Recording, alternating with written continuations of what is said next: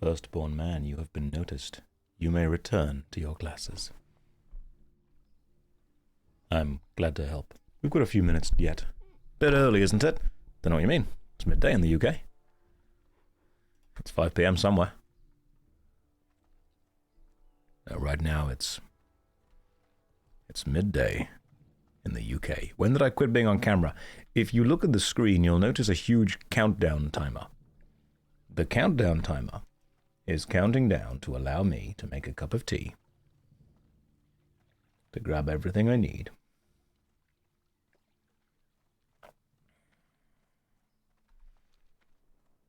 to get ready to put the dogs in the right place, and then to stream.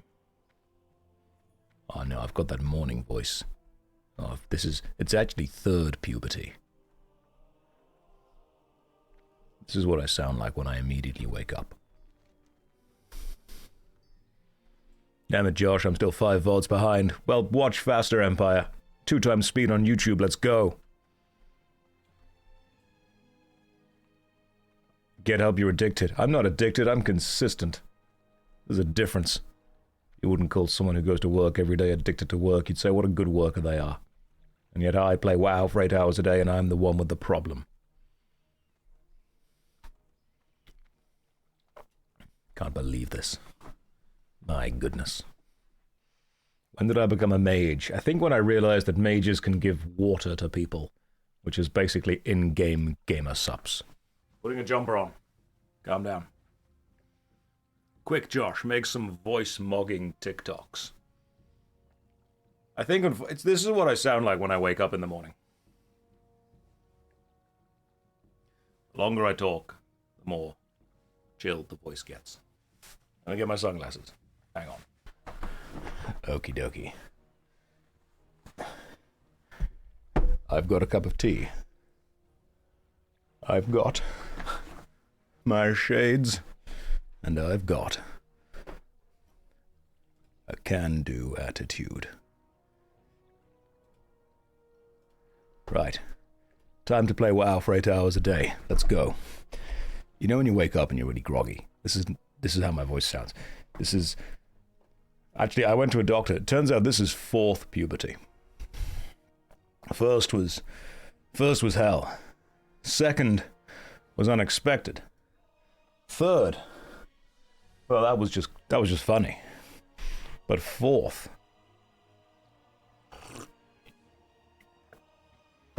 Just let the tea with the honey go down. This is the Warcraft life, get used to it. Someone said, Josh, it's a bit early. I'm like, it's 3 PM somewhere.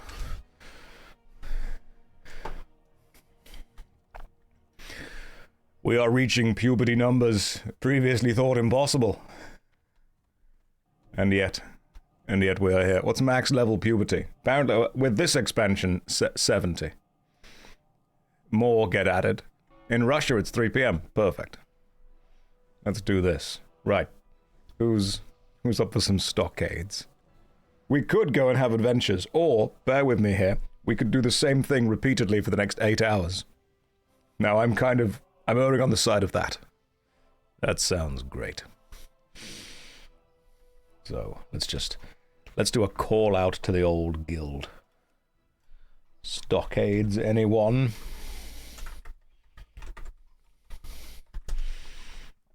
Someone yesterday mocked me for still needing to look at the keyboard when I type. Like, I've worked on the internet for many years. I've worked with a PC my entire life, and I still need to look at the keyboard to know. Like, I know where the keys are, roughly. But I can't touch type. You guys do that? I can't do that. Let's start off by making some food and water. What's my opinion on questing? I don't mind.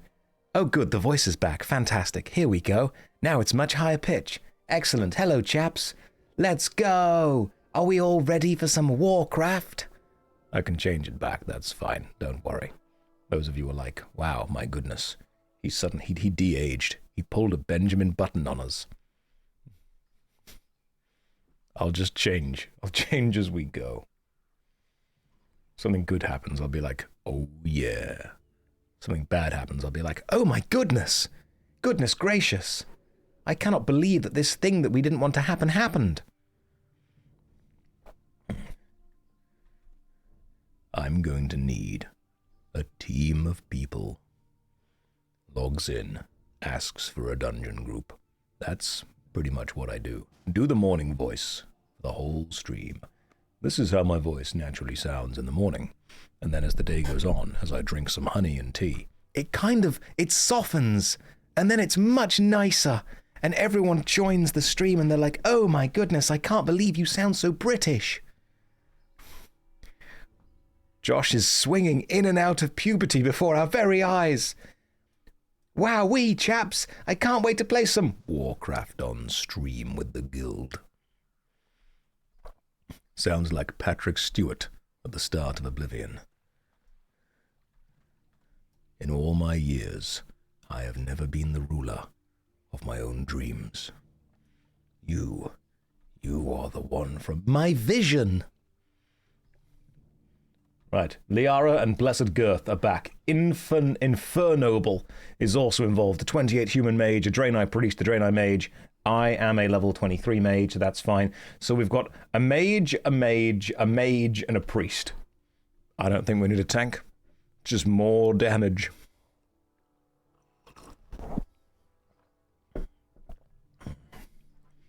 I think we just need one tank. Ideally, one tank. Good afternoon. Hello. Do I think WoW Classic is the best MMO? No, I think they're all terrible. However, this one is a way of terrible that I can deal with and enjoy. Another mage and just spam Blizzard. Oh, hang on. I've got 3 talent points I've not spent. My goodness. Should probably do that. Right. Improve Blizzard. Yes. Lowers the enemy's movement speed by 50%. And then lowers it again. Great. One more. Improve Frostbot. I've already... Oh, yeah, hang on. That's... Yeah, then we can just spam Frostbot. That sounds even better. Let's go for that. Is Icy Veins good in Classic? Don't know. Right, we need a level... Ideally in the level range, because we want to get experience from this. Is it weird how I know MMOs are terrible but haven't stopped playing them for 20 years? Dansack, I know that takeaway pizza's terrible for me too, but I'm going to keep eating it every Saturday. Oh my god, that's not the best thing in the world. I don't care, it tastes nice. It doesn't need to be good to you, it needs to be good to me. People are always this idea of, oh, it must be perfect. No, it mustn't. It's totally okay to have something bad. It's good to you. It takes a lot of confidence to be able to say, look, I understand that this thing is objectively bad, but I enjoy it. I am a big fan of telling people to just enjoy things. Wait, Saturday is your normal working day. Where's your uniform? I thought you all deserved a little bit of chest hair. And if I turn my body this way. Super early stream today. I just thought that I'd be, you know, on time. I thought I'd get a few early hours in. Get that grind. Follow. Hey, boy. How you doing? Follow's had a bit of a sickness, bit of a tummy bug recently, so we're just being a little bit gentle. Did I end up playing the rogue offline? For a small amount of time, yes I did. Take it easy. He's going to chill out for a bit. Forley, first time chat. Project Gorgon. No. World of Warcraft. Good try, though. Same genre.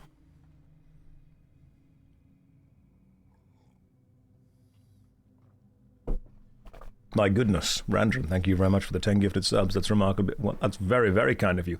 You've gifted 130 subs in the channel so far. My god. You like this content. You like to be whelmed, don't you? Is this a custom server or regular WoW? This is regular WoW. Ah, Liara, the Union Alts, our sister guild. Howdy, first time I'm catching one of your streams. Love you, was a good series. How goes Warcraft? I'm enjoying it. I'm having a really good time. We have created a guild. We have got some people together. We have done some dungeon runs. The guys had a dance party in a couple of the inns. They put some pictures on Discord, which was lovely to see. People even message me saying like, hey, do you mind that we did this when you weren't online? I'm like, I love that you did that I wasn't online. I'm not the owner. You know, I'm not your keeper. You do whatever the hell you want. Yeah, you guys take time. Grab the pizza as a DPS. I'm not necessary. That's true. Yeah, you guys take your time. You guys are awesome. The fact that people want to do stuff without me here means that people are connecting. Social stuff is happening. How is the board side of things? I don't know or care. Like, the Horde can do what the Horde want to do. Hi, I'm new to WoW. Can you explain what your build does? Yes, I can. So, I am playing a mage. A mage has a couple of utilities within the group. One of them is that I can create food and drink and give it to other people. Using food and drink allows you to restore your health and mana when you're outside battle. So I am, in some ways, a glorified vending machine. My focus then is on either single target damage or group AoE control. So what I would either then do is target one specific enemy and throw loads of ice damage onto them, or cast Blizzard, which allows... Effectively, it's a big kind of snowstorm that slows things down. What I can also do is cast Arcane Intellect onto other players, or myself, to make everyone slightly more intelligent. So mages are a bit of a jack of all trades. We can give healing items, we can create food and water, we can boost the intelligence, we can freeze enemies in place, we can turn one enemy into a sheep, which is pretty cool. And then we can also use AoE damaging spells to hit lots of groups at the same time. So my voice is starting to go. I think, yeah, I've been awake a bit longer now. See, the moment when I wake up in the morning, my voice naturally sounds like this. This is a morning voice, because the vocal cords are still asleep. But it's like I said earlier, it's fourth puberty. That's what happens. And then as the vocal cords start to relax, start to warm up, start to loosen, that's when I can suddenly get into the more British received pronunciation. Good morning, everyone. Welcome to the stream. And then, unfortunately, if we keep going, it gets a little bit more high pitch. And then it's, oh golly gosh, I can't wait to run the Stockades with my friends, my chums. Here we go, lads. Let's kill the Defias prisoners. Conjure water? No, we don't need to yet. I'm just going to keep throwing in icicles at this guy. But, you know, I can always just manually return to the start. That's fine, too. It's not a problem. Don't you worry about that. Light bless us, everyone. You sound like an Aussie. Okay, well, we've immediately had the Defias prisoners run into the other group, so excellent start. What we'll start doing is just throwing in blizzards, and also occasionally whatever this fire thing on the floor does. Ah, I see, they're resisting everything. That makes sense. Well, this is going to be a challenging run. You're confused and aroused. Imagine that. You wake up in the morning, it's like, hey, how you doing? Do you want to come and play some Warcraft with me and my good friends in the guild? Starting to sound a little bit like Daniel Rustage whenever he does the voice for Crumb in the D&D game. Oh wow, wowee. Scaroused. So, what are we expecting from here? I'll tell you what we're expecting from here. He just keeps doing my voice. I think it's meant to be a joke. No, I don't know what your voice sounds like. I've never met you. I assume it's a good voice. Now, Josh, this voice concerns me. No, don't worry. We're going to go from super deep dark to really high pitch. Hello there. Yesterday I go to sleep, Josh Play. I wake up, Josh Play. Bit concerning. Well, I had a power nap. I had about a 9-hour power nap. Good morning, hope you're enjoying yourself. Good morning, Jordian. How are you today? Hopefully you are having a lovely day. Right, good luck, tank.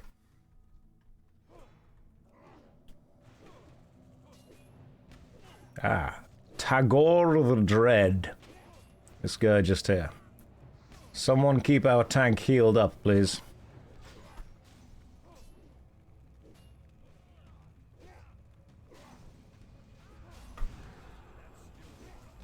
And after keeping our tank healed up, let's blizzard everyone. Alright, Tagore, I guess it's you and me for a little bit. Sounds like me on a work day, except my job is WoW. It is indeed, and I'm a dedicated worker. I'm a hard worker, that's what I am.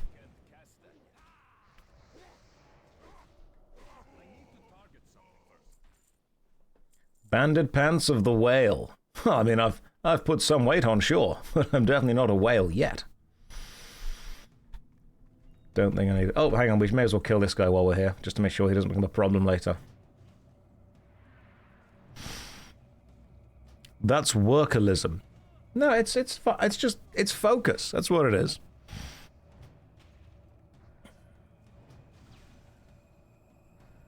Excellent. Improved frostbolt, all done, all good. Let's go get the magical super special staff off this other dude. You unsubbed from WoW years ago. You're considering getting back into it. If you want to do it, you do that. That's up to you.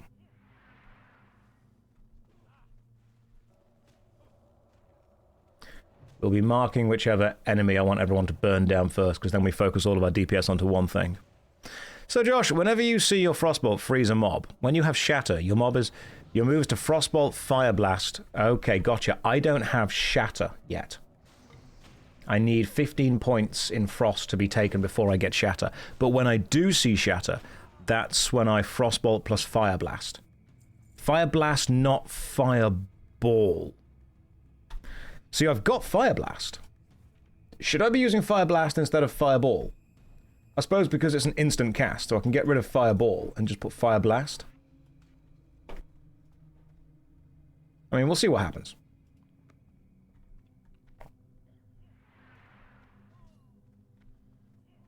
Right, Fire Blast, that's the insta-cast one, is it? So I wanted to...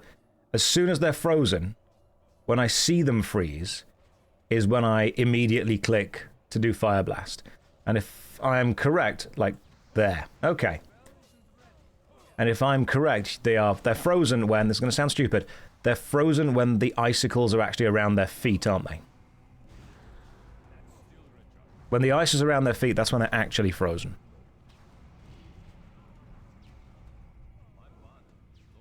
Correct. Gotcha. I'm learning. Okay, so instant casts are good for mobs that are running away because you can immediately hit them with some damage. That's good. I like this. I'm learning. Tank, you're doing a good job. As you can spam Frostbolt rather than fire spells. Yes. Yes. I do like the Fire Mage idea. Do I like icicles around my feet? Helix, what I do in my free time is up to me.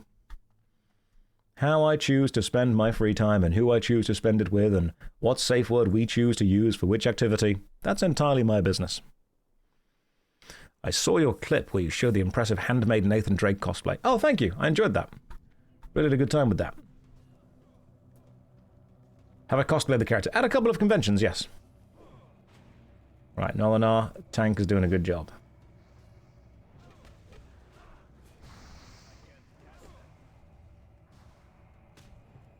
Don't you worry, Nolinar, I've got this guy.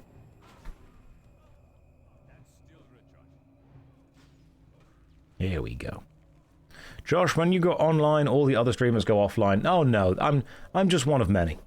There's lots of very good other streamers out there. You always want to try landing a Frostbolt Fire Blast whenever they freeze. And that can be on a Frostbite proc. Okay, gotcha. Buccaneer's Robes of Spirit. I don't need those. So as soon as you see a freeze, instantly click to cast my Fire Blast. I like this. I like this a lot. Josh, look at the Ignite talent in the Fire tree. That's the reason Fire Spec is good later on. Right. Fire. There's Ignite. Put it down the bottom. Somewhere powerful.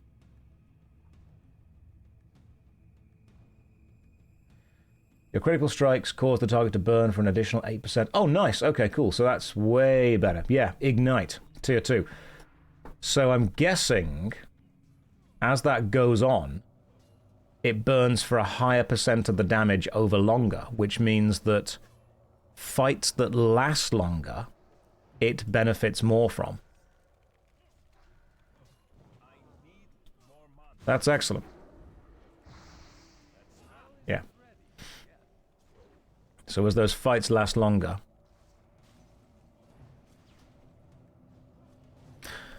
Swamp Preston, you enjoy WoW, but you don't want to support Blizzard after all they've done. You know what? Same.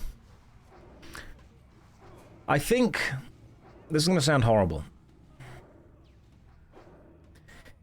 It is entirely possible to be aware of the wrongs and the injustices in the world. It's entirely possible to have moral standings on those as well.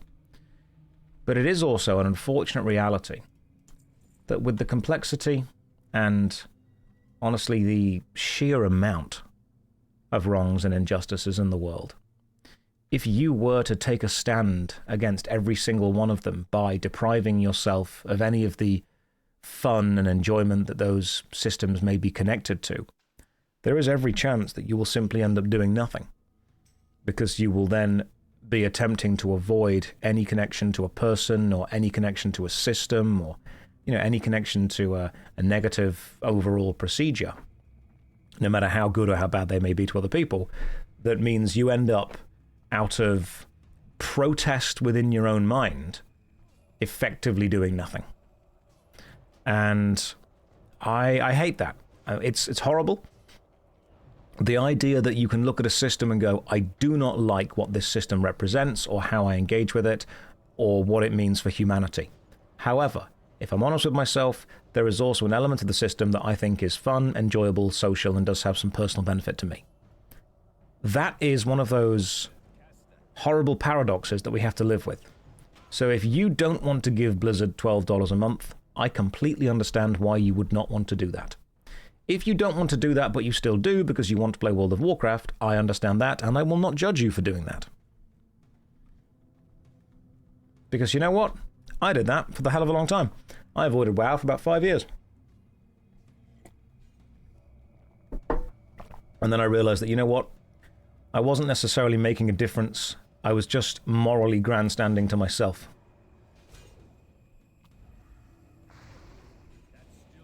It wasn't changing the system in a way that I wanted to, and even though I could look at myself and I could say, I am doing the right thing, I would then have to say, as a human, but what is it costing me in social engagement, in personal enjoyment? Everyone is against slavery, but a lot of people still use systems that rely on it. Everyone is against exploitation, but many people still engage within practices and systems that rely on it. Everyone is against unfair working practices, but a lot of people still shop at places that encourage them. It is totally possible to be against something and yet still benefit from it. Unfortunately, the way the world is set up, it's kind of impossible not to. You were watching the VOD and you opened Twitch and now I'm online as well. Yes. We are never getting that Primark sponsorship, that's true. I think we've upset Primark too much.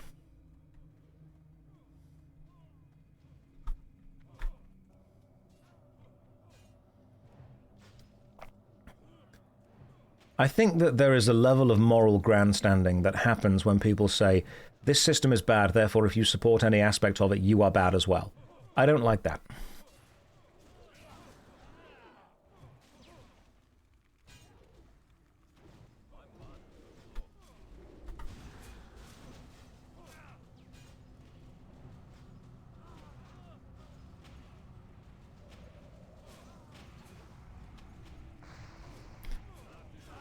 What do you guys think?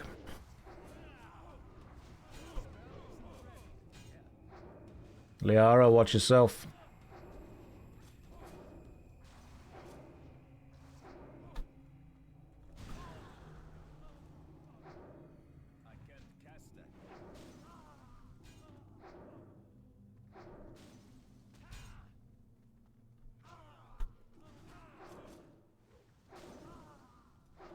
Still robes of Arugel? Yeah, we do.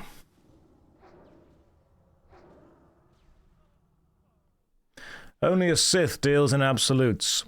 Halcyon, have you ever understood the irony that that sentence itself is rather absolute?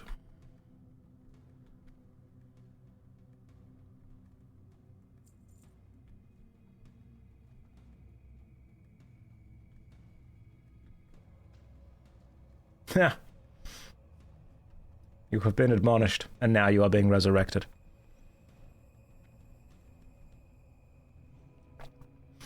When they say only a Sith deals in absolutes, I think the irony of that sentence is to show that there's a lot of similarities between the dogma of both of those styles. Now, I understand there is, annoyingly, a level of kind of moral paradox where you want to only support good behavior that you think makes a better world, but the behavior that makes a better world for you individually are sometimes the immoral for everyone else. People should be willing to acknowledge the problems when they are brought up. Yeah, absolutely. Absolutely. Completely.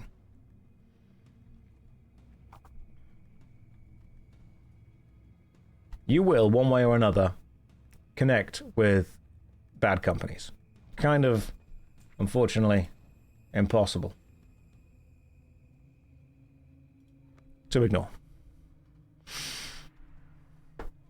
Yeah. Remember as well that people on the internet who are giving you validation will be the very first people to turn on you if you ever do something that they don't agree with. While you might not necessarily like people that do things that you don't agree with, if those people are at least somewhat accepting of differences, if you do something bad, they will be the first people to be totally okay with you. Because I guarantee, the mob that puts you through purity tests... See you later, Dismantled. The mob that puts you through purity tests to check that you are worthy of them, holier than thou, will be, as soon as you make a mistake, the same people absolutely crying for your blood. They will.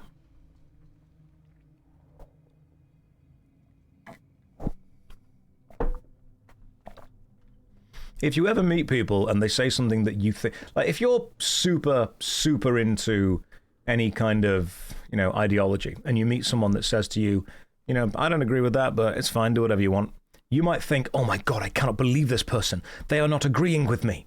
But what you'll find is that's probably going to be the first person that, if you ever do something that upsets everyone else, has the same attitude toward you.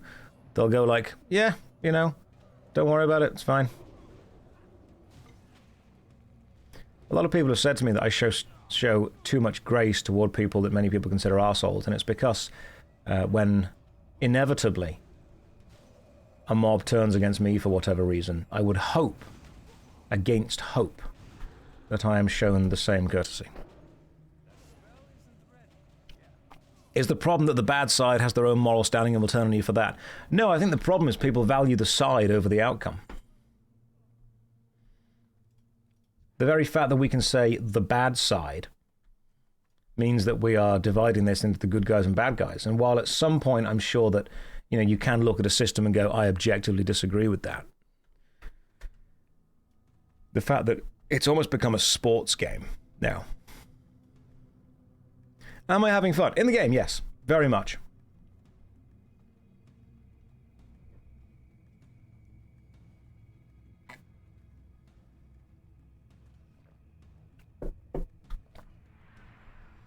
I would say that we grab every enemy one at a time. The outcome doesn't matter. All the dynamics are a result of status games. It is. That's a great way of putting it. Status games. Have you guys ever been involved in any kind of group or activity or any kind of collective, really, and you've realized halfway through that the outcome never really mattered? What mattered was the power plays within those moments, within those movements. Who's in charge, who's liked, who's in the in-group, who's in the out-group. That kind of stuff. It's just a series of power plays. That's all it is. It's just a ride. Like most debates. Yeah. Like most debates. High school. Straight up, it's high school.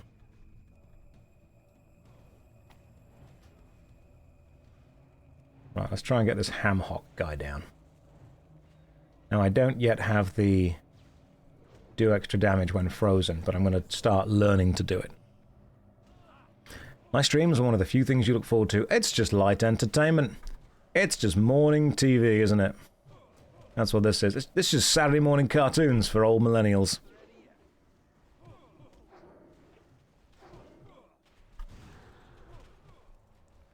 Saturday morning cartoons for us millennials. Prime second monitor content. That's what we all get. Bro, you're being positive and it matters. I don't want to be, like, toxically over the top positive. I think toxic positivity is as dangerous as toxic negativity. But I'll call out the good things when I think they're good. Your Gen Z bringing a lot of joy. Thank you very much. I'm glad to enjoy it. I'm privileged to be able to experience this with these guys. You know, this is a fun thing to do. We're having a good time. We're doing a dungeon together. We're getting some drops. I've had a nice breakfast. We're all good. It was ready brek, but I mixed it with some maple syrup because I'm posh like that. What about ominous Oh, Turbolist, that's my favorite type. Ominous positivity. It will be okay, or else. Seth, thank you very much for the gifted subs. That's remarkably kind of you. Oh, ready brek is banging. I always think there's a weird thing where, I don't know if you guys ever noticed this, but, okay, let's not get feared into the other rooms. You know when you guys were kids, did you ever have ready brek? And whenever I had ready brek as a kid, it's basically just porridge. I always got told, oh, when you're older, when you grow up, you'll like real porridge. And I'm thinking, will I though? Will I like real porridge? Or will I just continue to like ready brek? Because part of me feels that I will just continue to like ready brek.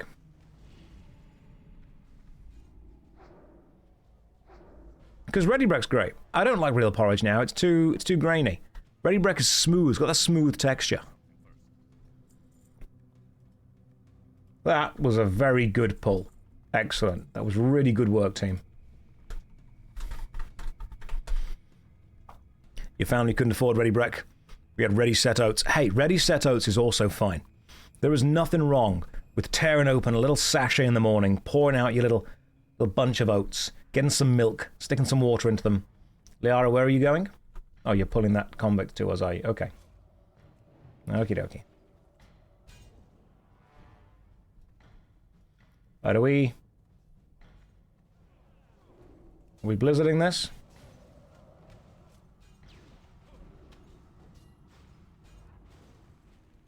Right, let me...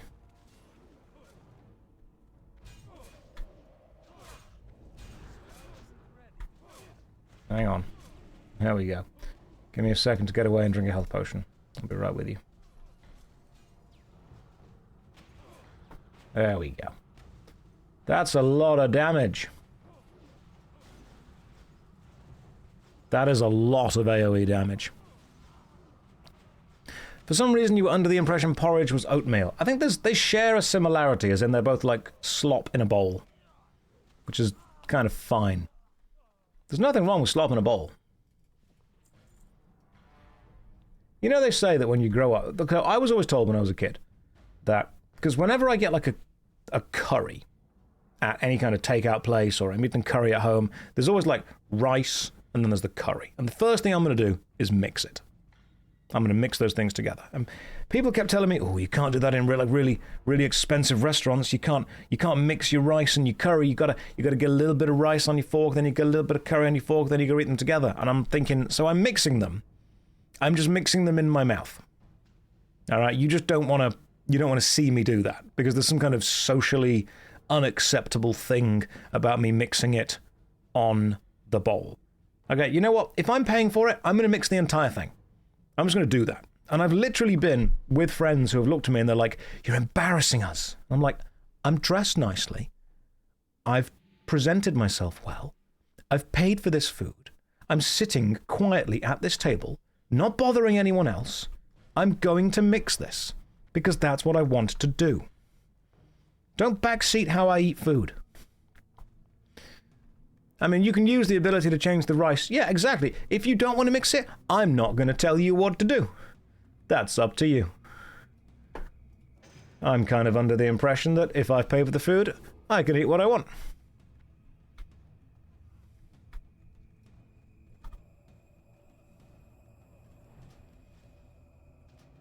Always the curry matter. Yeah, Chinese as well, exactly the same. Oh, you can't mix the Chinese food together? Yes, I can. Can if I wish to. Yeah, these types of rules are often invented by rich people. So when the poors don't follow them, they can just kind of feel better about themselves. They're like, oh, look at the peasantry. The peasantry don't understand that you can only mix this on the second Thursday of every other month.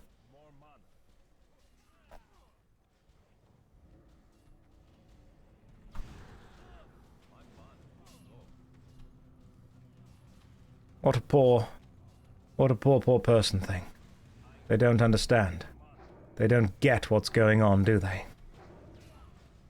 It's just elitism. That's all it is. As long as you're being polite, I don't care. Like, I've been with people who want to cut up their pizza. Okay. If you want to do that, you do that. If you want to cut your burger up with a knife and fork, you do that. I'm not going to sit there and admonish you for how you eat your food. In the same way that you don't admonish me for how I eat mine. What I'm not going to do is say, oh my goodness. Are you not aware? Are you not aware of all the super special rules that we made up while you weren't listening? And only people in the Cool Kids Club can eat their food in this specific way. Oh my goodness. Mixing food on the plate, what a rebel. That's just what I do. That's just the life I live. What if I want to eat soup with a fork shortly before the closing of the restaurant? Colic, if you enter a restaurant, and I know this might sound... I think this is fair.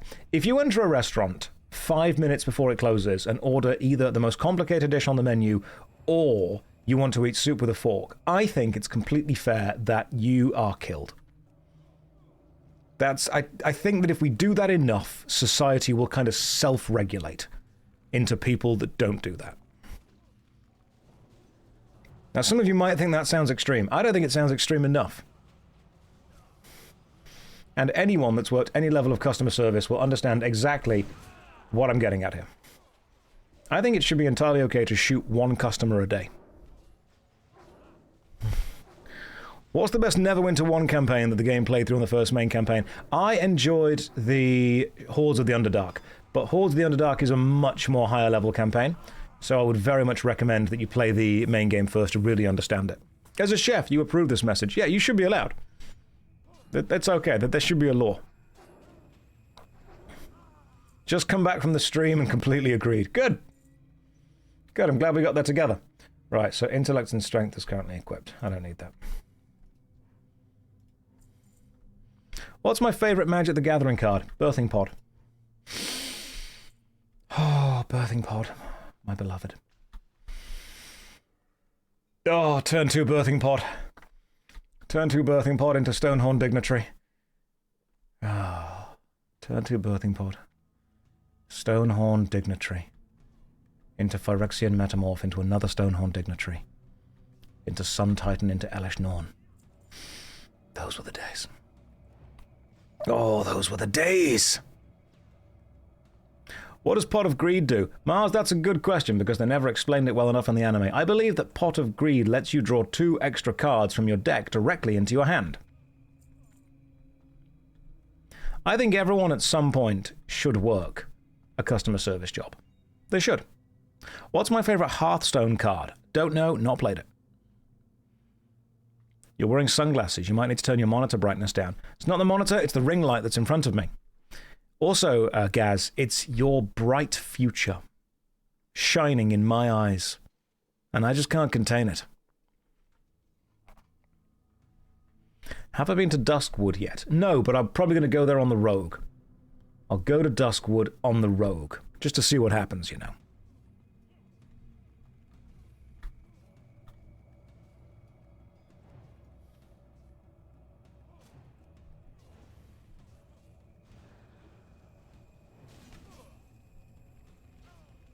You're being cruel. The prison system can't handle all the crimes that will be committed. Well, no, that's the thing. We would decriminalize them.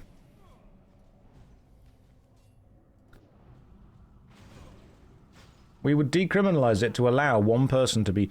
every customer service worker to shoot one person per day. I think that's completely and utterly fair. I think if you disagree with that, you need to reassess why.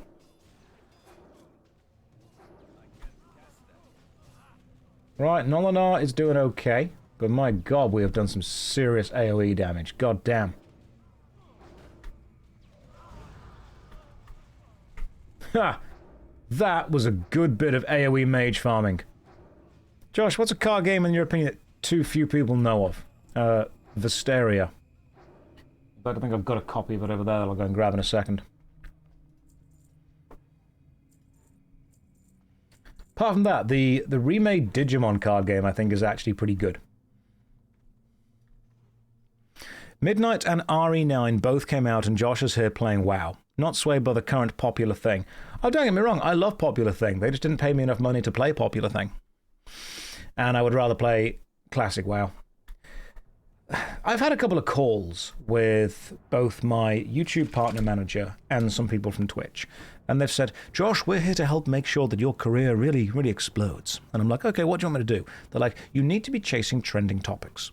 You need to chase the popular games. You need to chase the modern stuff. You need to do this. You need to do that. And I said, hang on, what audience am I serving? Because in my mind, the most important thing about being an entertainer is finding an audience and serving them. Serve the audience. If I just play popular game, there is no audience, and businesses don't get this. There is no audience for current thing. That's not an audience. People are interested in it because it is new, but audiences and demographics and fans of a thing, they form around a specific thing itself, not simply the concept of new thing. New thing often gets higher views, and it often gets more people attracted to it because people are, out of curiosity, going to check it out, but those people are likely not going to become hardcore fans that stay with that thing. They are simply then going to move on to whatever the next new thing is. So being a streamer that focuses on new thing, you don't actually have an audience that necessarily like you or like the new thing. You're just getting people there that are curious. So what's my audience? Normally, people that prefer slightly slower paced MMORPGs explained to them through a rather sarcastic, pedantic British man. You guys are the audience that just really like the dead mines. That's what you are. And you know what? That's okay. If it's new but I can't play it yet, I won't watch. That's another good point. Don't want to spoil yourself, do you?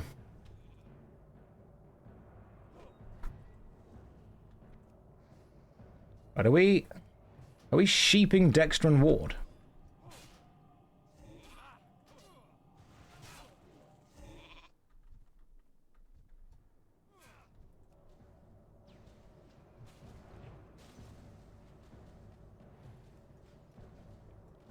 Alright, as soon as you guys are there, get this going off as well. I feel that we need to stay in a group for this.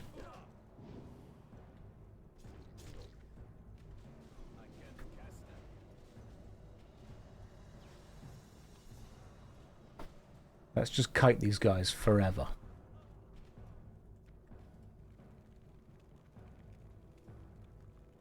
Damn it! There we go. That's what we need.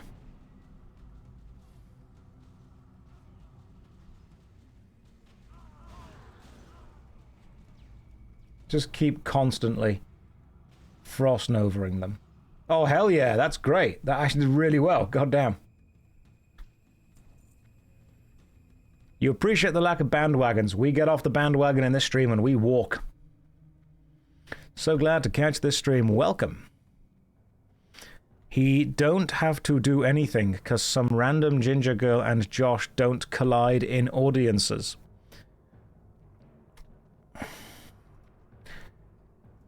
Rev, I'm simply going to say, what? What? Who? What? Who is random ginger girl whom don't collide in audience?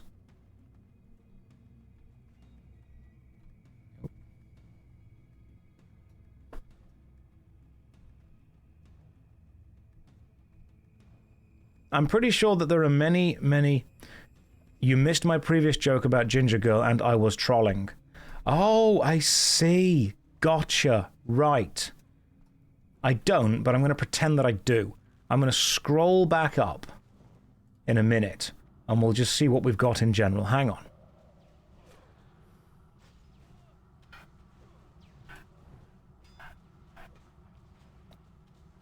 Plus, there's lots of crossover between me and some other Twitch streamers. Loads of them. Well, that was pretty good, lads. That was a really good run. And this joke better be really good. Hang on, I'm going to scroll back up.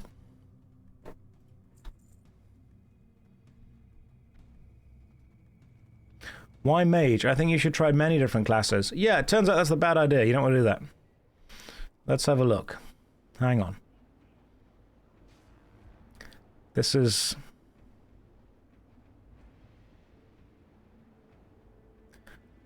Rev says, oh, there is a ginger girl streaming. Better do something quick to keep the audience. Right, Rev. I see that you have fundamentally misunderstood the construction of a joke. I understand that in many cultures around the world, women funny. And, oh, goodness. Comedy happens.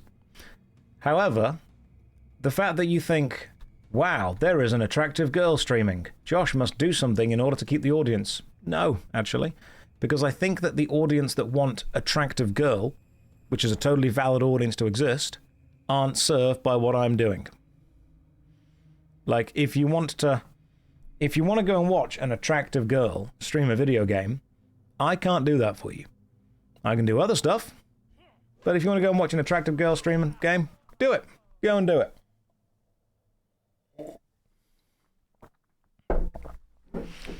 The idea of you must do something to keep the audience implies that I'm in competition with that person, when I'm not. A rising tide lifts all ships. One person's success does not come at another person's failure. The audience can choose where they want to be. They can go around as much as they want. What you could do is, if you want, have one of me on one screen and attractive girl on the other. That's totally fine. Right, guys, I'm going to go and I think I can train. No, I can't. I trained last time. Again? We go in the party? Oh, hang on. It's not a zero-sum game, man.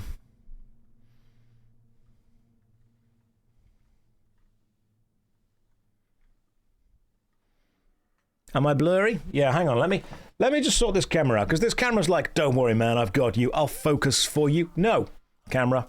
You've tried. You can't do it. Let's go back. Randron gifted 20 subs. That is incredibly kind of you. Thank you very, very much. Let's just pull the focus on this camera back to where it needs to be instead. Perfect. And there we go. Right, manually done it. That is very kind. Thank you. Would I do collab with attractive girl? I would collab with anyone that I think the audience are going to find fun. That's the vibes here. Right, let's see who else is streaming, to be fair. There's probably some really good people on streaming right now. Natalie is streaming. Don't know too much about her because she's French. Met her at an event. She was lovely. Potato Hime. She's playing old school RuneScape. Iron Mouse is playing the Walking Dead games. Mr. GM is doing some World of Warcraft. And Jokerd is also doing World of Warcraft. Lovely dude, Jokerd. Really nice guy when I met him. Right, should be reset. Liara, yep, you've got the reset thing. Will I be checking out WoW Midnight anytime soon? Nope, I've got no particular interest in retail. Right, we're coming in. And here I am. Thank you for waiting. Oh, one of you's already cast a more powerful arcane intellect onto me. Thank you. You beautiful person. Tried any professions yet? Nope. Sure, I'll get there. Not tried them yet. What is WoW Midnight? Midnight is the latest expansion from World of Warcraft retail.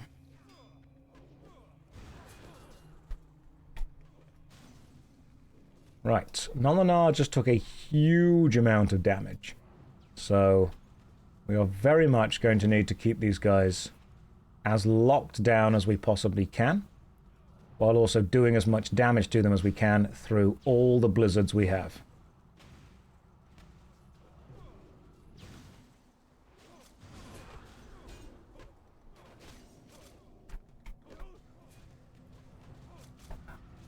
Right, well, I'm dead.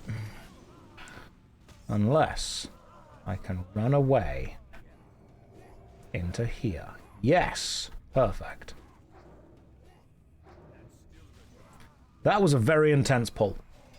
You live, sir. Nobles like you don't die today. Nobody dies on my watch. What I might need to do is put blink somewhere. That you would doubt me so, Lord. I only doubted myself. And then you came out of nowhere and saved me. Did I... Hang on. Hayes zooted. Keck W, says Janissary. Janissary, I can read those words, but what I can't is understand them. So I'm going to need you to do me a favor and kind of explain what Hayes zooted means to me. Hayes, I think, represents me. Just a flag, if the enemies are rooted with ice, they attack the closest person, even... Oh, zooted equals high. Oh, the green. The devil's lettuce. No. No, I've actually never done any of the drug.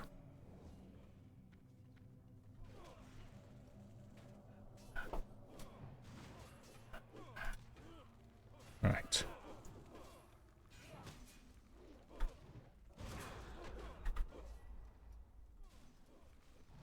Right, we've frozen them. Now we've AoE'd them. This guy can become a sheep.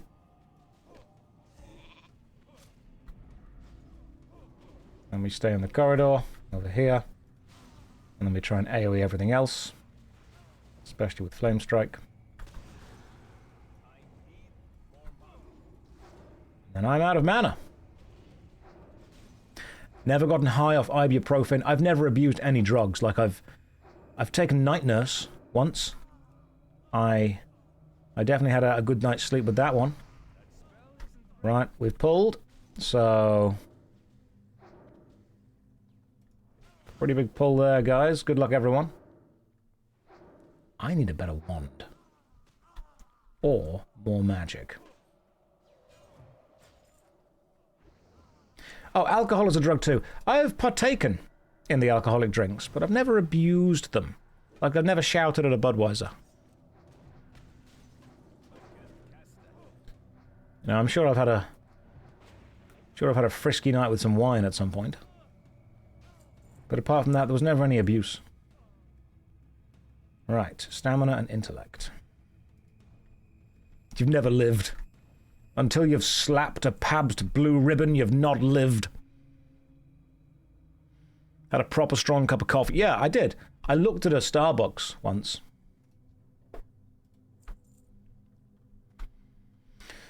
Could you make the stream slightly less interesting? It is difficult to focus on main monitor content. What's on your main monitor? I'll just comment on it, without being able to see it. This is a test of my acting ability. Tell me what's on your main monitor.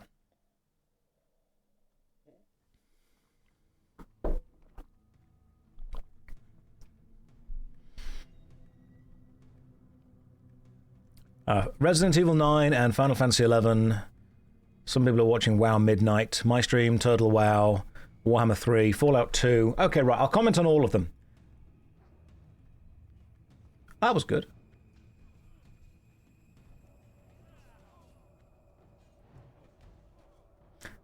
That is quite good design. Heart of Darkness. Explorable. Do you mean the PlayStation 1 game Heart of Darkness? Because if you want me to comment on that, I can do, but it's going to be like, wow, this is incredibly unfair. And also scary. Is that a sock on my microphone? Yeah. Microphone sock. Yeah, you're playing the PS1 game on PC. Okay, let's comment on Heart of Darkness. Wow, that was bullshit. Let's try another way to get through this screen. Wow, that was bullshit too. Let's try another way to get through this screen. Wow, that was definitely some bullshit. Let's try another. Let's just stand here and wait and see what happens if I can look at the screen. Oh, I died by standing still.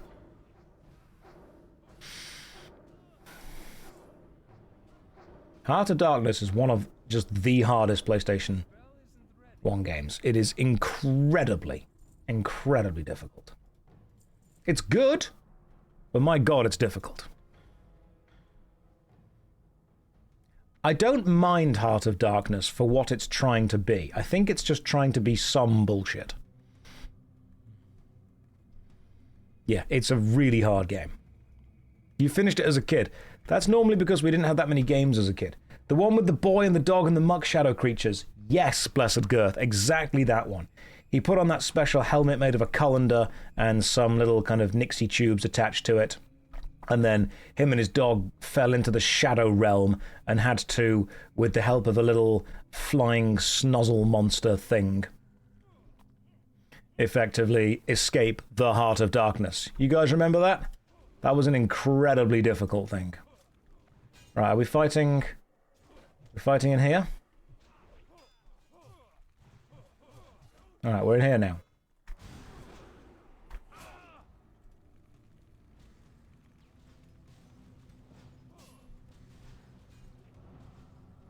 And now we do this.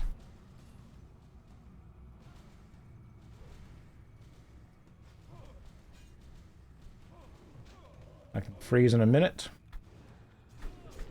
Oh, hang on. God damn it. My bad. I'll just lie down here for a minute. It's okay. Wasn't that Kingsfield's spiritual predecessor to Dark Souls? In a way, the difficulty I can understand, but the spiritual predecessor was either Kingsfield or Eternal Ring. Yeah, you guys have got this. You guys can do this. Oh no, Lyra's dead. Lyra's dead. That's the one. Noble's dead as well. That was maybe too many rooms. Frozen mobs drop aggro and hit the closest thing. Yes, I understand that, and I also had to run through them in order to freeze them, and then they knocked me down.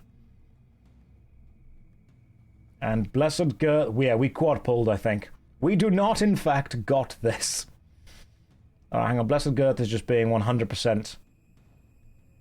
Oh, he's lost aggro somehow. I think he's still in combat, though. Yeah, we can't kill that many people. Right, gotcha. I see. See, the thing is, if we do get knocked down, we do get back up again. Because you ain't never gonna keep me down. But we did indeed split-pulled. Did you know you do more damage when you don't die at the beginning of the fight? I did not know that. Chico, this is why we need you here. If you'd have been here before, this wouldn't have happened. That's why we want to be in the middle corridor. Yes, it is. Do we res, or do we wait for a res? Favorite class so far? I'm enjoying Mage. I'm really enjoying Mage. The only limitation, of course, is the mana. The limited amount of mana. Apart from that, though, having a real good time. Really enjoying Mage in general. Finding it fun.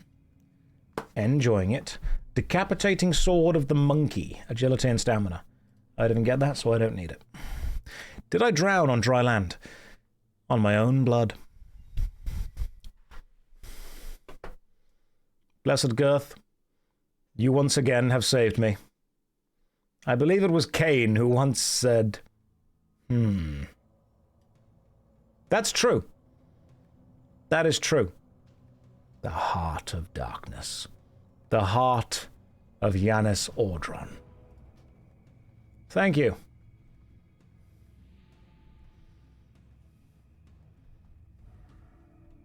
And I believe it was Raziel who once said, Ugh. And that was when he got hit by a small vampire spawn. There is a staff in the gnome dungeon that makes you immune to drowning. Probably the best in slot. Sounds good. Is the skill on 9 a mana gem skill? Nope, that is evocation. Oh, kind of, yeah, it gets you mana back. That was deep. It was deep. Raziel meant that.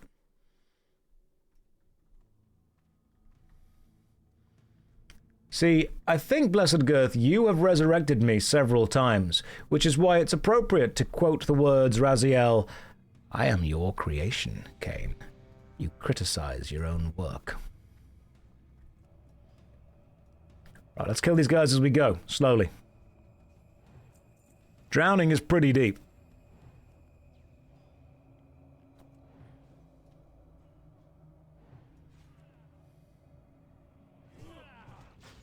Mighty fine work, if I do say so myself. Yes! And now... Now we step back and blizzard. That is nicer.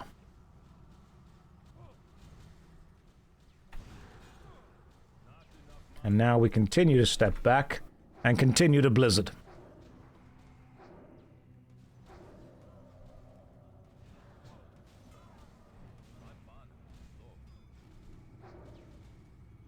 Well, ran out of mana very quickly, but still able to kill himself, so that was good.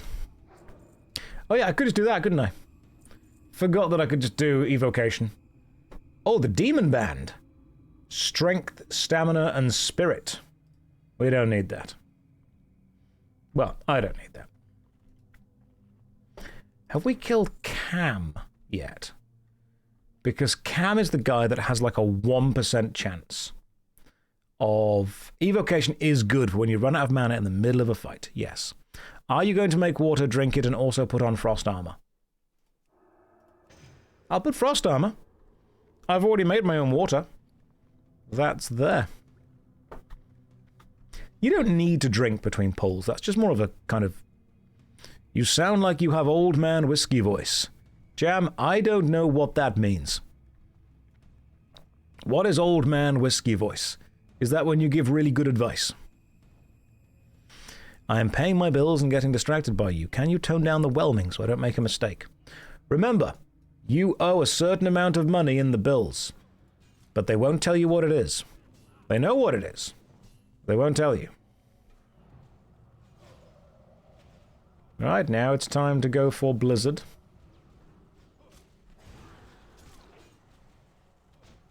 Now it's time to go for more Blizzard.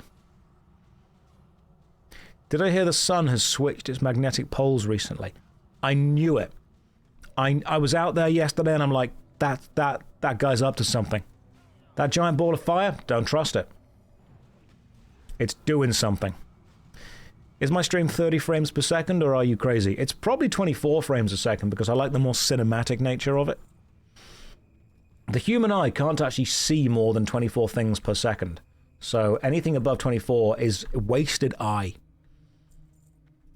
You wouldn't get it.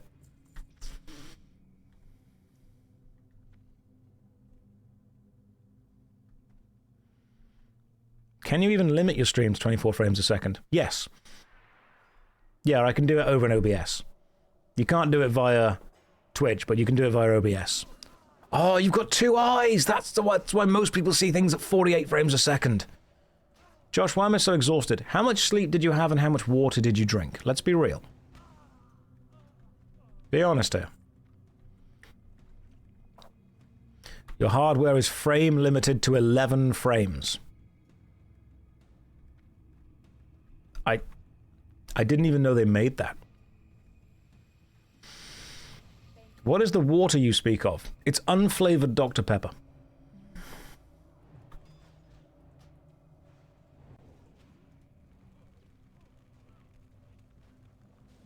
Yep, remember, you got to get 12 hours of water and 8 gallons of sleep a day. You got to delete the lawyer, hit the gym, and Facebook up.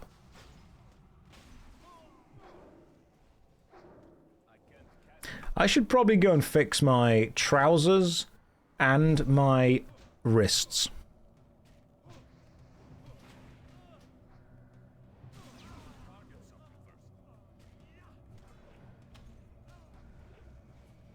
Okay, so we've just pulled everything.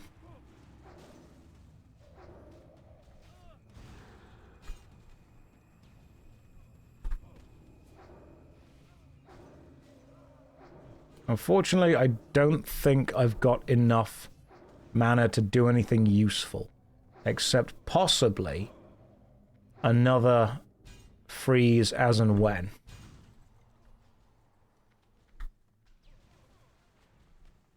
Yep, we tried the Nova. My Nova will be up in a minute. Let's get the Nova onto everyone. Nova's up.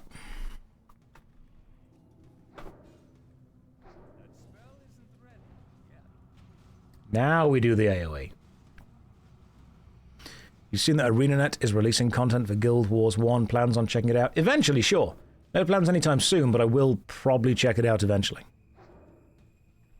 That's not good.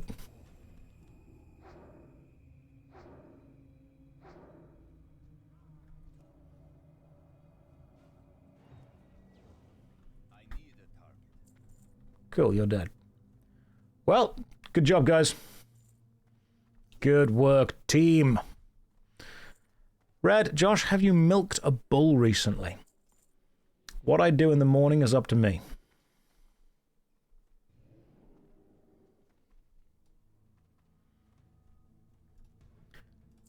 Allow a man a level of privacy. Do I think WoW's accessibility influenced D&D 5e? I think all creative works exist within a general kind of creative atmosphere, and it's impossible to deny the influence of one creative work onto another, especially when you have people involved in the creation of one that will have experienced the other. There's nothing new under the sun, and of course you're going to have a successful system be seen by another system and them saying, well, why don't we take ideas from that, why don't we take inspiration from that? It's a shared cultural creative process.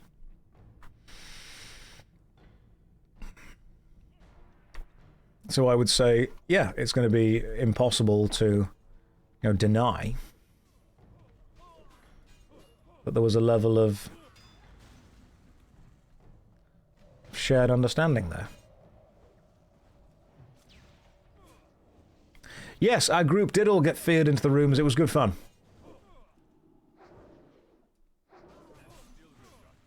It was good fun. We all had a good time. While I understand that Frost Mage is probably better for leveling, I am just kind of enjoying the vibe of Fire Mage. And I am wondering how realistic it would be just to be a Fire Mage to level up with. Because Blizzard's cool, but, Flame Strike's also cool. I'm guessing Blizzard is mostly used for crowd control. Just go Fire Mage, a lot of fun, you're a Fire Mage. I might just try it. I'm warming up to it. Get it? Do you get it? Do you get it, though?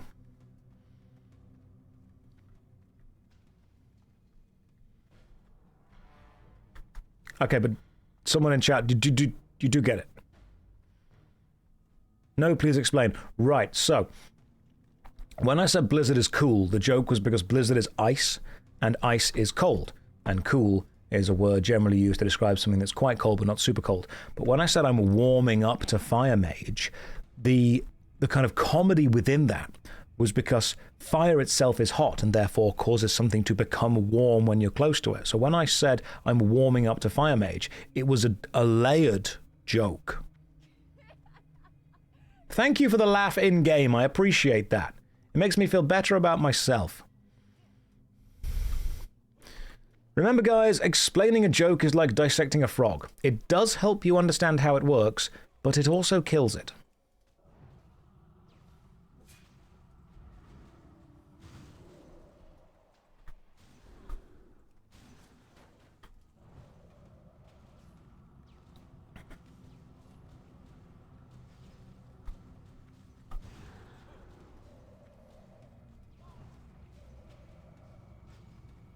So a fire frog. In a way, yes. Especially if you repeat the... No, see, the thing is, there's also a level where after you've explained something 4 or 5 times, it actually becomes even funnier. There is a weird inverse comedy loop. AoE is way more fun as Frost Spec than Fire. I am kind of enjoying the AoE. 3 mages is quite powerful. 29 whole damage. Thank you for accepting and understanding just how good I am.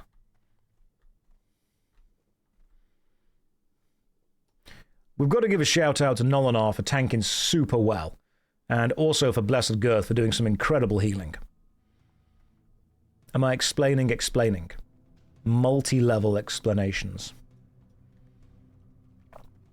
How often would I have to explain that someone stole my Microsoft Office until the explanation becomes funny? I think it never not gets funny. Questionable. Do you mean you're tanking or his healing? Can we please stop reading Blessed Girth's name? No. No, Infernoble. I'm going to read it more. Is there any game you are really good at when it comes to an MMO, or do you just review early games? I'm really good at WoW.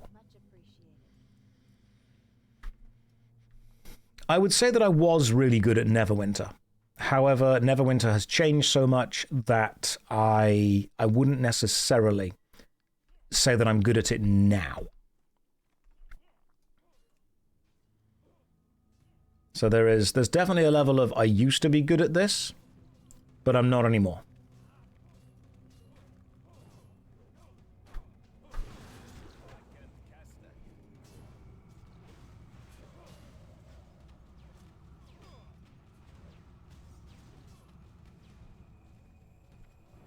I'm going to move back while also doing this.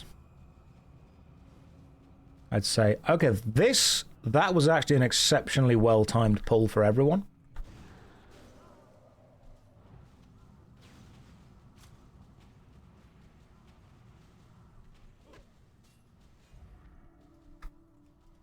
I think that was actually a really good pull. What's for lunch? I'll probably be having some curry. Do love me a bit of curry. When people say spell cleave, what do they mean? Is it an actual spell? Or is spell cleave just like a general all-round term meaning multiple mages doing lots of attacks that all hit everything? It just means AoE. Okay, gotcha. Just stacking the AoE stuff. Gotcha. I thought Spell Cleave was an actual spell, because Cleave is a melee attack that hits, it's a melee ability, that hits multiple enemies around it. I thought that Spell Cleave would be like a melee range, kind of short range magical spell that hits lots of things, and if you stack a load of mages together and you all just do Spell Cleave, it's almost like stepping forward with magical scythes kind of thing. Is curry just a spice for you, Josh, or is that like a meal in England? It's a meal.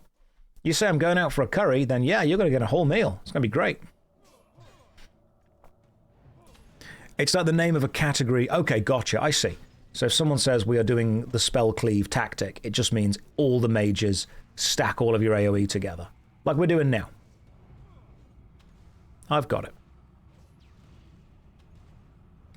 I guess that saying AoE meaning area of effect and saying spell cleave specifically means it is very specifically magical AoE that's stacked.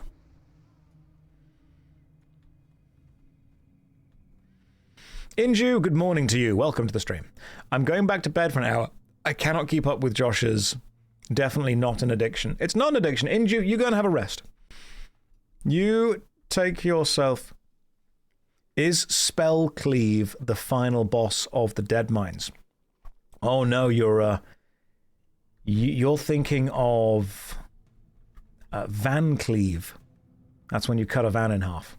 Do you like green, Lord? I have no particular love or hatred for the green.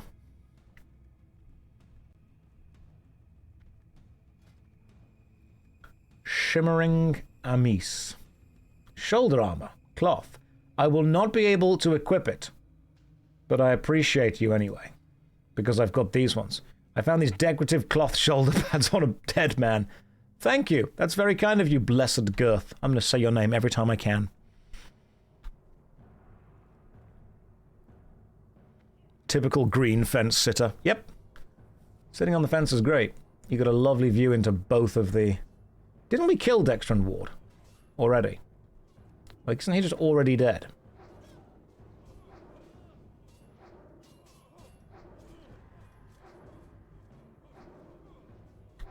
Alright, well, guess we're over here now.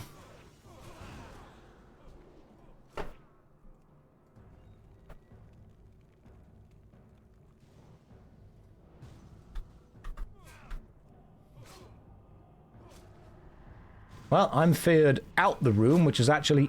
Nope, I'm feared into death. Cool. That was too many. I think we pulled too many. There. Too big a pull.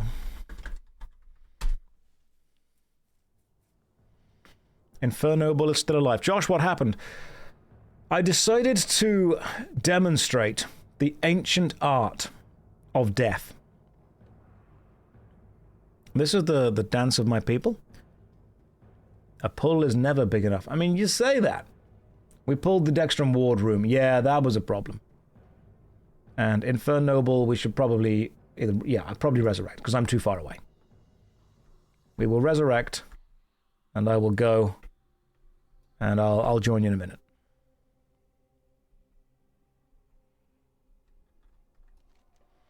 Let us return. Everyone got feared. Yeah, that sometimes happens. Any chance we could get a heroic recap of Blessed Girth's healing journey to this dungeon? I think he's been kind of clutch. He has. What he has been clutching will remain nameless. But Blessed Girth is very much a man of conviction, of focus, and of sheer will. He is a man who decides when others live and when they die. He is a man blessed with godlike power and proportions. And what he tends to decide is that we will succeed in our mission, no matter how long it takes. We could have done it with him, but you need to be out of range of the fear. Gotcha. He grasps the throbbing evil vein of the world with both hands. And just gives it a good yank.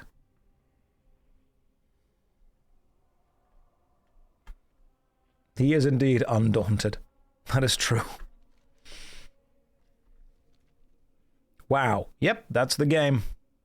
I think that might be enough of that. Rev, are you uncomfortable, Rev? I'm sorry. Want to say an amazing job at EU Parliament. Oh, thank you very much. I enjoyed that. Brussels was a lovely place.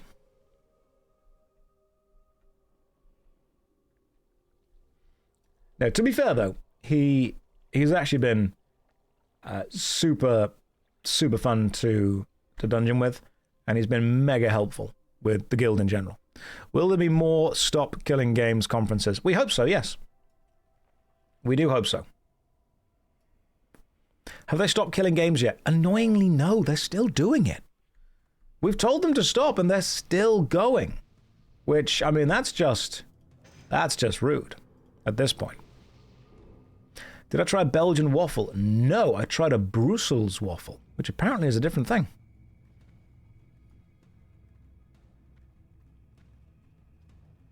Can we kill all the games? No.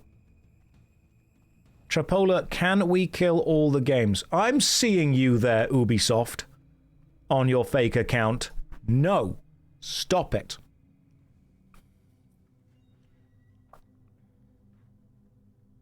Can we kill one game? No. Not even as a treat. The point is that you don't need to... Yes. You don't need to like the game to be able to want to save it. Because what I've actually said is I've said to people, hey, we should save this game. And people have gone, nah, that game's not very good. And I've said, look, if we start picking and choosing what we do and don't save based on the games that we do and don't like, then maybe we don't actually really value the movement. We just want to save the games that we play, which is something that I would rather we don't do. I'd rather we save every game. That's the point. It's not about picking and choosing our favorites. It's about deciding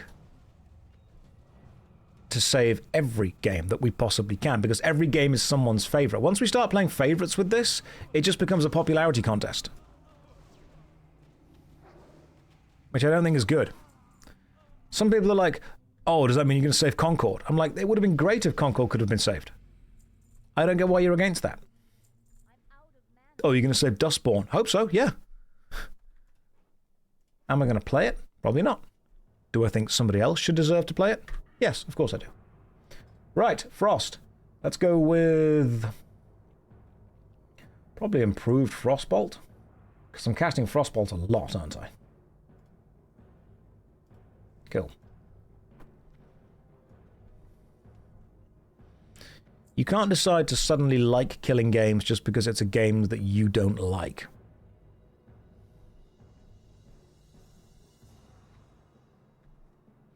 Django saying, I'd rather let 1,000 innocent games die than see one undeserving game saved.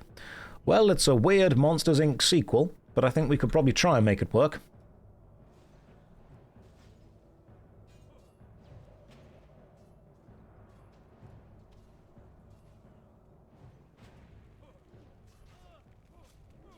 Where's my uniform? This is my uniform now.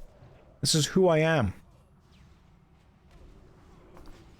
You enjoyed Anthem for what it was. That's fine, you're allowed to enjoy things. I think if more people just let people enjoy things, the world will generally be a happier place.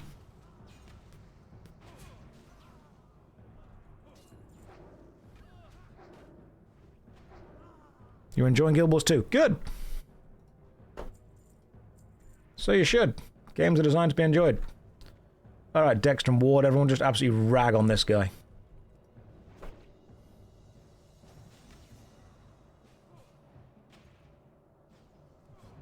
Bosses are pretty easy when you've just got like 3 mages pelting them.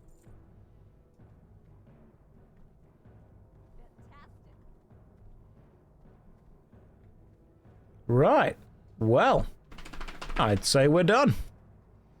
Hello, Piper. What are you doing? Bed. Go on, into bed. There's a little bed under the desk. Mage truly is the hero class. I can freely buy a game, install, and just play and decide to enjoy it. Yeah, exactly. Exactly. People do often forget that we are remarkably blessed to be able to play these games. People think that just because they don't like something, it doesn't deserve to exist. That's not allowed. Plus, every game was at some point designed or worked on by someone that worked hard to make it. Want to do BFD for the wand? Yeah, sure. Do Blackrock Depths for a bit. Josh, which is better, classic or retail? They both provide different experiences for different types of people. Work out the experience you want and enjoy it.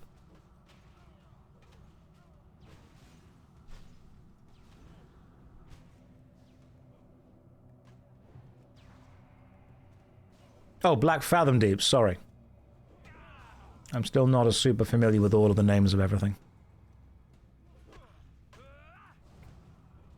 Plus, don't make Josh 4-candle. We already have done that. We've 4-candled once.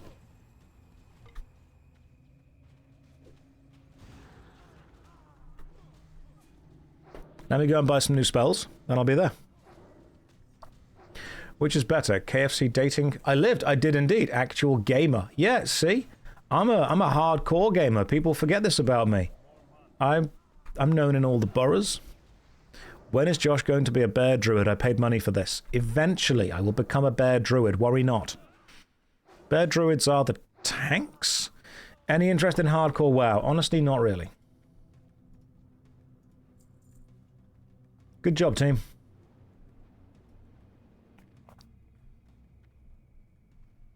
Gamer, didn't you die to a mud crab in the Oblivion remake?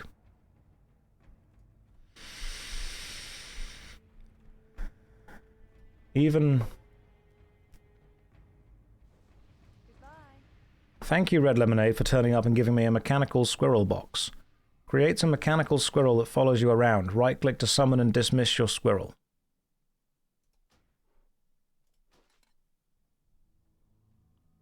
What's up, mechanical squirrel?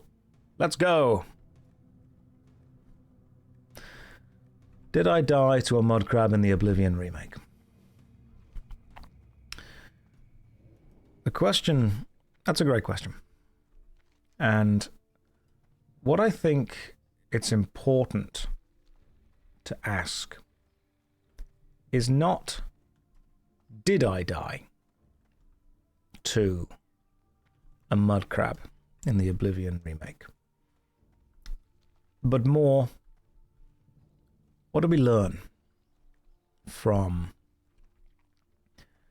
the Oblivion remake? And what we learned was the difficulty was not scaled correctly. We learned that easy was too easy and hard was too hard. Medium was also not balanced. So we learned... Can you ask in the main guild? Yeah, sure, what's up? What do we need? Which role do we need? Honestly, though, it was just a DPS now. DPS for Black fathom deeps. A healer. We need a healer, do we? Warrior, priest, mage, mage. Never mind, DPS. Okay, cool. DPS? Anyone here for DPS for Black Fathom Deeps? We need one. Lyra, you are in charge of this, so good luck finding it. Josh politics maxing and democracy mogging. That's what I was doing. There was indeed a squirrel. Come, tiny squirrel. Is it true you made a horde character and named it Orc Fatigue? No. No, it's not. There is a horde version of the guild, but that is run by Inju and Rage Darling. Right, let's see what I can learn. I can learn Counterspell, finally. Preventing any spell from that school of magic being cast for 8 seconds. Generates a high amount of threat. Let's learn Counterspell. I don't use Dampen Magic, Arcane Missiles, or Arcane Explosion. Ah, we do have some better stuff here, though. Hey, better Flame Strike. Fantastic. Better Fireball, better Fire Blast, better Scorch. And, nothing in the Frost Tree. That's a shame. Right, let's just change around some spells, see what I can get.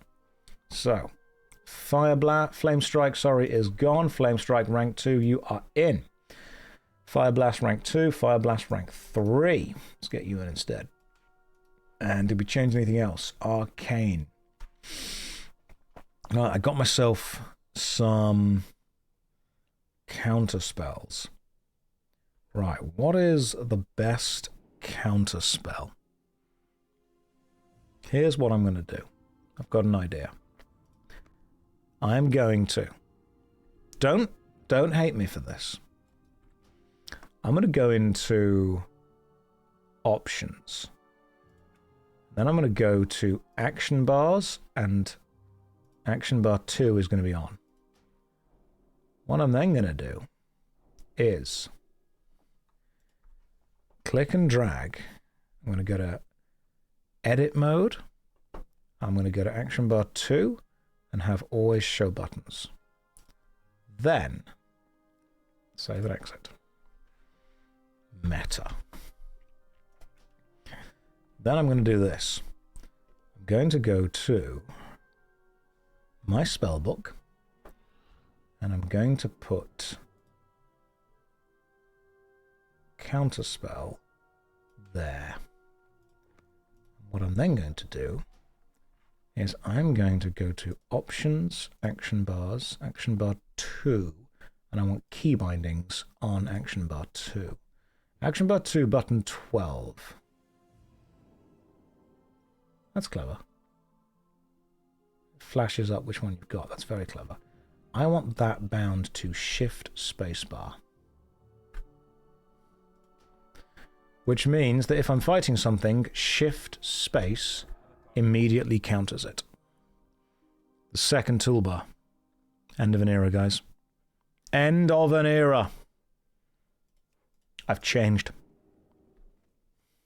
Oh, and I think I've got everything. Yeah, cool. We're all good. You had your interrupt on middle click. Because I'm pretty much always with my left hand on WASD and my left little finger on shift, and my left little finger rests on shift and my left thumb rests on spacebar, which means that the easiest thing for me to do straight away if I need to counter a spell is just shift spacebar straight away. Might we see blink on the toolbar? Let's not go crazy. Let's not go mad. Am I left-handed or right-handed? I am right-handed, but I also hold my fork in my right hand. Because why wouldn't you? You need more dexterity with that hand than with the knife. Can I just rant for about that second? Why do right-handed people insist on holding the knife in the right hand? That's wrong. Right? If you're right-handed, the right hand is the one that has the most dexterity. We know what's going on with that. Which means we want to be picking up the fork with the right hand, because that's the one that requires the dexterity. The knife, that's just going backward and forward. Nothing complicated going on there. The fork, that could be anywhere. Table etiquette. Look, unless I'm standing up and punching someone at the table, my etiquette is fine. Josh, could you put teleports on the extra hotbar? You don't need to keybind those. I could, but I'm not going to. Right. Black Fathom Deeps. BFD. You cut with the right hand, then you swap the fork to the right one. No, just hold the fork in the right hand. The knife is a finesse weapon, while the fork is only a utensil. I don't treat my knife as a weapon. I treat it as a utensil. Right, let's just have a look what's in the mail. Let's do a bit of reading, shall we? What have people sent? Because people will have sent things. That's a great question, my lord, from Vigelia. A sturdy quarterstaff of nature's wrath. Let's take that. That can go in the guild bank. Here's a fish. Thanks. Gifts, my lord. Stuff. That can go back. Try this. Moon Glow. A strange glowing alcoholic beverage. Well, nothing bad ever happened from Moon Glow. A modest endowment. Greetings, mighty Magic Strife. Word has reached me that a Draenei of exceptional musculature has taken up the arcane. Such strength applied to spellcraft. Enclosed, you will find some items to help you with your quest. One instrument of magical projection. One modest vial of wizard oil. Apply responsibly. A large red sack for the dignified transport of magical loots. 10 vials of Gatorade. Let's not game us subs. We've got to send it back. The Great Mage Archimedes from the College of Winterhold. 50 silver.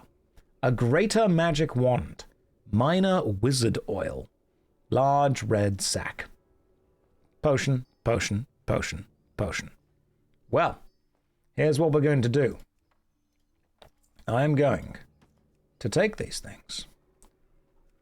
And then I am going to put them in the guild bank. Because I am doing fine. And I am able to play longer than most people are. Which means help will be given to those who most need it. Applied to target weapon, increase spell by up to 8, lasts for 1 hour. I will stick that on my own wand. And the large red sack is a bag. Small silk bags, 10 slot. You know, there's enough 10 slot bags. However, I will use that one. I will indeed stick this on my wand. I need to empty another sack in order to use that. I can sell the meteor shard dagger, can't I? I'll sell that in a moment. Hang on, do I have a quest to hand in? I've got the head of something that I can hand in somewhere. Let me just dip my wand into this oil. And then I'll see what else we can do. Live? Indeed. I mean, I'm live now. I'm not playing live. I'm playing classic. Right. What do I not need? Trousers of healing. Hang on. Are they quite good? Right. Silken thread. Increased damage by magical spells by up to 4. Plus 3 spirit. That's 18 healing and 6 damage. I think the shimmering trousers of healing are actually better.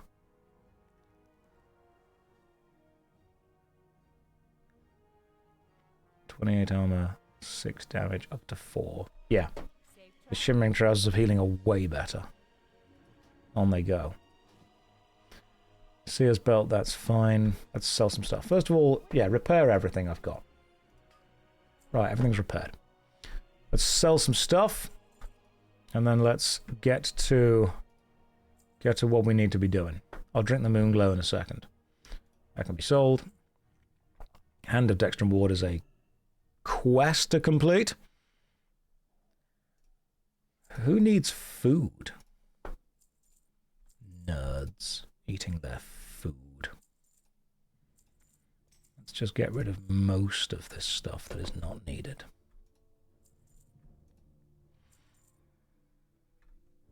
So my silly shoes. The Corsair's overcoat is no longer needed because I'm wearing the robes of Arugel, which took me a while to get, but I'm glad I've got them. Conjured rye, that's probably important because, you know, you need conjured stuff. We'll keep healing potions. Put everything in the old lower bag. And then exchange out one thing for another. And okay, cool. The large red sack should replace the small black pouch.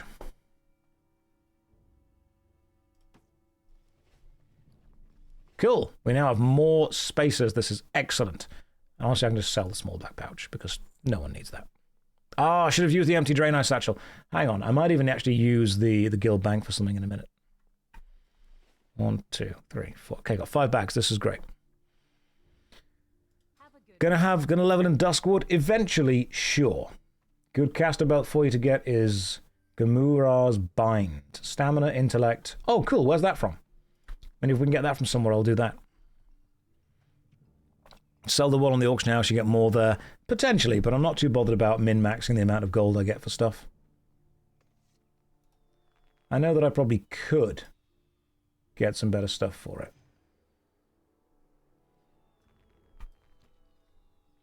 What's my favorite movie or movies? That's a good question. Narrow it down. Are we being like, are we talking comedy? Are we talking action? Oh. Are we talking, rom-com? Are we talking sci-fi? Are we talking, pretentious artistic stuff? What? We're going to Black Fathom. Oh, goes to Black Fathom Deeps. Cool. Right. Where is Black Fathom Deeps? If I were Black Fathom Deeps, where would I be? I feel that I'm in the other place.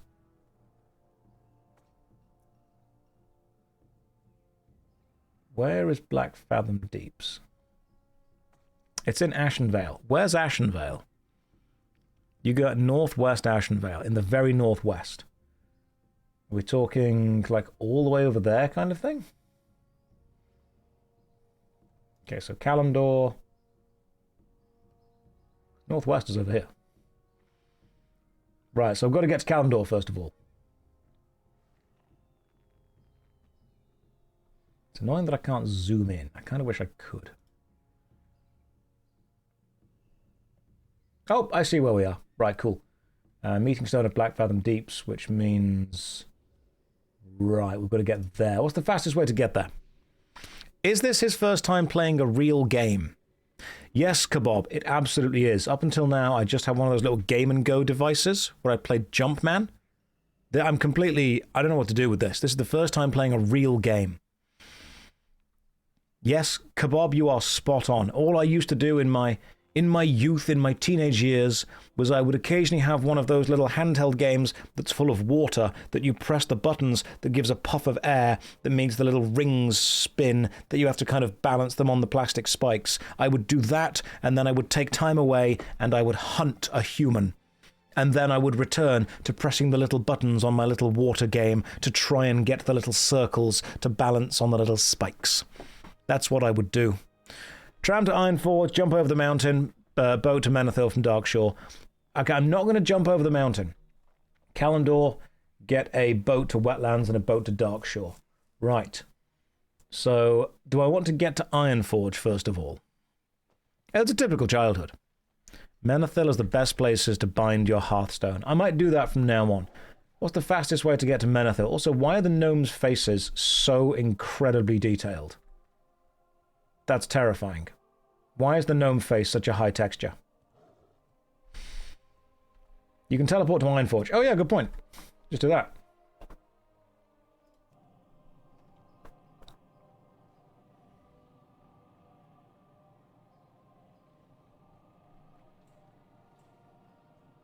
We're so small, there's not much of us. The detail all goes to the head.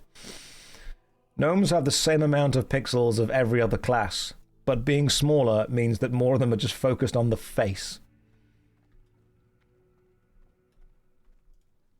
When you say, and this is what gets me, when you say, is this his first time playing a real game, are you implying that World of Warcraft is the only real game? Oh, this is a game for men. This will put some hairs on your chest. Now, this is a manly game.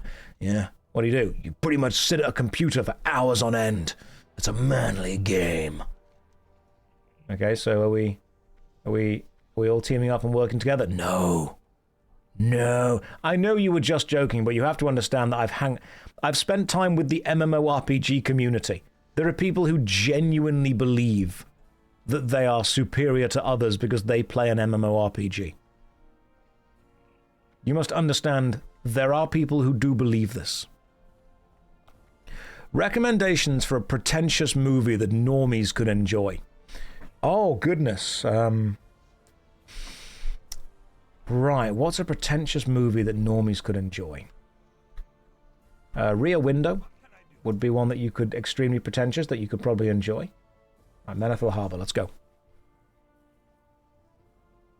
I think it's difficult to truly understand the subtleties of this. And it's a lesser-known movie. It's called Fight Club. And what you have to understand is it takes a huge amount of IQ to understand this. It's not actually about the fighting. It's actually about making soap. I know, mental. But that's what it's about. It's not about the fighting. It's about the clubbing. It's a film about the 1990s club scene.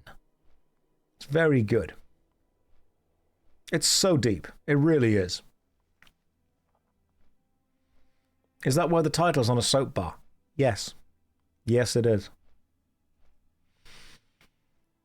But no, a pretentious movie that we can all enjoy. Probably, if we're being serious, Everything Everywhere All at Once, which I think may be one of the greatest films ever made. But if you want a pretentious horror art house French movie, which I know you all do, the sci-fi film Oxygen is a masterclass in how you only really need one good set and one actress.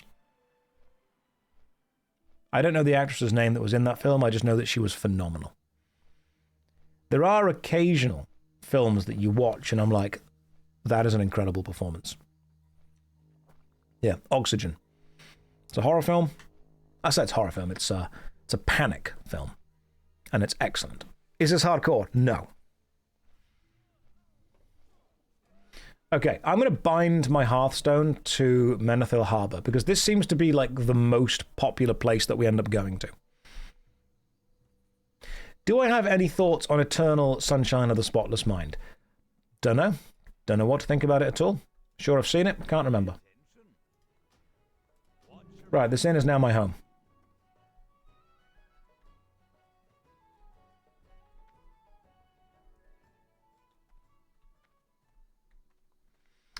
Now we want to take the boat.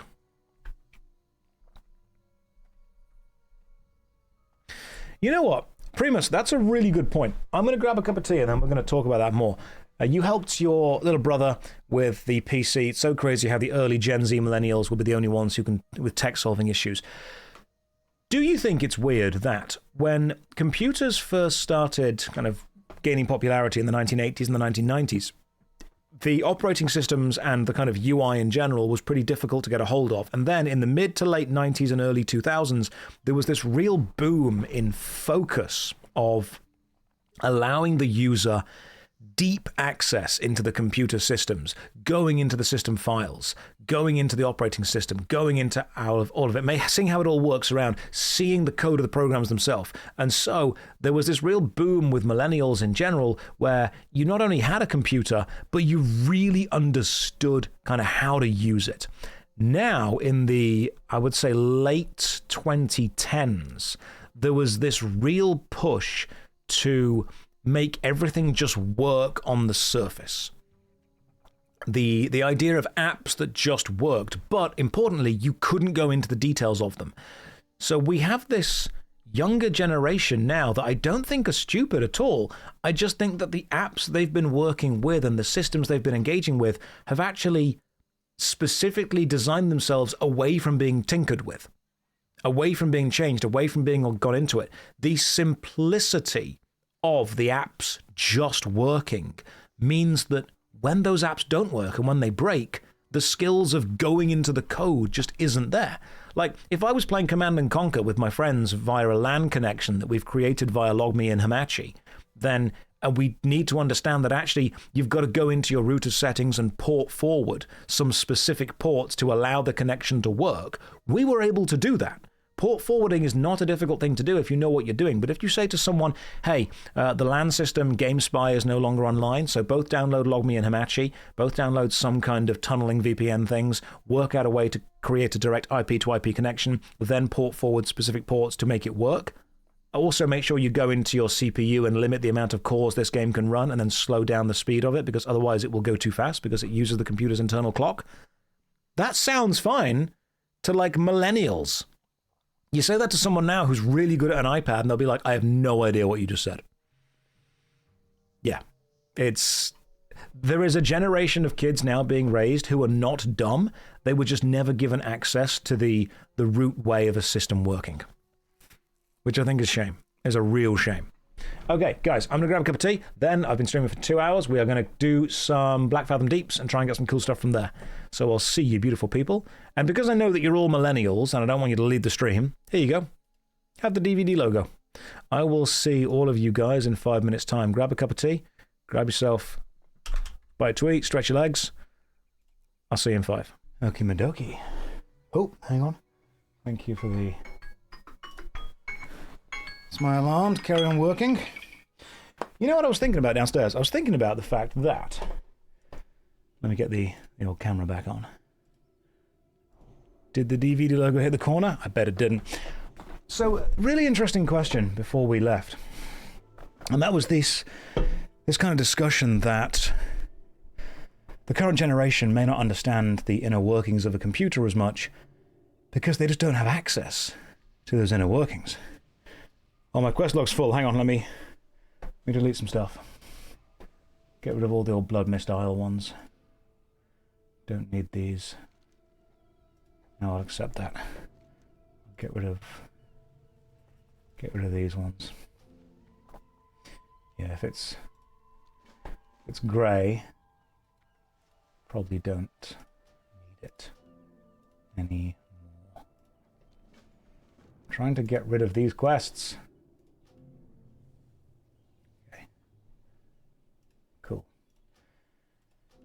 Do you think... Why are you out of breath? How many stairs do you have? Like, there's 20 steps and I ran. I also carried a dog. So, question is... Let him abandon first. Do you guys think that... Probably don't need that. I'll keep it though, just in case. Do you guys think that what we are seeing in computers and tech systems becoming more easy to use, more streamlined, more obfuscated to the general user, do you think it draws parallels to how cars and mechanics have gone? You know, the idea that the older generation was like, oh, the youth don't even know how to fix their own cars. They don't even know how to, sort an engine and fix that. I'm like, do you think that's because maybe the newer design has been so much more complicated inside that what's ended up happening is either access to the inside parts has been removed, or even if you could access it, you don't see any systems that are like it, similar enough to know how to work with them or use them. And now we've got the digital version of that, whereas previously you had access to the operating systems and the files, and even just moving files around within Windows was something that you could quite easily do. But now it's designed to be streamlined and simple at the cost of you're losing the ability to work out how it works. I feel that's a thing that we've got into now. I don't think that the newer generation... This is something that I really hate. I don't think the newer generation are stupid. At all. I know that it's a really popular boomer thing to do, and it's a popular thing to hate the next generation after you. I don't think that the kids growing up today, the younger generation, are anywhere near stupid. They're straight up not stupid. What they have been given is a system that is more difficult to engage with by design.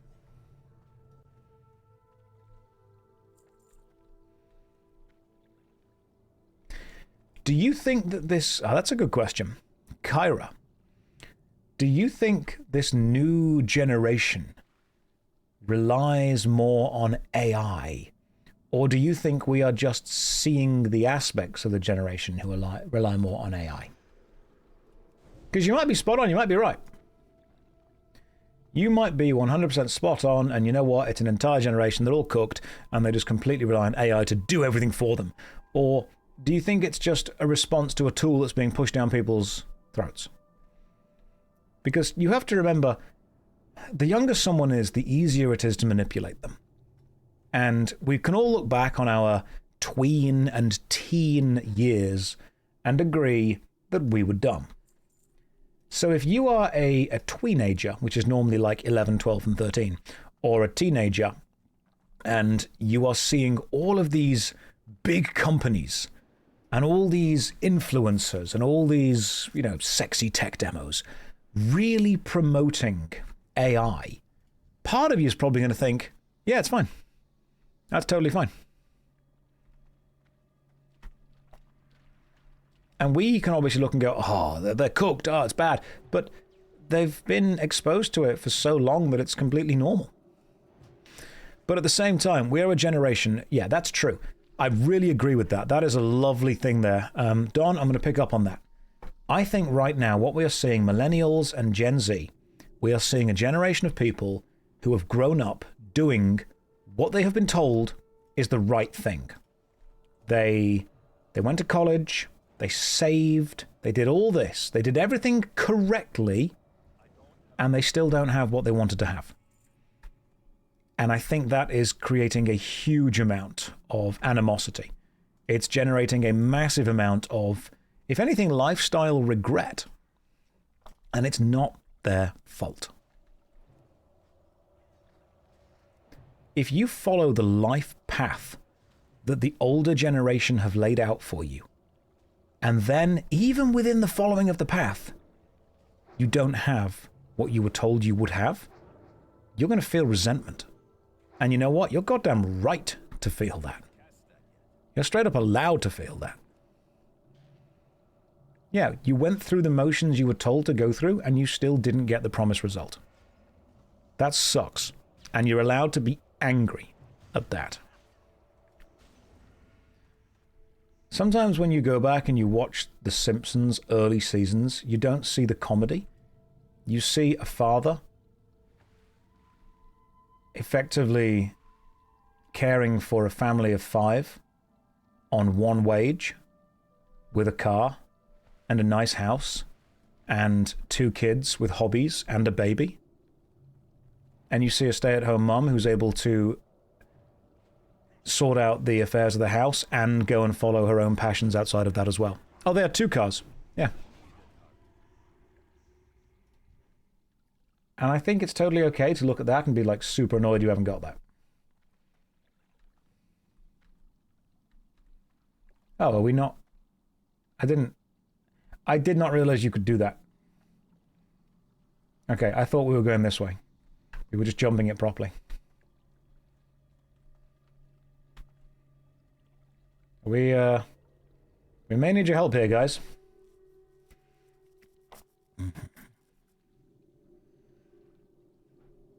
You know what I really hate as well? I really hate the idea that there's this comedy style that seems to be entirely focused around joking that the kids don't know how a book works. What? What are you on about? Oh, this new generation. Have you ever heard of this? It's called a book. Yeah, everyone knows how a book works, mate. It's not a difficult, complicated thing. Have you guys seen that kind of boomer humor? It's always a cartoon of like a kid picking up, being like, "Father, how do I click the book?" And I'm like, what are you on about? That was me motioning them holding a book in a way they don't know how to click it. Haha, we failed as parents. That's what the joke is. Haha, this new generation doesn't know what to do. You know what I really like as well? I really like when it's a bit of a self-telling, self-own, if you will. And they're like, oh my god, these kids are so stupid, they don't even know how to do this. Did you teach them? No, they should just know it. Common sense is not common. Common sense is collective shared knowledge. But unless you share that knowledge, it doesn't propagate. It doesn't get shared. Oh, these kids should just know how to do that. How? You cannot be annoyed at someone not knowing something if you haven't shown them how to do it. If you've taught them how to do it and they still don't know, yeah, sure, now we can start blaming ignorance.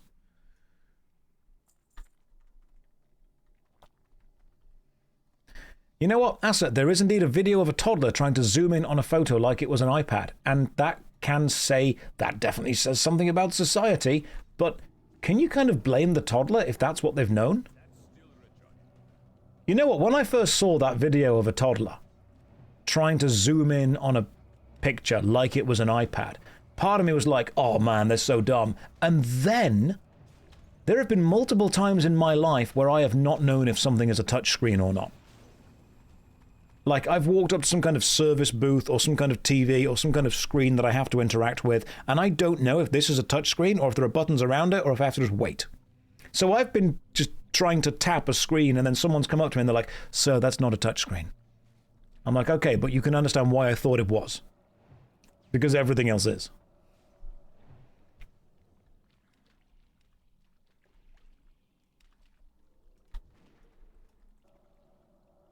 I don't like humor that pokes fun at the fact that there are entire generations that have not been shown how to do something.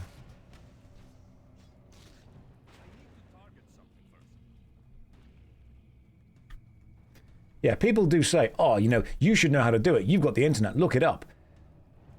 Sometimes having someone show you how to do something is far more important than just looking it up.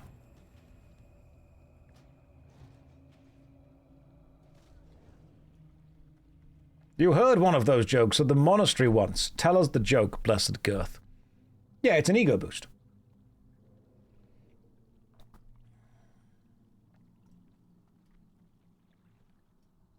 What's the deal with different cultures? That's ultimately what it is. Yeah, human interaction is a great thing. It's a great teaching tool. People want human interaction. Most people don't even want to learn something. What they want to do is experience something with somebody else.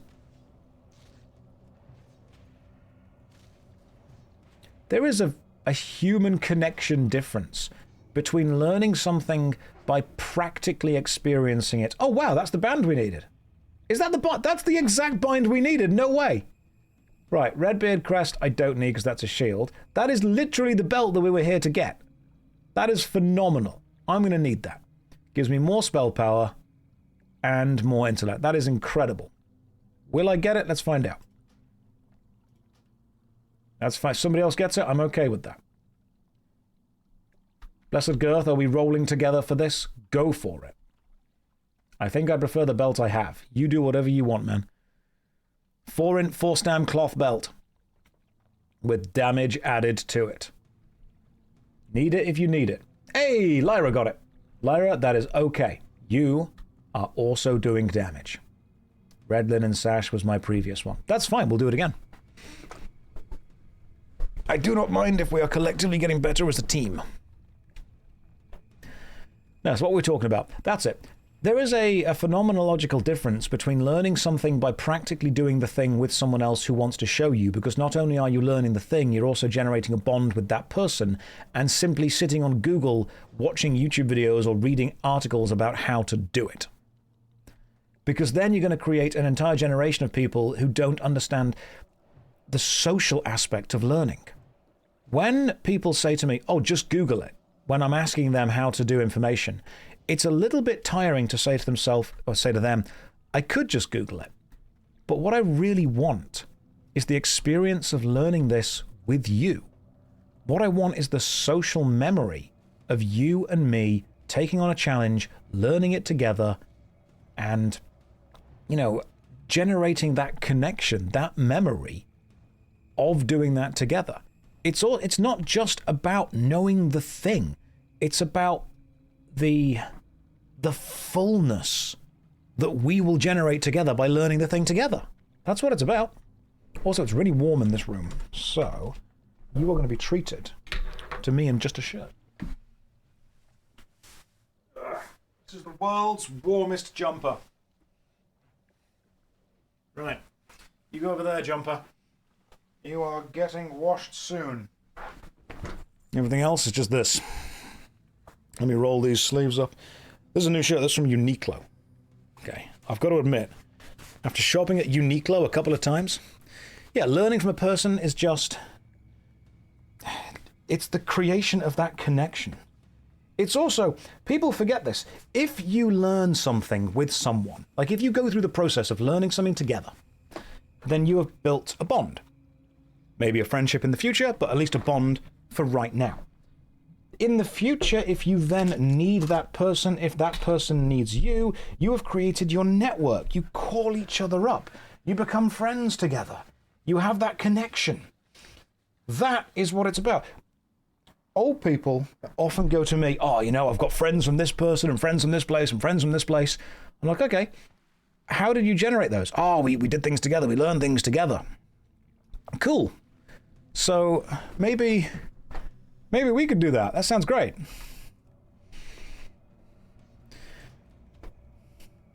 There's also so many tutorials online that don't teach you the small things that you can only learn from doing the thing. Here's an important thing that I learned when I was a teacher. And I've said this before. Some of you that have been around for a while will remember me saying this. When you are erasing something from a chalkboard or a whiteboard, erase using vertical strokes, not horizontal. So if you have the cleaner up and down, not across. Reason is if you're facing the board and doing horizontal strokes, your butt will wiggle. And kids will laugh at it.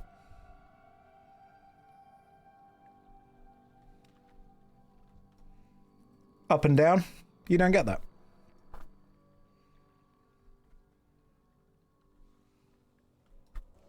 And especially if you are a more well-endowed female teacher, you don't want kids focusing on that.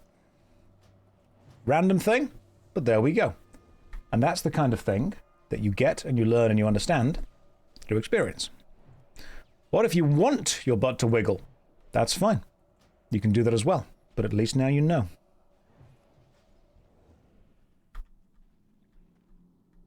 I mean, if you want to go for the ass wiggle, there's nothing wrong with that, but it's things that you have to understand and know.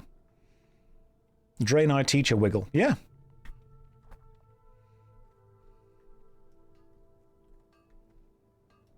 It is about knowing the small things, and it's about creating that connection. We have more access to knowledge. What's a good way of putting this? We have greater access to human knowledge than we ever had before. And yet we are further apart from the humans than we ever were.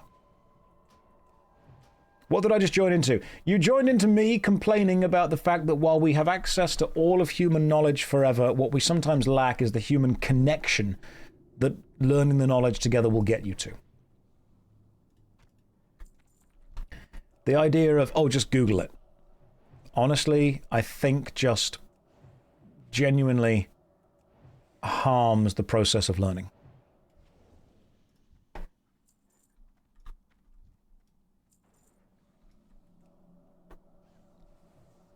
Is this prep for TED? No, I know what I'm doing for my TED Talk. I'm talking about information hazards and knowing the meta within games.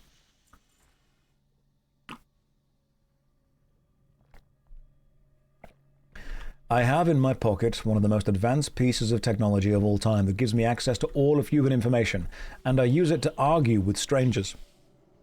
Well, if that ain't the human condition, if that ain't just what we're all doing.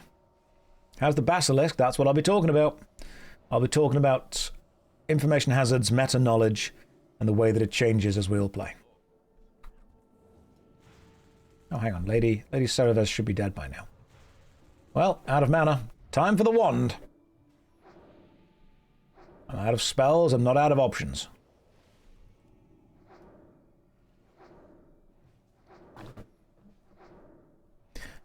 think gaming fits right into the concept. We did noob runs in early raids. Darkwater Talwar. Is that a good thing?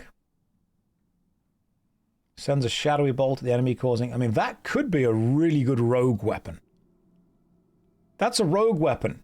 The game wants me to play rogue. Information hazards as in fake news. No, an information hazard, and again, if you've heard this yesterday, let's just go over it for those who weren't here.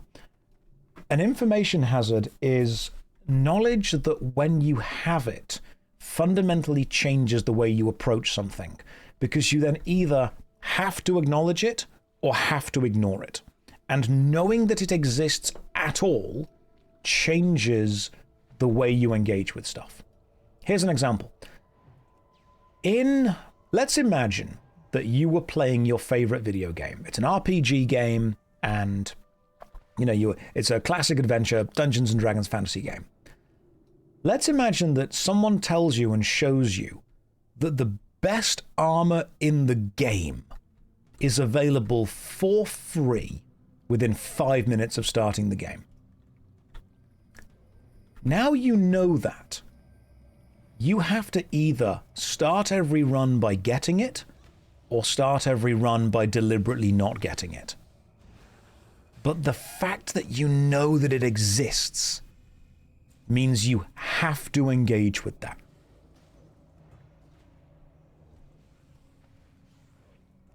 How would you feel? How would you feel knowing that it's there? Because if you didn't know it's there, you just play the game with the way that you want to play the game.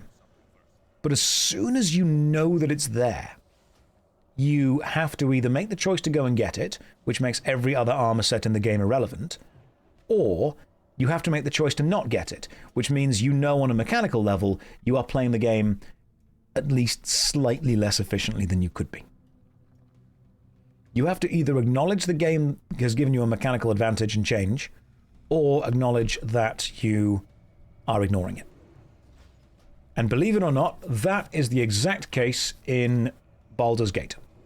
In Baldur's Gate, you can get a set of Ankeg plate mail for free within the first 5 minutes of starting the game. Intellect and stamina. +3 intellect, agility, intellect, stamina. That, I think, is actually better for me. 25, 22. They're not good, but I think they're good for me. So I'll take those and equip those. Yeah, 3 intellect, currently equipped. Yeah, they're better for me. Not by a lot, but by a little bit. How do you guys feel about Dark Souls? The fact that in Dark Souls 1 you can get the Zweihander pretty much immediately, and it will be the best weapon that carries you through the vast majority of the game. Is it not like that in 90% of games? Yes, it is, Seba. The difference is that you didn't know. And it's the process of discovery that itself is fun, but it's the process of discovery that gives you the information hazards. Whenever we look back on games we played as a kid, when we look back on how we used to experience games, we just straight up didn't know. Which means we played the games in a way that allows us to not know.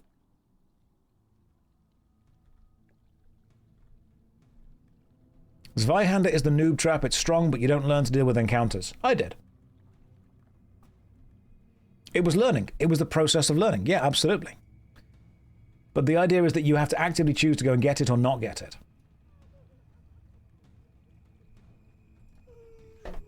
Complete the quest. Oh, that's actually a really good wand. Hang on. That'd be great. +5 shadow resistance. Yeah, that's way better. Let's do that. Blind playthrough of DS1 is the best experience I've had as an adult. Absolutely. Information can be... I didn't realize this many buttons were undone on the shirt, but I'm kind of keeping it. Information can be an information hazard. Sometimes, the more you know about something, the less you enjoy the experience of the thing.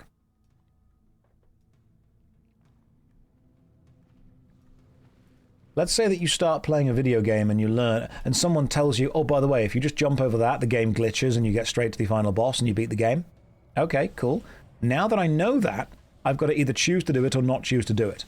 Now, that's probably not going to be a choice that I make. I just consider it a glitch. But what if I started playing a video game and someone straight away said to me, oh, by the way, if you stand on that box over there, you get given 1,000 gold to start the game with. It's a little trick the developers added to make it easier. Okay, cool. Now I need to decide whether I do or don't do that every single run. And while it may not ruin my life, what you have to understand with an information hazard is it is a small decision that you are now being forced to make that you were not being forced to make before. And that's bad. It's not bad. It's something that you cannot unknow, and it fundamentally changes how you have to approach that thing from then on.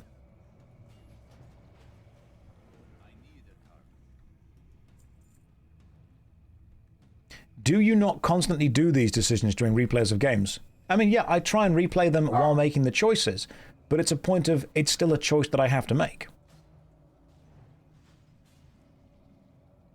Sometimes knowing something exists changes how you approach and engage with things around it. That's the complexity.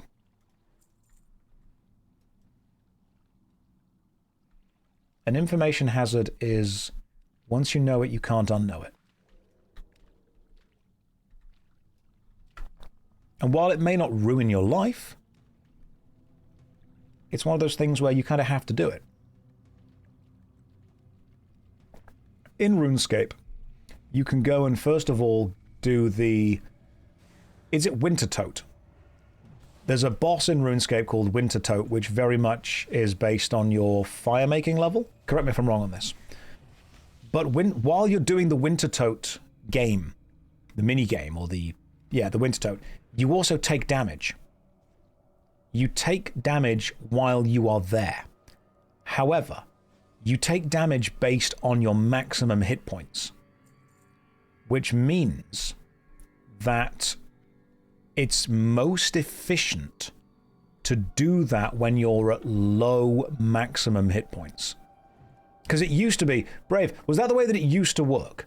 It used to work with, if you did it at low maximum hit points, it was just straight up better. Which means it was the early game meta. So everyone just did that. That's an information hazard.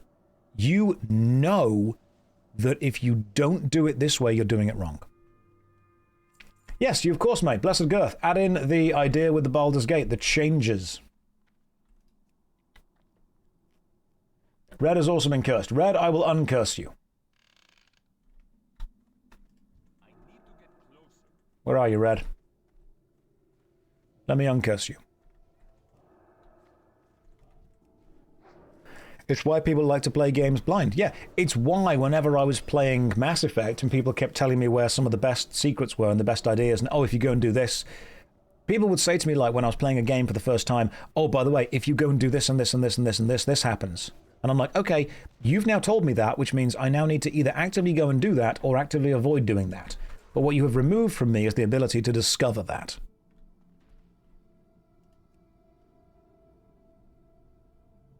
I mean, you guys did keep really tight-lipped about Archangel. I appreciated that. There are better ones. Ankeg is essentially full lightweight plate. Yes, there are plates +1 and plates +2. It's not the best in the game, but it's definitely the best at that early stage. No, you guys did really well keeping that from me. I appreciate that.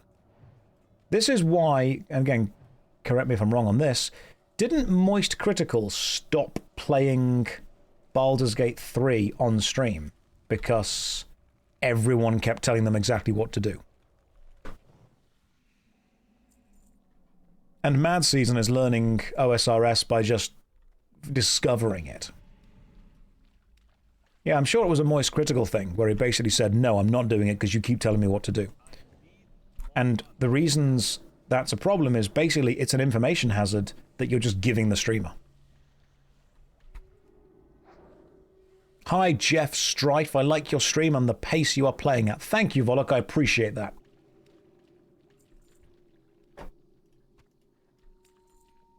Let me just have a quick drink. The same happened with Markiplier and Undertale. Because when people are watching a stream and they give their input, they give their ideas, they give their passion, what you're actually doing is providing the streamer with many, many, many small information hazards. Stuff they cannot unknow. And when you give someone something that they cannot unknow, they are then playing the game in a different way because they have gathered the information at a different pace to the way that you gathered it.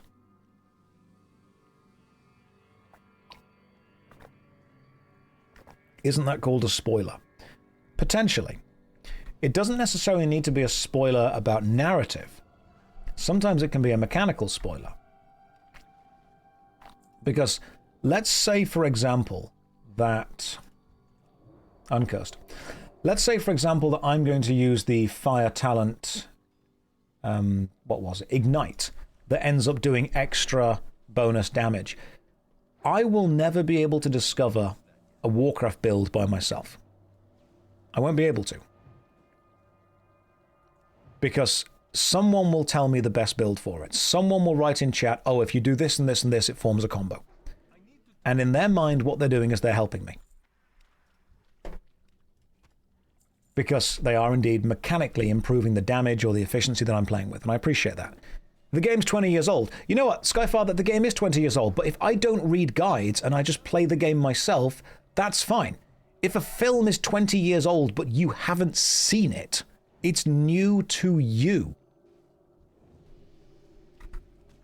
If a book is 200 years old but you haven't seen it, it is still new to you. If someone comes along and goes, oh, you should have known that, it's old. Well, no, because people don't immediately engage with media the moment it releases. I won't give you a full build, but I will tell you the key talents that make a build work. That's what people end up doing. They say, hey, this works because of this, and this works because of this. Hang on, let me uncurse Blessed Girth and Red Lemonade. There we go.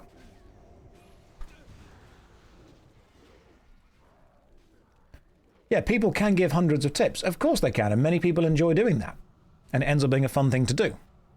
Let me say grats to the ding.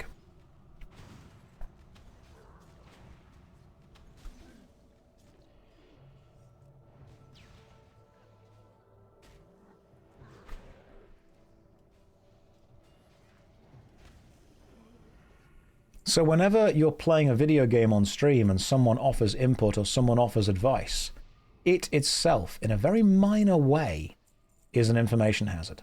Because it's now something that I can't not know. This is World of Warcraft, the Burning Crusade Anniversary Edition. On the EU specifically.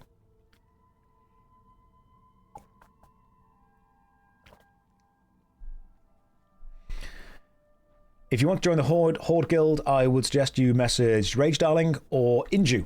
I believe they are leading that. I don't know if Rage Darling is streaming right now.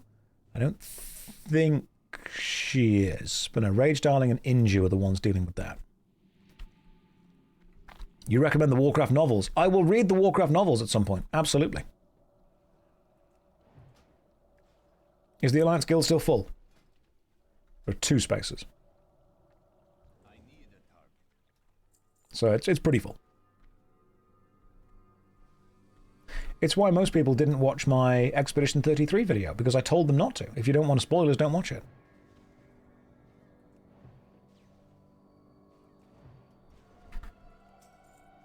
But all this stuff is... individually, it's not a problem. No individual grain of rice tips the scale, and no one person who is offering advice thinks that they are harming anything, because in a way they're not. Yeah, they're not really harming anything specifically. I think I would like advice and I would like input when I want to try and ask for it. That's what it is. Yeah. There is no discovery, and I want there to be a discovery because I enjoy the discovery process. And when someone goes, oh my god, it's a 20-year-old game, how have you not discovered it yet? Because I haven't. Because there is no time limit on when I do or don't discover it. The fact that somebody else has found something else that I will then find does not mean that it is any less relevant for me to find it.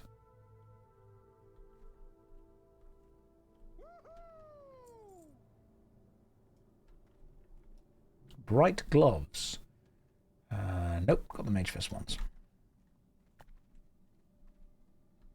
People do want to optimize the time they spend away from reality. I totally get that.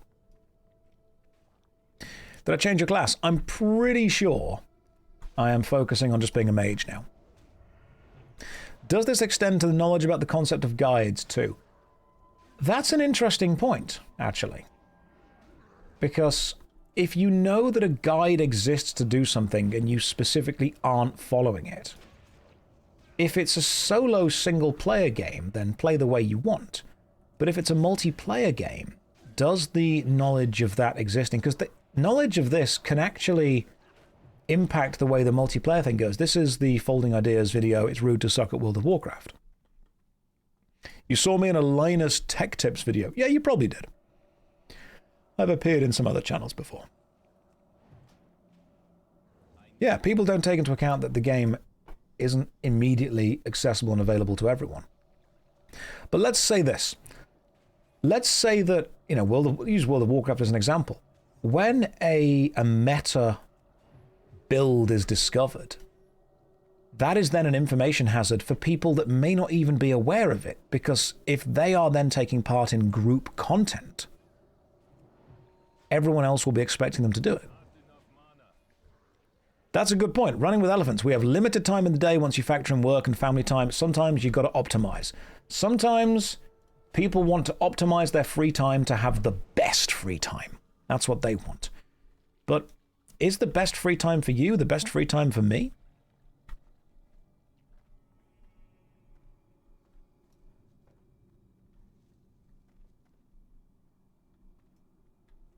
Yeah, make those old people playing the game for 20-year health problems. You make those old people health problems. I don't understand where that sentence was going to, but I appreciate you trying. Can developers in 2026 somehow prevent this from happening? Can a new MMO stop guides? No. No, you'll immediately start a guide. Games get data mined before they even release. If anything has a pre-download, it will be data mined. There will be YouTube... I'll tell you why. There will be YouTube videos on day one with meta builds because there will be people that want to watch it on day one. There will be YouTubers that want the day one views. The moment the game releases, there will be guides, there'll be YouTube videos, there'll be streams. Straight away, people will immediately be creating content because there is an audience out there to consume that content. And I would say the reason there's an audience to consume that content is because people, like we said earlier, want to optimize and min-max their free time.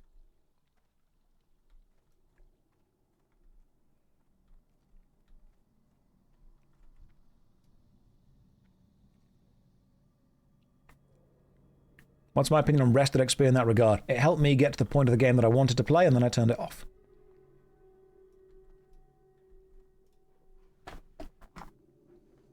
Right, we all here? 1, 2, 3, 4. Oh, Selena's over there. Stealthing it. Gotcha. You always build Stealth Archer in games. That's an information hazard. If you know that Stealth Archer is the best build, you're going to end up building into it at some point.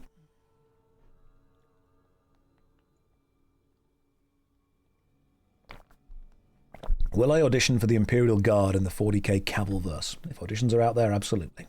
Why the heck not? Right, let's kill these guys. You prefer the game without rested XP to get a unique story? Yeah, that works. My enjoyment of this game is mostly about the mechanical complexity of the combat with friends and streaming and chatting to you guys as well. Would knowing the world is going to end in 10 days be an information hazard? Of course it will. Because then you have to mitigate and change your behavior based on the knowledge that you have. Like, if someone could absolutely 100% prove the world was going to end in 10 days, they would then have a responsibility of deciding whether to tell people or not. Because if you tell people 100% this is going to happen, you have to understand that people are then going to act in a different way. Nobody would go to work and everyone would commit whatever crime they wanted to commit.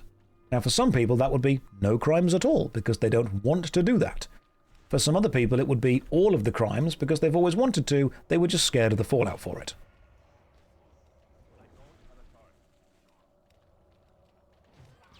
This is Rocco's Basilisk. That's what this is. Reich says, but we would all want to do the 10-day orgy, apart from the people that want to do the 10-day murder spree.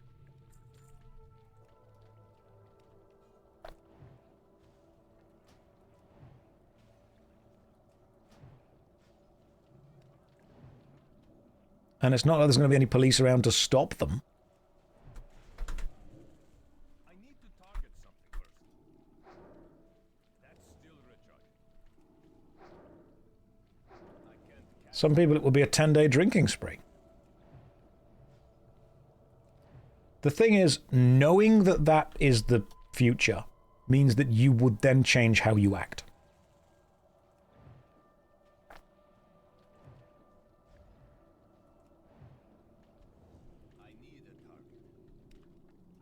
Workaholics would just keep working. Maybe they would. But that is that's a perfect example of an information hazard. Now, whenever you explain that an information hazard within a video game context, most people just go, oh, that's not a big not a big deal.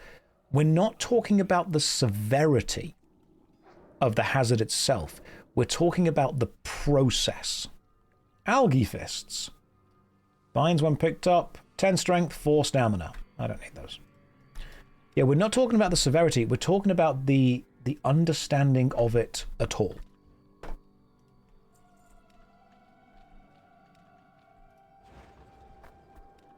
Josh, you are very fast at taking input and digesting it into your output. Was this always the case, or did you learn to do it? I learned to do it over a long time. I had teachers that were way, way smarter than me. Would always be smarter than me. And I also ultimately devolve into using the tried and tested university writing advice of PEEL, P-E-E-L, Point, Evidence, Explanation, Link. So PEEL is one of the easiest ways that you can write an essay. It's one of the easiest ways that you can write any kind of academic structured work. Point, evidence, explanation, link. Make a point, give your evidence for it, explain why it matters, link it to something else that's relevant. So, for example, you said, would knowing that the world is going to end in 10 days be an information hazard? Let's do this. Let's make a point. Point.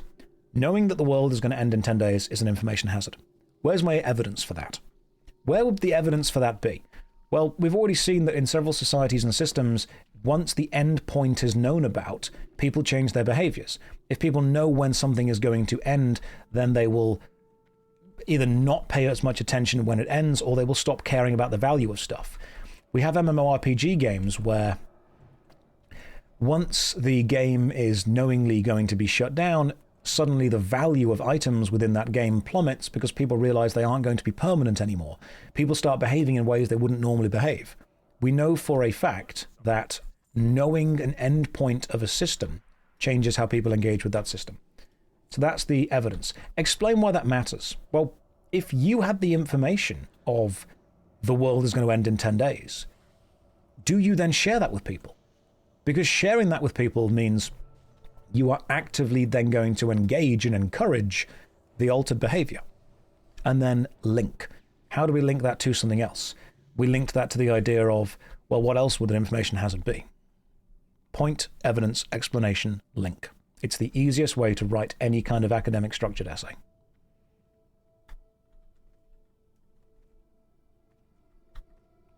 We are doing pretty well going through here, by the way.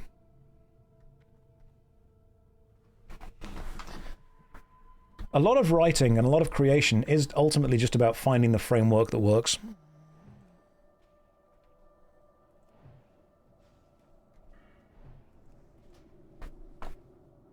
Viper? Oh, you're over there. Have I tried the game Risk of Rain? No, not yet. I'm aware of it, but I haven't played it.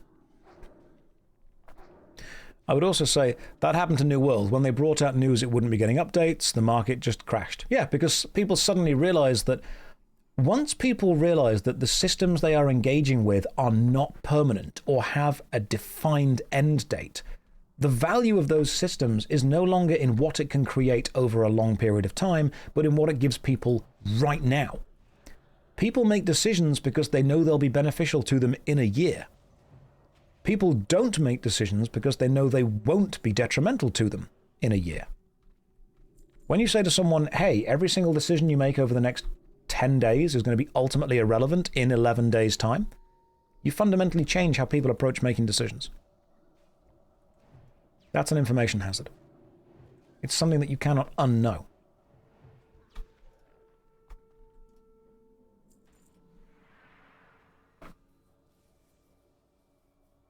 Would the change in people's behavior due to the knowledge make their remaining days better or worse? I think they would make them ultimately a mix of extreme fear and hedonism. Whether that's right or wrong is up to you to decide. But I think it would. I think there are a lot of people in the world who don't do things because they're scared of the outcome of those things, not because they don't necessarily want to.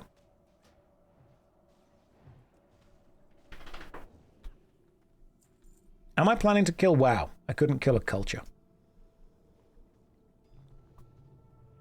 It's a lot of fun to talk about WoW Classic, and it's hard to do without spoiling stuff. That is very true. Which is absolutely why I believe that there is no malice in what people are doing. That's the point that I've got to get across to people. When people share their passion for something, they're not doing it evilly. They're not maliciously trying to pass information across and ruin some experience. But what people are doing, often unknowingly, is teaching information that can't be unlearned.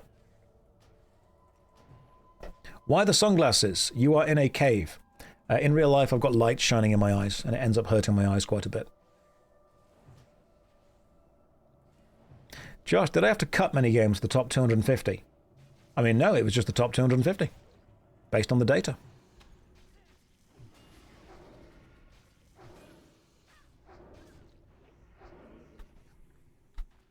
Any more rare spawns down here? Nope. The Twilight Aquamancer. Well, it's time to get rid of these guys then, shall we? Are we dragging them across, or just doing these guys to start off with?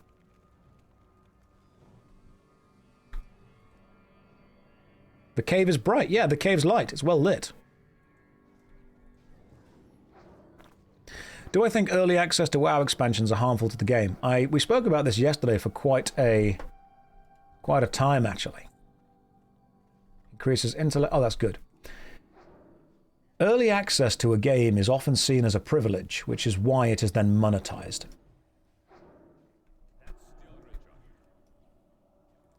And what people are doing, what the big companies are doing, is they are monetizing the access to the game because they know that people will pay to be one of the first. Simon Cowell drip. No, I just thought I'd wear shades because the inside light ends up hurting my eyes for a while. I can obviously take the shades off for a bit. We can play like this, but then I've got dark eyes going on because I'm not lit as much from the front. There we go. The dark eyes are happening. It's monetizing FOMO. Yep, it's monetizing FOMO, and it's making people focus on being the top of the food chain. It's placing a priority on being first instead of being part of a team. You have to ask yourself when you play these and you speedrun these MMORPG games, do you want to be the first person to get to the end, or do you want to get to the end with your team? If you want to go fast, go alone. If you want to go far, go together. That's what I often tell people. People are like, no, but I want to play now. I'm like, yep, I'm sure you do. But you also have to understand that if you go on your own right now, you will go a lot further. But you will eventually reach a point where you really, really, really want a team. The Coral Band of Strength. I don't need that.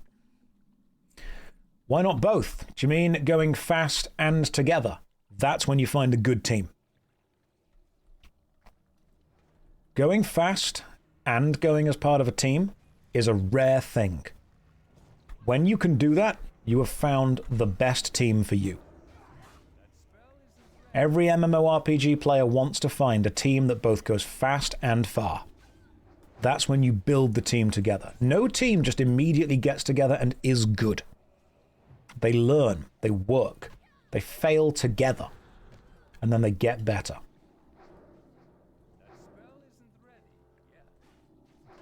That's what I'm hoping this guild is going to be. We will go as slow as we need to for this guild to work up. And together, we will be able to collaborate, learn, improve each other, and find that combination that goes fast and far. People are already complaining that stuff doesn't have... They've speed run to 70. It's an old American military saying. Go slow, because slow is smooth and smooth is fast. We're going to do a raid with the guild, don't you worry about that. I am going to stop, I'm going to collaborate, and I'm going to listen.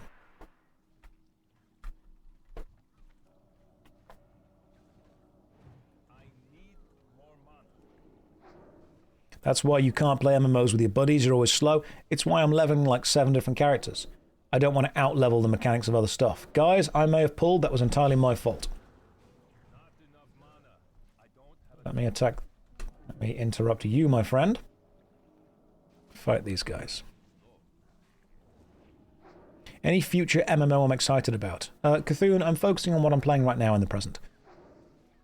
To me, an MMORPG isn't necessarily about the game itself being good, it's about the experience the game can give me. So, the future MMO I'm excited about is continuing to play this game with friends, with the guild, with the team. I get excited about the prospect of playing a game together. And that's what we're doing right now. That's what to me is fun. People always ask, what's the next big thing? I was speaking to... This was actually when I was talking to the guy that was in charge of Otherland for a bit. And I said to him, what do you think the next big MMORPG is going to be? And he actually said, I think the next big MMORPG already exists. It's going to be a case of a specific expansion. It's going to be a case of a rejigging of the gameplay. It's going to be a case of something that brings people together in a way that hasn't been seen before. Because I think OnlyFans did a huge amount for the public kind of knowledge and the public involvement, yeah, with Warcraft. And old school RuneScape with its Deadman mode has done really well. So it's entirely possible that the next big thing already exists. We just haven't found the correct combination of that thing yet.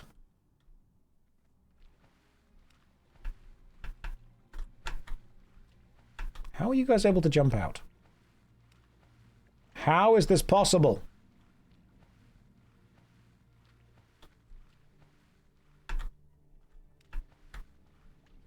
Hate this.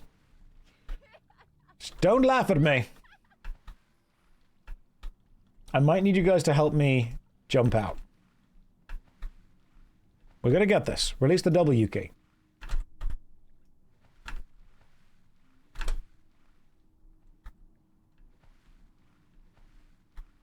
Right, we'll find it.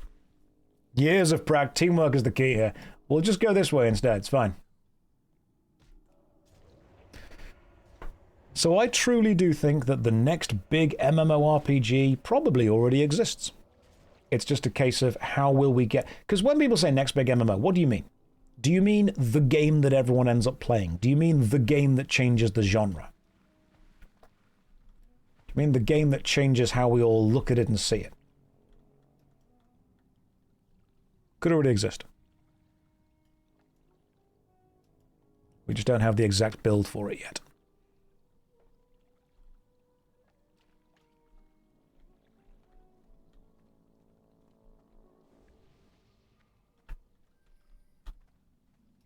Been watching for a week. You've succumbed and resubbed. Welcome. Welcome back. I've done so much for Blizzard. They owe me at this point.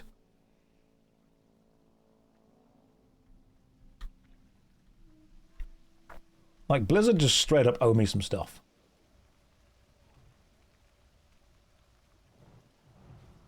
Oh, okay, hang on. Oh, well, now I'm frozen. Trying to run away. Trying to get out of melee range. I could probably blink, couldn't I? The next big MMO will only be successful if it offers what is currently available, but with insanely good graphics. You say that, Eris. Insanely good graphics could actually be a downside. because insanely good graphics limits the amount of hardware the game can run on. One of the reasons that RuneScape was so popular was because it didn't require a download and ran on potato PCs. One of the reasons that World of Warcraft did quite well was it limited what it was doing to a stylistic, chunky graphical style, which used fewer polygons, which meant that it was able to run on lower spec systems. I really do genuinely think that the obsession with this is better because it's graphically superior is actually really limiting the amount of systems that can run the game. I would choose a defined art style over realism every day, because that's also going to be about optimization. A lot of people want insane graphics, don't get me wrong. People want insane graphics, but insane graphics does also mean that you then have to put so much more effort into the animations. Because if you have the world's most realistic looking armor, swords, combat, fights, all that jazz, what then happens when you get into a fight and it's still just swinging a sword through the air that passes through the enemy's body? What happens when that happens? People are going to say, oh my god, the animations aren't standing up to the graphics.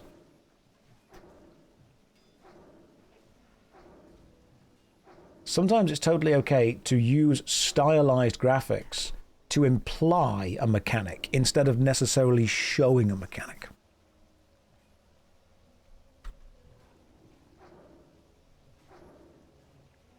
They can have the graphical fidelity of a single-player game because the number of player models would overload the hardware. That's true.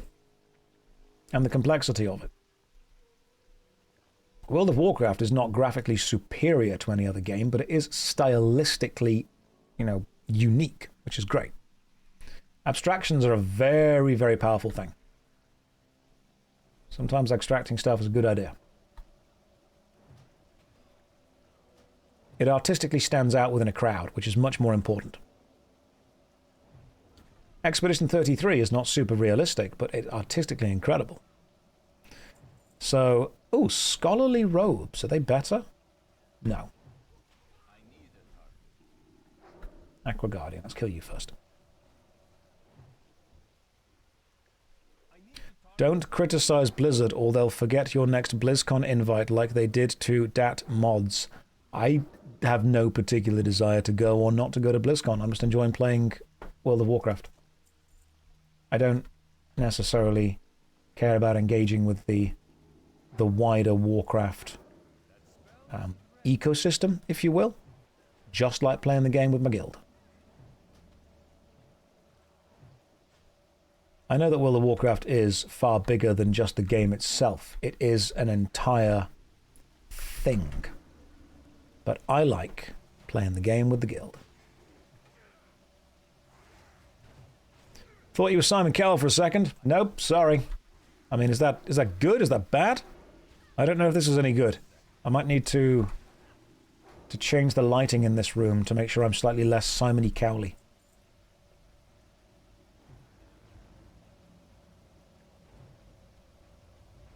I miss the times they tried to push games into mechanics or unique features, and yeah.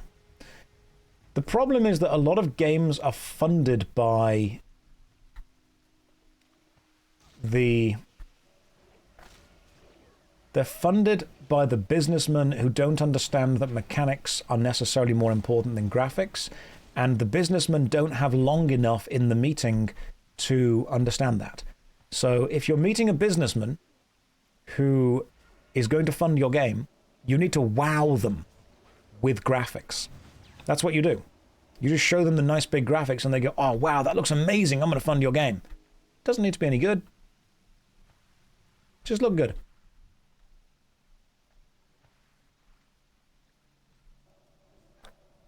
How am I feeling about Monsters and Memories? Haven't played it, don't know.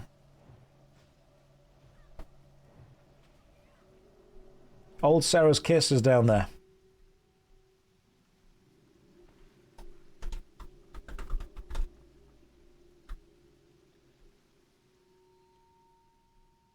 There it is. Right, let me just grab some oxygen, then kill it. Here we go. I'm not going to drown, don't you worry.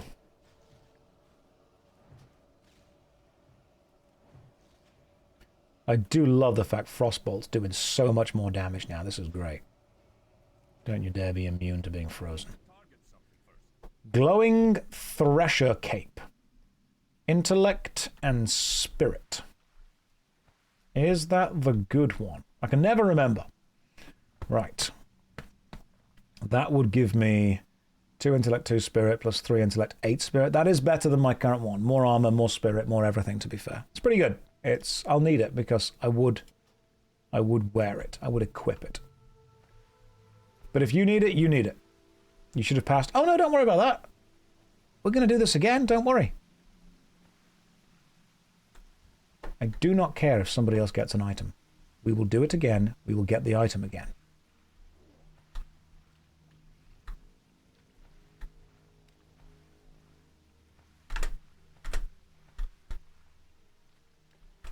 Hey, I did it. Check me out. I'm learning.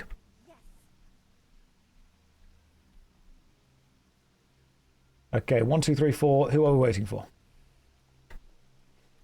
Where's... Our good lord has one weakness. Rolling for items. He goes easy on me when rolling dice. Oh, I don't. That's not true. That's not true at all. I treat you like the true warrior you are. I can't get past the Simon Cowell comment. Can we address the attire? I'm just... Right. Migraine mode. Let's go. Let's do it. Let's see what happens. Let's get the hair swept to the side. Let's get a migraine. Why the hell not? I'll do that to gain the approval of internet strangers. Wow, the world is lighter. YOLO it. I've got 2 eyes. I can live without one of them. It's fine. Okay, here we go. Can you turn your monitor brightness down? Way ahead of you.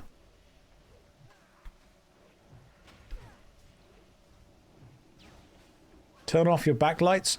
Yep. I think you're not understanding what I need to do to be able to stream. Where did the cool streamer with the shades go? Not having that. I'm not having that. I will do many things, but I will not appear cool to people on the internet. I work there. Like, I need people to think I'm cool. Welcome back, Mr. Kell. Thanks. I'm gonna choose the next Christmas #1. Ooh, it's gonna be good. How about a compromise? Wear an eye patch. I would absolutely wear an eye patch. I need to target something first. Josh, to help with your migraine, you can dip your feet in hot water for a couple of minutes. Yes, let me just go and get my desk bath set up.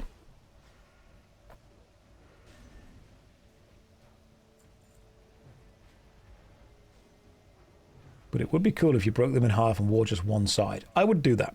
Like, if I absolutely had to have some kind of eye patch, I'd be okay with that. I have nothing against that. Can we get a feet cam? I knew the question was going to come up eventually. Have I tried streaming underwater? I drowned. That's why I stopped. It was too much. It was too damp. The WoW hot tub stream. I would consider it. I'm not against it. Like, it's not a no. Thank you for critting me with Frostbolt. Oh, did you get attacked and I hit you? Because let's be fair, that is quite funny. It knocked the mind control out. Sorry, I just tabbed and attacked. I don't know what I'm attacking. I'm just tabbing and attacking.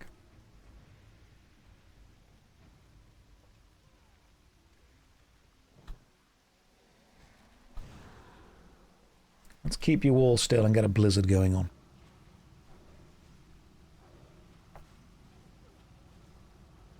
Beautiful. Hey, grats. We got another ding. True DPS. They're a target, I attack.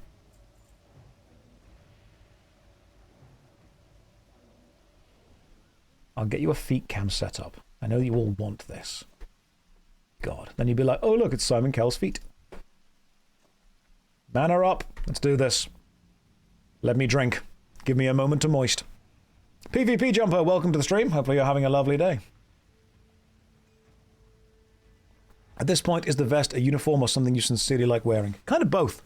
Only reason I'm wearing it, no, not wearing it now, is because it's really warm in this room.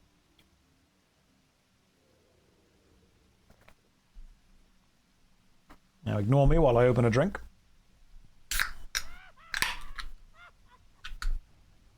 We are not doing 4 candles in this.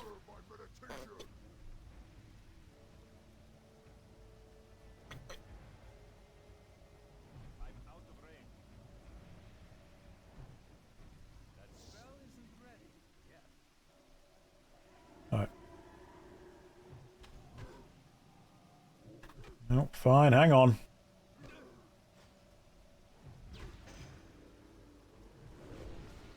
I just can't even frost you. Flame strike, bro. I did it. Oh, hang on. Gaze Dreamer's Pants. Increase damage and healing by spells by up to 12. That's really good. That's amazing. Armor, intellect, spirit. We got the pants. Oh, okay. I'm going to need those. I'm going to need... I nearly polyed, but I didn't. Let's go with the pants. If someone else gets them, that's fine.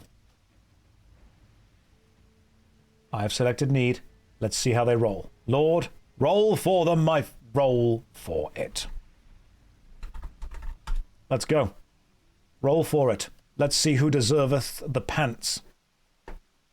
Lyra. Lyra got it as well. Damn it, Lyra. Lyra is fully ready with these pants. A third challenger appears, and Lyra comes out of nowhere with the steel chair. That means Lyra gets the wand and the pants. You are geared for this. I shall clap. Hell of an upgrade. You've earned it.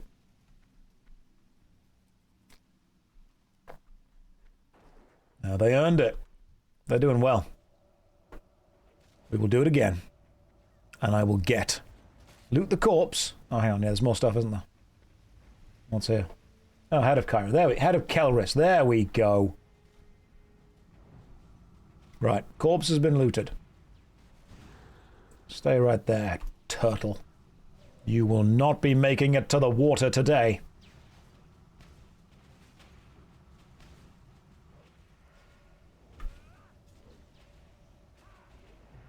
You've now got a wand and some good pants.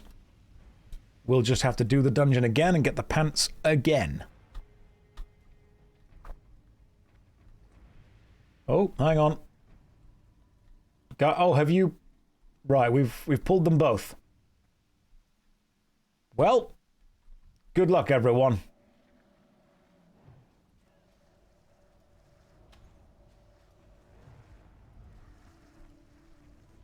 Right, someone freeze it.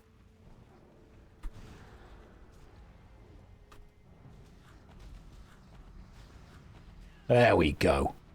That was fine. We got it. That was actually remarkably easy.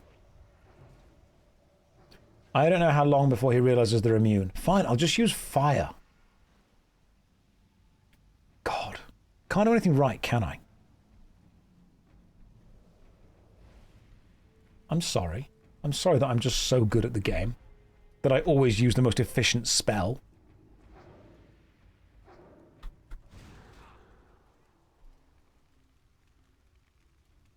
Let me deal with these guys.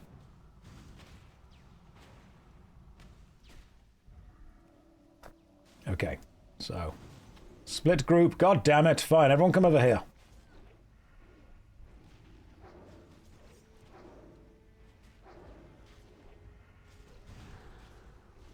Everyone stay still and now get on fire.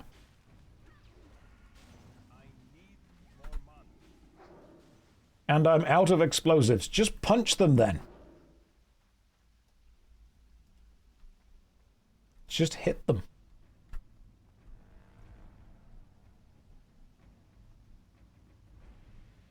When someone is hitting you, don't run away from it. Run to the tank. Yes. The tank currently is the one with the square above them. If I'm getting punched, run to the square. I can do this. Bro is pressing all his skill buttons. I am, actually. I might even start clicking them, and then walking backwards. And then click my wand attack.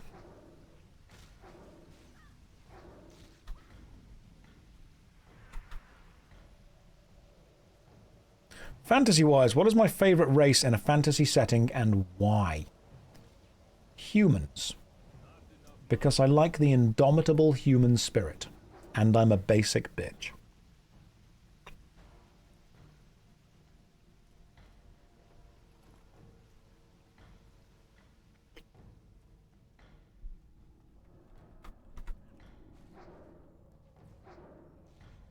You like the Imperial Guard, do you?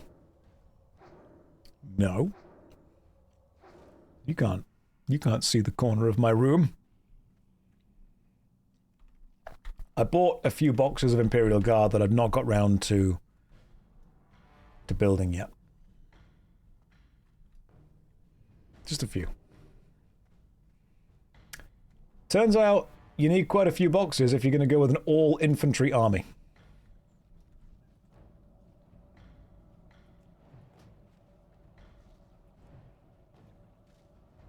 Froglocks are also... Yeah, froglocks are cool. I'll go with that. God, imagine. I wish humans were real. After playing Expedition 33, I kind of did wish that France was real. I'm looking forward to gluing and painting all of my Cadians, because by then I may be able to have at least one game of 11th. Beyond that, no idea. Right, guys, give me a minute while I have a drink. Imagine if Australia was real. That's just England on hard mode.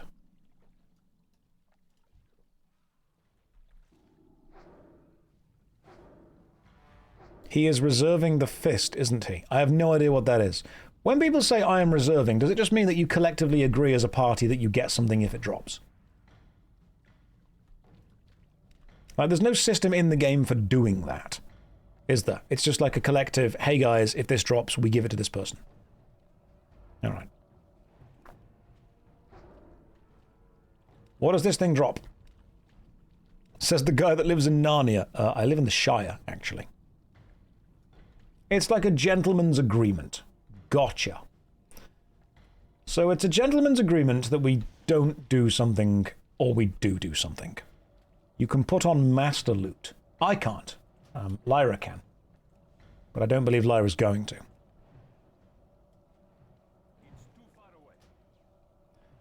It's probably worth me weaving my fire attack in and out, isn't it? Because Fire Blast is an instant cast. I probably want to be casting Frostbolt and then weaving in Fire Blast as and when I can. I also did just say doo-doo.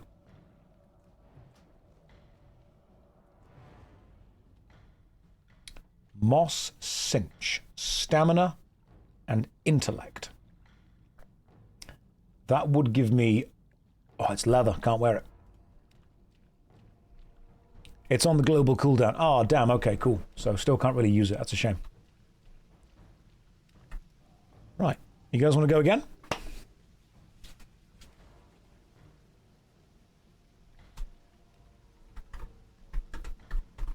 I'm happy to run this dungeon again. Don't we just talk to this guy and teleport out?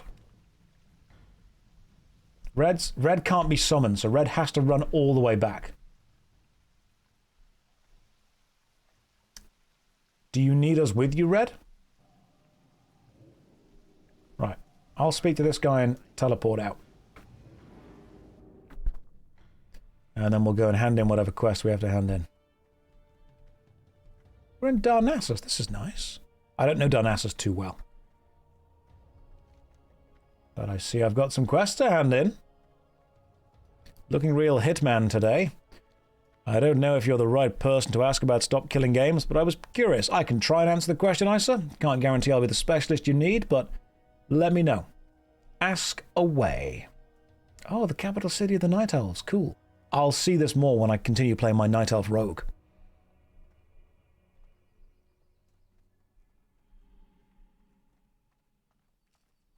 Yeah, ask away and I'll see what I can answer. The Stop Killing Games initiative is quite complicated. What's the best way to kill a game? Up close or from a distance? Actually, it's emotionally. Just cripple them mentally.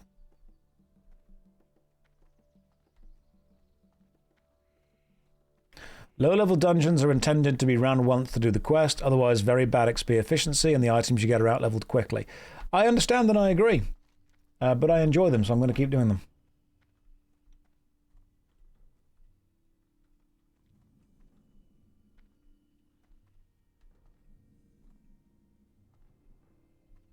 What's a game mechanic I enjoy and wish was used more often? In the MMORPG game Runes of Magic, you choose your starting class. It's basically a WoW clone. You choose your starting class. And then later on you get to choose currently equipped intellect and stamina. Spell power would go up. So that seems good. Then you get to choose a secondary class. And then you get to choose, ultimately, a third class. And the actual class you play is made up of your main class having access to all of its abilities, your secondary class having access to only its secondary abilities, and the third class, or the tertiary class, having access to only its support abilities.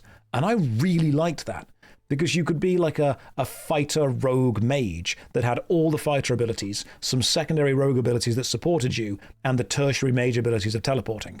It was really powerful. I liked that a lot. I love combining classes together. I think the combinations work really well. Right, now, there we go. That is more damage and more spirit. Fantastic. You as a mage could head to Ironforge. Where must we head to now? Are we heading to Ironforge again? And then we're going to do the thing again? Are we running this again?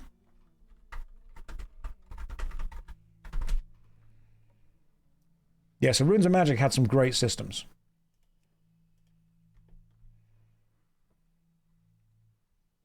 The Forlorn Caverns wants the manuscript. Okay, we can do the quests. I'll get the flight path. That's a good point. Hang on.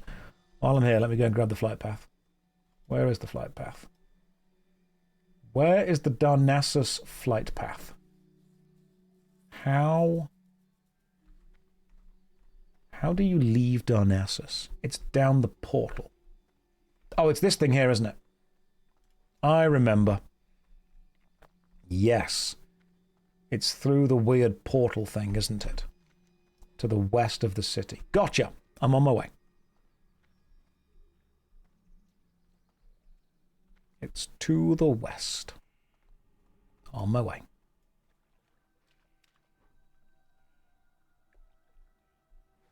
You respect the Pitbull outfit. Well, we've gone from Simon Cowell to Pitbull. I'm sure we'll get back to the critical drinker eventually. Let's do BFD again and then do either Gnome Garden or RFK. Yeah, we could do Gnome Oregano after this. One more BFD and then Gnome Oregano. Sounds good to me.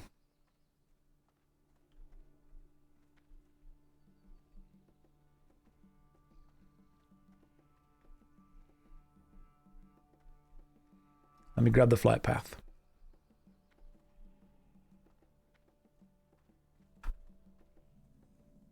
Ah, here we are. Right, Darnassus, big tree.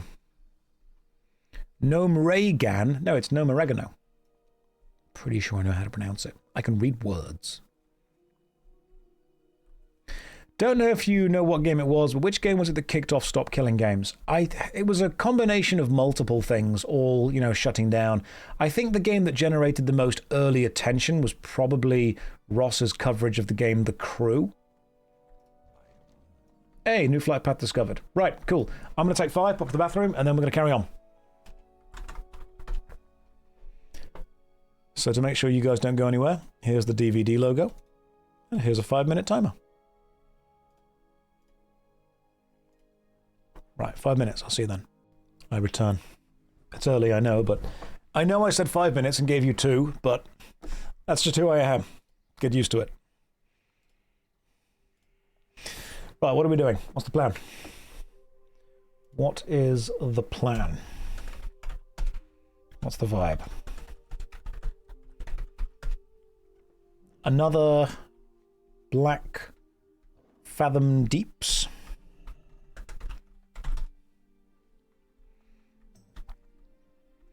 We go do dungeons. Good plan. I like that. I'm happy with that plan. Fully on board.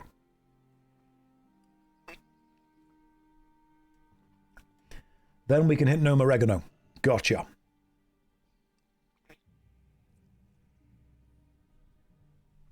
Imagine Josh playing Borat. Well, I don't know if you guys know this, but everyone in the world thinks they can do an amazing Borat impression by saying the words, my wife. And everyone expects that to be hilarious when they do it. And everyone is correct. It's always funny. So whenever you say Borat to someone, they will always turn to you and say, my wife, with an accent, and they will expect you to laugh. And you have to. It's just courtesy. You just got to do it at that point. It's ingrained itself within the kind of cultural soul of who we are. We all know that everyone can do a perfect Borat impression.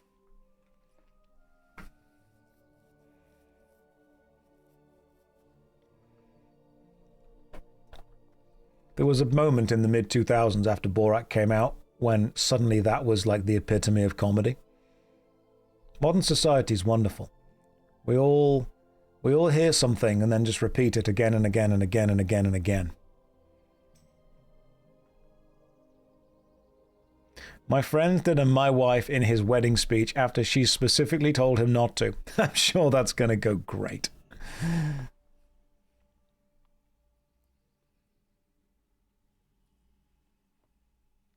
We're all individuals. Yes, you're all individuals.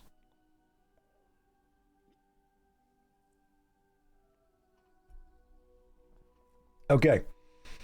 Can someone summon me to...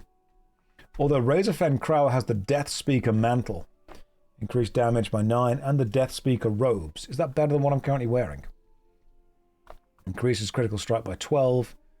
Increases damage and magical spells. The Robes of Arugula are pretty good. Stamina's fine. Intellect's fine. Spirit's good. I think the trousers from... Yeah, the trousers are my next upgrade from Black Fathom Deeps. The Robes of Arugula. That's how you pronounce it.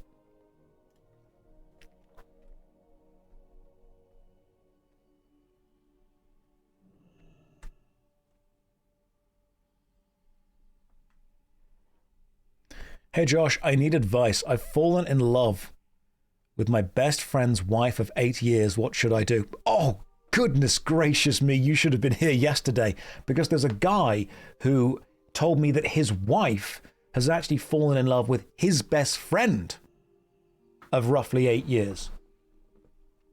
Probably not the same guy. But can you imagine? Acid Walkers are from Gnome Oregano, Electromagnetic Gigaflux Reactivator, Cloth Head, channels a bolt of lightning and hurls it toward all enemies in front of the caster, causing lots of nature damage. The caster is then surrounded by a barrier of electricity. I mean, that's pretty good. Okay, Gnome. Okay, Gnome Oregano. Shall we head to Gnome Land?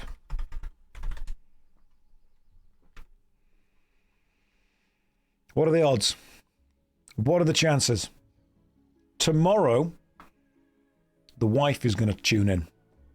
That's when we're going to be real, real in the drama weeds. That's what's going to happen. Hang on, right. Being level 25, though. Okay. So, one more run of BFD, then Gnome Land. Okay, cool. One more run. One more run of Black Fathom Deeps. Then we do the Gnome Oregano place. Where is Black Fathom Deeps? Is it Darkshore? I need to work out where the hell I'm actually going for this. Okay. Oh, it is Darkshore. Right, so you could just run to Darkshore and then run south. That would work, wouldn't it? It's in Ashenvale. So... Ashenvale's there, which means that's there. I suppose I could go and get the flight path to it.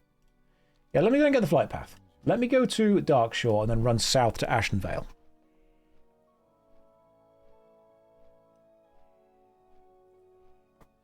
And you have a lot of quests to turn in.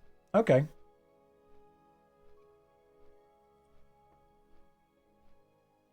How about this? I've pretty much got to get the...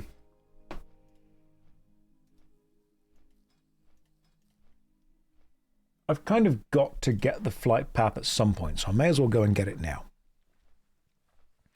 Random question. Have I ever watched the Eurovision Song Contest?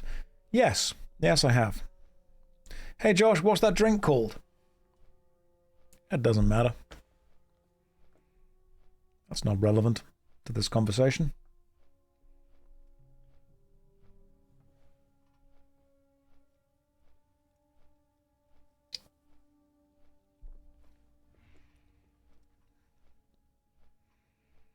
Josh, you look really bangable today. Please take off your glasses, you silly, sexy goober. You'd say that, but I've not showered in like 2 days. You know, this looks good, but there's an aura. You wouldn't appreciate it. I guarantee that. This desk in front of me, mess. These crisps, they're from yesterday, all right? That's the protein bar from like last week. This cup of tea, that's 2 days old, right? What you see is not what you get, I guarantee. I'm cultivating gamer funk. That's what I'm doing. If smell-o-vision had been invented, some of you would be dead. Just straight up. And I think it's because the WoW is getting to me. Some of you are like, no, that's better. That's seasoning. I don't want to talk to some of you. I'm cultivating my inner WoW player. That's what I'm doing. I'm WoW maxing. I'm WoW maxing and aura mogging, but on health in general.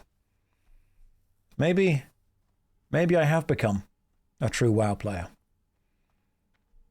I mean, I'm pretty sure that these genes, when I put them on, were relatively flexible, but now I seem to have developed some kind of armored crust. The slash defense has gone up quite high on them, but I think I've lost quite a lot of crush defense. Josh, please stop talking. Josh, you're ruining. You're ruining it for me. Stop.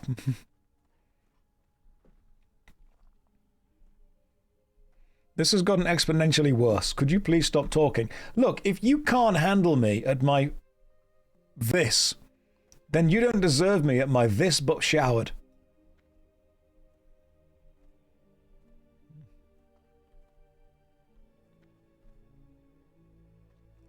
Some of you need to face the reality of work. Do you even have jeans on? Of course I've got jeans on. What else am I going to game in? I might need to hit the gym. So obviously I'm wearing my stretchy jeans. Just in case. Right, you, Night Whisperer. Here's some brain stems. Ooh, okay, a cape. Currently equipped is giving me intellect and spirit. I'll take it, but I'm going to sell it. Hey, also ding 25. We've hit 25 on the mage. Is that my squirrel? Yes, it is. It's a mechanical squirrel. It's just kind of hanging around with me. You work out in jeans like RFK. No, listen. He copied me. I started that. He looked at it and he went, that's a good idea.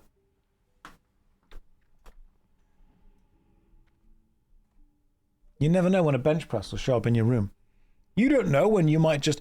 What's the chance of you having a grip strengthometer on your desk is low.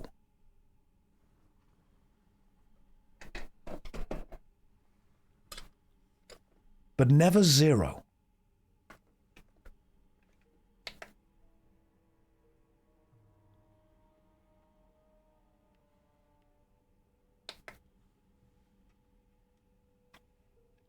Currently my grip is...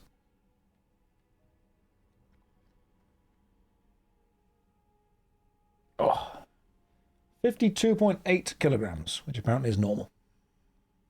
Cool.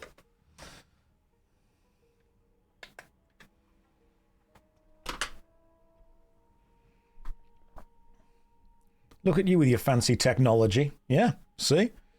It's not amateur hour over here. Average man. Thanks. Now try the other hand. No. No, the left hand is more of a suggestion.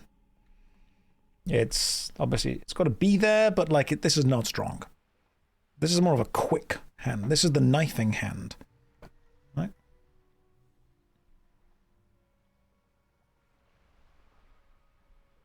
This is like 3 kilograms worth of pressure. Am I in my gripping arc? Grip maxing and hold mogging over here. Thoroughly enjoy the content, not sure about the Simon Cowell cosplay though. Can a man not sit in his own room wearing a white shirt from Uniqlo, wearing glasses because the light hurts his eyes, without being compared to Simon Cowell?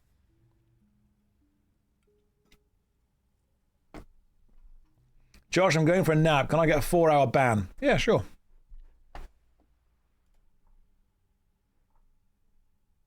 I'll sort that out for you. I'll just time you out for 4 hours, that's fine.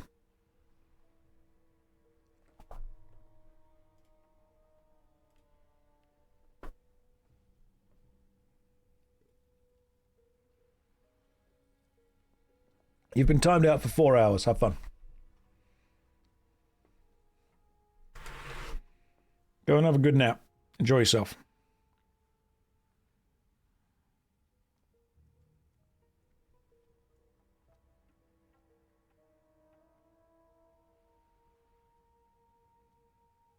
Check on the old dogs. Where are they? Piper? Right. AFK, 2 minutes. Just going to check on the dogs real quick. There's one, there's the other. Okay, cool. That was done. That was the whole check. They're hanging out in the hallway. That's fine. Does Simon Cowell wear shades? Yes, yeah, they do. He does. Drink kind of looks like a San Pellegrino and Ractica Rosa. You're close. Show puppers. Don't want to because they're currently having some tummy issues. They've been a little bit ill the last day, so just let them kind of rest on the floor. I don't want to pick them up and disturb them right now when they're comfortable. Guess we'll do Gnome Garden then. Okay. To Gnome Place. Right, where's Gnome Oregano? I think Gnome Oregano is... It's by Ironforge, isn't it? It's south of Ironforge in Dunmoreau. I know where I'm going now. I can teleport straight to Ironforge because I am a mage. However, I'll go and get the flight path for this first. Let's go this way. Where am I? I am there. Yeah, let's go and get the flight path for this so we can easily get back to here when we need to.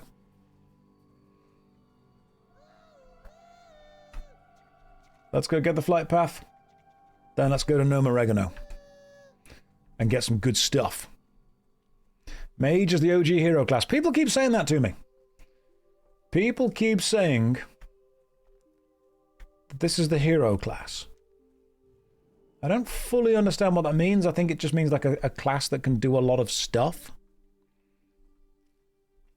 What does oregano mean? Oregano is the American pronunciation of oregano, which is a herb.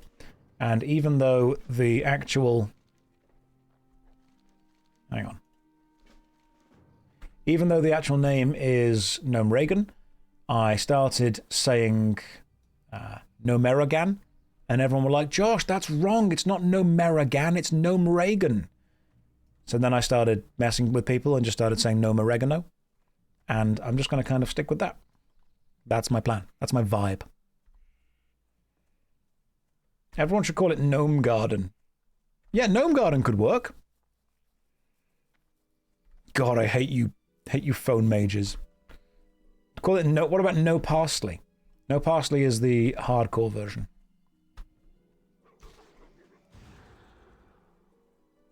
Worry not. The wolf has been frozen.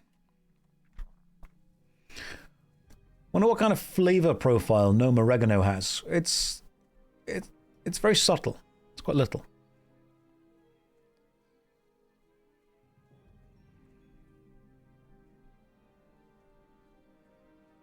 My neighbor has a gnome garden, and I'm afraid. Like you should be. So, this is quite the run to get to Black Fathom Deeps. Good lord. Didn't realize it was this far from places. I don't like group finders teleporting you to the dungeon, but I can totally understand why people want them. Like, I don't particularly like them, but if you do, I get it. Like, it saves a huge amount of time. Makes a lot of sense. It's pronounced gnome oregano. Yes, I know.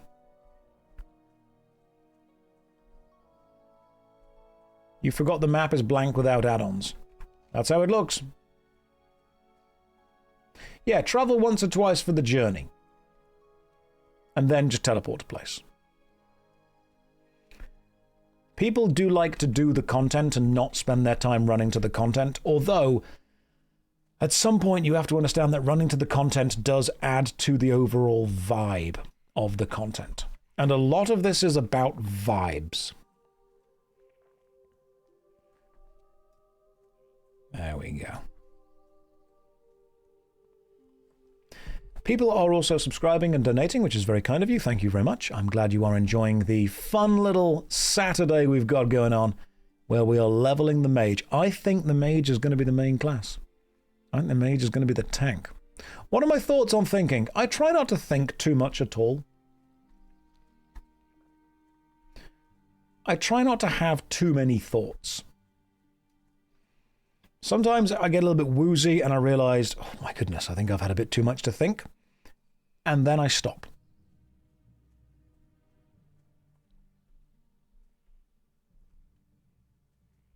Just like chat. Yeah. How many thoughts per day is too many? Somewhere between 7 and 4,500.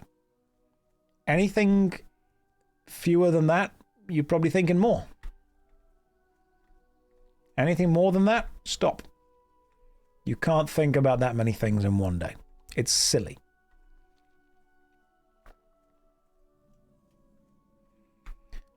Yeah, thoughts after 9 p.m. Completely agree.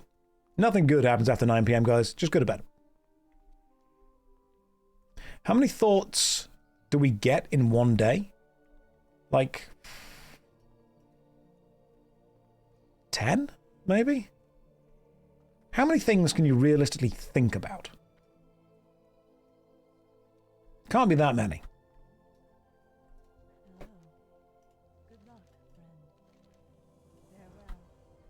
All right. You. Flight path person. New flight path discovered. Excellent. And now let's go to Gnome Oregano. Teleport to Ironforge. Then just go south from there. What is your average thoughts per second? I try and limit it to about 1.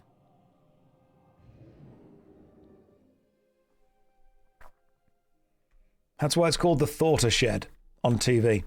It's rude to run programs that make you think too much. That's very true. You, mage trainer. Train me in maging. Arcane explosion, don't use it. Missiles, don't use them. Damper magic, don't use them. Oh, nothing else new, that's a shame. That's cool. What is that? That's super cool, whatever that is.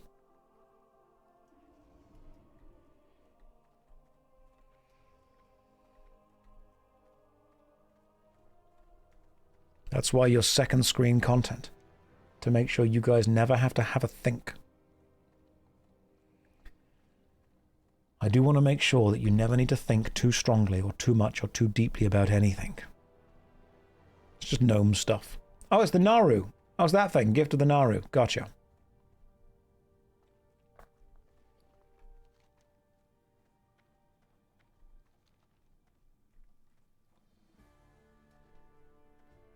Thank you, Josh. I'll parrot.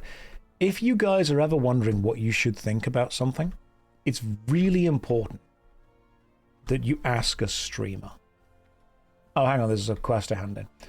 You've got to ask a streamer or a content creator, because we sit in our houses all day playing video games, talking to people, and just being told what to think by other people. And it is therefore vitally important you understand that we are just more informed than you. Because I've read some newspapers digitally. I've not read them. I've been told. I didn't read them. I read the headlines. And then people told me what I should think. And then I can now tell you what to think. It takes a lot of effort and energy away from you guys, because I know that's hard. We are fountains of knowledge. That's true. We need possibly some new water, but I think we are definitely fountains of knowledge. Ooh, okay. Stamina and spirit. Cool. I'll take it, but I'm not going to use it. That's why you guys come here. To be told what to think. And it's why I'm here for you. To tell you what to think. Yeah, I wouldn't say that I've read a headline. I read a Facebook comment which linked an article, which linked a headline. It's very important that you get all of your information from Twitter. Ideally, the same collection of users.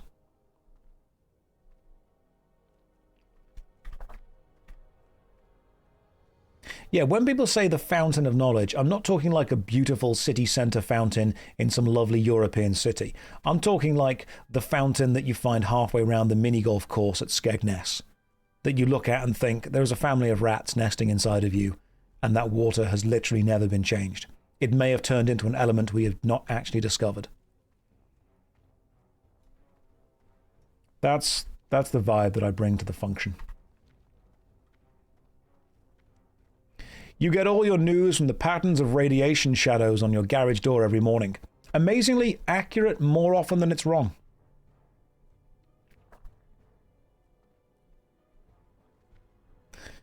Your Twitter is pictures of cool mushrooms people saw on a walk. You very much do curate your own Twitter.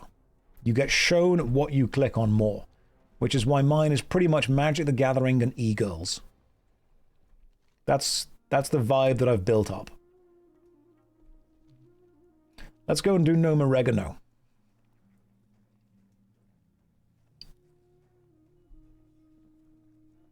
Goth e-girls. There's a variety.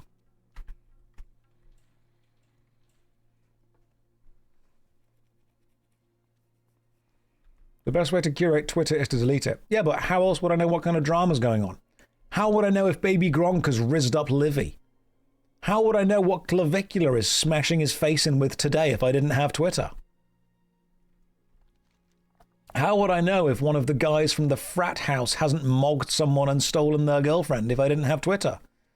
How would I know what some guy's divorce taught him about business-to-business sales?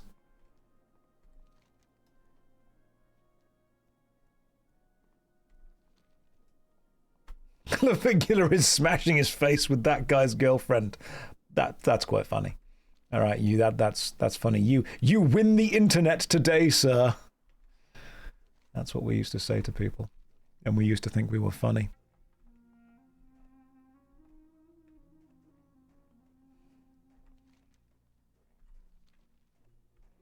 The fact you know those names shows you're in too deep. I live on the internet. You can't avoid it. You can't avoid it. Now give me my updoot. Let me grab my spork, hold it up, and say Katie to Penguin of Doom. That's the vibes that I'm bringing to the function.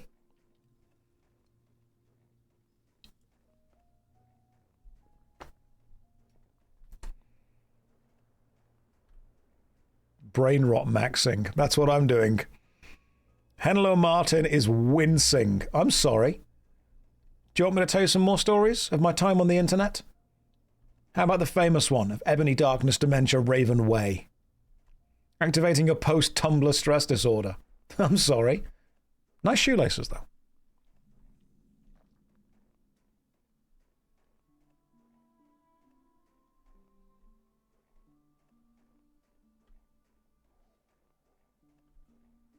I'm seeing if anyone is going to give the correct response. Thanks, I stole them from the president. There we go. Oh, we all lived online. Go. Oh, we were so sad. Ah, but when does the narwhal bacon? I'm kind of personally really glad we got over that weird period of the late 2000s where everything was bacon. The narwhal bacon's at midnight. Thank you, Dragoon. Goodness me. If I could have a superpower, what would it be? I'd like to forget.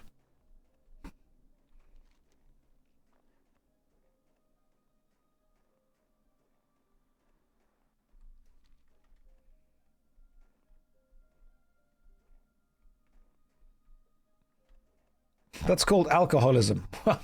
Give me some time then. Let me get there. Many years ago, a genie told me that I could either have a tiny penis or a great memory. I cannot remember what I chose.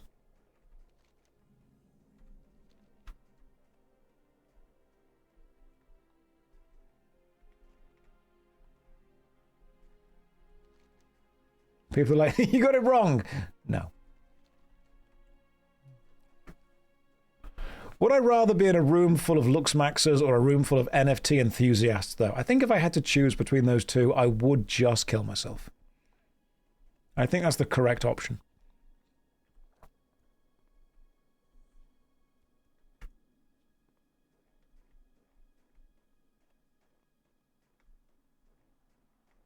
That makes sense. Yeah, that's the correct... At that point, that is just the correct choice. Unalive maxing. Unalive maxing and death mogging. That's what I'd be doing. All right.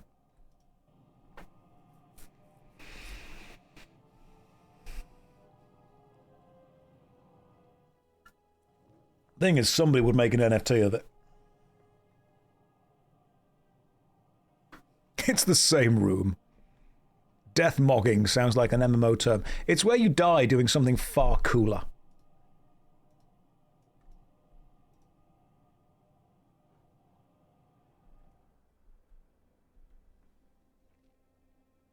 Soynad, you miss NFTs? No, you don't.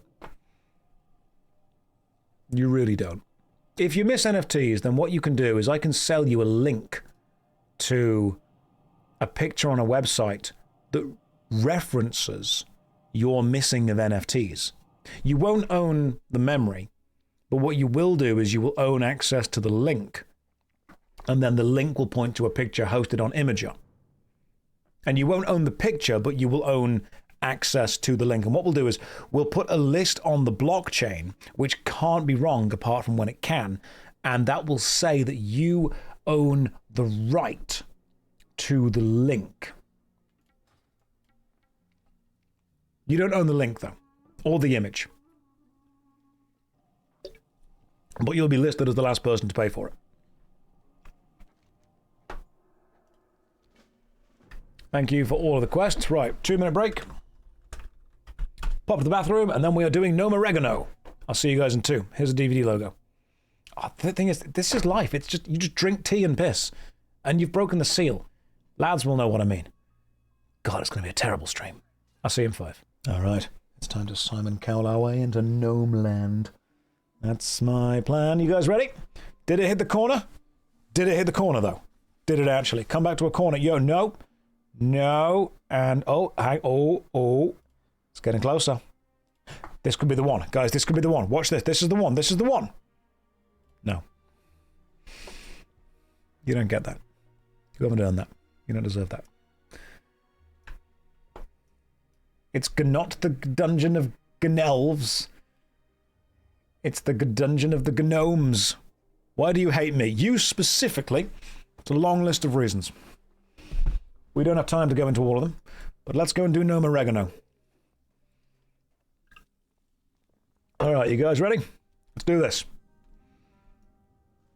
Oh, good. There's the mage with me. We've got the tank in the front. Cool. I missed the corner by about 16 seconds. Josh, did I wash my hands? Yes.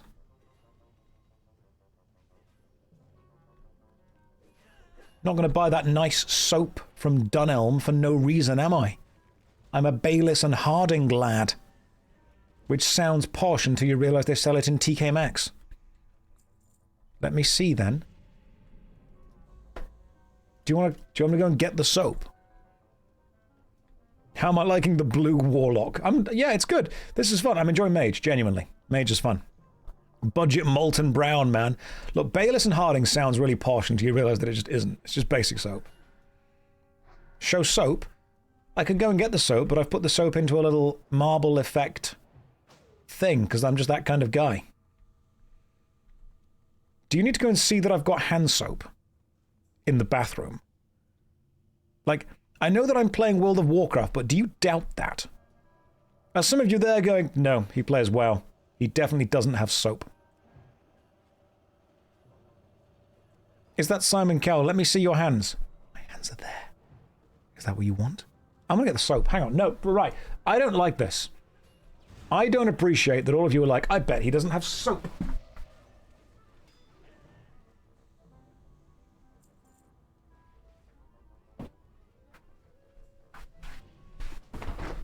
Soap. See? From the finest of TK Maxes. This is a container that I put the... I'm that guy that actually unscrews this, pours the soap into it, and then rescrews this on. It's empty. It's not lube. I don't owe you anything, and I will not sit here and listen to the slander coming my way saying that my soap is not soap. What is a white punch card? Grants access. Okay. Do I have to... I see. Cool. It's just a thing that does stuff. Could be gamer subs for all we know. It could, but it isn't. It's just soap. I am washing my hands of this conversation, as I did after I had a piss. I know that you all just want the silly meme answer, but you're not going to get it. Are those happy tissues or sad tissues? Little of column A, little of column B. How does Josh enjoy WoW so far? I'm enjoying it quite a lot. I'm really enjoying it. I'm having a good time.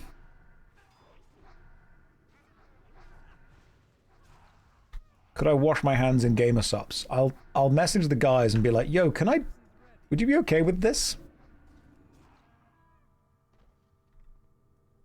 It's all down to the guild. It is. The guild are amazing so far. The guild have been phenomenal.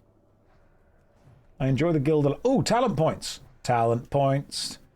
What do we put them in? Arctic Reach, Frost Channeling, or Shatter. Increases the critical strike of all your spells against frozen targets. Yes. Are we going the wrong way? Shatter is good, from what I've been told.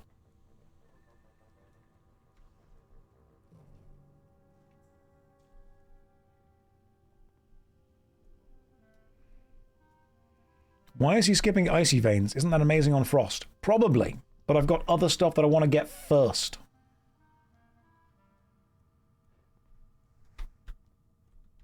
Aha! And now we get this. Acquire the higher level access card. Cool. Which means I've now got the yellow punch card. Oh, and now we want to kill this thing because this is like a little mini boss thing going on. Well, it died and dropped the memory core. Fantastic, thank you. Yes, we are in Gnome Oregano. Will it be good? Will it be bad? Who knows? Looking very distinguished. Thank you. Finally, someone that comes in and goes, that's a distinguished gamer. Not, oh, it's cheap Simon Cowell. What's my highest level? 30. Yeah. Yeah, take that. 30, my friend.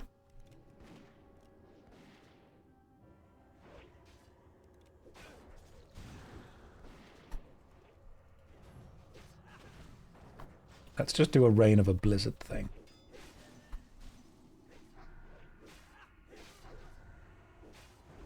Oh, hang on. Got my shield, that's off. Stop stabbing me, tiny gnomes. God, this is why all the gnome hate is justified.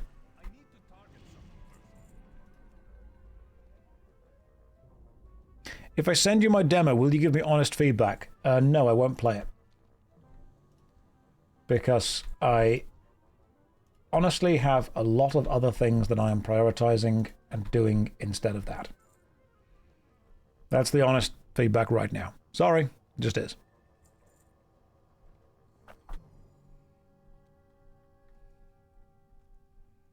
Would you rather me say, yeah, that'd be great, send it, and then not play it?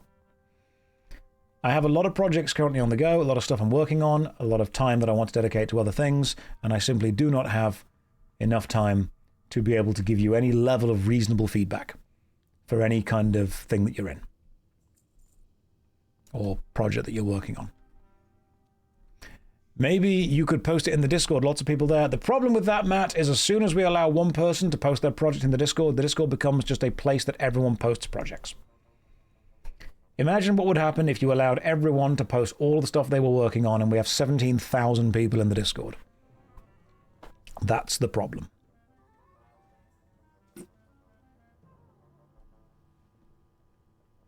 While I understand that everyone thinks that individually it's a cruel thing to not allow, it's something that we're attempting to not open the floodgates on. Willow, like a channel, there could be a dedicated channel, like a channel where you post what you're working on. Willow, what that would then be is that would be everyone advertising what they are working on and not looking at what other people are working on. And the adverts would then move so fast because people would want their project to be the latest thing that they would just keep posting that. It would become promotion instead of feedback. If you want actual feedback, you normally have to hire someone who is in a position to be able to give feedback.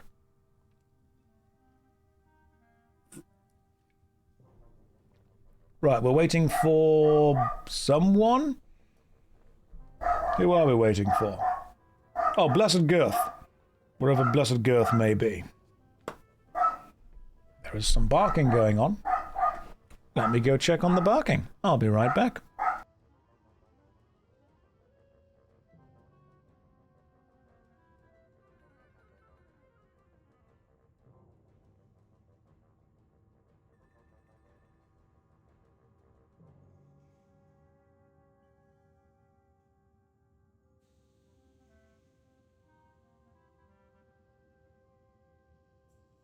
There was a dog outside. Right, Blessed is in trouble. Where are you, Blessed? Where be you? Do you require assistance? Assistance can be provided. You good? Alright, cool, you good. The dogs aren't feeling too well today, which is why I'm not picking them up and showing them off on stream. They've had a bit of a dodgy tummy for a few days, so we're letting them rest for a bit. But they will bark out the window when they see other dogs. Josh is wearing denim booty shorts and not jeans. Well, sometimes you need the flexibility. What species? One is a little dachshund, and one is a Japanese Spitz. Normally when the dogs are happy and healthy, I'll happily lift them up, have them on stream, show them off, you guys love them. But I don't want to be picking them up when they're uncomfortable.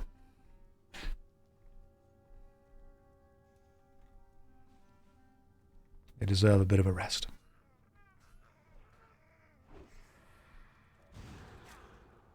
Stay still, you tiny gnome. Oh god, the worst thing about Gnome Oregano is it's full of gnomes. Right, let's do this. Yeah, they're both small bros. They really are. They're both a little chilled out. Piper! Let's see what she's up to. Yeah, Apollo's just mostly fluff.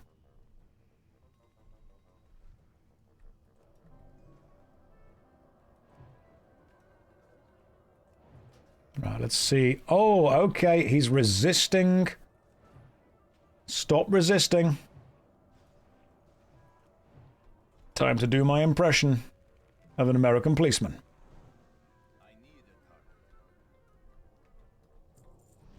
The Dachshund's name is Piper.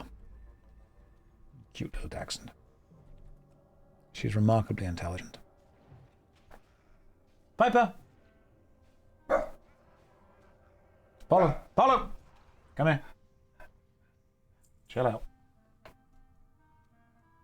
Relax for a bit, dude.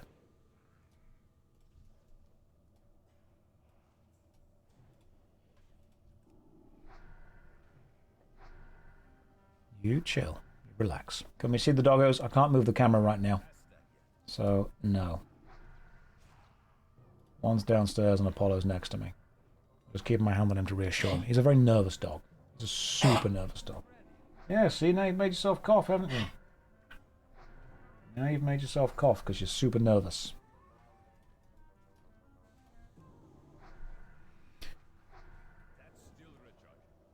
That's fair. You just chill out for a bit, dude. Piper! Alright. She's downstairs. She's fine. Hello, Sin. Welcome to the stream. How you doing today?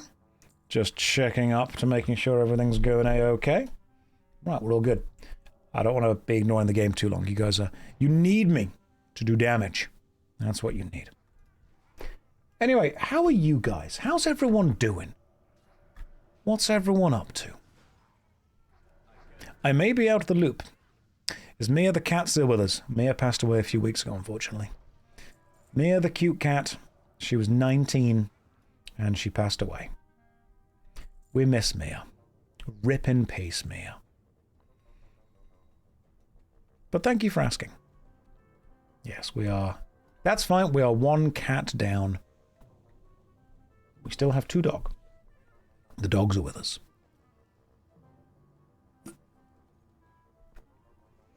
Poor girl, hope you're okay. Inju, I'm fine. I'm not the one that died. I'm doing okay. I'm not dead yet. Give it time. Shush you. No, it was obviously very sad. But she was cute. But farewell to Mia the cat. Currently doing some house chores so I can listen to the stream. Oh, 19 is hell of old. Ridiculously old.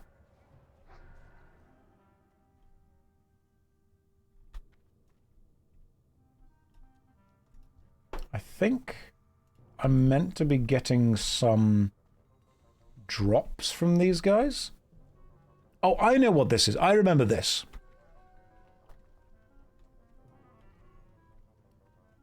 It's a random fact that we will always know what we named our pets, but we will never know what our pets named us. Do I like Medieval's music? Yes, I do. Medieval's a great game. I think it was a tad overrated for what it was, but it was a fun enough experience.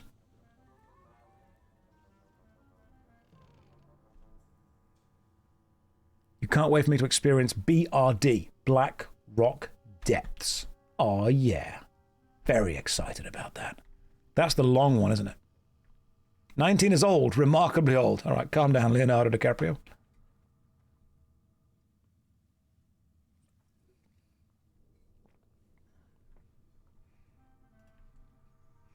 Now, I've heard that Black Rock Depths is really long, if you do the entire thing. A lot of fun, but it took 5 hours. Right, that's fine. I can have a lot of fun for 5 hours, provided we're doing it in small 5-minute bursts. I heard you were going to be in the next Top Gun movie. Yeah, I'm just getting into character right now. That's what I'm doing. I'm getting into character, and I thought, what really exemplifies the Air Force? Okay, sitting on a comfy chair and staring at a screen. They're not called the Chair Force for nothing.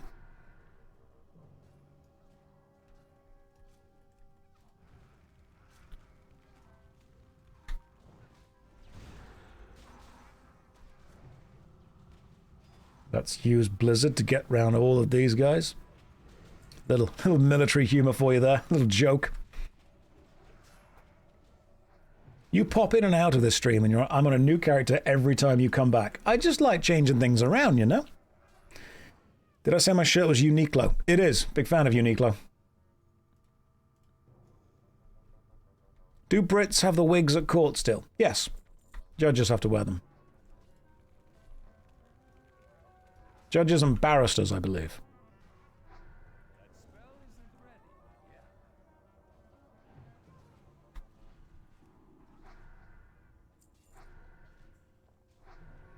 I'm not fully up to date on the British legal system. But why? That's just the way it is. Because it's peer pressure from dead people.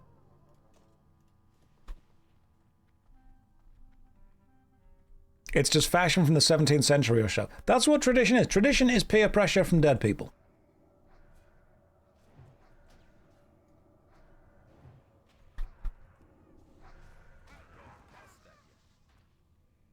You are missing out on the best music. I mean, I can hear it. Ooh, intellect and spirit. I don't need that. Got my rod.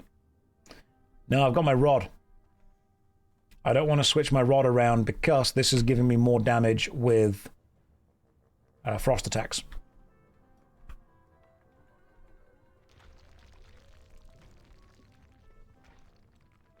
Also, my wand glows, which is really cool. I didn't realize that. Tradition is an excuse for idiots to keep being idiots. Yeah, that's another way of looking at it. Tradition is... it's peer pressure from dead people. It's the idea. It's a ritual.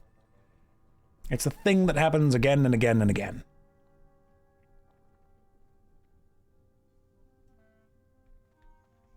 And now it's time for the mini-boss here. Someone a long time ago did something and everyone else said, well, we're going to keep doing this. And people are always like, oh, traditions are weird. Christmas trees. Christmas trees are a weird tradition. You put a tree inside your house to celebrate Christmas. Okay? Like, I get the whole giving presents and stuff. That's cool. Putting a tree in the house, kind of a weird thing to do. But you know what? I'll keep doing it because I like it. Traditions can also be a beautiful moment of consistency within an otherwise inconsistent time. Is this stream a tradition? You know what? If it was done at a certain time every week and people made time for it specifically, yes.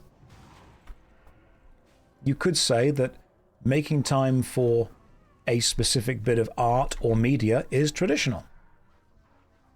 Maybe it's every month, maybe it's every year, maybe it's every week. Whatever it is, if there's a level of consistency and of a cyclical nature to it, then it is traditional. When everything feels uncertain, we can still watch Die Hard on Christmas. The funniest Monty Python? I'd probably say The Holy Grail. What is the difference between tradition and habitual? That's a good question. I would say that habitual seems more personal and tradition seems more cultural.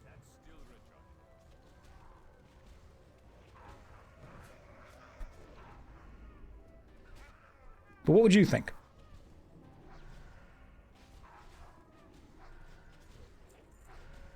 A tradition could be done with intent, whereas habitual is normally just done with consistency. There are levels to both.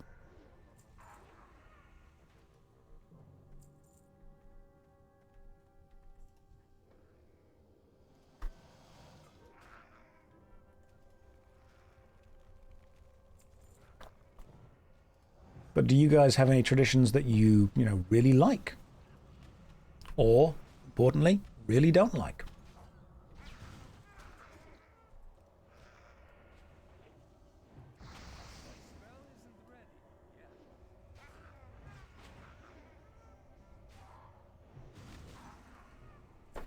Battle-forged shoulder guards of defense. Not for me.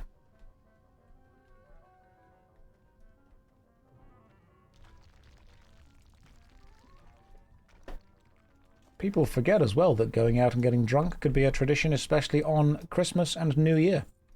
Everyone sings Auld Lang Syne on New Year.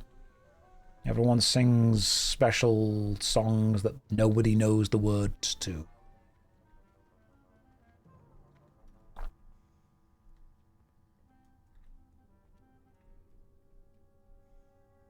There are many traditions that we do simply because they're fun to do something different.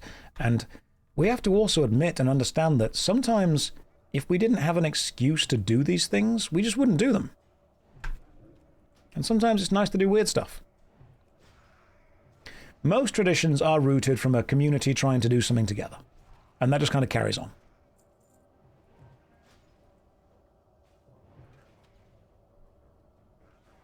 But we also have to accept that the world does change and move on. Twisted Saber. Ooh. No. A joke. Blessed Girth, tell me a joke. I am ready for a joke.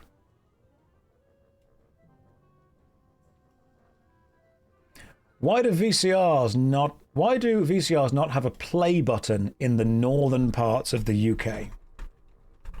I do not know.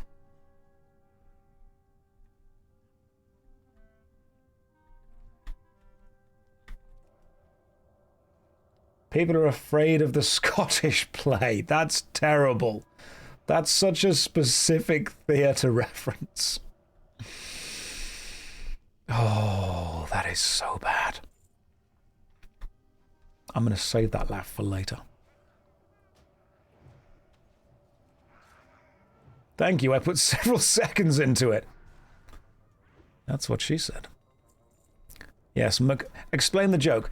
The play Macbeth is often referred to as the Scottish play because there is a theatre superstition that saying the words Macbeth within a theatre is dangerous. If you say Macbeth, it's dangerous. I wouldn't say that I'm superstitious, though. I would say that I'm regular-stitious.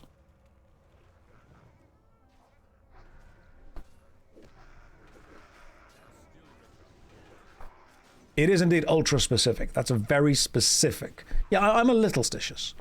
That's a joke stolen directly from The Office, which is far funnier than me.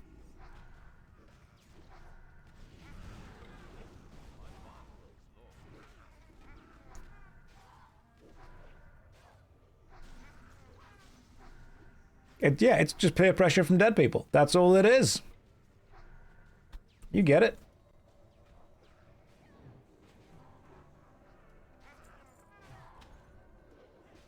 Theatre people are a little crazy. Like the fact that normally in a Shakespearean production, you leave one seat free for Shakespeare. So, if you are putting on a performance of a Shakespearean play, it is tradition to leave one seat in the front row free for Shakespeare. Now, I don't believe this is a good thing to do. And the reason I don't believe this is because Shakespeare is dead. And therefore, highly unlikely to turn up to any performance of his plays. So that seat could have gone to somebody else. Shakespeare spent his entire life writing plays. Imagine dying and still having to go to work.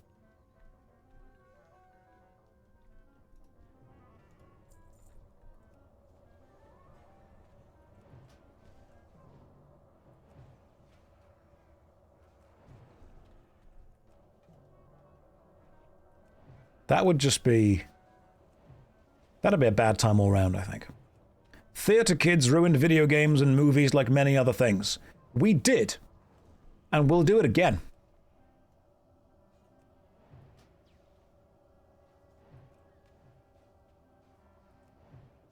Remember to bring... Yeah. Bring someone flowers while they're still alive. If you want to.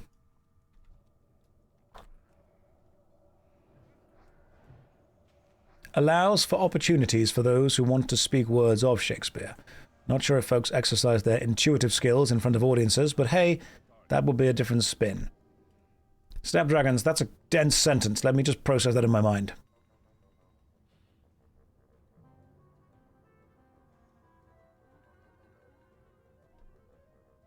Yes, I agree. I think theatre should be open to more people. I think theatre has this pretentious general attitude around it that is a real shame.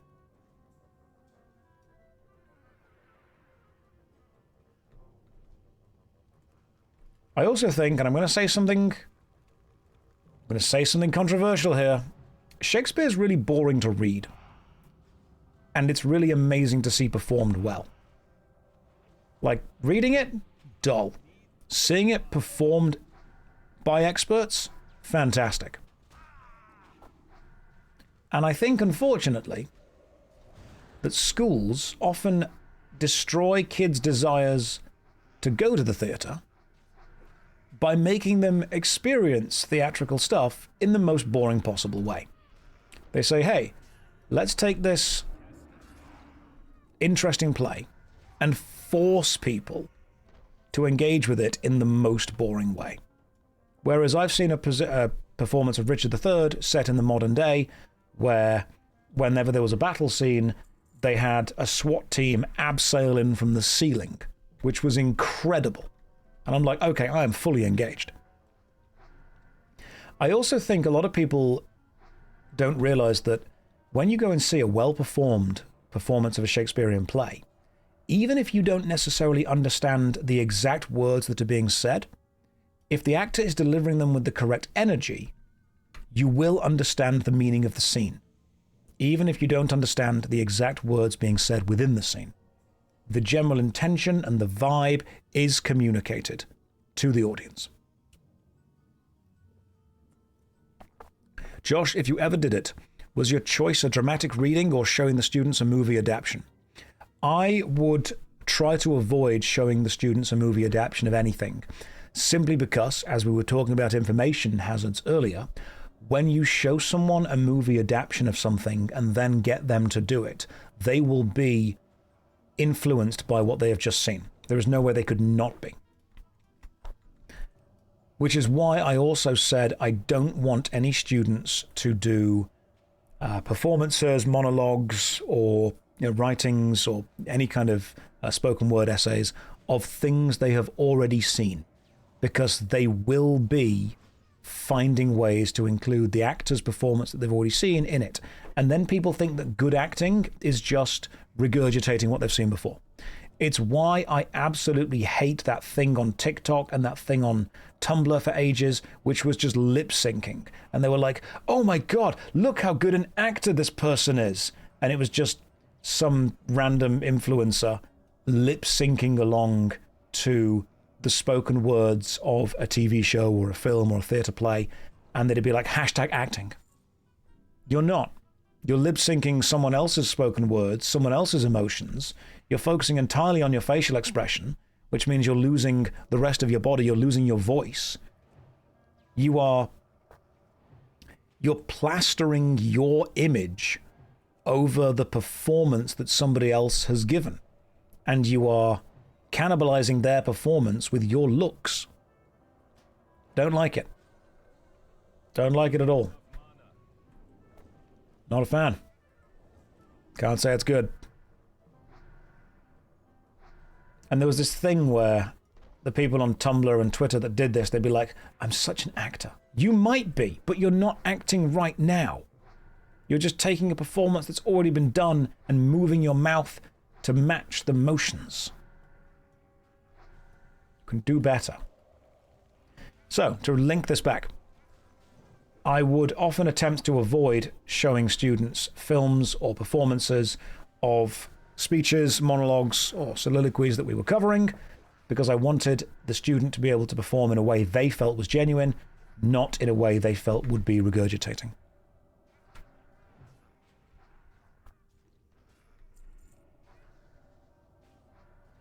Do I think people feel different culturally about plays versus musicals? Yeah, absolutely.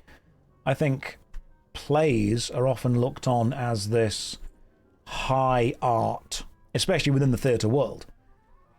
Plays are looked on as a respected form of high art, whereas musicals are often considered beneath plays. I like musicals, and I think musicals operate on the simple principle of when it's too emotional to say, sing, and when it's too emotional to sing, dance. When people say, why are these people bursting into song? Well, it's because the intensity of what they're trying to get across is too intense for the spoken word. Then they're like, why are they bursting into dance? Because the intensity of what they're trying to get across is too intense for song. That's the idea. It's this idea that you're dealing with deep, intense, personal, or even cultural and social emotions that bring about strong reactions in people, and the only way they can get them out is by singing and dancing. What's my rating of Cats out of 10? I think Cats is... do you mean the film? The film or the musical? The musical itself is fine. I have no real opinion on Cats the theatre show. I don't particularly care. The film is anti-art. The film is the opposite of creative. Cats the pet, cracking.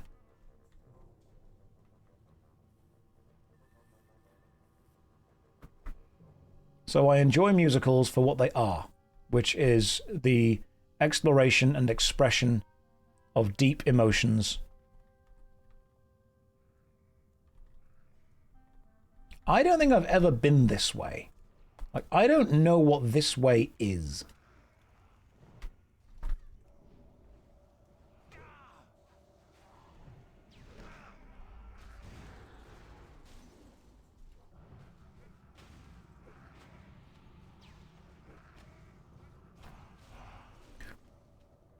I think the director of Cats did a bad job directing Cats. And I think that's because they changed so much about what makes it Cats.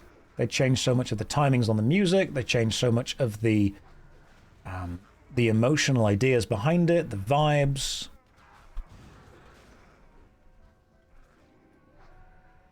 Do I think opera achieves something musicals can't? I'm not super familiar with opera, so I wouldn't want to weigh in on any kind of conversation with that.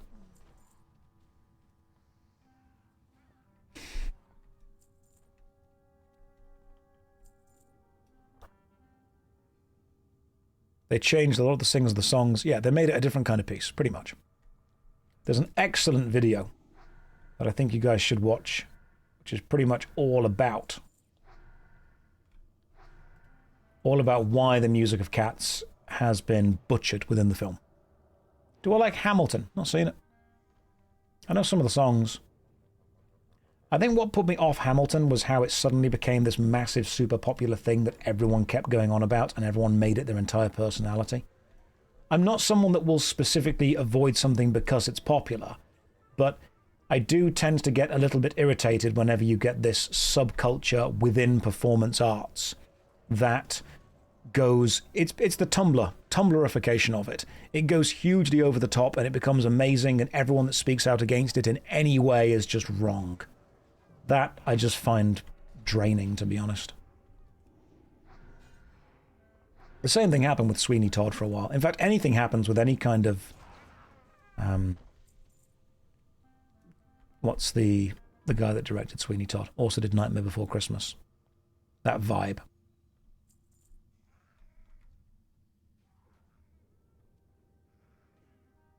You know the director that I'm on about.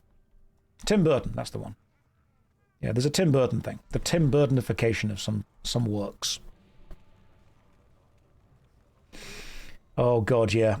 Rent was another one. If you were a high school drama kid in the 2000s, you made Rent your personality. You just did. Because it spoke to you on a deep level. I'm not going to push back against things that are popular. I love popular things. I like Nickelback. Like, unironically like Nickelback.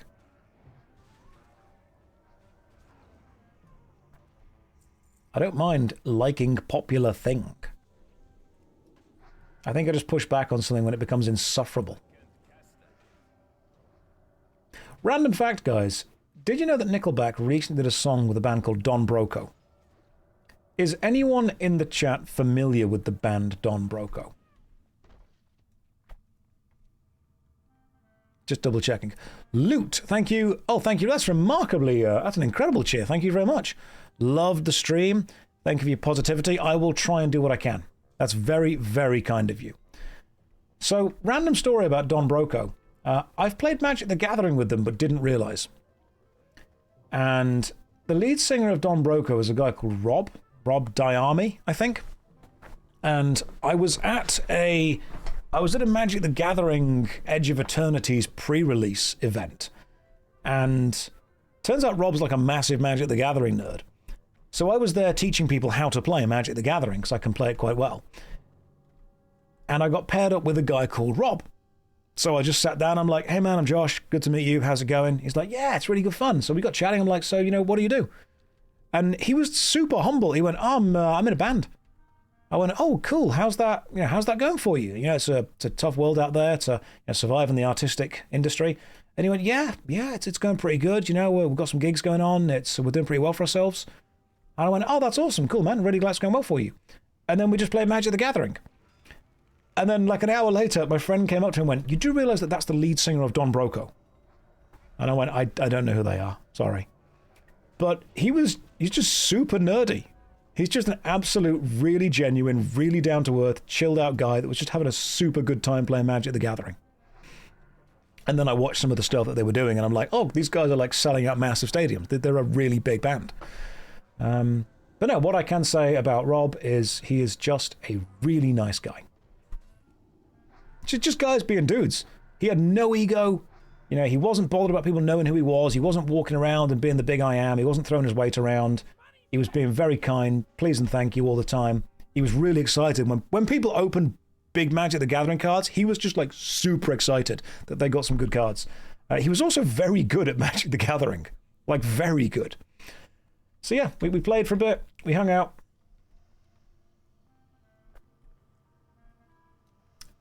What is that thing doing? This bomb seems to be following me. Do I need to do something with this bomb that's following me?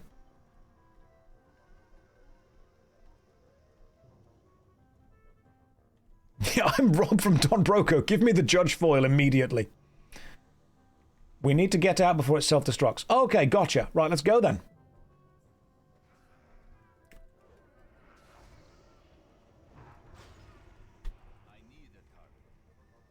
You guys lead the way. I'm following you. Pet the sentient bomb. Do I have to pet the sentient bomb? I feel that I should be doing something with the sentient bomb. So yeah, that's my story about the band Don Broco and the singer Rob from it.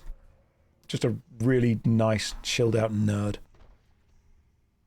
Don't lick the bomb. Don't tell me what to do. Do not the sentient bomb. Do you think more people get celebrity status when they feel more disconnected because people see them as celebs and not normal people? Yeah, absolutely. There are so many people that want to be friends with me, but they don't know who Josh Hayes as a person is. They want to be friends with the YouTuber or the streamer.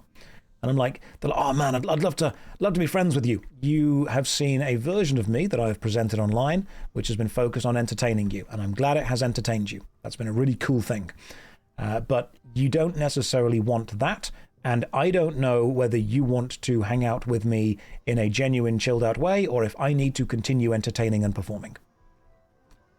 That's what it is. Sometimes people think it's really elitist when a load of YouTubers hang out with other YouTubers. It's normally because we know that we're not going to try and be weird with each other.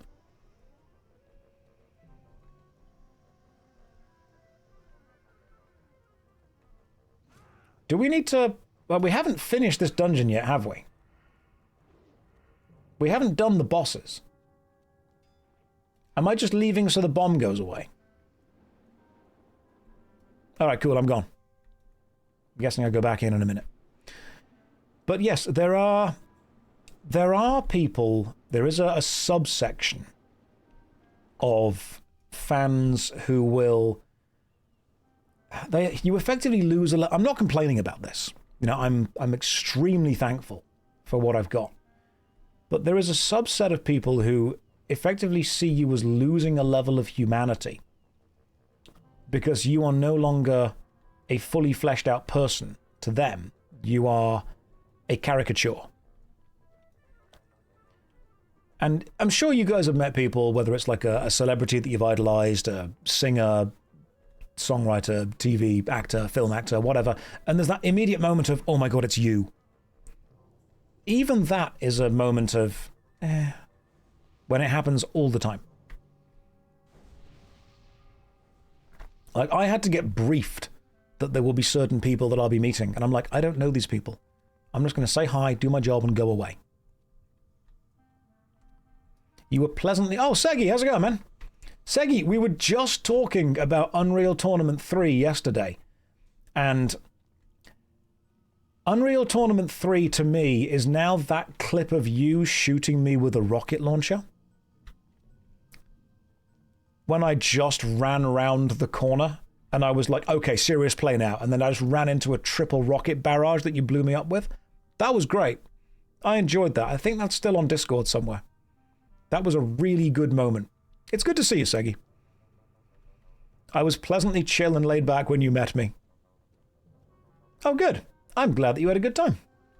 Yeah, it was fun to hang out with you, man.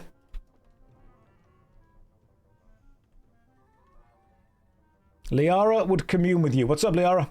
Right, let me pick it up this time so he follows me. Okay, cool. Liara, I'll let you do whatever you need to do.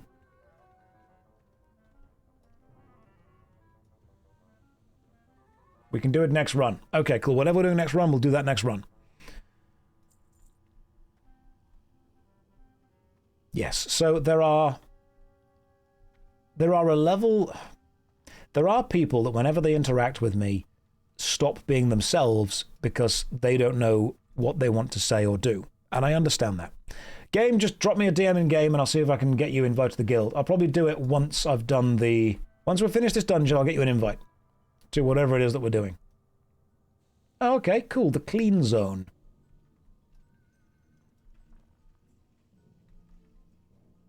This is a big-ass dungeon.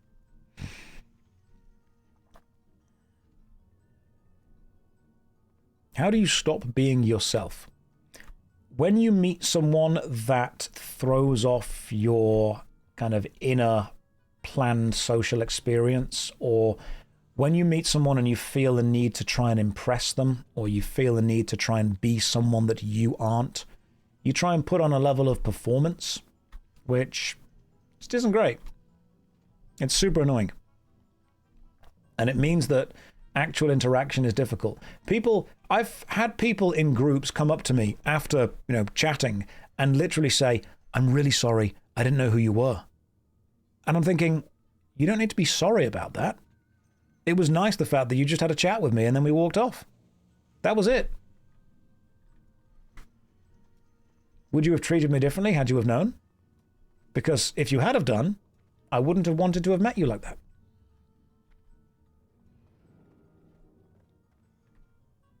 Just do the quest once for the experience. Oh, okay, yeah, cool. That'll get me it. But YouTubers and Twitch streamers are not exactly stars. While I understand there is a level of reverence a lot of people will give, it's not always that. Right. Okay. Let's get 2 of these boxes. Cool. You guys ready for the Sparklomatic wrapped box opening? Let's see what we get. Rough stone. Let's see what we get on the next one. Silver ore. Well, that's 50%. Met you at PreachCon, had no context of who, what you did. You just chatted games and drank beer and it was good times. That sounds like me. Silver ore is 1 gold. Oh, sweet. Okay, cool.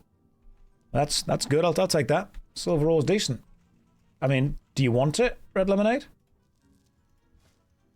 There you go. No, I mean, you don't need to give me the gold, but okay. I was just going to give you the ore. If I've got something and you need it, you haven't got to pay for it. Just have it.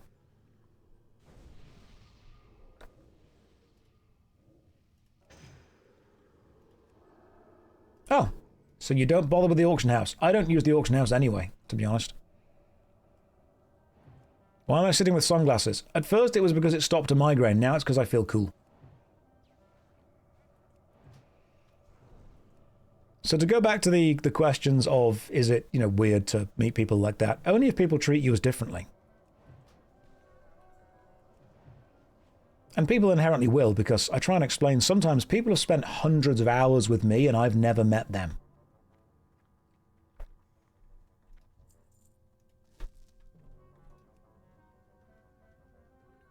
Right, so I've already got the blue. Right, don't need that. Cool. Gnome oregano is huge. Am I enjoying WoW? I wouldn't say that I'm enjoying it more than old school RuneScape. I'd say that there is definitely a... There is a difference in how I stream it. This is easier to stream, for me, than old school RuneScape. And it's easier because I'm used to this kind of gameplay. I'm used to the gameplay. I understand how it works. I can read while stuff is going on. It's actually a lot less intense. It's a different itch. Yeah, it's a different vibe. RuneScape is much more click intense. We cannot flap. That's true. Gillinor does teach good flapping. You've been playing WoW for 20 years. Would you enjoy casual OSRS on your phone? I would say it's a thing that you should download to your phone anyway, to be honest. Following people for quests is very intensive. Cotswold, while I get that I'm not doing the most hardcore gameplay, it is a different level of focus. Have I tried sailing? For a little bit, yes.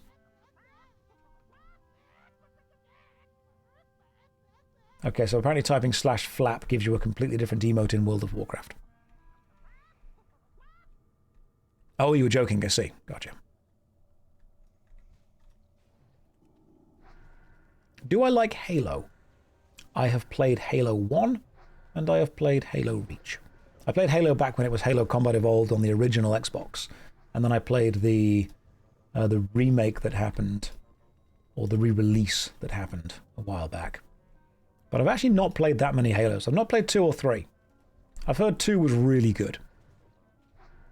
Everyone keeps saying 2 was like the top of multiplayer. But back then when Halo 1 and Halo 2 were out, I wasn't really a multiplayer kind of guy. I'd liked playing games with stories in them.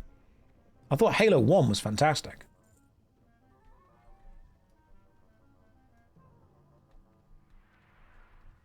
I'm sure 3 would be good at some point. Have I played any of the old Medal of Honors? I've actually got a video on my... See, I've got 2 YouTube channels. I've got JoshStrifeHayes and JoshStrifePlays. JoshStrifePlays is retro game reviews, and I have reviewed the original Medal of Honor game on that. I've also played Medal of Honor Underground and Rising Sun, all of that stuff. I love the Medal of Honor games.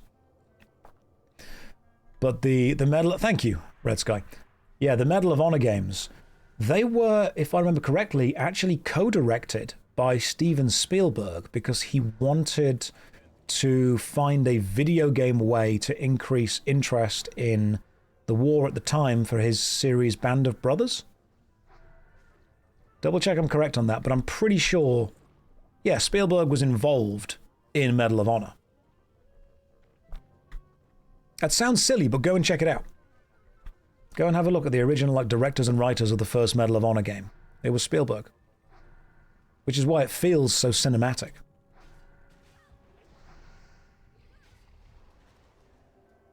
I think one of the things that irritates me is that the Medal of Honor games just became Call of Duty games.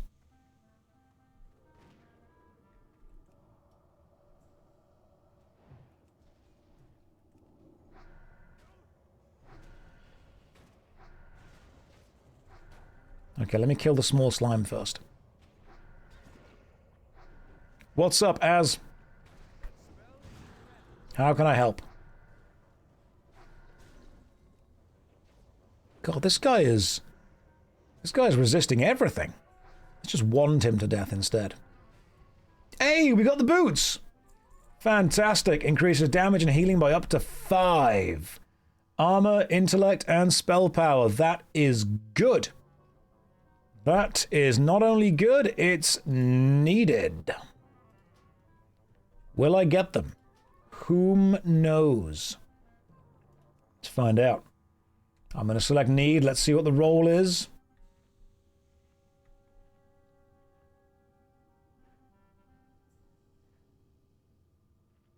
Who won the boots?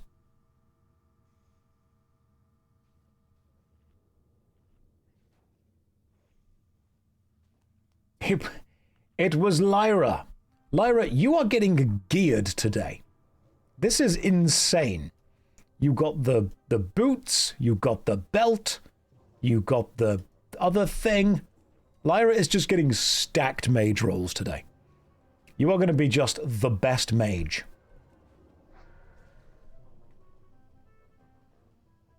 You're supposed to... Exactly, you're supposed to pass loot to the streamer. I'm running the streamer client, and you're not even giving me all the loot. I'm going to raid the guild bank. That's what I'm going to do. No, they're doing well, so I'm glad they've got it. I'm happy for them. I'm glad. It's just great. This is good.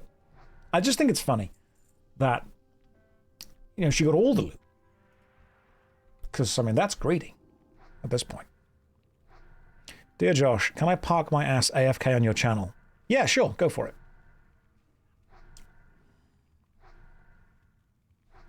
Steiner has already looted the guild vault. It's all gone. Well, I didn't use any of it anyway, so we'll double check that. Has someone actually changed the guild stuff around? Because, like, if they have, cool, we'll rebuild it.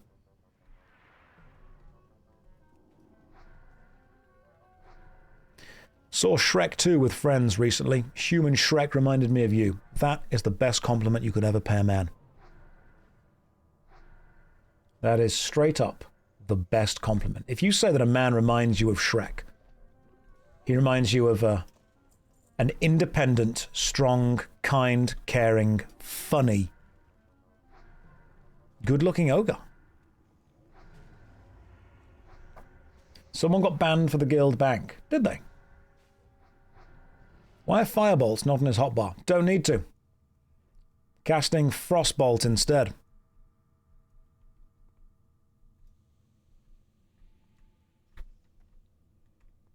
Well, we've got the acid walkers. Well, Liara's got the acid walkers. For an ogre, he's kind of mid, to be honest. Jack, I will ban you. I've banned people for way less.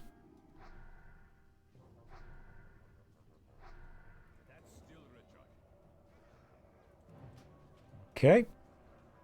Well. Let's get this up. What if I get kicked and locked out of Frost? Never gonna happen, mate. Never gonna happen.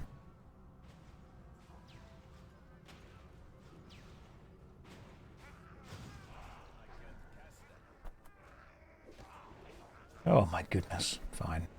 I'll freeze everyone again.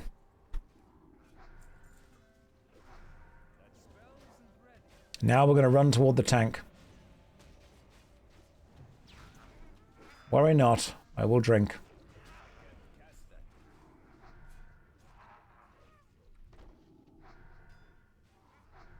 Josh, how can my feet smell if they don't have a nose? The same way your nose can run, even though it doesn't have feet.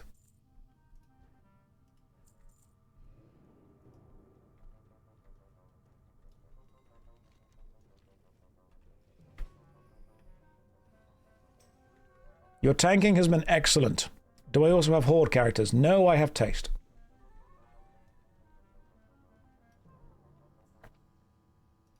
People wish for an invite to the Union. I'll see what I can do.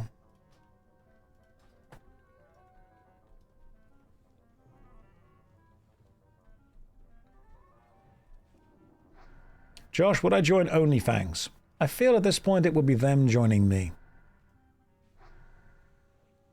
But I would consider it. I will try and invite people to the guild as and when I can. Just doing what I can while I'm also in this party. But no, I'll have a chat about it. I don't know if I would bring the right energy. But yeah, sure, why not? They will be allowed into the Union. I need to target something first.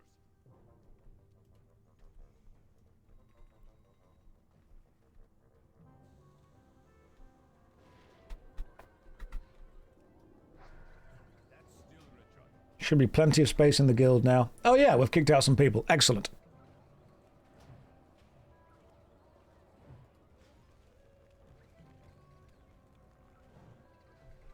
Damn. Doing some big damage now. Some big deeps. The Union can vote about whether I should or should not be involved in any level of OnlyFans. It looks fun. I'll give it a go.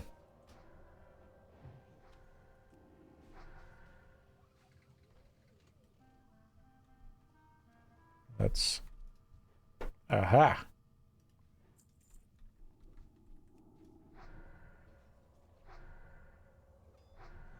Resist not my magical balls.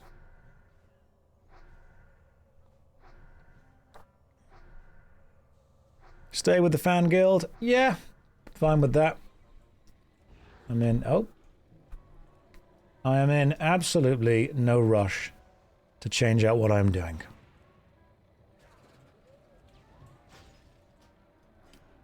I was talking about the balls from my wand, the magical ones.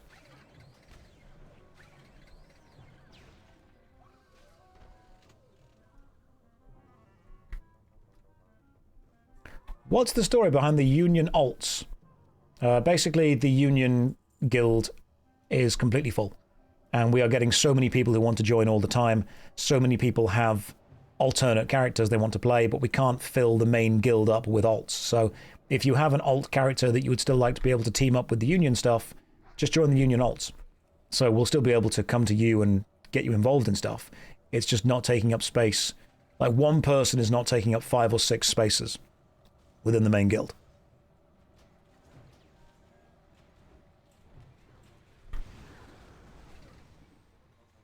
That's pretty much what it is.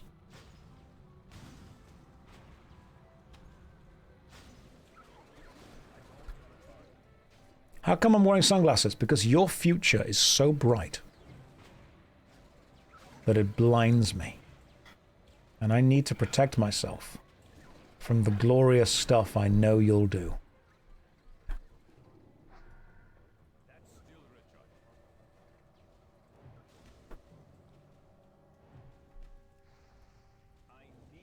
Thanks, Dad. You needed to hear that. Yep. That's what I'm here for. To make sure that you're all happy. Always names his tunes Strife. Yeah, because in a group, I need to know where I am. The Brotherhood has been joined by Brother Totemic Girth. He survived the Exodar crash. Fantastic. So Blessed Girth and Totemic Girth. I'm assuming that's a shaman. Right. There's the quest items. Give me your moist cornbread. Hell yeah. Love me some moist cornbread. So why am I in combat?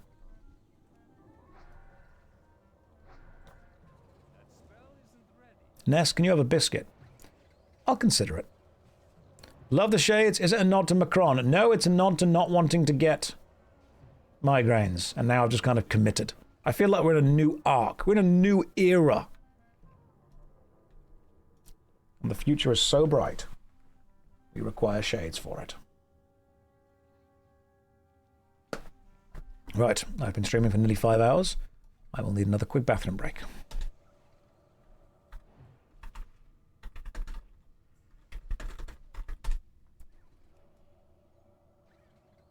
So let me kill these guys. Josh, what have I done? CD, what have I done? Tell me. You have to wonder how the cornbread could still be so moist. There's a tiny bakery inside the mechanized sentries. Can I put baby oil on your hairy chest? MMO, that is a tier 3 sub exclusive. That's a Patreon thing right there. Right. 5-minute break. I'll see you guys in a moment. Here's a DVD logo. Here's a countdown timer showing 5 minutes. Don't go anywhere.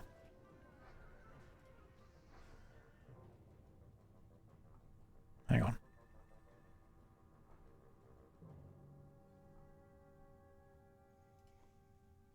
There you are. Properties, 5 minutes. Love this little timer. It's very useful. Right, see you in a minute. Okay, we return. Let us continue. You guys ready? I think we should be ready. Say goodbye, DVD logo. It's gone. Right, okay, cool. What's up? What are you guys chatting it about?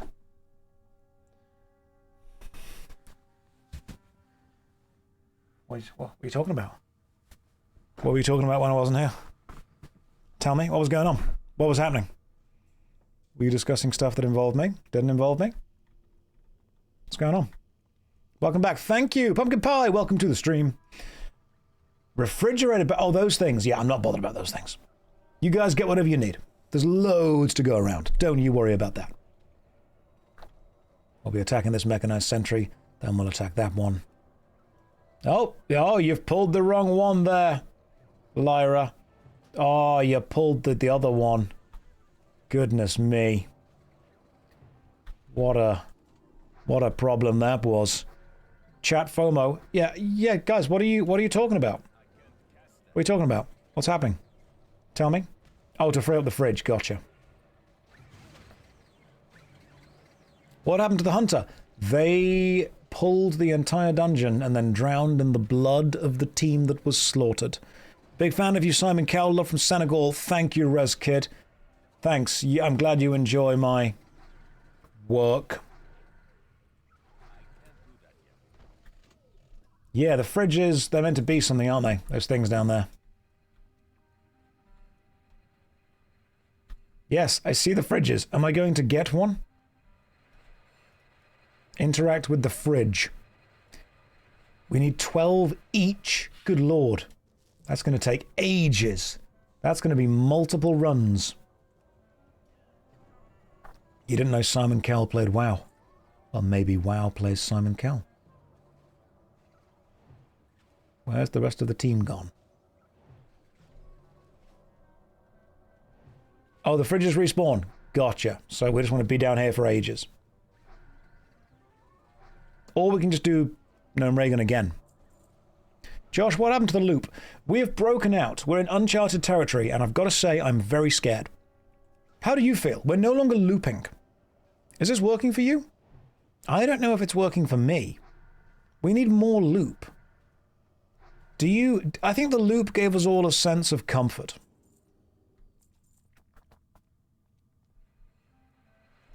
The loop brought us a sense of comfort. It brought us a sense of safety and familiarity within otherwise dark and dangerous times. You just woke up to a notification about war and said, nah, I'm going to go and watch Josh play WoW. That's what I'm here for, guys. That's what I'm here for. Right, so we have the weird little mobile alert system. Can you just kill that? The loop did give us something to return to. The loop was a tradition.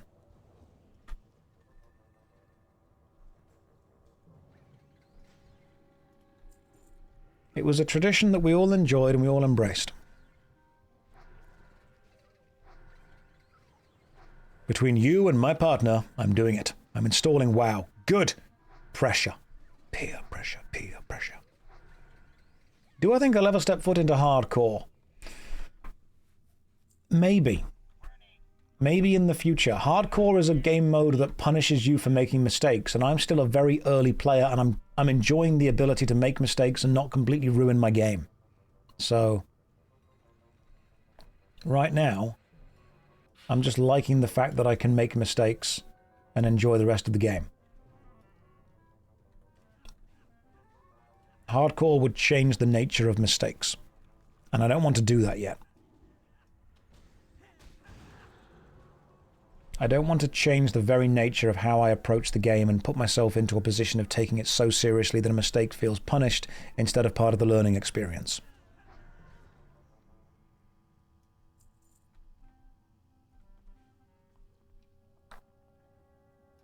Hardcore also punishes you for mistakes within the design of the game itself. Yeah, that's true. That's very true.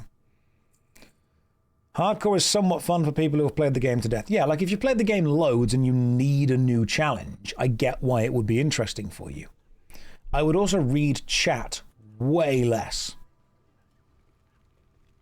The reason I would read chat way less is because I would then quite simply have to focus on making sure I didn't die. Because dying would then be an actual major problem, and I don't want it to be a major problem.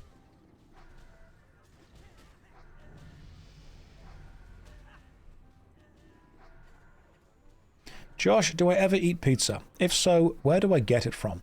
I buy my pizza from the Oracle, on top of the mountain. You must first of all prove that you're worthy, and then you answer the questions, pass the trial, and she sells you the pizza. She's great. No, I'm being silly. There's a man down the road that sells me discs of bread with cheese and meat on them. The trial is the bank pin. It is. No, I've got a guy. Don't you worry. I've got a guy. His name? Papa John.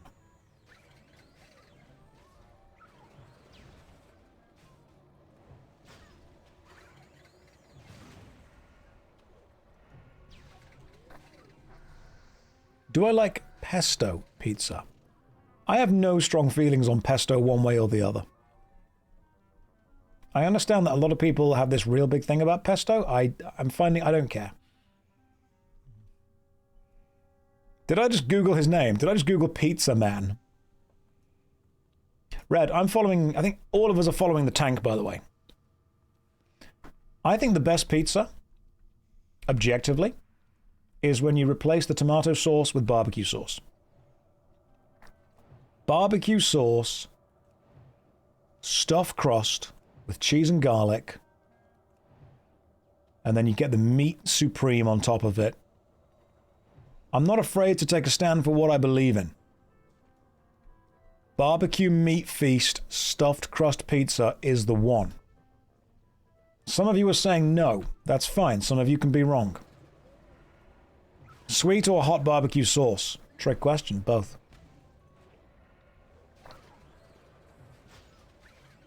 Holy calories. Of course. I'm not gaslighting my chat, guys. That's what I would do. If it's a pepperoni, if it's a meat feast, if it's a super pepperoni, if it's got some beef on there, if it's got some jalapenos, if it's got pepperoni, if it's got the chicken, if it's got little bits of bacon on it as well, throw me that cheese. Make sure it is slathered in barbecue sauce. None of that tomato sauce rubbish. Barbecue sauce all the way, all right? That's what we need.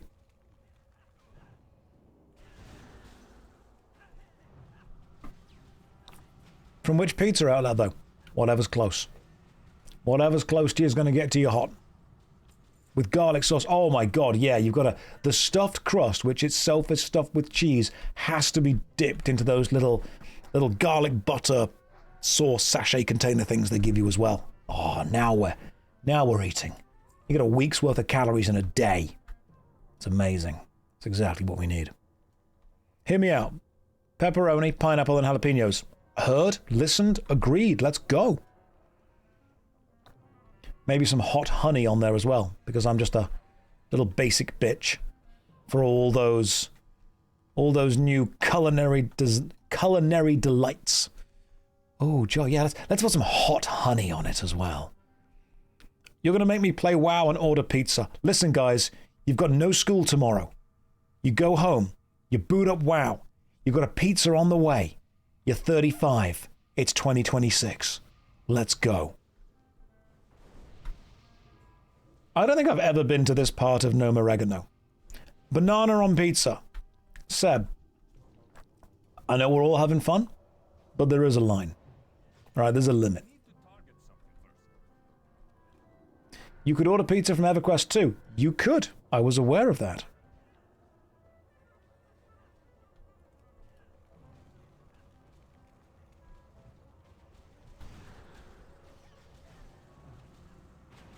Let's get Blizzard up on these guys, see what we can do. We have definitely got enough mages to control basically everything. I love this. Hey guys, just arrived. Are we on the 30-minute loop? No, we are way out of there. We're in new uncharted territory. I don't think any of us know what's going to happen now. Can you please say Gnome Oregano again? I can't help that I'm pronouncing it correctly and everyone else is wrong.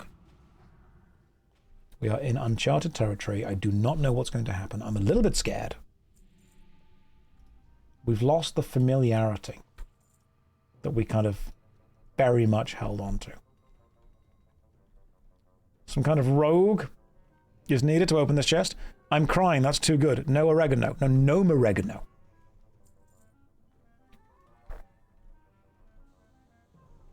That will be the Italian gnome Reagan. Gnome Ra-gon. Gnome Ra-gon. I mean, that just makes it sound like some kind of sci-fi planet. Come, we must travel to Gnome Ra-gon.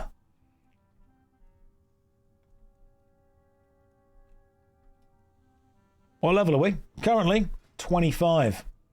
I know, right? I know. I'm impressed too.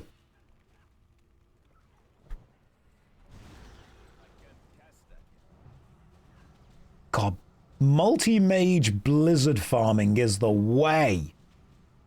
This is definitely a lot of damage. I love this. This makes me very happy. Hey, congrats.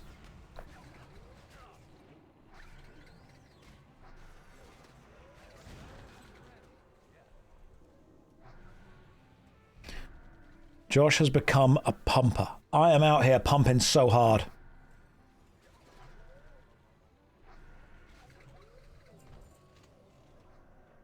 I'm learning the power of mage AoE being busted in Classic. Apparently. It's a lot of damage, Josh, but it also takes all the aggro. That sounds like a tank problem.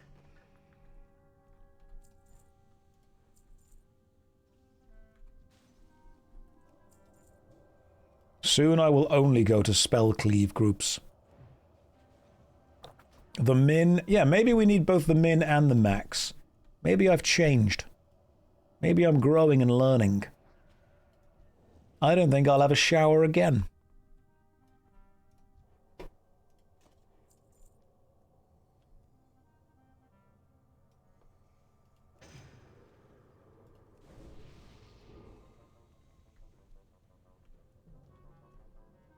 That's a requirement for level 60. That's actually a passive buff. When you take a shower, you wash off the DPS. Well, standing in a shower is basically standing in the red. And we don't do that. And only venture into 5-man dungeons. Right, so what are we... Are we going down there? Are we staying up here? I do not know how you guys know this place. This is huge. Maybe I'm showered in praise for my damage instead. Yeah, there we go. That won't wash off the DPS. You're agile. You avoid the water that falls. The Crowd Pummeler. 960. Right, let's kill the Crowd Pummeler.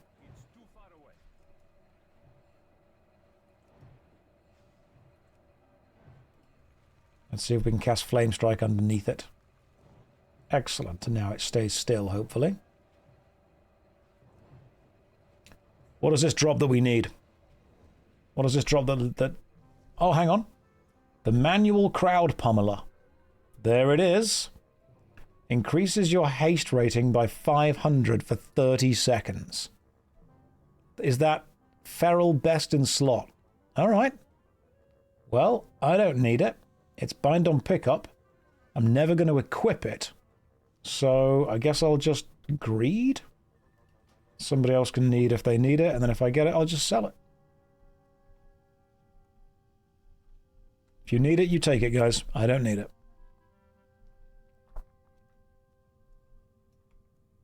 We've seen some best in slots today, though, haven't we? We've seen some good best in slots.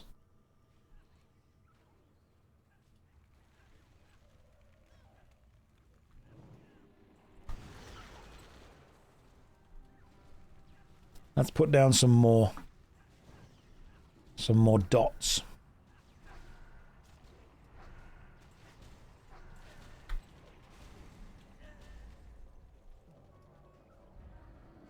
Just kill this guy. You deal with that, I'll deal with him.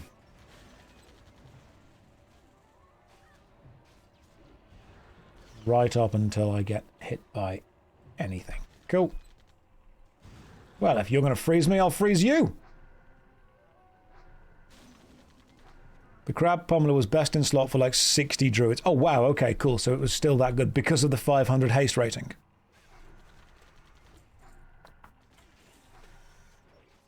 It was just that good. I'm enjoying the idea of gearing my mage up. I've still got a lot to learn, but I am definitely enjoying the process of gearing the mage. I will learn more as I go. I will potentially return and at least play my rogue at some point.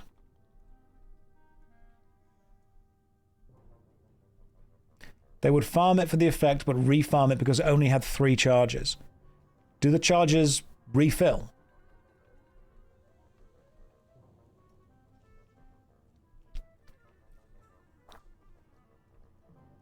Yeah, the mage is fun. Oh, the charges don't refill. God damn. Yeah, I'm really enjoying the mage. I like the AoE. I like the single target damage. I like the freezing of the enemies. I love making the food and water. I'm liking the teleports to it, the utility. It does a lot that a lot of other classes do. I can see why people call it the hero class.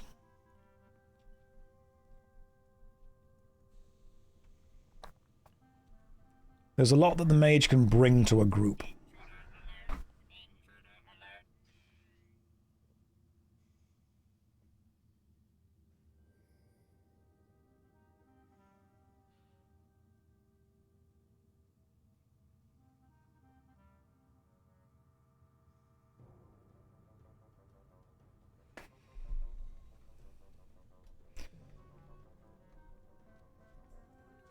I'm liking the utility.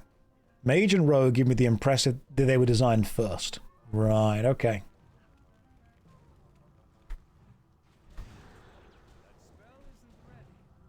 Let's get some more AoE damage going onto these guys. Damn, son! That's a lot of AoE damage.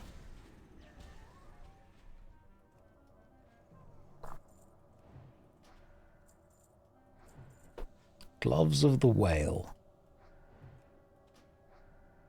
Is the real reason you're playing this so you have footage for the worst MMO ever series? Steve, no. I've explained this to people repeatedly. It is possible for a man to just play a video game for fun. If I was gathering footage for the worst MMO ever series, I would not be streaming it, because that would make the worst footage. I am literally just playing a game for fun.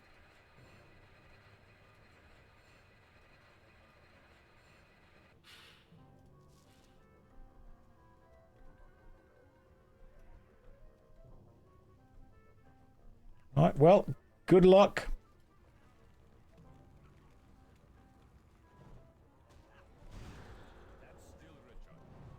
Now let's get Blizzard going on. Love it. Now let's kill you. What is this fun you speak of? I think it's what happens when you just play a game without worrying too much about... Am I topping the fun meters? I'd say that I'm mid in the fun meters. The rogues are always going to be better at single target fun, and I think that mages are pretty good at group fun. Should have thought that sentence through before I said it, but I'm going to stick to it. Boss dropped nothing. Will there be a video on Classic WoW? I don't know. I've got no idea. I'm just enjoying playing the game.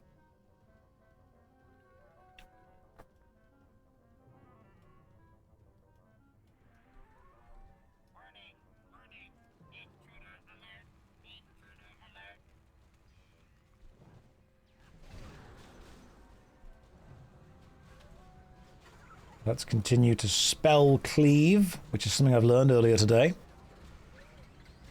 Yeah, the main thing that makes any MMO difficult is engaging with the community. Especially the community that take it way too seriously.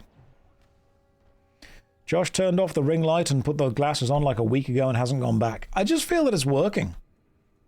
It's giving me an air of mystery. And I think that's helping. People are taking me much more seriously.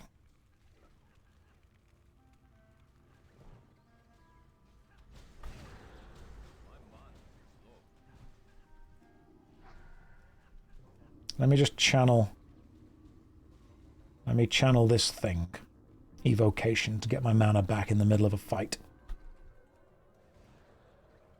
Oh. That was a very well-timed Frost Nova right there. Have I tried blue light glasses? Everyone has suggested them. They're on the way. Aha! Now it's time for whatever boss is up here. You're bed maxing right now. You're bed maxing and relax mogging. That's what you're doing. Hey Josh, I see you're wearing sunglasses. Are sunglass videos planned? Yes. Right. What does this thing drop? Let's see if this thing drops anything. I need the mage hood, don't I? The mage hood would be a good idea. The spider tank oil rag is dropped. Restores 3 mana per 5 seconds. That could be good. Better than my current thing. Oh! Electrocutioner Lagnut. 4 stamina, 9 spirit. I do not need that. Neither stam nor spirit is my focus. Seems like a healer item. Does wearing sunglasses on the computer make you feel like Neo from the Matrix? No, that's my big black leather jacket that I've got upstairs. That's what makes me feel like Neo from the Matrix. I've now got the red punch card, which means there's one more final thing to get. Josh, why Draenei? Look at him. It's Conan the Librarian right there. He's out of spells, but not out of options.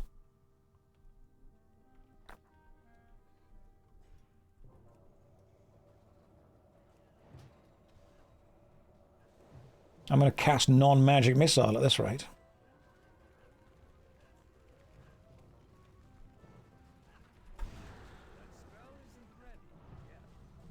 Let us continue to blizzard all of these guys.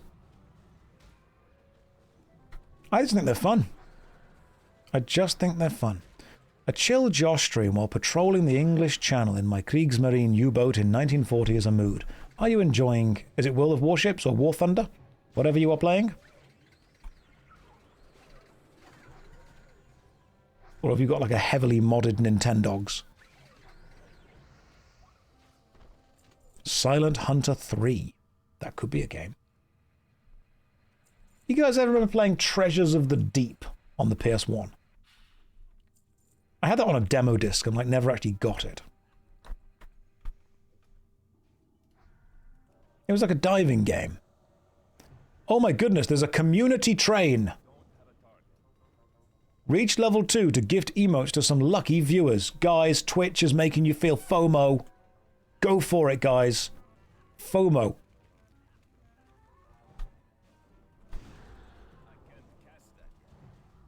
FOMO's there. Don't make sure you miss... Yeah, don't miss out. Where are we going on this train? To the hype station. We're going to find all the dead MMOs that you thought would survive.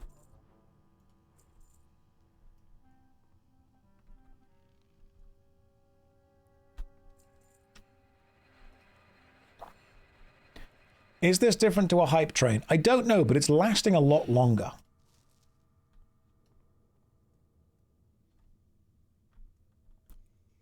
Someone said boots. Done. Did I miss some boots somewhere? Should I have used something when I didn't?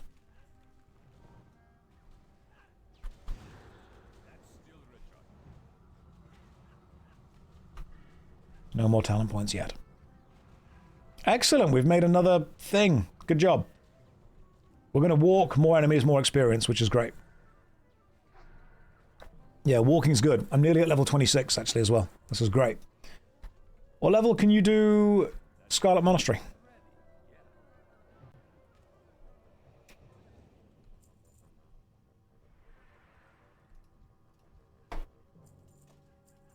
$29. Okay, gotcha.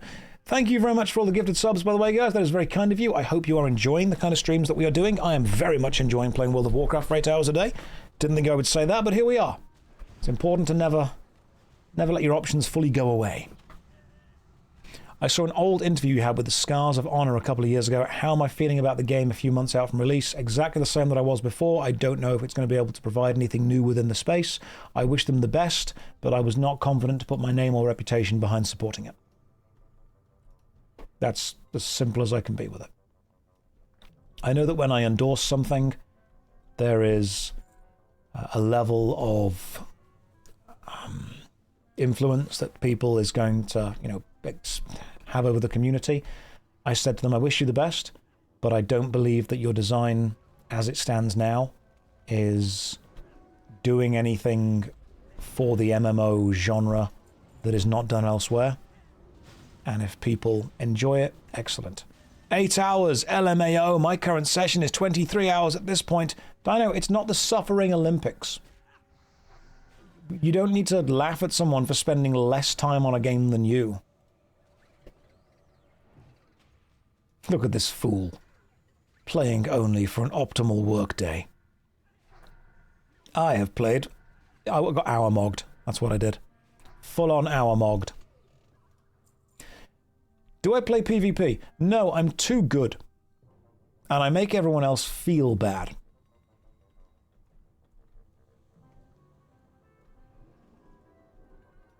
Can we laugh at them for playing more? No, we can say that's what they want to do. I'm not going to laugh at someone for playing less or more. If you enjoy a video game and want to play it, go for it.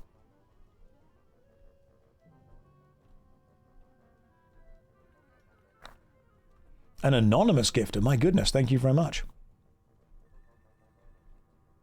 I'm not going to laugh at someone for playing less or more of a video game. I know that it's a joke, but I think the reason it gets to me is because the gaming culture in general does this thing where it glorifies unhealthy behaviors and then kind of penalizes healthy attachments and healthy choices to games and stuff. I think I've always had a problem with that. I think my main problem with it is gaming culture has this thing where it glorifies spending unhealthy amount of hours inside, eating crap, drinking crap, and then kind of promoting that and pushing that as a badge of honor. I don't like that.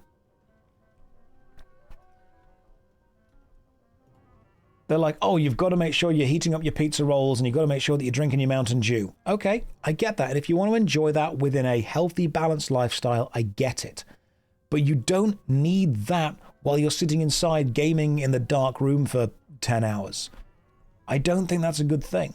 One of the reasons that I was genuinely happy to work with Gamersubs is because you at least mix it with water. I like the taste and I think it's decently healthy. It's not a health food, but it's better than just a crap load of sugar.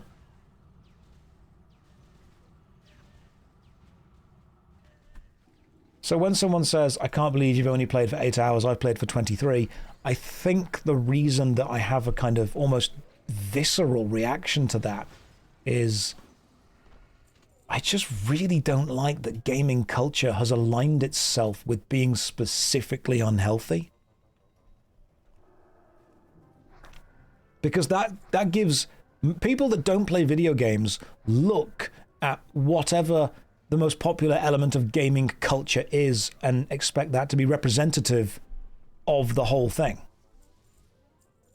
And I think one of the reasons that people so heavily cling to the fact that Henry Cavill plays WoW, or played WoW, was this idea of, oh my god, look, I cannot believe that someone that we want to be like is also engaged in us. Well, there's actually a lot of very healthy, very well-adjusted, very successful, very attractive people who engage in gaming, but that's not become the face of gaming. The face of gaming is kind of antisocial teenager in basement spending 12 hours a day playing games, which I think sucks. There is an elitist mindset. That's a great way of putting it, Martian. There is an elitist mindset in gaming where the less care you take of yourself and the more time you dedicate to your game, the better you are as a representative of gaming culture. And that is super unhealthy.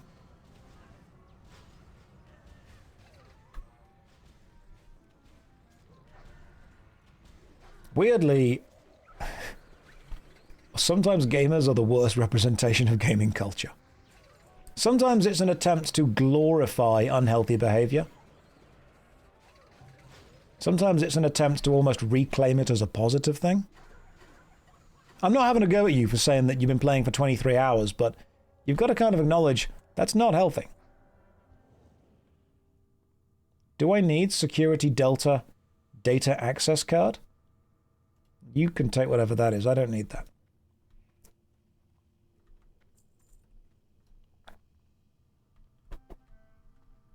Who are the best representatives if not gamers? Brain Juice, it's totally possible to be a gamer without embodying the negative stereotype of that. I think someone that plays video games is a gamer, no matter what level of video game they play. You play Candy Crush on your phone every now and again and while you're at work? Cool, you're a gamer. You want to sit there and play, 12 hours of Civilization every single day? Cool, you're a gamer as well. You want to code your own games in an ancient, archaic language and play those? Cool, you're a gamer too. That's fine. Everyone is falling under the umbrella of gaming. We haven't got to be elitist about this. But if you say, this is the representative of gaming culture that we really want to push forward, and it's someone that just has an unhealthy life, it's not exactly the vision that we want of the culture. Because I don't think it's showing the best of us.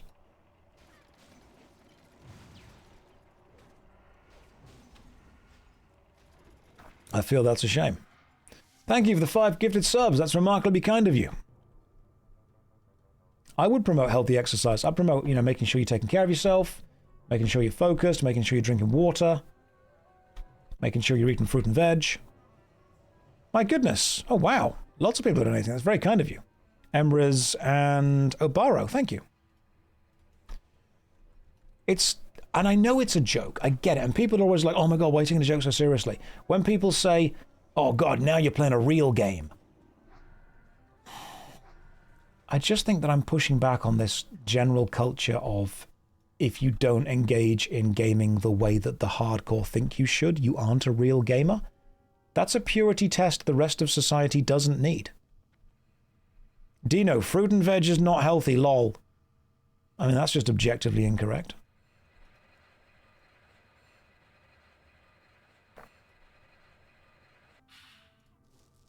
If you don't like eating fruit and veg, that's fine, but eating fruit and veg is healthy. I need to target something first.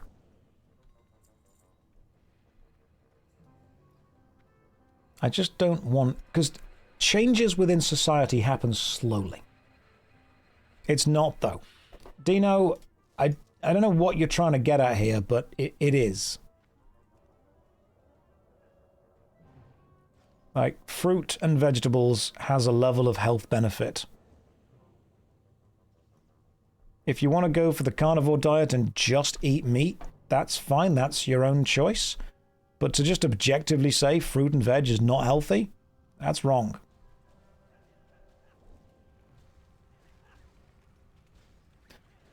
Culture changes slowly.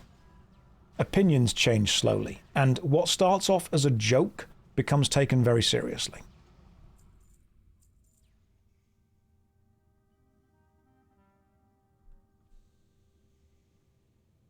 And I think sometimes when people make jokes, they often forget that they are, to the people that aren't completely inside it within that culture, they're shaping how the culture is viewed from the outside. It's not that deep, bro. It's not that deep. We are who we pretend to be.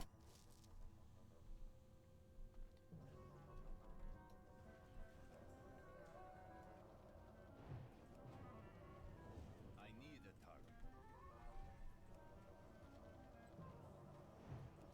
What's happening? What's the last thing Dino said? Omnivore does not mean 50-50. Okay, that's fine. I get that.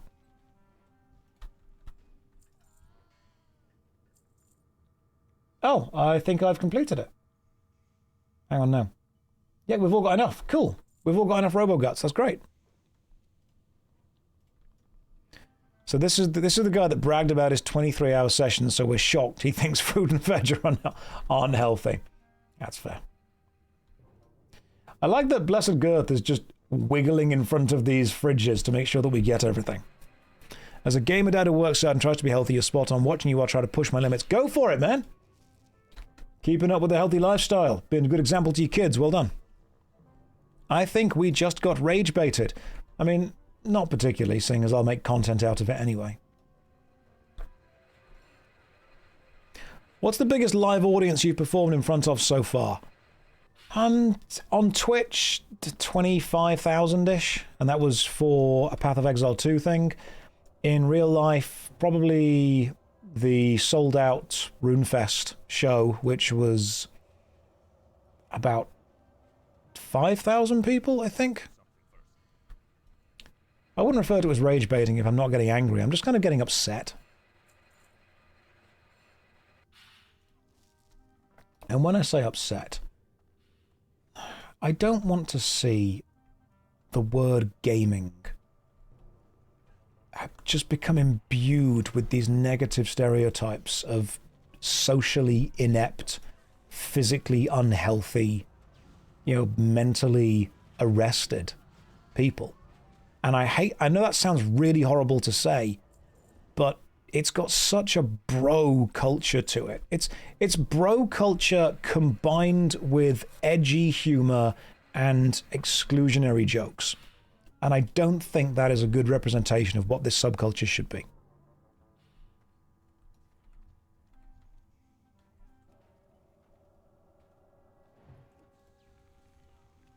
It's like the fact that I don't really care about football, but at the same time, I don't think that football hooligan culture should be representative of football.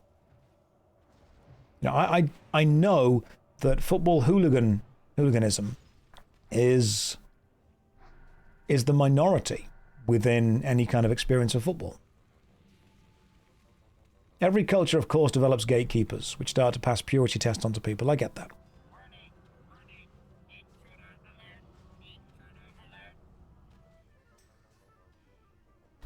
Let's kill this thingy. Gnome Oregano is huge. This place is massive. But you're expecting people who don't care about other people to care about them out of moral correctness, and that's just not going to happen. Ramina, of course it's not, but I can do what I think is the best thing for it, which is hopefully... I think a lot of people within any kind of subculture want to feel involved in that subculture. And I think that there's a lot of people who are socially scared of going against the norms of that culture. So I think you're going to have a lot of kids, a lot of teenagers, maybe even early adults, who want to feel that they are involved within the subculture, but they're not brave enough to go against whatever the kind of primary feeling at the time is.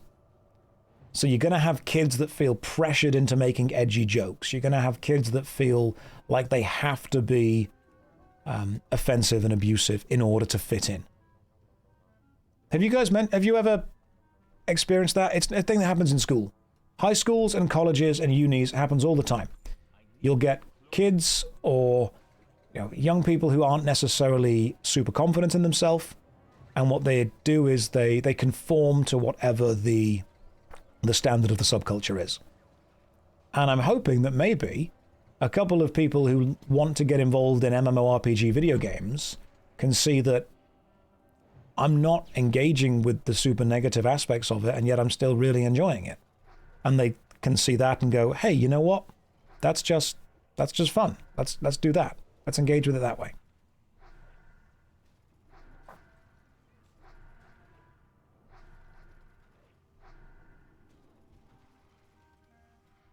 To loop around, it's peer pressure by alive people. Yeah. Sometimes all you need to do to get someone on your side is to show them that there is a different way that you can engage with something.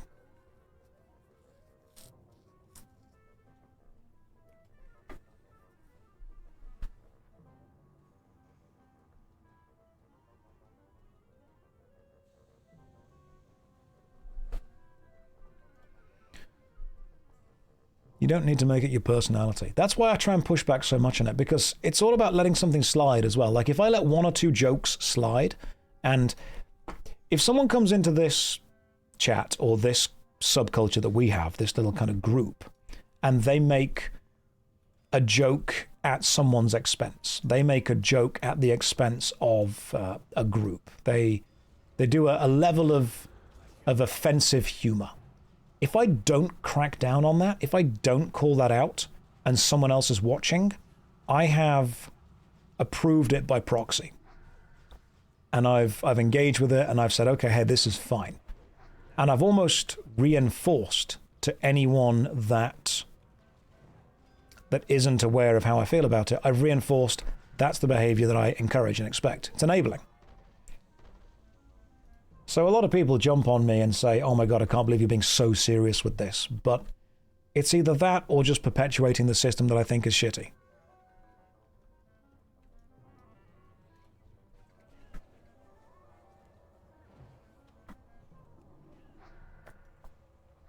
And some people think this is way too serious. They're like, oh man, you're taking this way too seriously. I'm like, nope, I'll take it as seriously as I think it is. I was quite critical of the UK school system in the past, and will continue to be. Did you think about what you would do if you had a kid? I'm never going to have a kid. Homeschooling, moving abroad with the system is better. I would still send my kids to a regular school if I could. I don't think I'll ever have kids, no plans for them in the future, but I think that one of the important parts about school is the socialization aspect. I think that good education is a collaborative effort between the parents and the school. And I think, unfortunately, too many schools are relying on the parents to do everything, and too many parents are relying on the schools to do everything. It's a collaborative effort between both. And if you don't have both sides working together, that kid is going to get the worst possible outcome. A child needs to understand that school is a place to learn and a place to feel safe, while they can also get the socialization aspect from it. But it's also really important that that kid knows that when they come home from school, learning isn't something that's bad. Learning isn't a negative. I dislike the idea that once school's over, you haven't got to learn anymore. That puts learning into a negative mindset. I don't like that. That's terrible. We should be encouraging curiosity. Good education is encouraging curiosity within kids. And that should be a system that is supported at home and at school. +9 frost spell damage. Oh, hell yeah. That's actually excellent for me. Yeah, learning is a never-ending cycle. It should continue.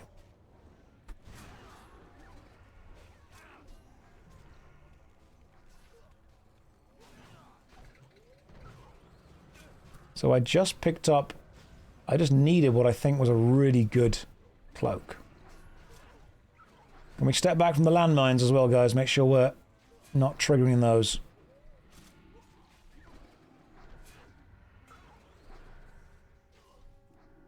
Lyra won it. Of course Lyra won it.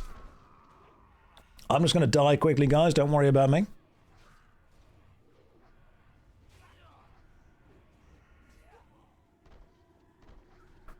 We're in no rush. Don't worry, I'm fine. I'll just hang out here.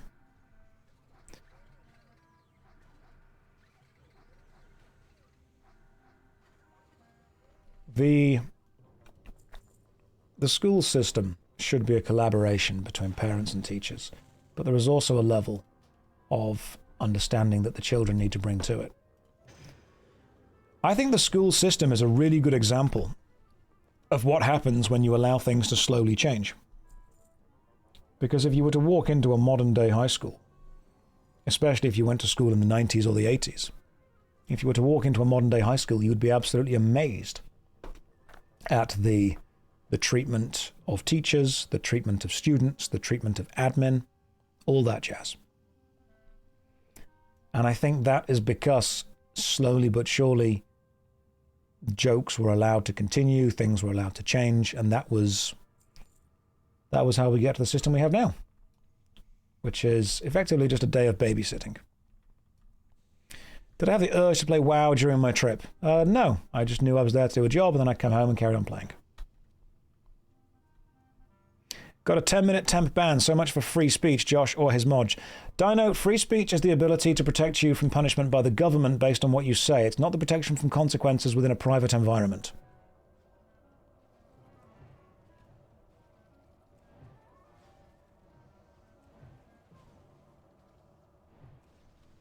You are free to say what you want. You are not free from the consequences from private individuals. You are free from punishment and harassment from the government.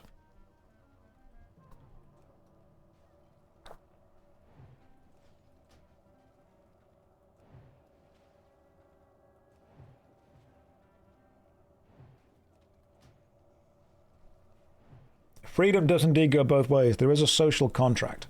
There's a social contract of respect. There's a level where breaking the social contract is the idea of, okay, well, I'm going to break it and you're going to break it, and then suddenly we have a low-trust society.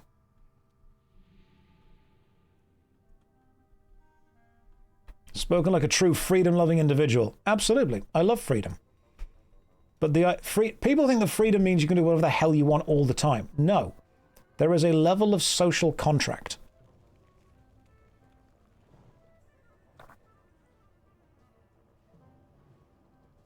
Give me a sec, I'm just catching up on what you wrote. I want to make sure I'm reading it as well.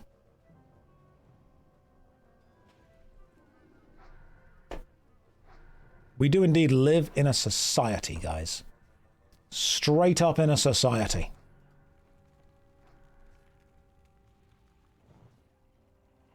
Hang on. You did not harass anyone. If anything, you're embarrassing yourself. That may have been one of the reasons that you were timed out for a bit.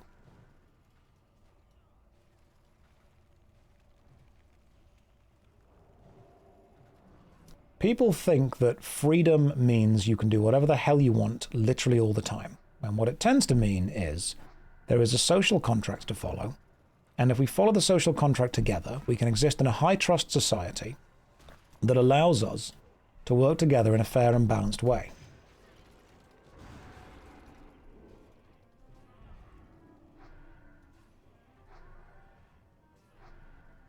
Test, spy, I can see the test. Hey, Ding 26, fantastic. I also died again. Don't worry about me, totally fine. We've got Blessed Girth and Lyra doing this. This is good.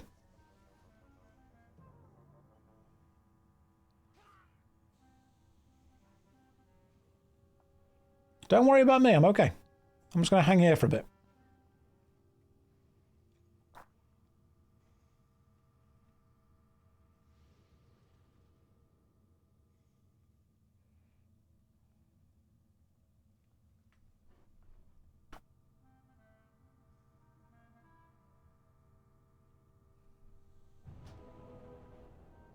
Thank you for the res. Appreciate it.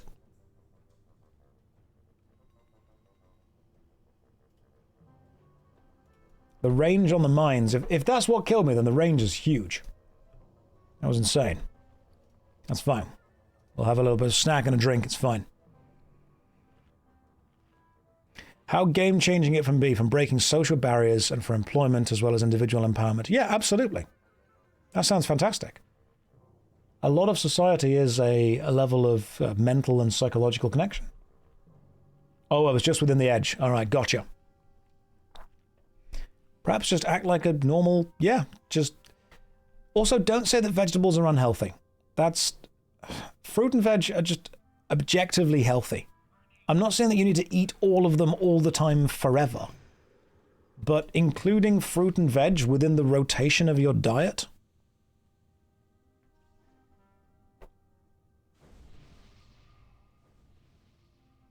Parasocial Andy's attacking me for shaking the boat a bit. You know what? Dino just got banned for that sentence because it was continued to being annoying.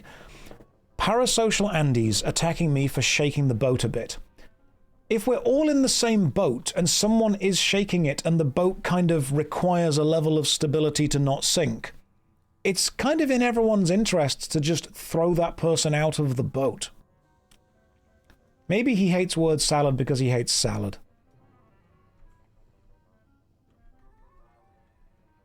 When people say, oh, I'm just shaking the boat, yeah, and everyone else wishes you would stop.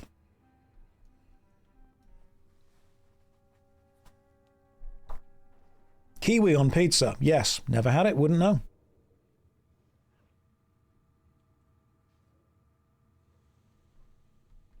Oh, line of sight this.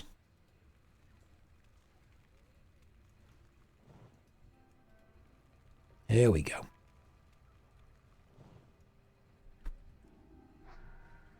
But also, Inju, don't let them get to you too much.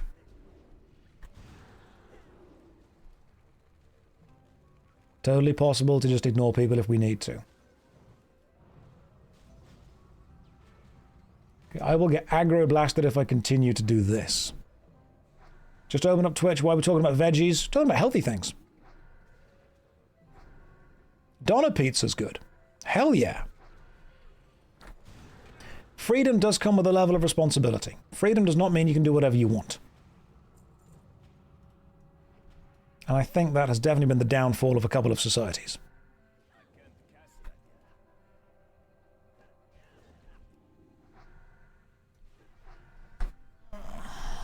We do love Inju. Inju is an incredible mod. And a very good player as well. Hi Josh, you got un je ne sais quoi of Johnny Miller, the actor from Elementary who plays Sherlock Holmes. Oh, thank you very much. I appreciate that. That is a compliment. I've seen that. I've not seen too much of the show, but I am aware of it.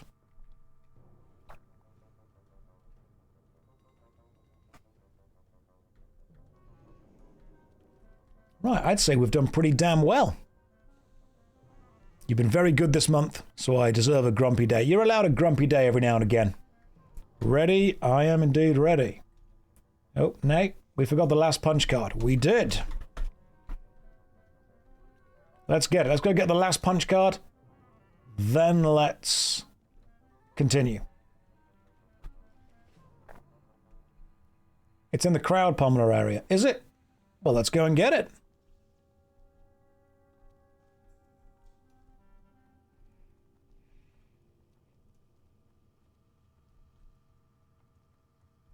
I think a lot of people do sometimes forget that the privilege that is gained by living with other people and enjoying the support that a community provides also involves the responsibility to be a civil and, on to a degree, pleasant member of that community.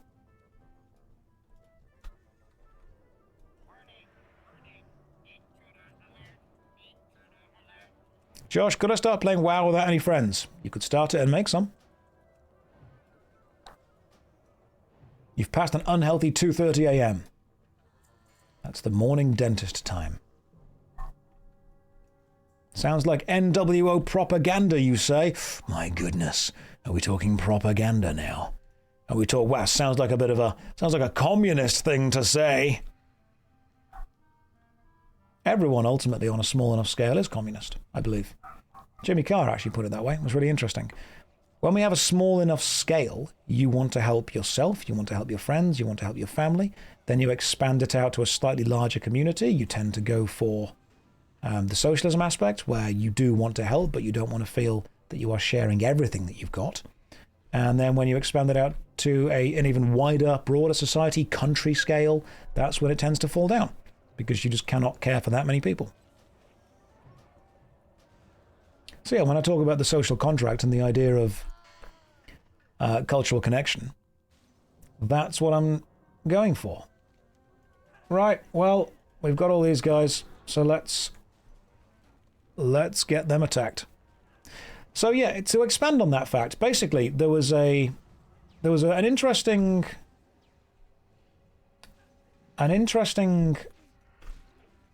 Jimmy Carr show, and someone was having a go at him about the idea of communism being bad. And I think that communism can work on a small enough scale. I think it's the problem within that system is scale. Because everyone within a family size scale is normally communist. My goodness, an anonymous gifter gifted 50 subs. That is incredibly kind of you. Thank you very much. I will now continue to talk about this. But no, thank you. Thank you very much. So on a small enough scale, I would say that a lot of people engage in behavior that people would describe as communist. And the definition of communist being from each according to their ability to each according to their needs. And this behavior would be within a family. It would be the adults going to work and providing food for the children. When you look at a family size kind of unit. When you look at even a small commune, it would be a collection of people who are able to effectively do the best they possibly can and provide for those who cannot. However, when you expand it out to the rest of your kind of society, the rest of your social area, with kind of the city that you live in, or the, what would the best place? The district that you live in, then the idea of everyone helping everyone falls down because of one thing, and that thing is human nature. Human nature will mean that we are always struggling to connect with a larger group of people, and we are always going to want to be at least somewhat selfish if we don't have a strong emotional connection to that person.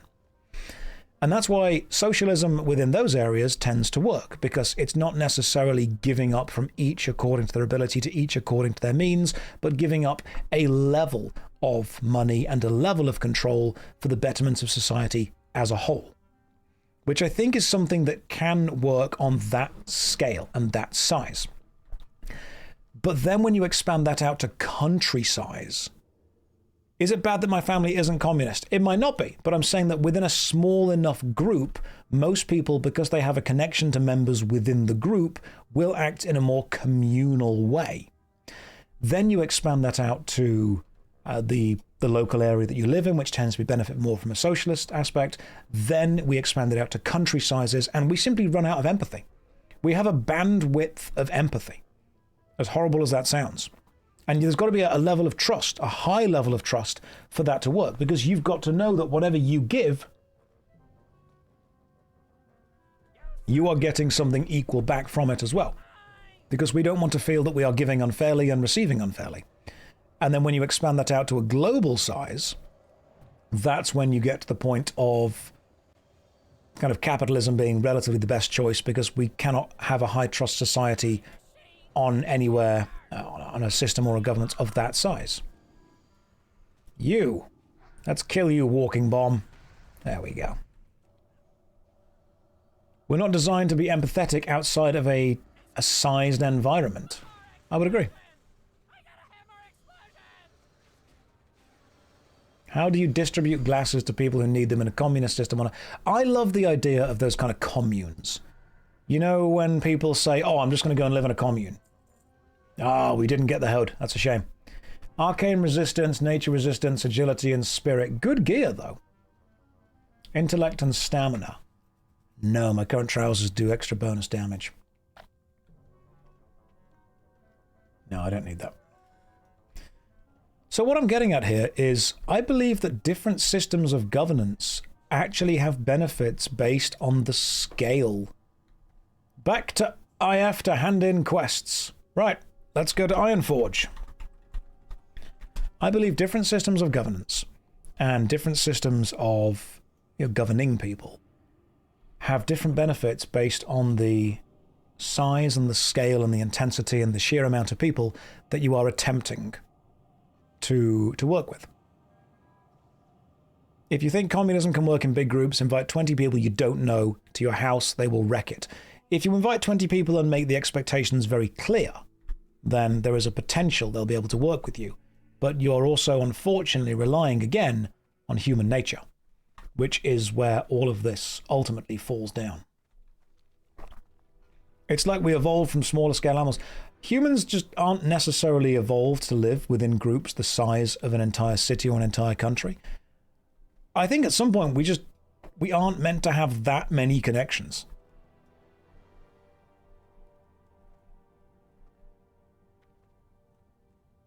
Like, we can connect with 10, 20, 30 people, 100, 200 people, but once you get into the millions, its connection then becomes more of an abstraction.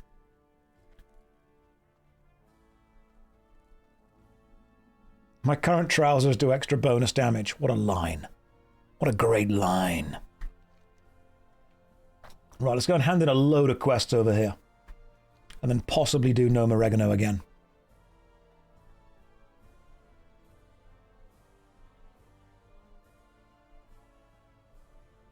How can I simultaneously say evolve and ment? Because evolution isn't I mean, I do believe it's a biological thing, but evolution can also be a sociological thing. Evolution is adapting to small changes over time. Right, intellect and spirit, my current one is more. I'll take that, but I'm not going to actually use either of them. What have you got for me? You have a great day now. Right. Just experience in general, that's fine. What have you got for me? Ooh, okay, hang on. Good robes. Are they better than my current robes? No. So I will sell them. I will take them and sell them.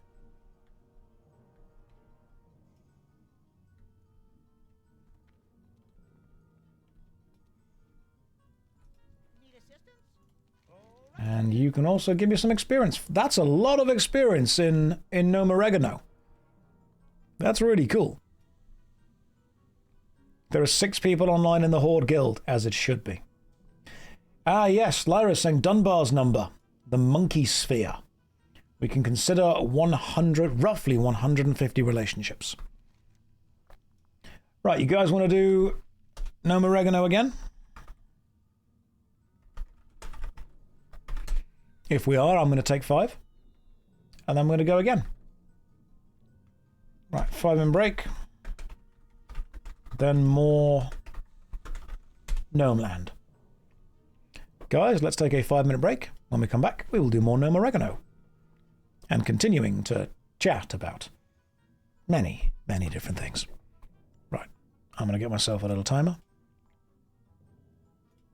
And I'm going to see all of you in 5 minutes' time. See you then. Will it go in the corner? Who knows? What were we talking about while I was gone? What was the conversation for? You know what? I forgot to get myself a drink. Goodness gracious me. Have another minute. I completely forgot to get myself a drink. I'm only going to take literally 1 minute. I'm back in a second. There we go. That's all you deserve. Okay, right. I'm bad at timings. I get this. I totally get this. Just understand that we're going to forgive. We're going to forgive and forget. Oh, this could be the one. This could be the one. No, it wasn't. Okay. What's the plan? I think the plan should be that we just do Gnome Oregano again, because I want that stupid hat. Where's the hat? You can't understand what woke means. Maybe I can explain. I know the definition, but I can't wrap my head around it.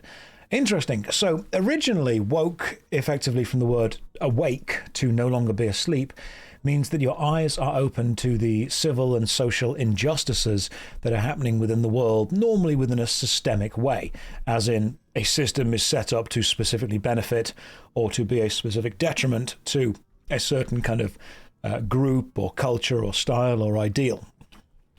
The word woke nowadays, I believe, has taken on a different meaning in general, and that is when a piece of media or a piece of artwork or a piece of cultural heritage or anything that has relevance to a society is no longer about focusing on the thing that it is, but is instead being used as a vehicle to drive a specific cultural ideology. And it is normally done as a way to kind of, through a level of subterfuge, inject the ideology into a subclass or a subgroup or a subculture that didn't previously have it there before. Because if you have a group of people or a group of a thing that believe a certain thing and they also like a certain type of media, if you just come along and say, hey, you should think this, then they're going to go, no, we don't think that. And that's kind of the end of it. But if instead you imbue that thought within the media that they are consuming or that is aimed toward them, and then you bring the media in, it's almost like an idea of a Trojan horse it's a Trojan horse ideology of putting something into something else.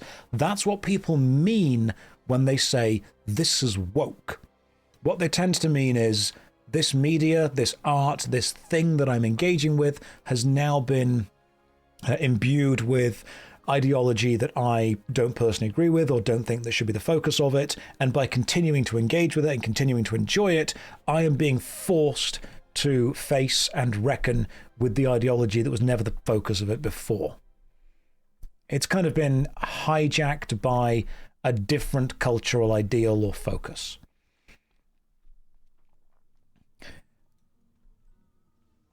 And I don't necessarily believe that the idea of something being woke or not is political. I believe that it's ideological.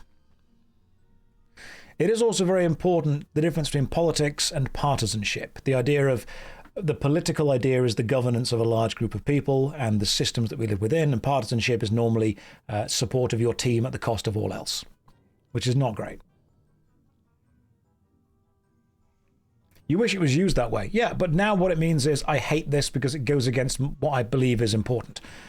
So when people say this is woke, what they tend to mean now is most people that say the word woke, it's almost like a dog whistle for I'm not going to take you as seriously anymore because I don't think you have actual critique of this thing. I think you're just angry at something within it.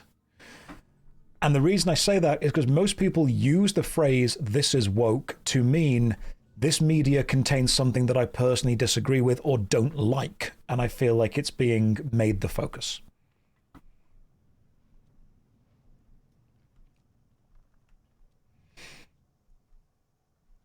What about chud? I have no idea what that means.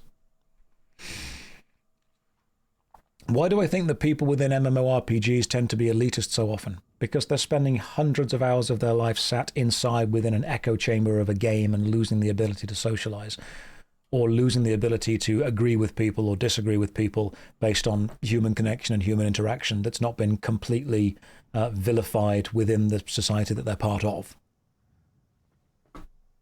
If you're going to spend your entire time within a much smaller, much more focused, much more kind of hyper-emotional in a negative way vibe, that's going to rub off on you.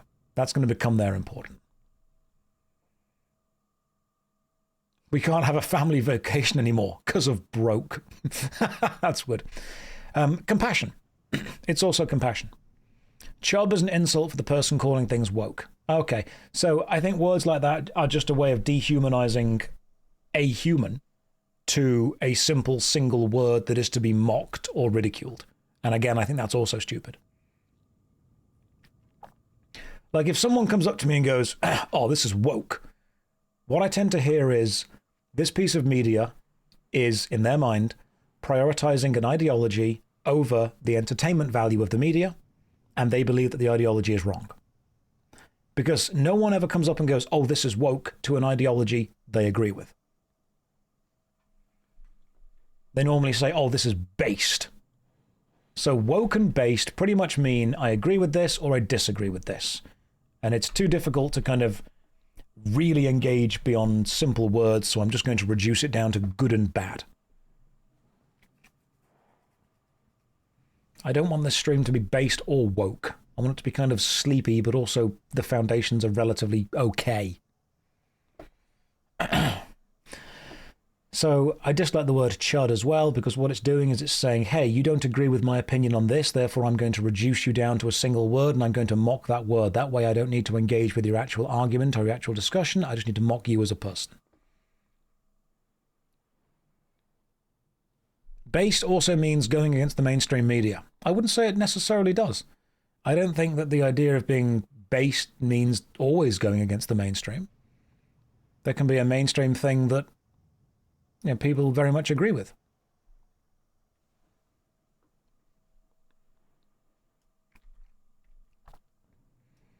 But I can also listen to someone's ideology, and when they explain to me why they think something, I'm like, oh, okay, that either does or doesn't make sense.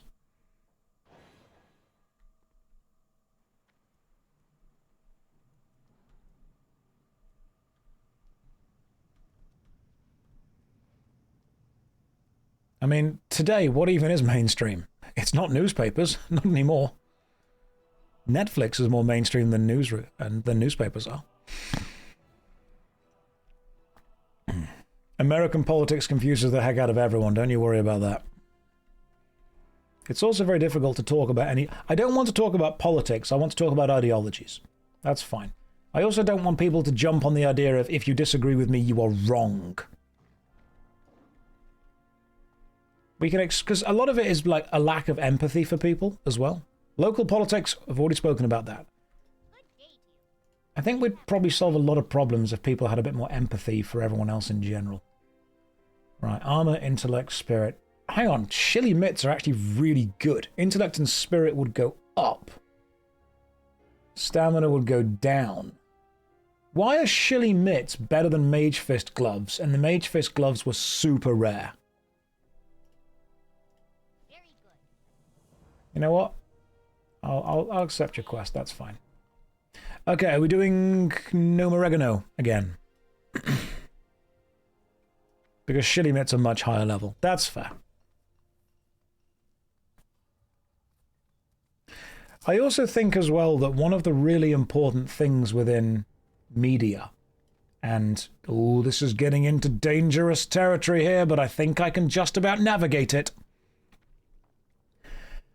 I think it's totally okay to have marginalized groups represented within media, provided it isn't done within what I would consider to be a somewhat preachy way.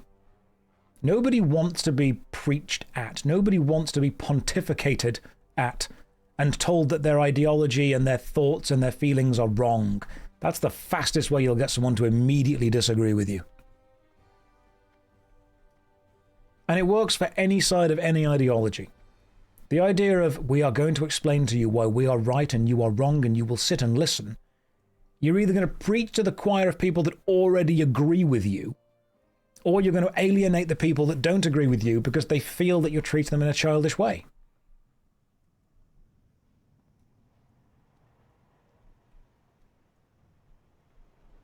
Good representation is sometimes just a character that has a full fleshed out backstory and idea and purpose beyond whatever else they happen to be.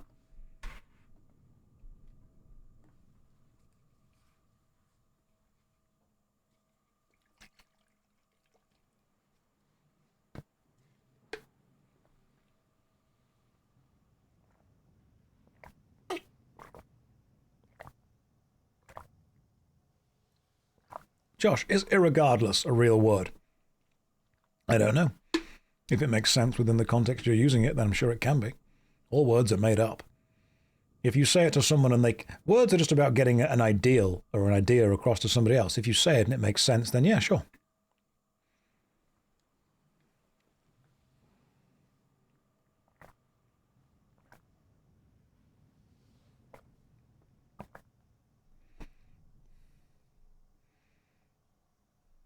I mean, some of the best representations of marginalized cultures that I know nothing about myself have often been in films, TV shows, magazines, books, comics, games that just were not trying at all to ham-fistedly shove in representation.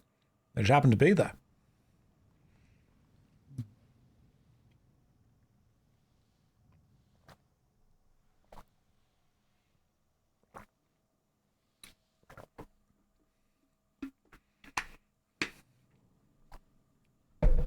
Examples.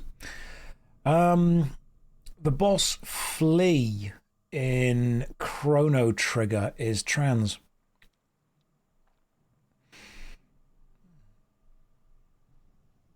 And when you have a conversation with them before you fight them, you say straight up, are you male or female? And they reply, male, female, doesn't matter. All that matters is power, and baby, I am powerful. And I thought, all right, cool, let's fight. That was fantastic. I completely get exactly the vibe you're going for. Now I need to kill you.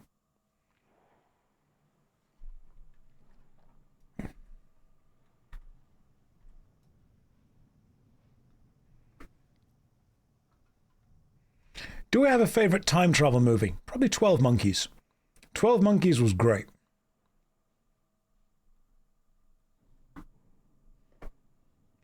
I think 12 Monkeys was really good. Do I believe... I haven't watched 12 Monkeys in years, and I remember it being really complicated. That reminds you of the Halo meme. Oh yeah, the one that's like, what's in your pants? Doom. Yeah, 12 Monkeys, great film.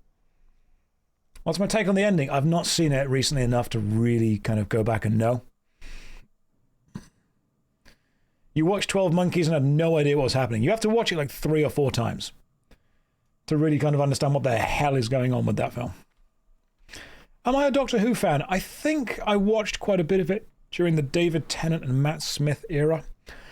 I didn't keep up with it during the later Matt Smith era, and I didn't really watch any of Peter Capaldi. Not because I have any particular, like or dislike for Peter Capaldi. I just think by then I was doing other stuff other than watching Doctor Who.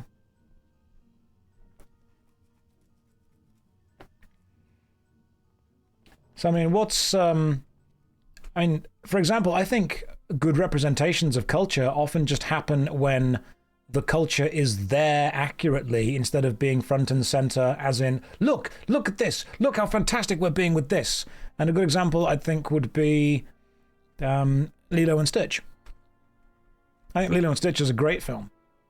And I think it represents a lot of what's going on in that kind of general Hawaiian culture pretty well.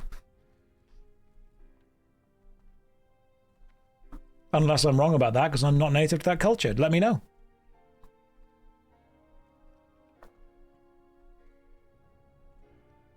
Some people go, everyone thinks that representations of culture that are wrong, they should just be like, oh, it's fine, don't worry about it. And then you watch The Big Bang Theory as a geek and you're like, this is so wrong. This is just incorrect. Can't believe people think that geek culture is like The Big Bang Theory. It's not. And then you get how annoying it actually is. I'm like, yeah, now you know what everyone else feels. And they're all fucking up with it. They think nerds are just these guys that are completely socially inept saying bazinga all the time. Bazingdorf. Yeah, that's what nerds are all like, isn't it? And then they're like, okay, so what are nerds actually like? They're like the IT crowd. That's what it's like. I've reinstated the mainstream to the Matrix and I've plugged in the upload-download link. And Jen's like, none of those words make sense. There's a moment he's like, you don't know anything about computers. It's just brilliant. Oh, I love it. But again, maybe that is just my ignorant opinion. And I'll be the first person to say, you know what? Maybe I'm completely ignorant on all of this. But what I tend to find is that people who seem to appreciate representations and inclusion is it's normally done in a way that it's just there. It's not done in a very business-focused, look at how great we are for putting you there thing. As a female and a nerd, you just love being lumped into categories that seek to define you. I can imagine. You just love it, don't you? Then they're like, the hero's here, and they're also a woman. Okay? Have you ever seen a woman in a film be a hero? Yes. Alien. Sarah Connor in Terminator 2. They just happen to be in the right place at the right time and really, really damn good at their job.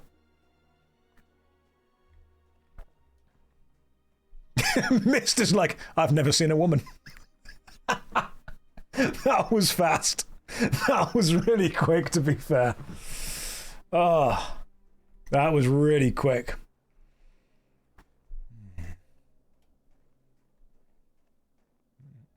You know, someone pointed this out to me. One of the most inclusive characters, one of the most inclusive lines ever in a film is in the film Mulan. And it's actually spoken by the leader of the Huns. The bad guy. You know when Mulan sends the missile into the mountain which causes the snow kind of the landslide, which destroys most of the army. And later on in the film, she confronts the leader of the Huns, the Avalanche. She confronts the leader of the Huns, and she pulls off her mask and holds the sword out. Do you remember the line that he says? He literally just goes, "The soldier from the mountain." doesn't care that she's a woman. In his mind, that is the soldier from the mountain that killed his men. And they're going to die because of that. I'm like, okay, cool, brilliant.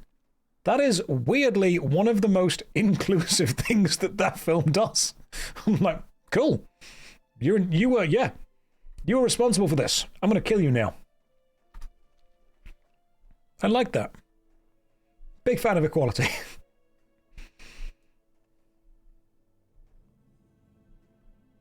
Hunnic society had naught problems with women fighting. Great. To be fair, Mulan is an absolutely banging film. Let's be fair. Phenomenally good film. And what happened when the three comic relief characters, the Three Stooges, discovered that Mulan was a woman? They chucked on dresses and they charged into battle. Let's forget the live-action remake. Never happened. Let's focus on the actual animated film. Completely brilliant.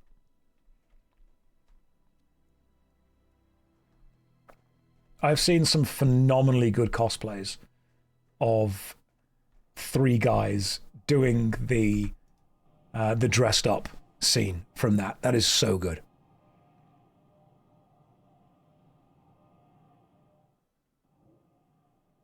You sang those songs in your car forever. Oh, hell yeah. They will bring honor to you all.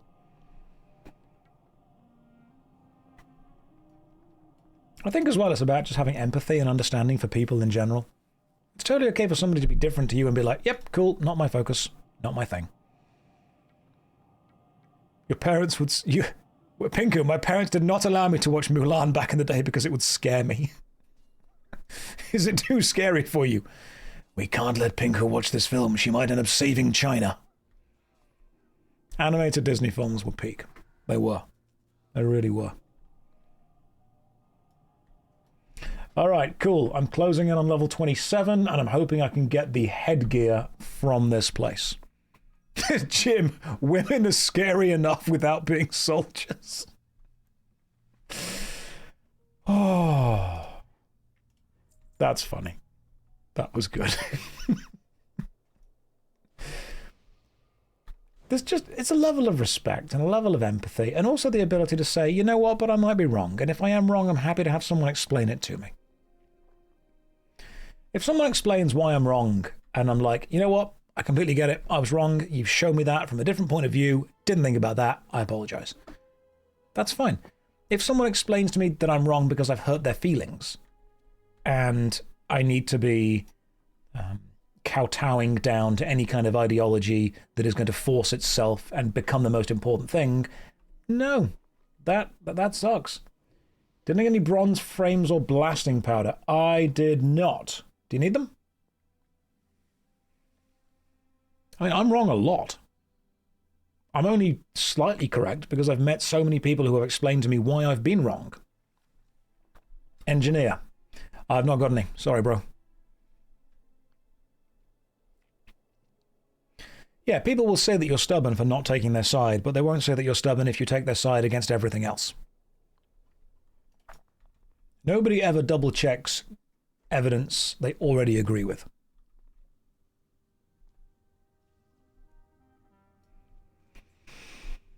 Ashkai as a comms psych major, one of the best ways to defuse. Yeah, just agree with the other person, just show empathy. Jocko Willink has an excellent short video on it. Jocko Willink gives a great TEDx talk, if you guys want to have a watch that. It talks about leadership in general. But it's about reflecting and diminishing people's energy. The idea that if someone is annoyed, if someone is angry, if someone is upset, instead of telling them to calm down, be annoyed with them. Acknowledge what has made them annoyed and kind of work with them on that. Be like, right, it's not you versus me. You haven't got to calm down. You can be annoyed. That's fine. How do we together work? I'll just let you know, by the way, guys, nobody in the history of ever has calmed down by being told to calm down.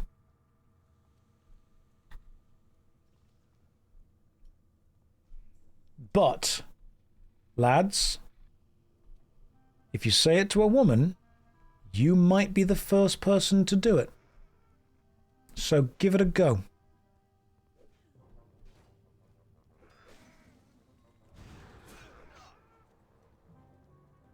What do you say then? You acknowledge and you accept why they're annoyed. If someone is annoyed, the best thing to do to immediately get them on your side is to ask why they're annoyed and then be annoyed with them. They're like, oh my god, I can't believe this happened. Instead of like, calm down, you're like, what happened, man? And they're like, oh, this thing did this, and this. You're like, I can't believe that. That did this and this. That's awful, man. That's terrible. Oh, what can we do? Okay, and straight away, it's you and them against a problem, not you against them. Never make a system you against them. Make it you and them against a problem.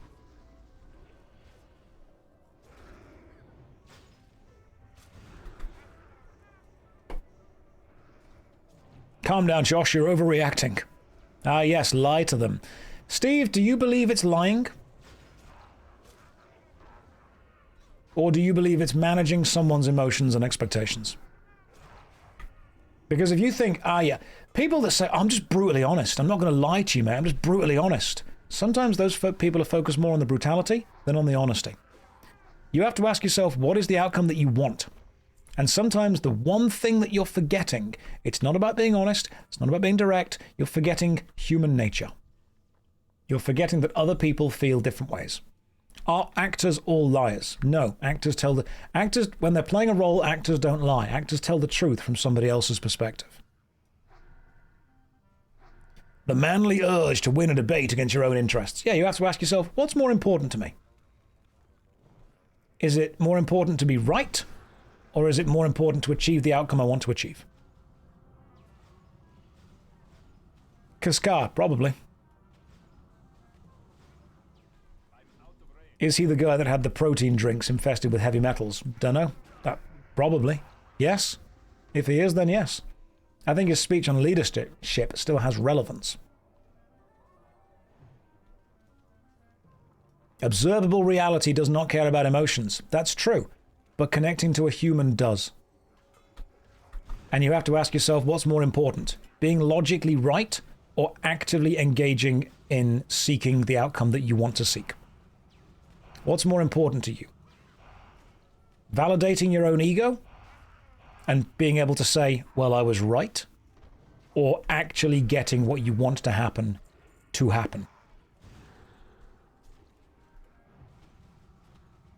Because there are so many people who will take being right over actually getting what they want.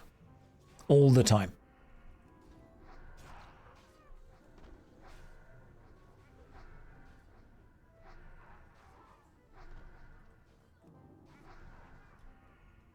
I think people are often driven by their own ego as opposed to driven by trying to get an outcome that is beneficial to them. Do you want to win this argument? Or do you want to live in a better world? Depends on the situation. Yeah, absolutely. It does. But I think most people, when they say...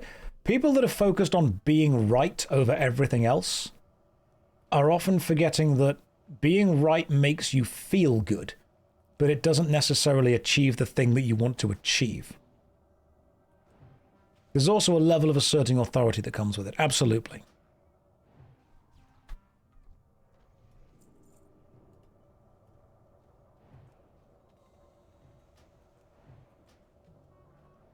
People who lose arguments feel like they lost authority. That's very true. When actually, people who are comfortable and confident in themselves realize that it's not about winning at all costs. It's about finding a solution that is beneficial for everyone. Because if you get into an argument with someone and that other person is focused on winning at all costs, you are then never going to want to involve that person in anything else.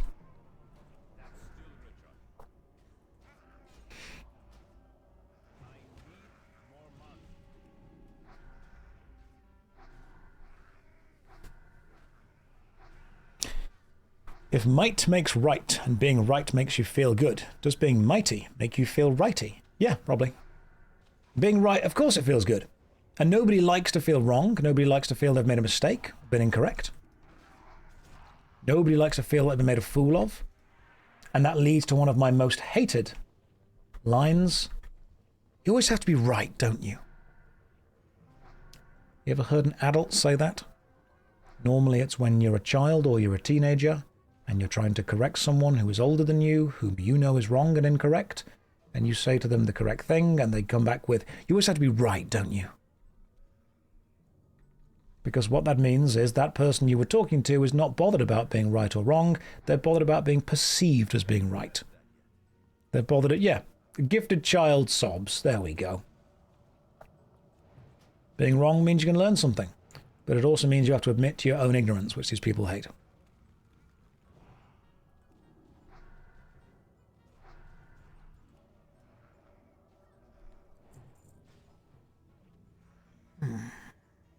People saying, you always want to have the last word, don't you?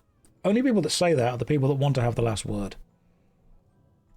Because there's the idea that having the last word means that you win the argument. Or even if you don't win the argument, saying the last thing means that you are able to leave the argument with a level of, we have ended this on my terms. I have decided to do this. I think that being right versus being human completely depends on whether I give a fuck about the other person. Bingata, it does, but it's not about whether you care about the other person. Sometimes it's about whether you care about yourself as well. Because how we treat other people is a reflection of ourselves. And what kind of energy you want to give out is what kind of energy that you will get back. Have I seen Knight of the Seven Kingdoms? No, not yet. I've heard it's good, though. But would you rather correct someone as wrong or agree with them for being wrong to validate their feelings? Kyra, it's a process. You validate their feelings and then you slowly explain to them and help them understand why they are wrong. Your ultimate goal is to correct someone. That hasn't changed. You're not going to allow someone to live in ignorance. You're not going to just agree with them to make them happy. You need to agree with them briefly in order to generate that empathetic connection, which is actually needed for them to change. Because people do not change unless they like you. You need to first of all connect with someone. Then, when connected, find the specific thing that allows them to change. Tev says that's just being right with extra steps. Yeah, but I don't think you get the point that the steps won't be taken unless the other person likes you. It is being right with extra steps, but those steps are kind of needed. Because the connection, the understanding, the empathy. If someone says something wrong and you walk up and go, you're wrong, here's why, and you immediately put their defenses up, then the problem is that they're not going to change simply because they now feel that it's you against them. If you don't lie at first, they'll not listen to the truth later. They need to want to learn from you. They need to want to change. And if that person doesn't feel that you are someone worth listening to or someone who at least sees them as an equal, you're not going to change. Occasionally, not caring about someone is necessary to care about yourself. Oh, absolutely, Bingata. I'm not saying that you have to go out and change the entire world and connect with everyone. I'm trying to explain that very few people seem to understand that the process of influencing people or the process of changing people is not often solved through conflict. It's solved through kind of collaboration. If you start a process with a conflict, you are setting someone into a defensive position straight away. If you start a process with empathy and then collaboration, even if you know what your ultimate end goal is, you are more likely to get to the result you want. And some people will say that's, manipulative. I think it's just being aware of human nature.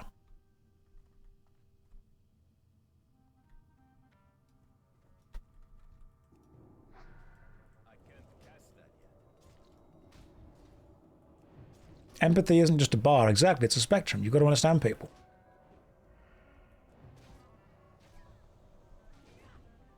Most people don't make a a show of looking around for people to correct. That's absolutely true.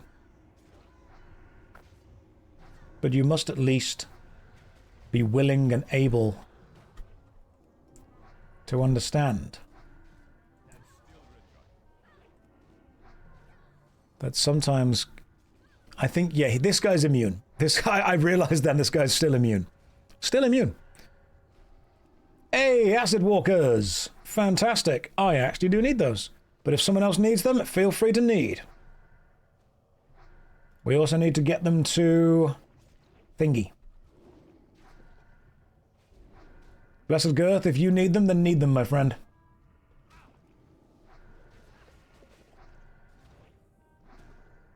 Just using my regular wand on this guy.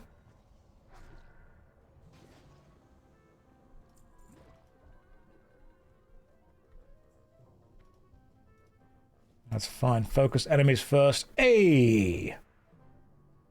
Fantastic. Acid walkers. Armor, intellect, and spell power goes up.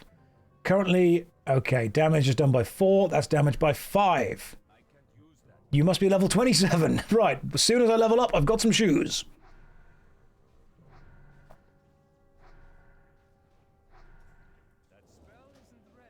Even though you create a connection and explain they're wrong, majority of the time that connection isn't replicated, then it's them saying you're wrong even though your points are right and creates conflict anyway. Kyra, I don't think you understand this. The creation of the connection is getting to the point where you feel safe and secure in disagreeing with that person, knowing that they will then respond in a positive way to it. You don't just... It's not a step list that you have to follow of going up to someone and going, oh, you're totally right for how you feel. Thanks. Also, you're wrong. Here's why you're wrong. You need to... You need to develop and deepen that connection.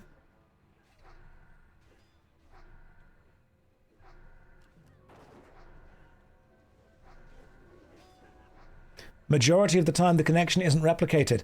That's your job. That's what you're trying to make happen to do that. It creates conflict. You're trying to set up an environment where conflict will be you and them against the enemy, not you against them. If you don't believe that you can set up the environment where that's productive, then you need to keep going until you can. I can invite you to the guild once I'm done with this dungeon run.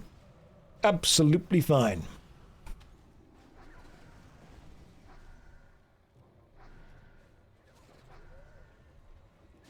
Has the purge happened? Yes. A lot of people don't necessarily want to argue, they just want some level of connection. And when they understand that you're not there to hurt them or hate them or tell them why they're wrong, that connection becomes a hell of a lot easier. How do I feel about Korean MMOs? Do you think any of them could be successful in the long run if they manage to get all the pay-to-win aspects and annoying friction? That's not what they're trying to be successful at.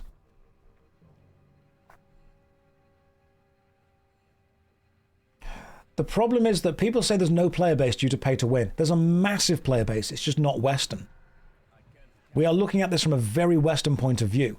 There is an absolutely huge player base for Korean MMOs in Korea, and they make a ton of money over there as well.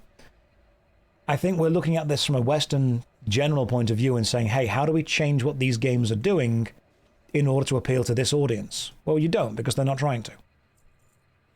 They're straight up not trying to appeal to that kind of gamer. They want to appeal to a person who wants to give them money. Taking that and changing that and removing that would be no longer kind of appealing to their core demographic. Consider this.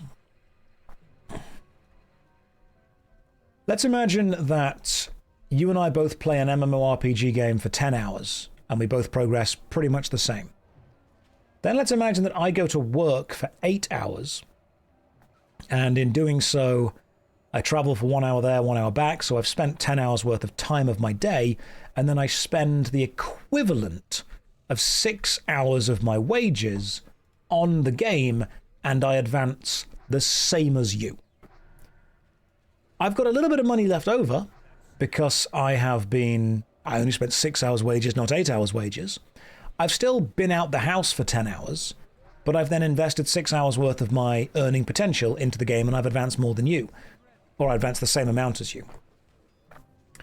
Is that fair?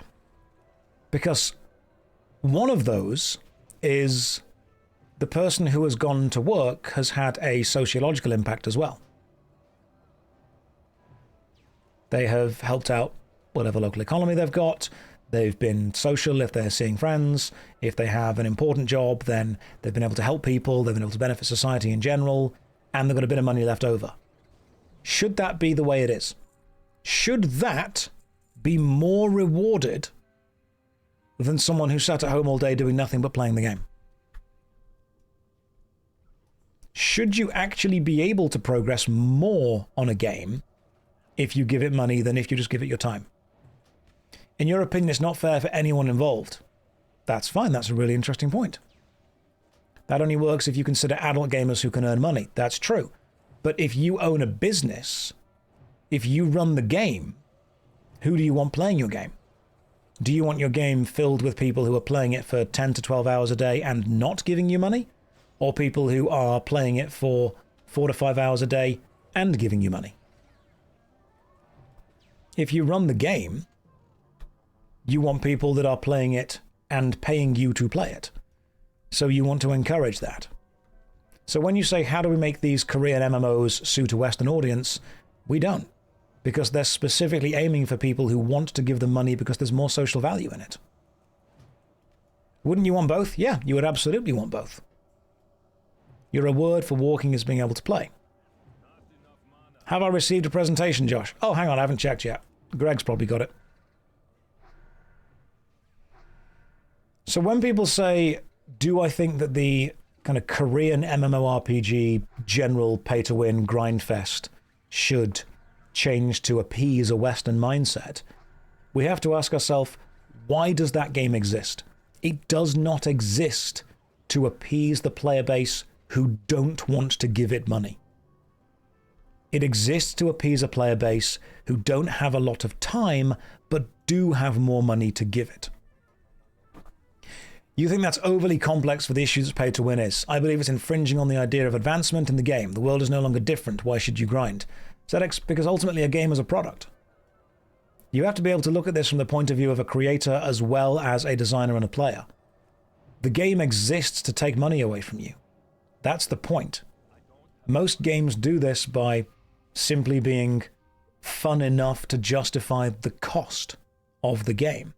Some games do this by being more fun if you give them more money. Now, I'm not saying that I personally like or dislike these ideas, but that's why they exist.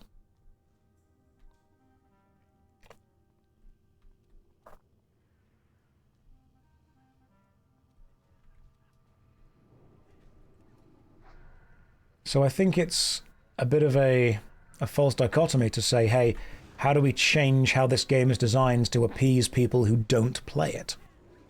Does every form of art exist to take money away from you? No. No, it doesn't. It also depends on who makes it, depends on why they made it, depends on what they do or don't value. There's a huge amount of variation within that system. Some people value it for one thing, some people don't value it for another. But I think there's going to be artists out there who create for the love of the art. Isn't it reasonable to think that, let's say, a Korean-style action MMO, if it were being made for a global market, and considering that most MMOs don't have that level of pay-to-win, it would be profitable? I think considering a global market is itself also a bit of an issue. I don't think there are many games out there that have a global market. I think there are people that enjoy different styles of video games, sure. But the idea that there is one game that has a global market is ignoring social and cultural norms. The most played game in the world and the highest revenue generation game in the world are not Western. Very few people even know what they are. Whenever I ask in chat, hey, do you know what these games are? People never name them. If you do know what the game is, stay quiet for a second, but what is the most popular played game? What is the single most popular played game? I'll give you a clue. It's a PC game. and it's a first-person shooter.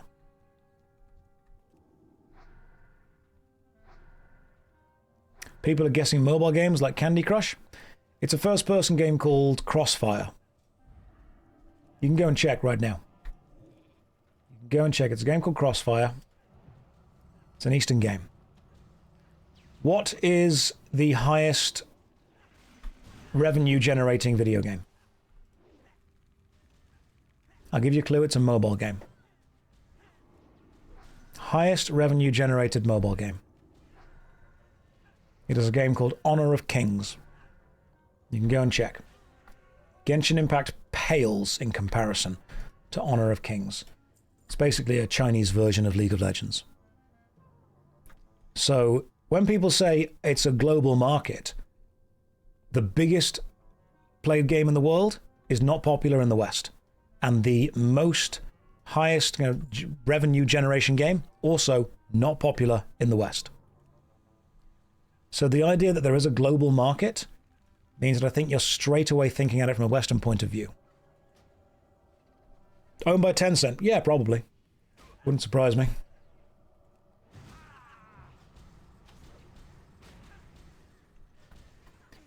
So when people say, would an MMORPG made like this be popular? The answer is no, because the MMORPG genre is nowhere near as popular as you think it is.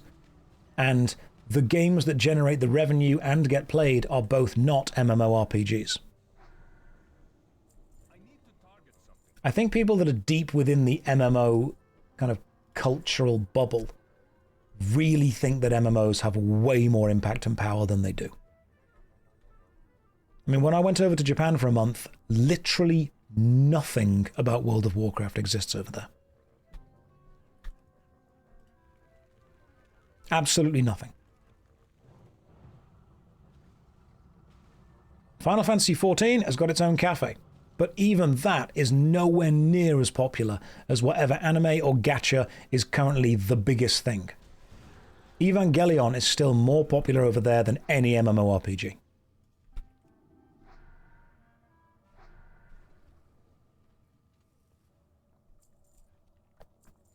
So when someone says, would a Korean-style MMORPG be super popular?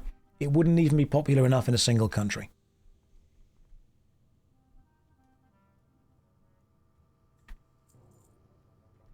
It wouldn't be doing the thing that it's trying to do. It would not be appealing to a Western audience normally based on aesthetics and vibes, and it would not be appealing to an Eastern audience based on the lack of monetization.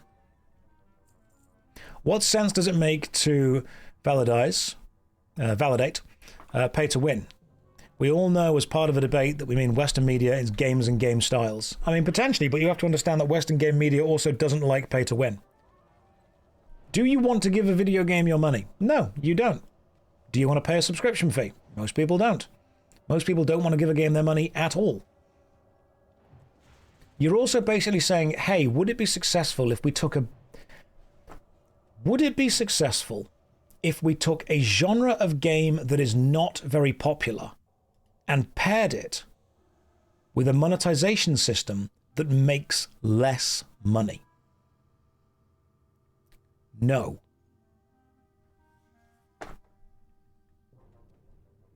WoW came out at the time where it created a culture. I can't carry any more of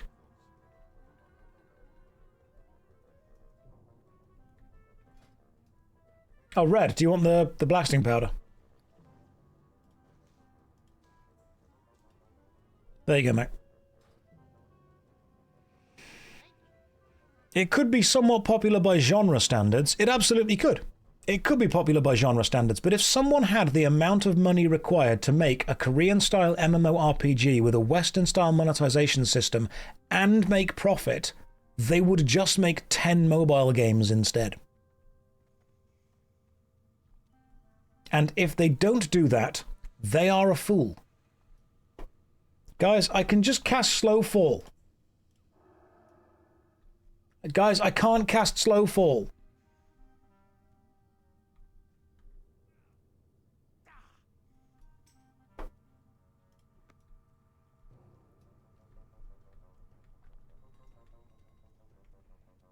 Hubris. hubris. The lesser-known Rice Krispie brother. Hey, thank you for the feather. I appreciate that. Yeah, look at HoYoverse. Just make another gacha game. I also think people, when they say, oh, I'm going to make an MMORPG, or, you know, could we just do this and this and this? You're basically saying, hey, could we create a really niche game for a really niche audience, but also not make as much money as it possibly could? You could. I don't know why you would, but you could do that. No, we're talking about the guy from today. I'm not having a go at you, by the way. I'm not saying that you're inherently wrong for the way you're thinking. I'm saying that a lot of people, when they talk about making MMORPGs, are often talking about it from a point of passion of a player instead of the point of responsibility as a business.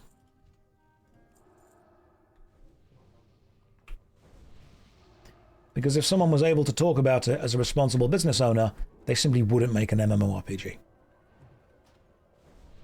Oh, you can use Blink. That's clever. Zach, it's every day, man. It's every day, bro. To quote a famous singer. Some people are bewildered because you have people like Elon Musk that waste $50 billion on Twitter, but nobody's willing to invest in an MMORPG. That's because Twitter was bought as a massive political ploy and an MMORPG is a game. The reason people aren't willing to invest in an MMORPG is because business owners want to make all of the money ever, and these don't do that.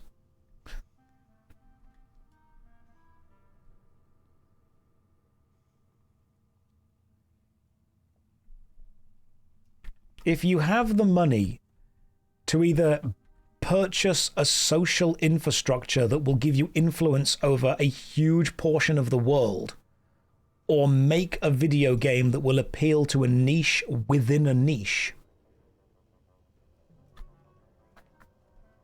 then you're probably going to want to do that instead.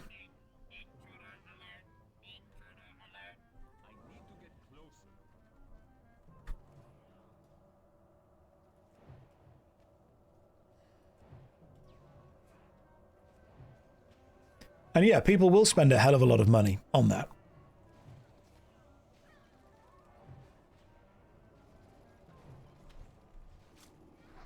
But that's because that will pay dividends to them socially, not because they want to make a video game that they like the genre of.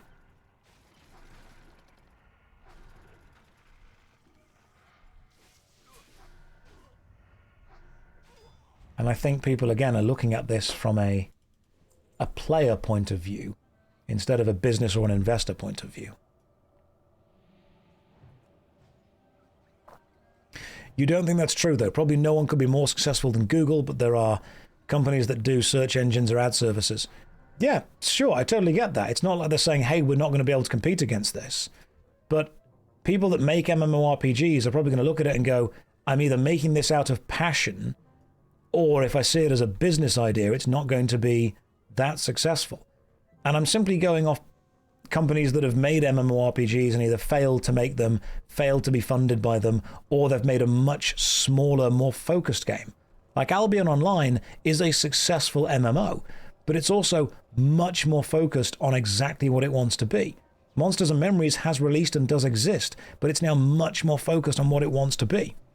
Whenever people are talking about making an MMO, they're often talking about making something massive, something global, something that will make an impact on the genre. And I think people just often forget how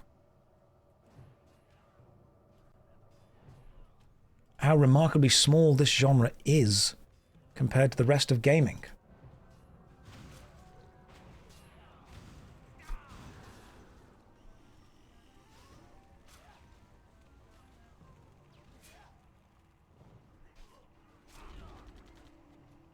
Oh, I've got the Frostwalker.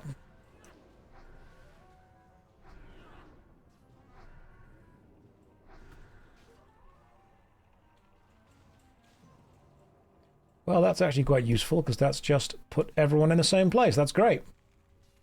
Ironically, that ended up being the best thing that could have possibly happened.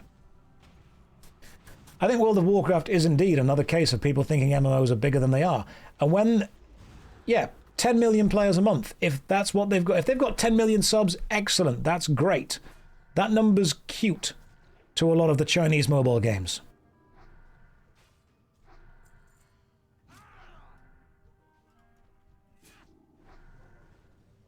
How are the migraines? They're getting better, thank you. Do I ever wear t-shirts? I sometimes wear the Uniqlo Airism t-shirts. Because, my God, if you've got a Uniqlo Airism t-shirt, great. How are the mage? Yeah, mage powers are good. I'm enjoying the mage powers. And even then, it's split between different versions of the game. Yeah.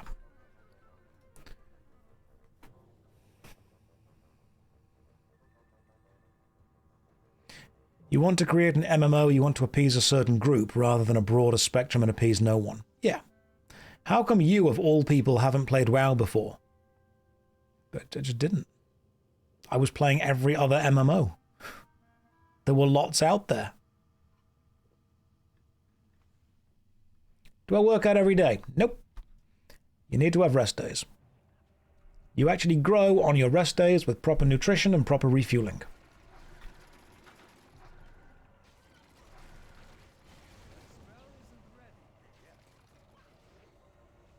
It's crazy how you never played the biggest one. And I'm sure there's probably some kind of weird Chinese mobile game out there that's got more. But the biggest Western one? Yeah, absolutely. I never played it. But also consider this. If I had played, then I wouldn't have made all the videos on the other ones. What do you mean lots? There's like 6 MMOs. You are going to love my YouTube channel. You are going to be very impressed at the amount of MMOs there actually are. You're about to go on a journey.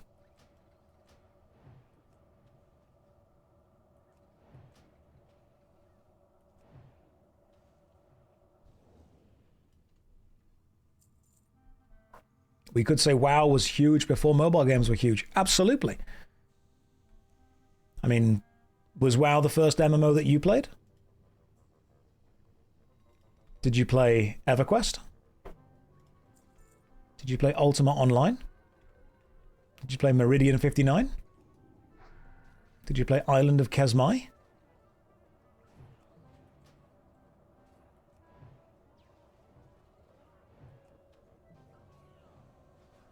WoW was indeed huge before smartphones, but remember that EverQuest and Ultima also came before it. Phantasy Star Online on the old Sega.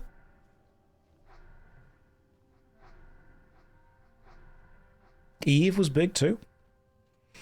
Dark Age of Camelot. Tribes.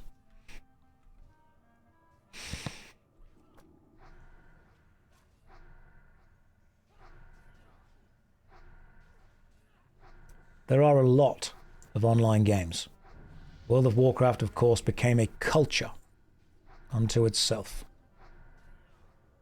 Hey, Ding 27, which means I think I can wear the Acid Walkers now. Once I've killed this guy, I'll put these new shoes on.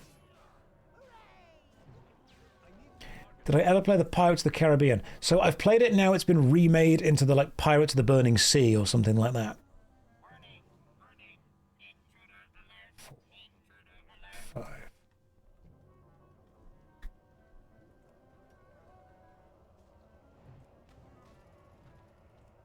So what happens if we get this little intruder thing?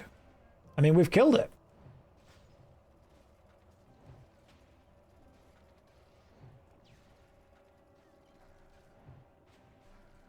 Got to kill the final boss, haven't we? Are there any exercises I wouldn't recommend? For me personally, I don't think Kegels help too much. But for you, you'd have to chat to whatever specific trainer you're working with and work out what does and doesn't help. You're not doing them right then.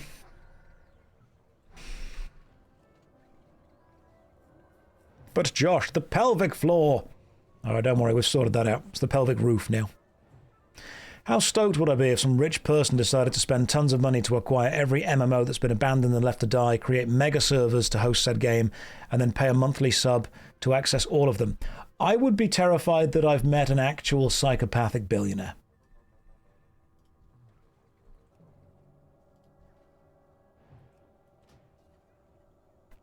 Like that wouldn't be me going, oh, this is great. That would be me going, this person is an absolute psychopath. Which I suppose would be all of them. You haven't got to say psychopathic and billionaire in the same sentence. It's kind of redundant to say about those things.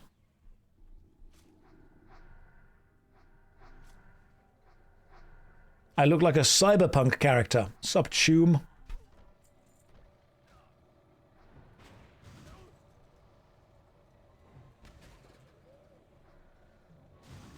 Hey, grats on 30. Well done.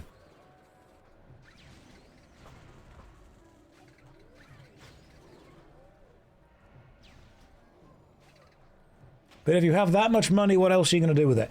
When you've got that much money, getting it just becomes a high score.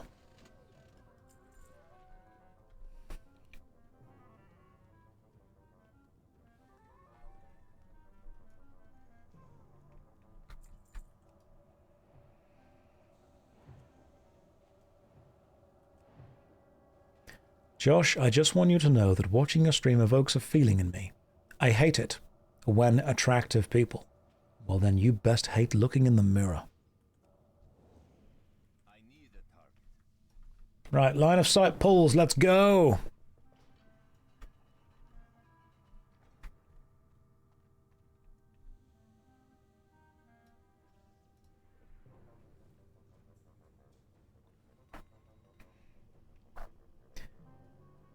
I think it would be great if we can take the abandoned games and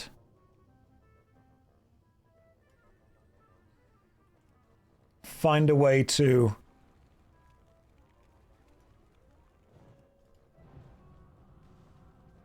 grab their source code, grab their artistic creativity.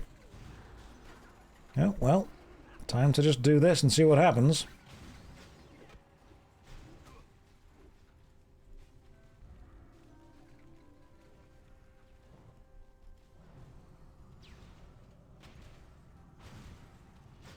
I mean, that worked. It wasn't perfect, but it worked. Time to slap this gnome around. Hey, we did it. Is it true I want to kill games? Yes, all of them. I feel that gamers have had it too good for too long. I feel we all need to go outside. I bet you wouldn't even know how to use a book.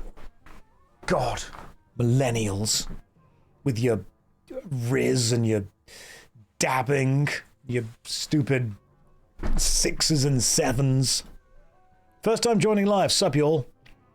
What a great moment to join. Me walking in going, God, I hate gamers. God. Clearly the most oppressed group in the world. What's a book? A book? It's what we used to call the iPad.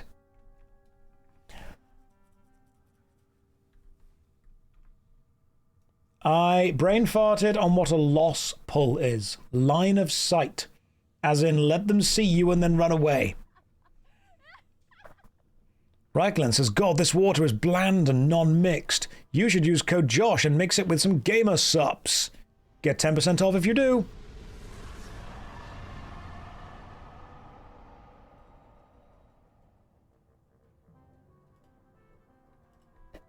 Someone link gamer subs in the thing. That'd be great. Should I mix it with my tea? Once you've bought it, mix it with whatever you want. It's yours. I don't own you. I'm not your dad. Go for it. Thank you, Sky. I love that Sky is both tanking and promoting gamer subs. Sky's like... Oh well, that thing died. Alright, time to kill Thermoplug.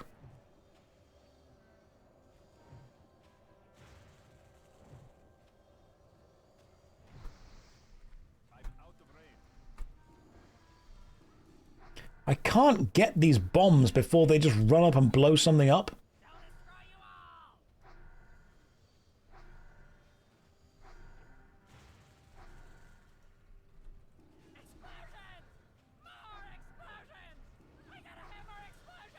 We've nearly killed this guy. Give me your hood!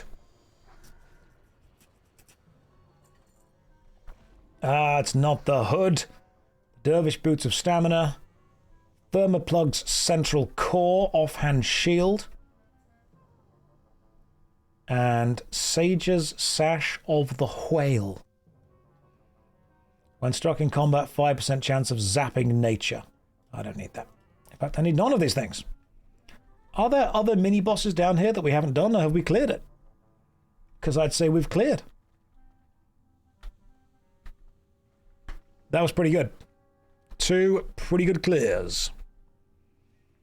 The succession structures. There's Valve's influence and success might have crossed a threshold, which might be immune to those influences. That's interesting. The idea that something becomes too successful for its own good. That's fine. So, should we do Scarlet Monastery? I think we could probably do the Scarlet Monastery. We've got a 29, a 29, a 30, and a 26 as the rogue. Needs to be at least level 29. At 27, you'd be too low. Oh, okay, gotcha, right. So we need to do some leveling. What's a fast leveling dungeon? Probably Stockades. Again, to really get some fast experience, boost to 29 if we can. RFK, Rage Fire Keep. What is Rage? Is RFK Rage Fire Keep? I actually don't think I know what that is. Cool, never done.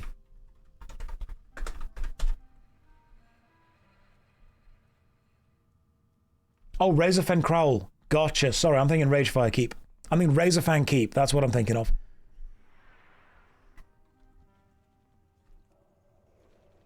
So, Razorfen... Yeah, we can go and do Razorfang Crowl if you guys want to. Ragefire Chasm. That's what I'm thinking of. Shadowfang Keep, Razorfen Crowl, Ragefire Chasm.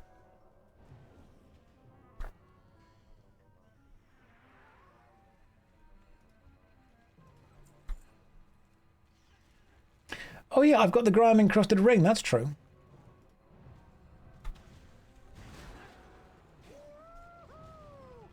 Thank you.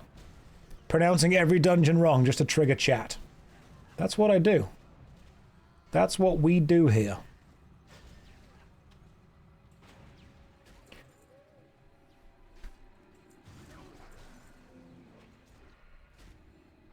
Let's kill this thing. There's also Razorfen Downs. Yeah, I don't... Goodness me. There's so many. Right, requires level 28 to get that quest. I can't do the ring quest yet.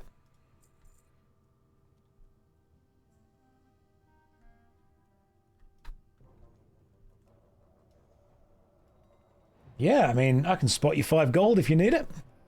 If you want to go and get yourself a little mount. RFD is near RFK. That's where the names are similar. Razorfen Crowl, Rage Fire Chasm. Yeah, sure, right after this, I'll give you 5 gold. That's fine, mate. Just wait till you can do DM again. Die 'em all. I'm so excited.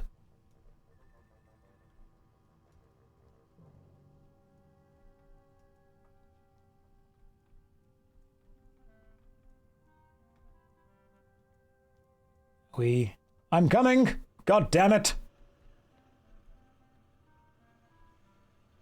Well, I guess we just wait down. There we go. Oh, thanks. Thanks, Lyra. Sweet. They just yeeted off in front of me. The Lord yeeteth, and the Lord yoinketh away.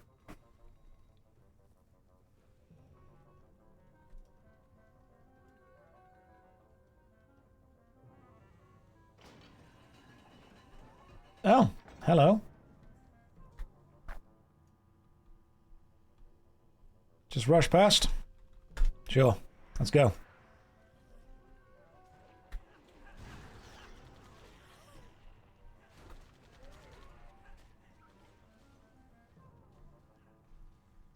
I assumed we're all just running, guys.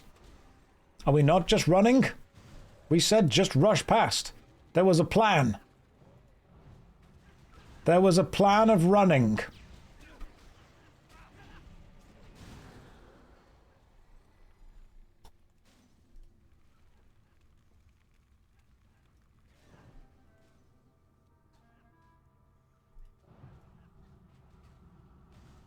I'm sure there was a plan of running somewhere. Right. Keep following me, guys. Right. Leave those guys there. Nope, not enough. Leave this over there. Give me a second. I'm locking in. We're locking in and we're actually gaming.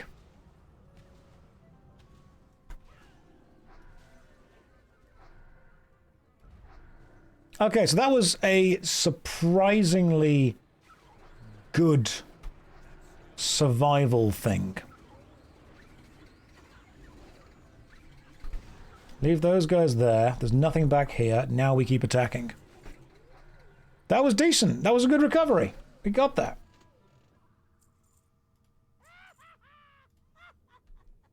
I was never worried.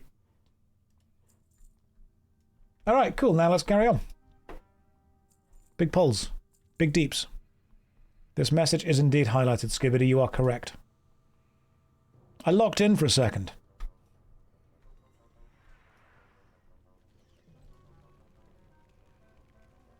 I'm not gonna make any references in the chat. No, it's not happening. We're being nice. Is this a rerun? Nope, it's just the same dungeon again and again and again.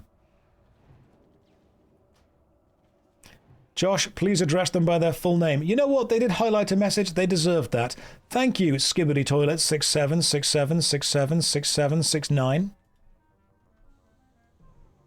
Appreciate that.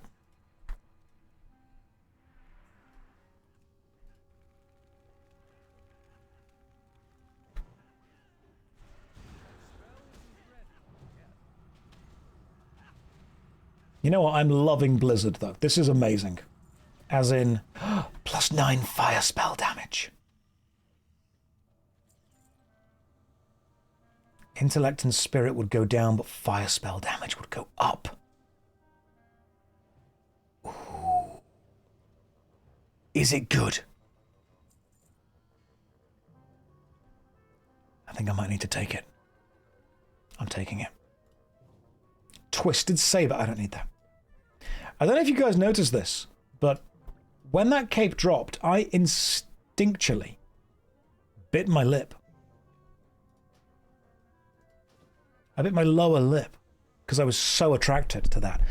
I want to teach you something, guys. When something attractive or sexy happens, sometimes people do that thing where they bite their lip. But I need you all to understand something very important. It has to be the correct lip. Because if something sexy happens and you bite the lower lip, everything's fine. Because you're just going like that. What you don't want to do is go and bite the top lip. Doesn't work. If anything, it's the opposite of what you were trying to achieve.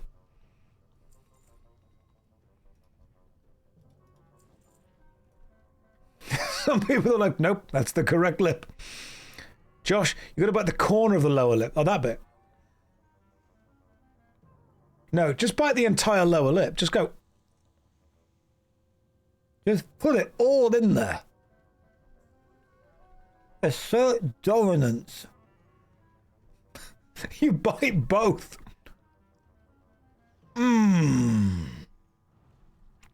King, what's going on? King, I'm teaching...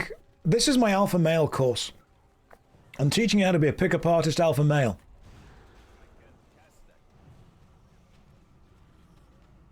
Ultimately, the goal is to bite their lip.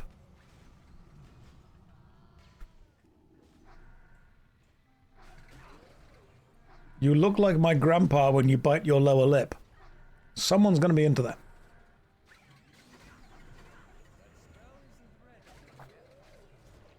But can you touch your tongue to your nose? Trick question. Yes.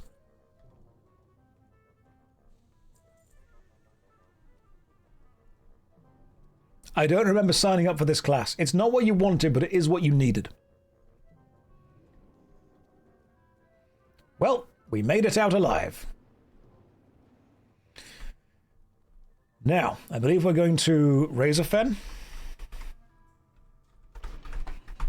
Razorfen Crowl. Got to zip to the clean room. Oh, okay. I don't have the ring quest, just so you know. But can you make your elbows touch? I mean, yeah, but then I'm going to push my chesticles out. Oh, it's in the Barrens. I remember that.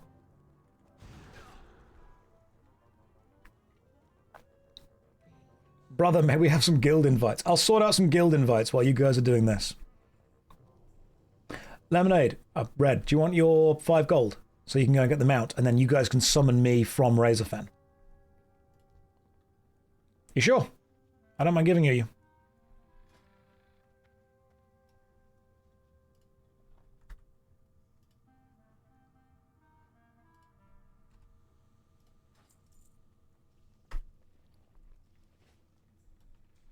You go and sort your mount out, then you just summon me. Whenever you're there. That'll be easier.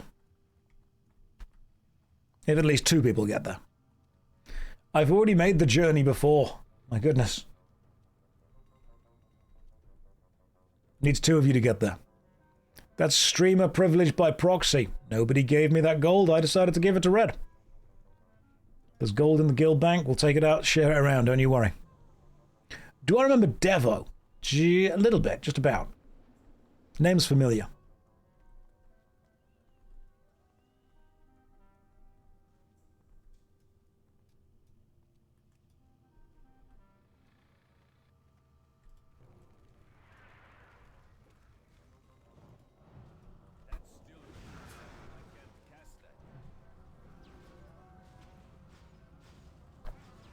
You guys want to jump down? That is fine.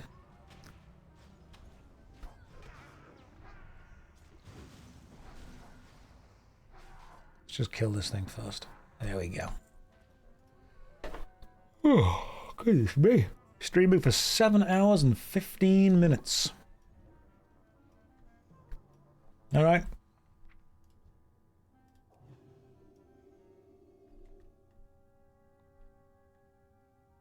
I messed up, guys. I may have messed up. Oh, we're all good. Just gracefully gliding down.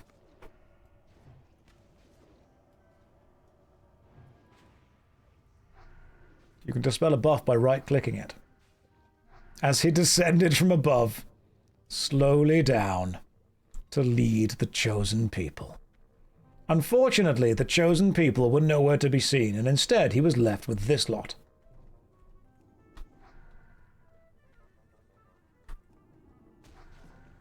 The joys of levitation.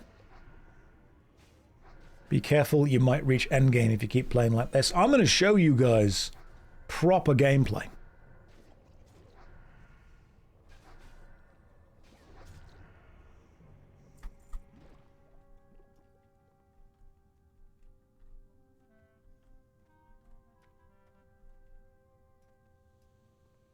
Lyra, I am here.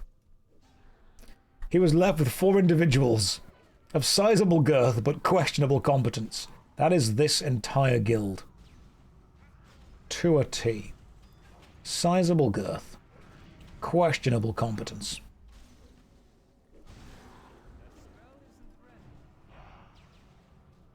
I have indeed heard of Tibia, and VV Pickles would be lovely.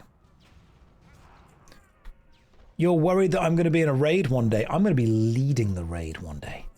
I'm going to be front and center, charging in, right behind the tanks and the healers.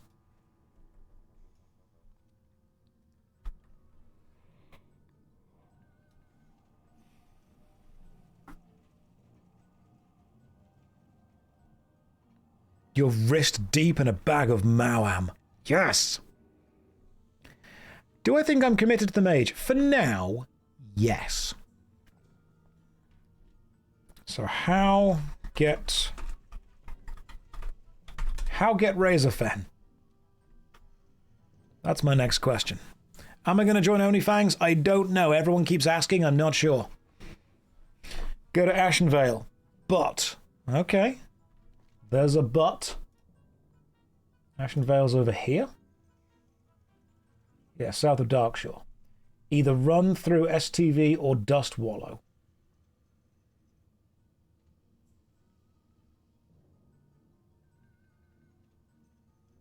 Can I not just...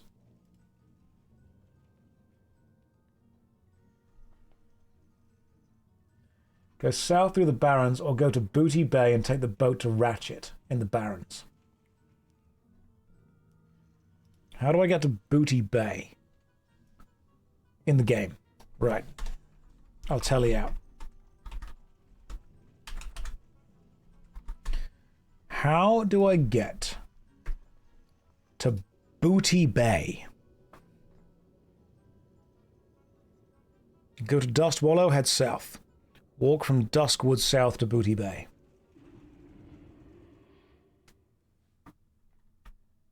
Josh said booty. I did. It's true. I'm currently in Menethil Harbour. How does one get... First of all, I need to be in Kalimdor. Over at... Someone will have to walk into Ratchet and you have to run through the jungle. That's fine, I could do that. Booty Bay is a trip. Well, we're taking a trip, guys. How do we do it? Menethil Harbour. Hop on the boat. Take the boat to Theramore. Boat to Theramore. That's probably going to be the other boat that we don't normally take. Let's see what I can do. Booty Bay is south of the Eastern Kingdoms.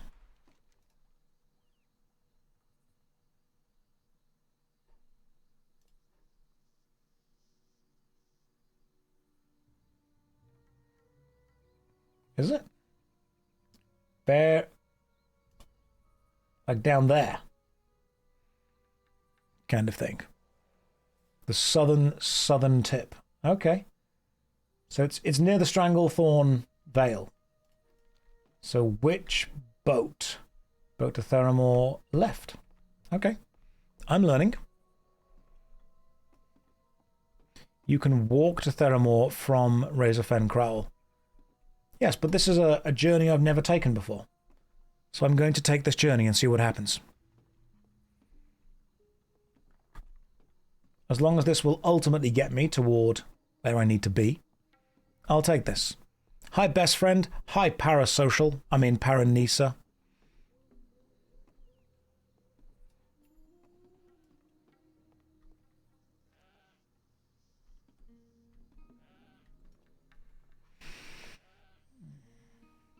Just walk north from Dustwallow Marsh along the coast to Ratchet, then Booty Bay. Or, bear with me here, we take the boat and then walk from wherever the boat drops us off.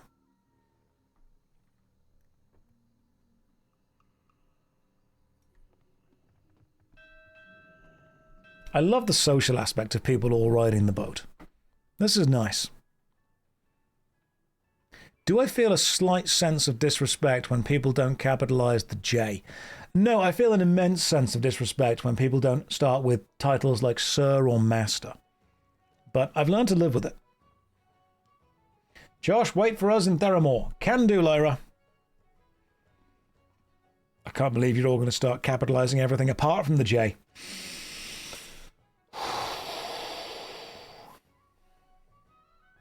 Watch the docks and wave when someone misses the boat. That would be quite funny. But no one's running for it. Now I want someone to run for it, just so I can wave.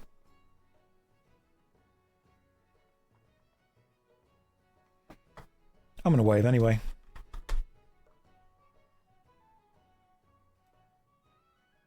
Fare thee well, Menethil Bay. Of all the bays, you were one of them. Just shouts the word wave. I didn't wave at nobody. I waved at potential. I waved at history. I waved at the past. Right, now I'm here. This is... Right, to the barrens it seems now. The ocean will remember. Wait for us right there. Right here?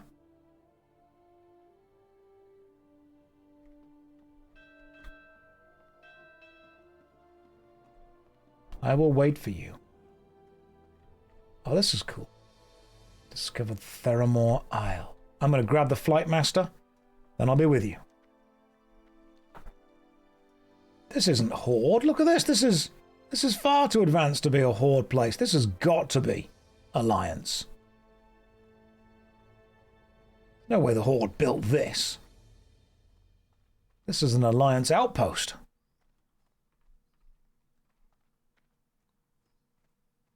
This is gorgeous.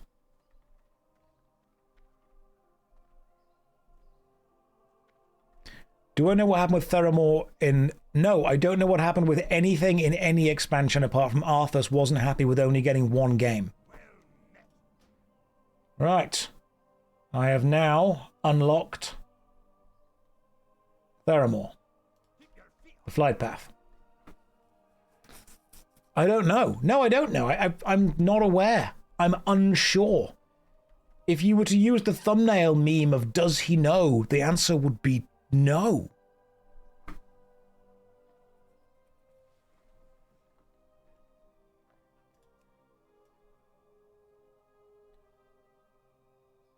Right, I'm going to go and take 5 minutes. I'm going to make a cup of tea. I'm going to grab a bite to eat, and then we are going to continue. You guys ready? 5 minutes. AFK, making tea. I'm in this place. Route from Stormwind, Duskwood, Stranglethorn. Route 2 is Menethil, Ratchet, Stranglethorn. Okay, we'll go to Ratchet next, whatever Ratchet is. But for now, I will see you beautiful people in 5 minutes' time. Here is a DVD logo. Here is a countdown for 5 minutes. Here is an advert break to make sure that people that join don't need to sit through adverts. I'll see you in 5. Alright, I'm back. I sure hope there's no weird gnome dancing in front of me. Oh, no, it's fine. It's a human. That's totally okay. Did it do the corner? I never see it when it does the corner. I think it just hates me. That wasn't a corner. That was close. But it wasn't a corner. Right, cool. What we got? Let's see what we're doing. Archimedes, do you have a lightsaber? That's just a glowing red sword lightsaber thing. And Lyra says, follow me. See you later, Archimedes. You have a good day. Take care of yourself. Lyra, I am following you. In fact, I am actually following you. What was the food? We placed bets. It was a cup of tea.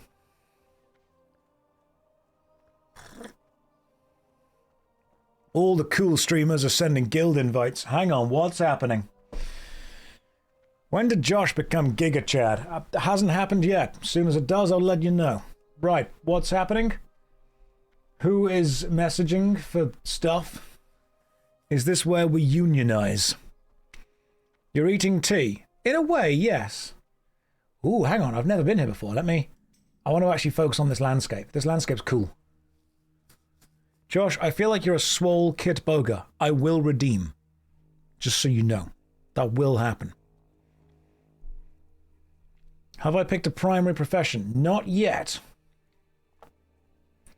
Right. People are asking for invites to the guild. I will provide invites to the guild. Miltus. Blessed Girth is there. Belrune. Allow me to copy character names and invite to the old guild. Can't move this around, which is annoying. Guild me!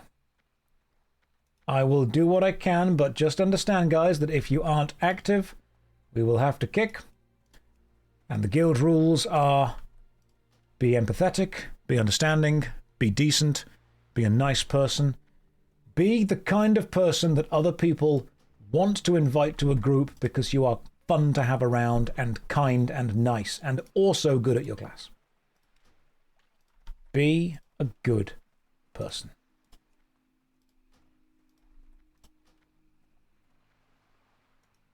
Because if you're not a good person, if you're annoying to be around or elitist, you'll get kicked out pretty quickly.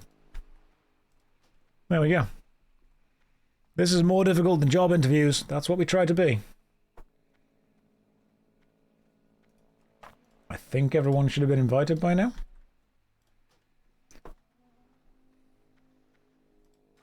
Anything else you need, let me know. You missed me. I probably did because I'm trying to focus on many things at once.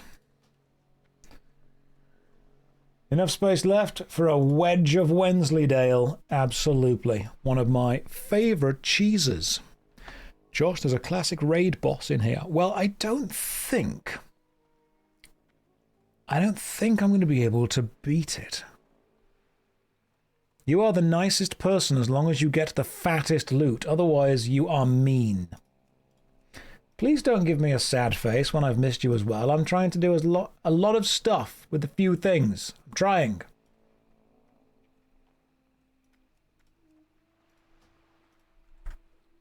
There we go.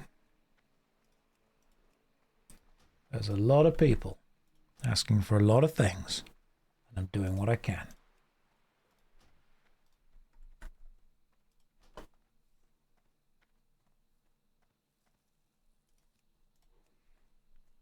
Just remember that there will be a purge eventually. Don't put junk in the guild bank. That's another rule, by the way. Just don't do it. Guild bank, not junk. Don't do it. Now, I've never been around here before, so I'm going to see what's kind of going on. Oh, good, you're putting blink on the bar, are you? Okay. I might do blink on, like, shift 3, just in case I need to do it. Are we wiggling there? It's a good wiggle. Shift 3. That's fine. I'm ready to blink whenever you are. If should not put junk, why junkable? That's true. Josh just watched the Stop Killing Games video. It was cool. I wish I could support you, but Norway isn't part of the EU. Neither's the UK. Yet here I am. But honestly, sometimes it's just nice to have a little support in general in lots of other places. Don't feel rude asking for the third time. I'm trying to get round and invite as many people as I can, and I have to manually do it because everyone PMs me. There are guild officers online. You can PM those guys. Just thought I'd take advantage while I'm having this lovely walk with Lyra. Oh, hang on. Can I get Cone of Cold now? Hey, good point. If I can get Cone of Cold, that would be great. Inju is back at the PC. Welcome back, Inju.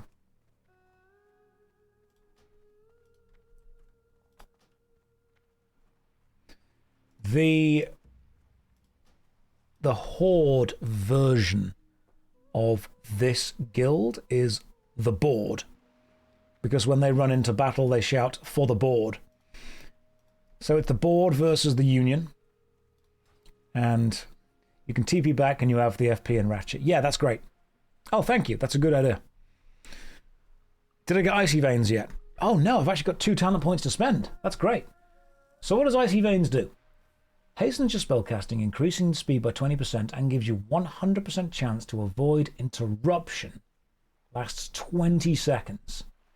Right, so you want to use Icy Veins and then just absolutely blitz through spells as much as you can. I see what's going on with that.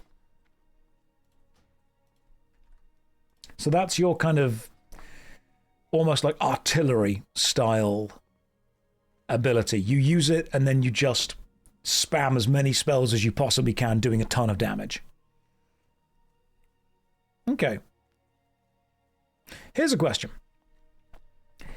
If I cast Icy Veins and then I cast Blizzard, will it do the same amount of damage that Blizzard should do, but just cast it quicker?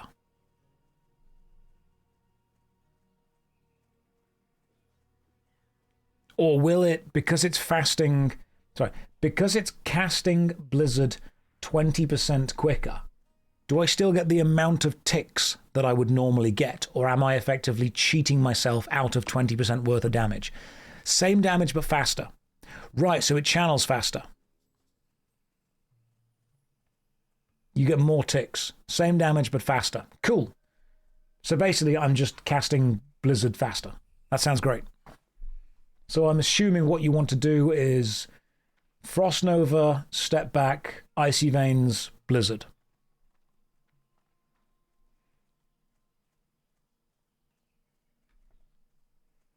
More, you get, thank you, Skibbity Toilet, for explaining it to me.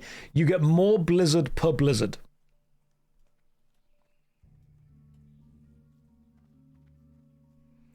But I also want to do the Shatter combo.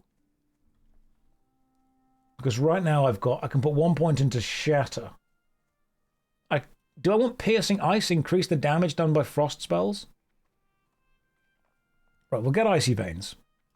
Because it seems good. And we'll get... You get faster Blizzard per Blizzard. And I'll go with more Shatter. Because that increases my critical strike chance by 20% again. But that can go up to 50. You want max improved Frostbolt plus Shatter. Let's go with that then. Okay, and Icy Veins is a spell. Does that put the spell into my... Yeah, it does. Okay, so what do I want to replace? Hang on, I'm trying to pay attention to the actual landscape that I'm in as well. Because this map is huge. What do I want to replace Icy Veins with? You know what? Probably nothing. I probably want to actually put Icy Veins onto, like, Shift 1 or something. All right. So Shift 1 Icy Veins. You can also macro Icy Veins to Frostbolt, so you use it on cooldown. That's clever. Casting Frost Nova and Blizzard on large groups is the speedrunner's way of leveling. Well, that's what I'm all about here. More people are asking for guild invites. Throwing out what I can. Lyra, thank you very much for running me all the way to Ratchet. You could move Frost Shield and Arcane Intellect to the other hotbar. Clicking those is fine. You know what? That's probably a good idea. Hey, flight path discovered. So now it's a case of just kind of waiting for you guys. Oh, he looks cool. I'm not casting Gift of the Naru often as well. That can be a click. That's fine. Evocation is 9. Remove Lesser Curse. Don't use that anywhere near as often. Right. Shoot, Frostbolt. I'm actually not using Fire Blast basically at all. Polymorph doesn't seem as useful in the later stuff. Frost Nova's good. Blizzard's good. Flame Strike's fine for what it is. Maybe we go with like Shift 2. I'll end up putting some stuff up here at some point. Teleport to a town and do some training. Cool. So, you guys sort that out. I will teleport to... Stormwind's probably the quickest place. Yeah, look at Stormwind. And then what we'll do is I'll train my skills up, and then you guys summon me to Razorfen Crowl. Those of you out there who are smart, my Hearthstone is set to Menethil Harbor. Those of you who are smart, what items am I looking for? They're going to summon me, don't worry. Why didn't you take the flying path first? I did. I spoke to the flight master.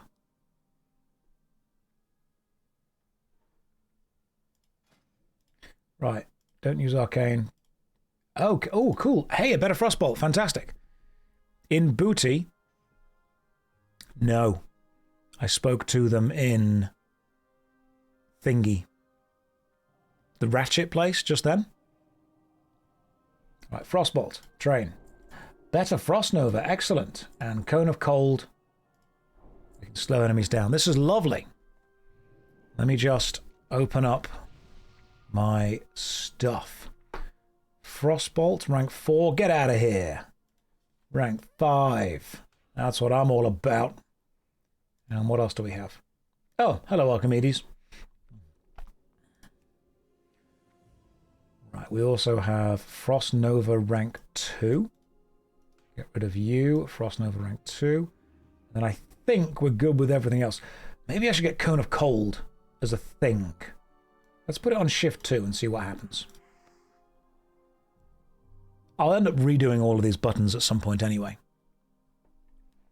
So let me just go to Options, Key Bindings, Action Bar 2, Shift 2. Cool. You don't need Frost Nova rank 2. So that is freezes them for 8 seconds, and that's freezes for 8 seconds. 21 to 24 and 33 to 38. Okay, so yeah, that's a good point. The main thing from Frost Nova is not the damage, it's the freeze effect. Because 21 to 24 is not a lot of damage, and 33 to 38 is also not a lot of damage. A 21 second cooldown, 53 mana to 82 mana. I can actually see that Frost Nova, the purpose of it is not to do damage. The purpose of Frost Nova is crowd control. And the crowd control elements are the same on both of them. One's just cheaper. Okay, so we go with that instead. Yeah, so I can see why Nova would be down ranks to number 1. That makes sense. Thank you for the input.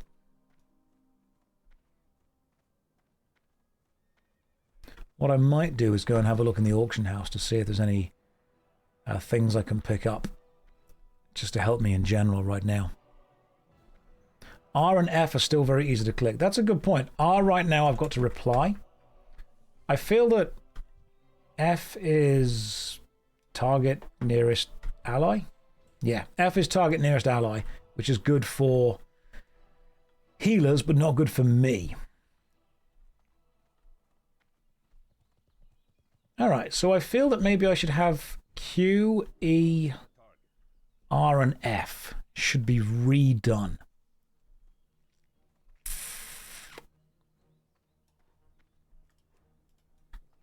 Josh, you look like a Bollywood movie director. Thank you.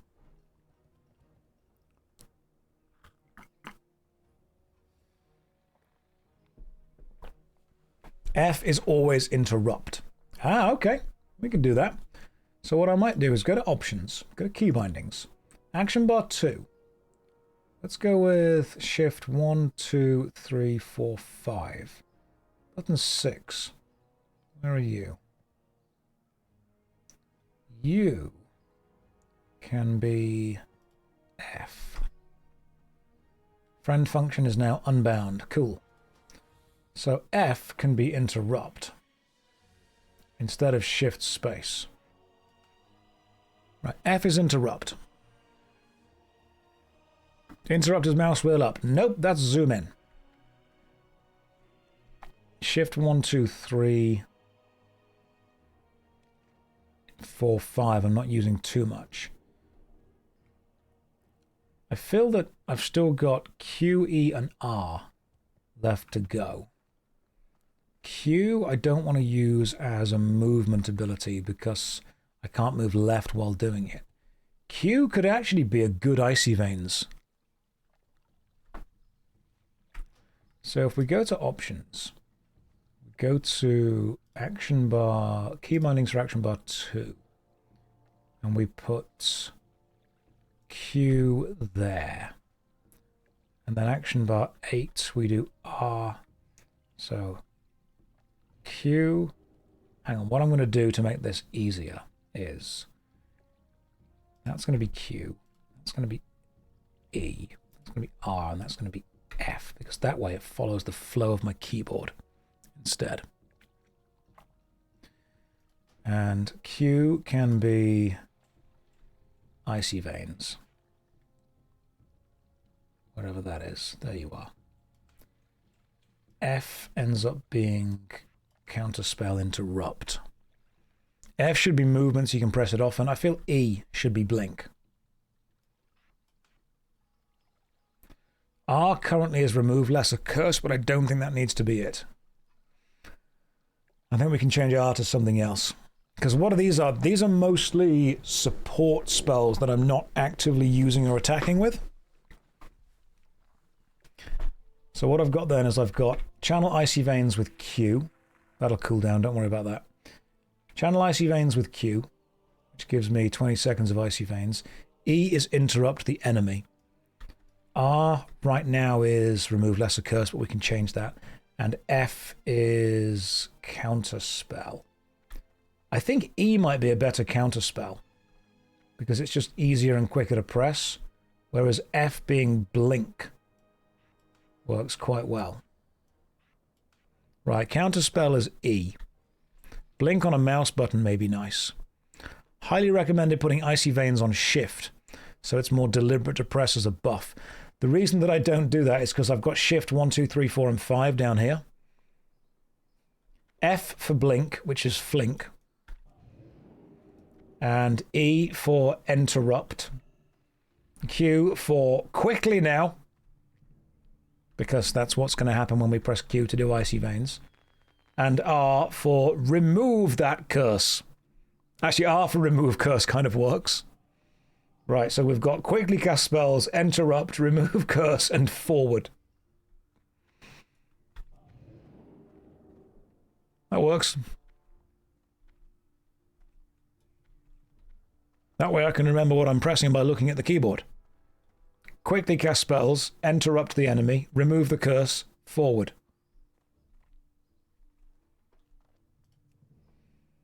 Right, who else is looking for a guild invitee? You can offer me an enchant cloak fire resistance. I'm okay for the time being, but thank you for the offer. Man, I could almost play the game with you can with just your mouse, that's true. Right, let's see what we've got, if anything. Game Whiz. Thought you were already in the guild, to be honest. But sure. Come and join us. Hope your WoW journey is fun and migraine-free. Thanks, that's what you should say to any middle-aged gamer.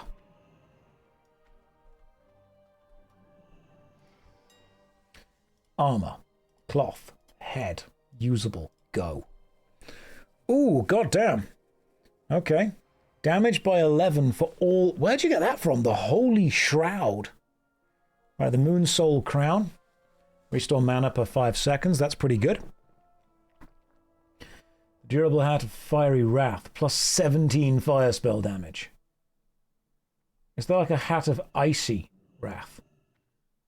Right. Plus 19 spell damage. Where's like an Icy Wrath headgear?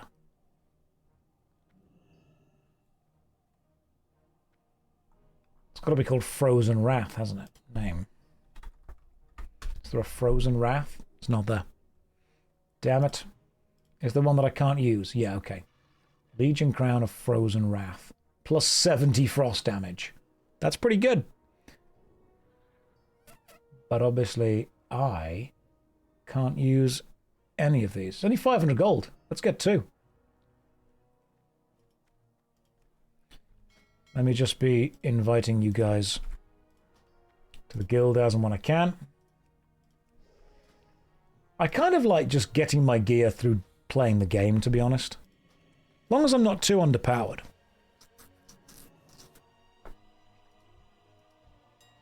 I don't think I'm too underpowered, am I? Let's have a look.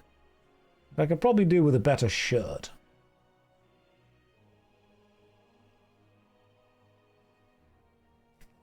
Gloves. Bright belt. Better. Why you have so much gold? Sus. I've got 3. That's because I pick things up and sell them. Shimmering trousers. Trousers are good. Belt's good. I feel that my, yeah, braces of Frozen Wrath are good. Plus fire spell damage. I suppose it's just cloth head, isn't it? Usable items, go. Forget that name. Just so I can get a hood. The Moon Soul Crown could be good. The fact that it's a buyout of 2.5. Is 2.5 gold good for a Moon Soul Crown? You know what? No. I'm going to wait for a bit, and I'm going to get it from the game. If we get a drop, we get a drop. Josh, spend like 30 silver on a helmet. No, we're good. I'm going to wait. If we get it from a drop, we get it from a drop. But we keep going till we get something. It's okay, but you don't have money for training then. That's true. I'm going to keep leveling up. I'm going to keep leveling up instead. So, quickly. Interrupt. Remove curse. Forward.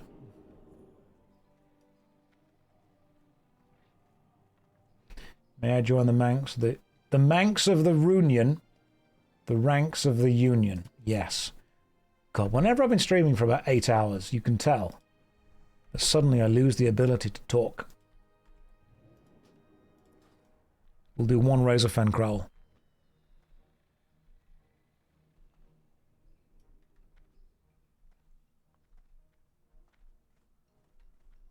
Succulent Chinese meal. Stank tants. The Manx of the Runion. So for those of you who are unaware, these are now my keybinds and how they work. I've got Q, E, R, and F. Q for Icy Veins, which makes my spellcasting quick, so quickly now. E for Counterspell. E for Interrupt. R for Remove Curse. And F for Flink. Sounds good. Quickly, Interrupt, Remove Curse, Flink.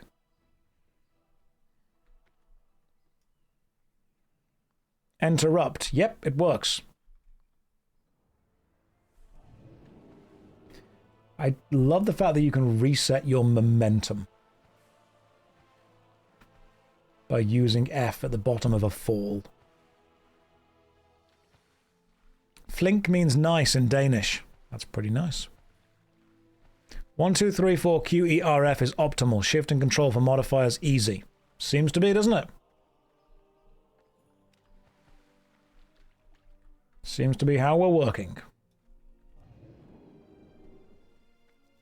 Stops you dying to fall damage. Love this. Right. Let's go do some stuff in Razorfen Crowl. Was I the most handsome of the EU? Not even close. Those guys are seriously good looking.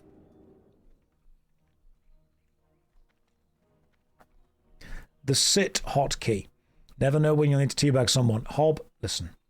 If someone is important enough to get teabagged, they deserve me to type out the entire /sit. It's not about binding a key to make it easier. It's about putting in the effort so they know that I've really put the effort in to teabag them.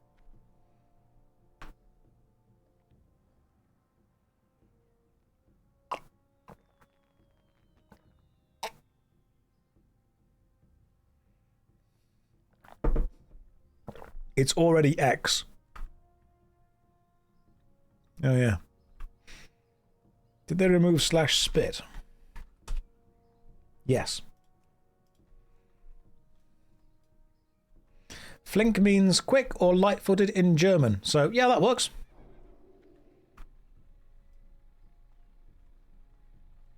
Okay, so that's what happens when you spam sit quickly.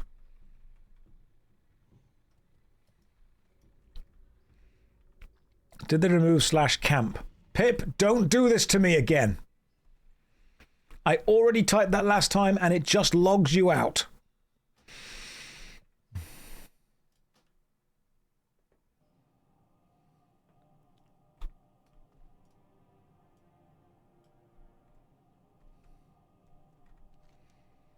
I was unaware of what it meant last time. It just straight up logs you out.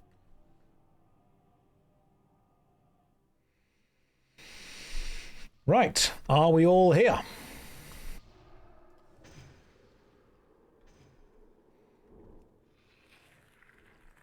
Accidentally pressed Icy Veins again, without meaning to. Cooldown is 3 minutes. That's fine, we're not going to need it yet. Right, are we all here?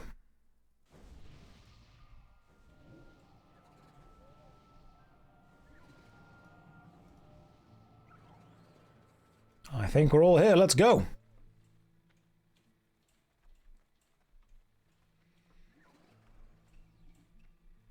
Warhammer does add an extra file called System32. You can afford to remove it, it's fine. For anyone who's new to the internet, don't do that, you'll break your PC.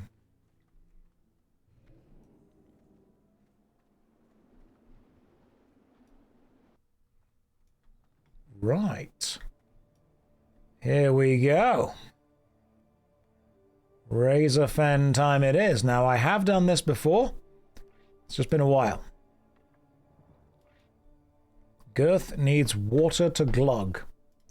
Well, let me see what I can do about conjuring you, my friend, some water.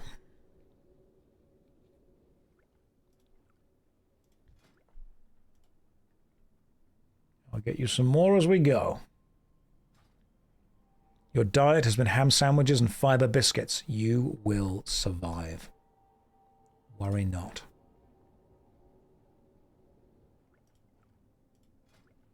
There you go, have more. If someone says, may you live in interesting times, is it a blessing or a curse? It's a curse. Interesting times often mean a level of insecurity. And so saying, may you live in interesting times, is a way of saying, may things not be stable. So you are being straight up cursed.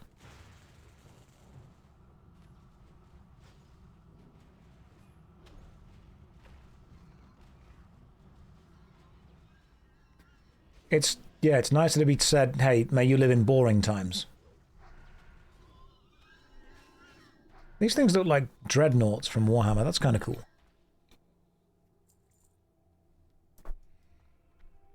Also, guys, can we just admit something? At this point, can we stop saying that it's an unprecedented time?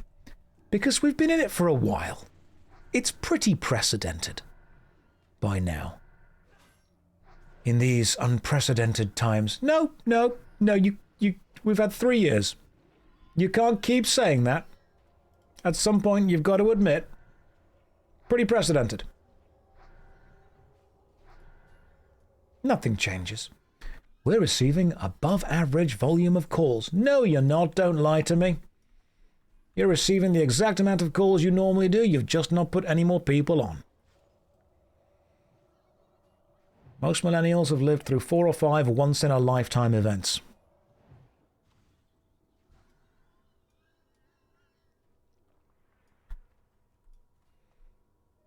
The most precedented of times. It was the precedented...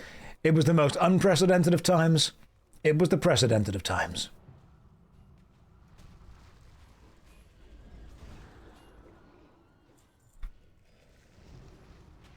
Oh, that's nice. So I icy veins and then I do this.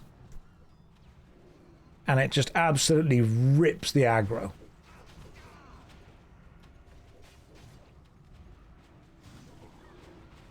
Right. So what you don't want to do is icy veins and then triple blizzard. Because then the tank will hate you. I'm learning. I am learning.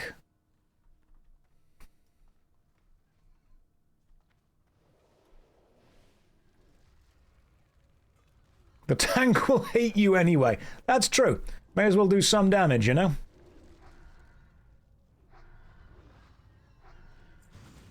Don't forget to counterspell. It's already on E for interrupt. I can't hate you. I can try, Red. Give me time. I'll get there.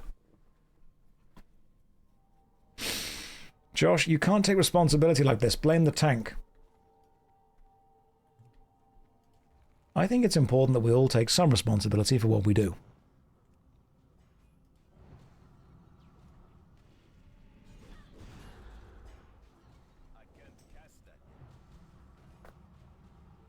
We freeze them and then we attack them.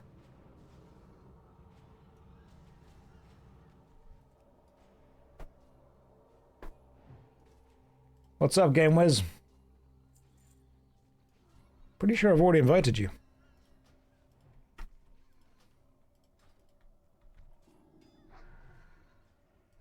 Then to the party. You silly man, Lord. What have I done that is silly? I need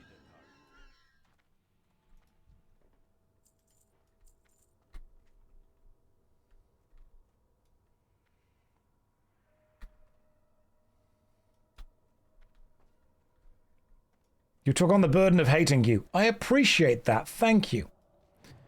Why do I feel like this is the bit from The Lion King where all of the hyenas are about to trample through? The wildebeest are about to trample through. I've come a long way from doing this with the Warlock. Remember when I used to do this with a magic caster? Now look at me, doing it with a magic caster. Yeah, this very much feels like the bit from The Lion King. It just is the bit from The Lion King, that's what it is. If mages were melon juices, you would be conjured water?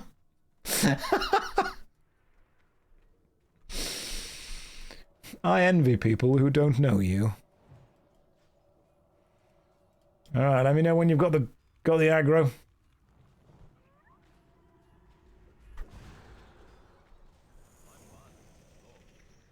Well, accidentally cast Icy Veins with no mana.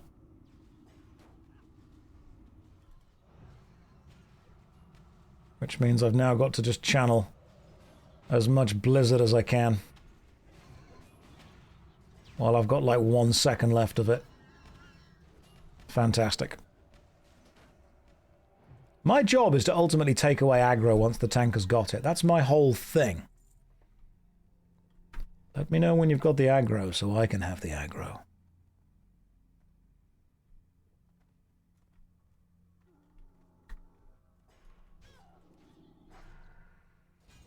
Congrats on my second action bar. Thank you. Still learning. Maybe shift 2 will be good for me. I see what's going on. I might need to actually put down some kind of mat on my desk because leaning my hands on it for so long is getting oily marks on it. God damn, I truly am becoming a WoW player. You know, you could get the threat plate add-on and you would see the enemy health bars turn yellow. Yeah, but then we lose the fun. We lose the discovery. Will this be a clutch mage kill? Will I pull the aggro and wipe the group? Who knows? Let's find out together. Maybe if you wash your hands with soap. My soap is right here. I literally keep soap on the desk now because one of you called out and said, I bet you didn't wash your hands. So I went to get my soap from the bathroom.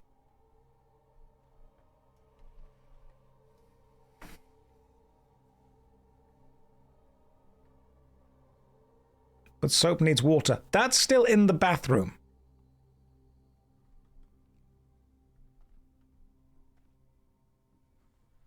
So you don't use soap in the bathroom now. I hate so much about what you are.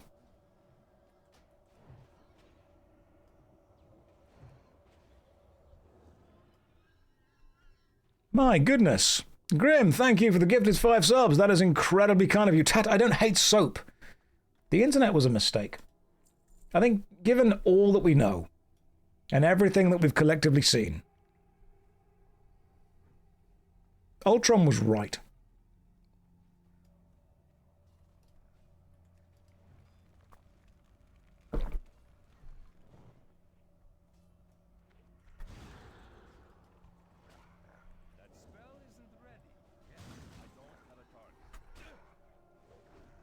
Come here, stupid hyena.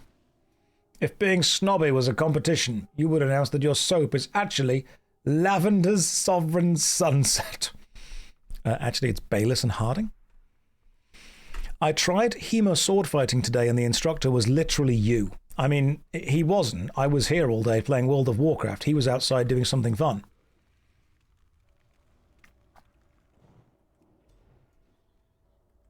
But well done for trying Hema.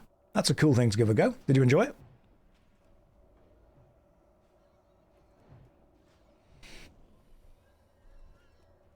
As long as you enjoyed it, that's the important thing. I need to target something first. We've been streaming for 8 hours and 10 minutes, and I'm going to do this.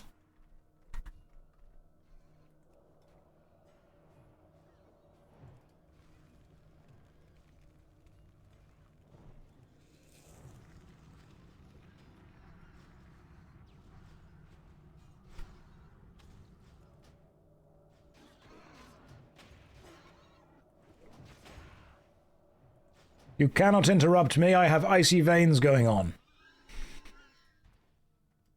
Alright, so I'll say that Icy Veins is pretty good, to be fair. The Big Zun, thank you very much. It's an attempt to prevent migraines, and now I just kind of like them. Thing is, without them, my face just feels a bit too small now. Like, what's going on now? What's happening? Where have the sunglasses gone? Where have I gone? Maybe I don't look good enough without them. Have you come to rely on them? Do I look different? Face reveal. Big face reveal for the first time. Who even is this? Who even am I anymore? Alright, let's just kill these guys. Why did I quit the sunglasses? Are they drowned? You forgot that I had eyes. Let's just kill this guy. Who even am I anymore? What do I value? What do I care about? Should we go back to when my voice was really... Whenever I wake up in the morning, my voice is always really deep. So when we started the stream, it was like, "Good morning. I hope we're all doing well. How's everyone been today?" And then as the day goes on, and the vocal cords relax, then it's more of a even pace that I can kind of get behind and just kind of sound like this the entire day. Because it's mostly vocal exercises. People often say to me, how do I end up talking for so long during the streams? And that's because, to me, this is quite a soft voice. And the soft voice is because normally the vocal cords drop down slightly lower. When I was teaching, this is normally what I would sound like. Some of these mobs aren't giving experience. Is that because we've out-leveled them? Henry Cavill looks, Ben Starr voice. This whole world carries the burden of your family's grief. Did I die again? What else can we say? What else does he say in that game? You sound like a mobster. I'll take that. Now imagine Twitch chat is a classroom. How would you get us to quiet down? Sometimes the loudest thing in the room is a whisper. And so, staying quiet has a volume all of its own. It's okay to simply sit and wait. I get paid regardless. That's your own time you're wasting.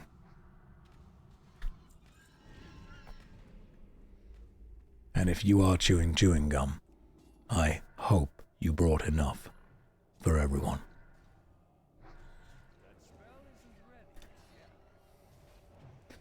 If you slept with Henry Cavill, would it be because he's handsome or an act of narcissism? I think it would be a terrific moment for everyone involved. I think it would be one for the history books. Thorn Spike. That's another thief weapon. Rogue. We are getting so much rogue stuff.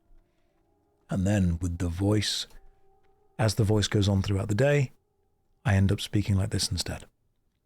Should have done voice acting, mate. Did Grey Chalk. All the theatres shut down due to COVID. And therefore I couldn't keep making money doing theatre. And so instead I had to transition and do YouTube and Twitch. And here we are. Then I discovered World of Warcraft and everything went downhill from there, to be honest. Now, of course, we could always go back to the deep voice. Or we could do the light-hearted voice. Hooray! Come on, chums. Let's go into the Razorfen Kraul and defeat the Ground Shaker and whatever the boss of this area is. Audiobook narrator, but I can play all of the roles. God, please. God, stop, please, no. Tharkor, oh my goodness. Oh boy. Josh has discovered consistent. Now I'm straight again. Please stop. Please put the buttons back up on your shirt. Some of you flip-flop so easily. It's ridiculous. I could go even deeper. I'm waiting for my 5th puberty. Yeah, not just the second one. Second one was surprising, 3rd one was challenging, 4th one I was ready, 5th one, that's going to be the real shaker. Where will we go from there? Puberty maxing, vocal cord mogging. That's what I'm doing. Pathfinder, braces of intellect, 38 armor plus 5 smart. No. My current bracers give me frost damage. One of the few things that do. That reminds me of your boy Archer, Genderlock Short. I enjoy doing that. Sir, where are the sunglasses? I don't know who this person I'm watching is now. My goodness. You're so easily fooled. Clark Kent was right.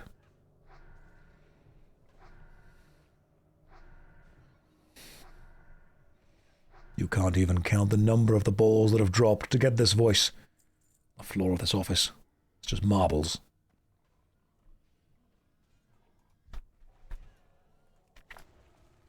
Red, you are doing an excellent job tanking. I must say so. However, I am going to steal all the aggro off you by casting a lot of blizzards. Balls everywhere. Well, out of mana, but I'm not out of options. Don't you think there's a connection between the fact you have so little gold and the fact you're pressing pass instead of greed on all the loot? Probably. But I also just don't need the loot, so... Consider this. So far, not having gold has not stopped me. Might have said this, but did he get a haircut? I hope so. Otherwise I paid them for nothing.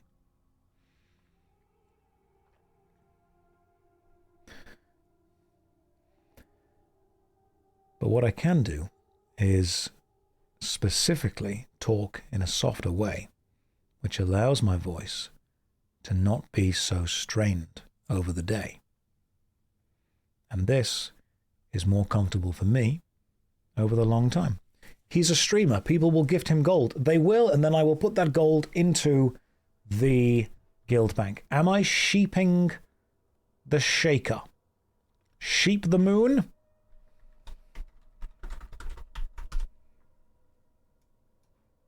Right, I just sent that to Lyra. Sorry. Lyra, didn't mean to send that to you. It meant to send that to the actual... Cool, sheep the moon. I'm ready. Ready when you are.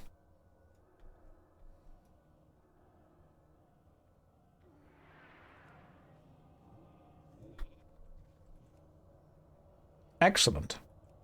You know what? That was quite good. You've got to admit, that was a really good bit of teamwork.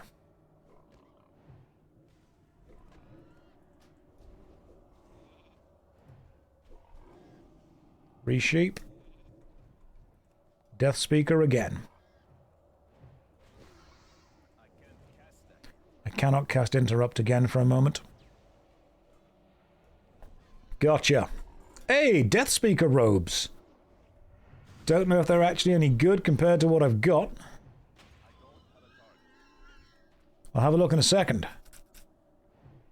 Because I'm currently wearing the robes of a Rugal. And I don't think I need these.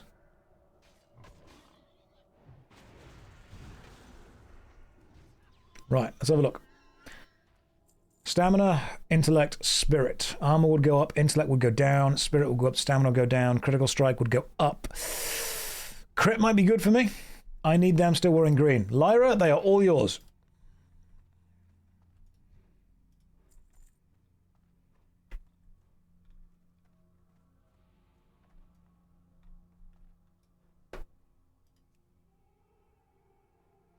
Lyra, get your robes on. There we go. Now you're looking good.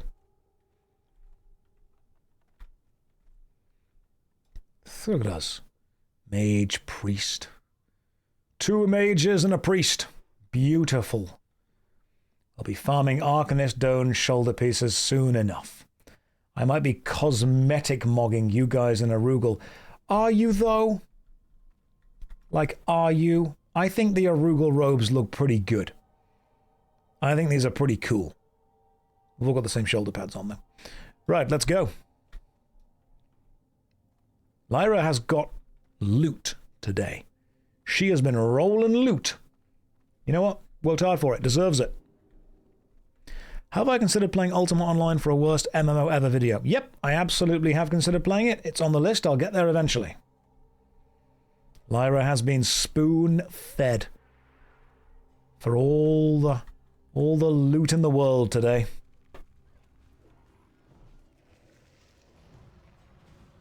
I am really liking the combination of Icy Veins and Blizzard. And I cannot wait until I get one more talent point and can do it all over again. The fact that you can cast Frostbolt even quicker as well is great. Spoon-fed, big heaping spoonfuls of beautiful loot. Blessed Girth, you check the map, that's fine. We're in no rush. Are there any MMOs I consider revisiting? All of them. I would like to revisit Warframe at some point. People keep telling me Warframe's got better.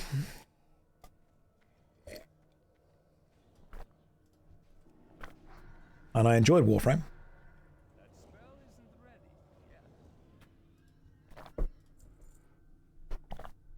It's a good idea to keep the rank 1 Frostbolt on your bar since it casts the fastest. Is that necessary? I'm not saying it's a bad idea, but is it necessary right now? Will I be checking out Soulframe once it drops? Yeah, eventually.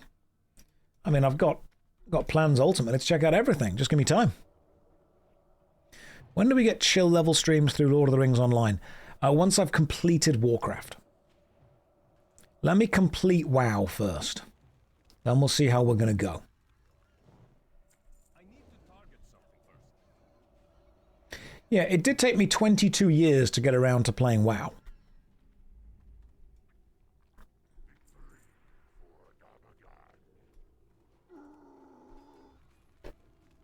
Right, let me just deal with this guy. Hang on.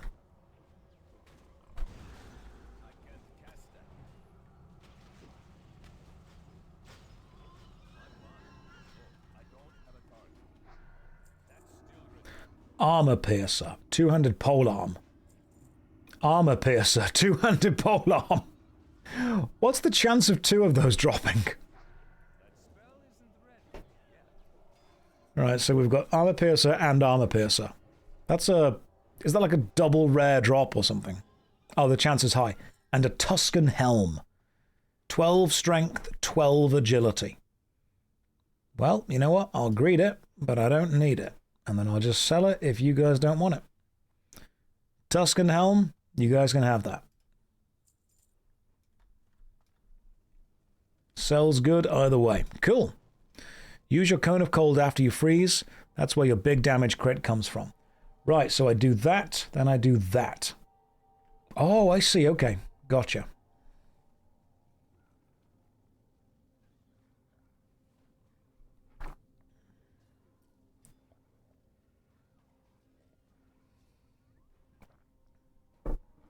Inju has a big salad. That sounds lovely. I'd love a big salad. There's nothing wrong with a big salad. So what I want to do is freeze, back up, Cone of Cold. I see how that works. What kind of salad? A word salad. Pulling off a shatter is the best part of maging. Cool. Is that a second action bar? Don't make me feel bad for it. I can't cast that yet. This is actually too bright for me right now. Sorry guys, I'm used to playing in shades now. There's a distance between me and it.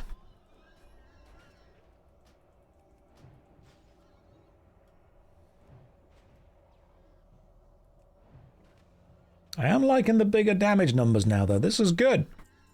The bigger damage numbers are way better.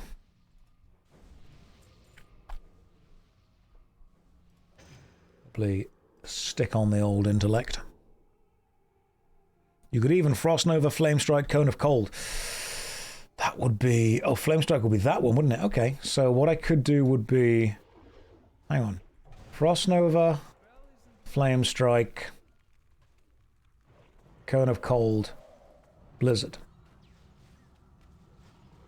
I'm picking up what you're putting down.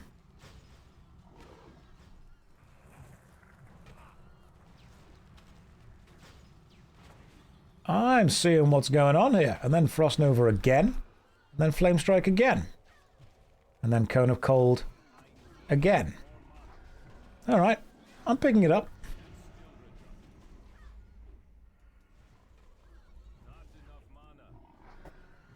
Freeze, Cone of Cold, release Spirit. I am getting it, slowly but surely. No! Let me just attack this person. You ate an entire onion in a drinking game to win a £2 shot. Well done. I'm proud of you.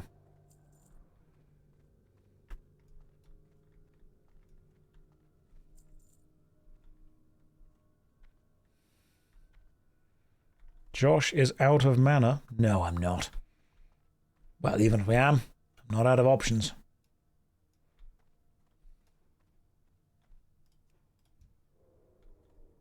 Yep, 1 sec. That's fine. Take your time, Red.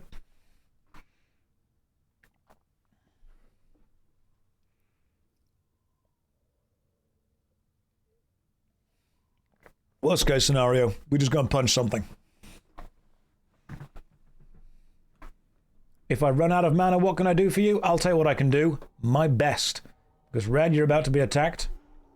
So, we freeze. We flame strike. We Cone of Cold. We blizzard. By the time the blizzard's pretty much done, we icy veins. And we get ready again.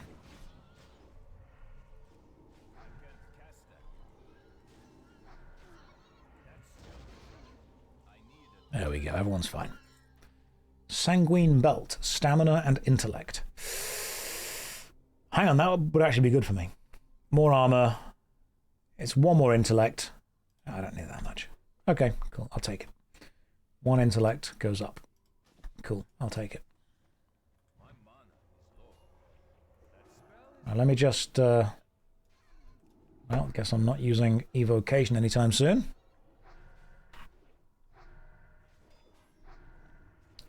Let me just wand these guys to death.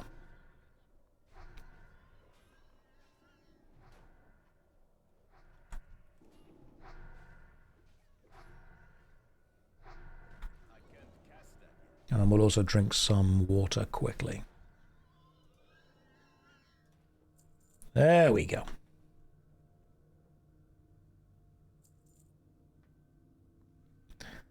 Stand a little closer to your Cone of Cold. You're missing the hit. Thank you. I will. Let me just down some water, then I'll be right in with these guys.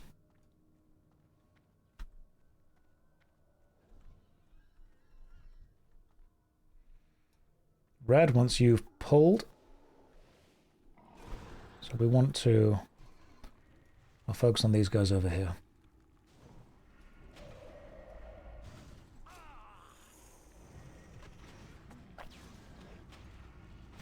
I love that Icy Veins means that you can just keep channeling through damage as well.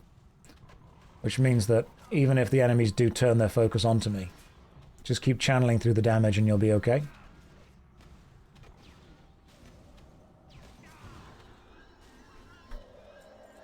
Nice. I'm seeing how mages work. What happened to the mage? He's literally here. I'm going to get Arctic Reach. It increases the size of stuff. Ooh. Increase the range of Frostbolt, Ice Lance, and Blizzard, and the radius of Frost Nova and Cone of Cold. Oh, lovely. Okay. I started training Jiu-Jitsu. Oh, congratulations. Proud of yourself, but you're in so much pain. It'll get better. It will get better. But well done for doing that. Always a good thing to know a martial art. Did I gym today or was I a pro gamer? Kind of both. I think I lifted our spirits and I carried the team, which in a way is the most important lift.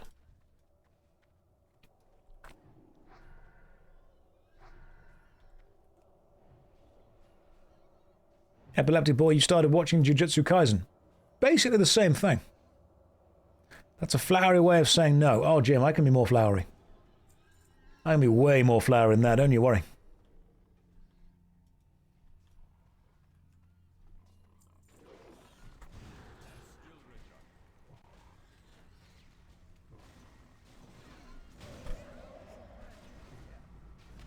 Do love the AoE stuff that I can get going now. This is great. This makes me very happy. You, my friend, come back here.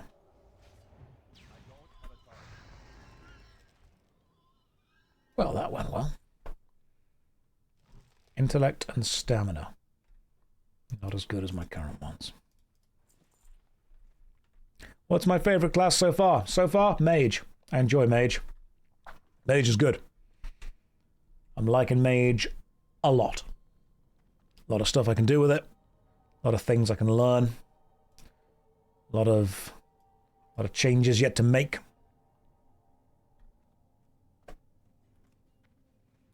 You're doing good, Red.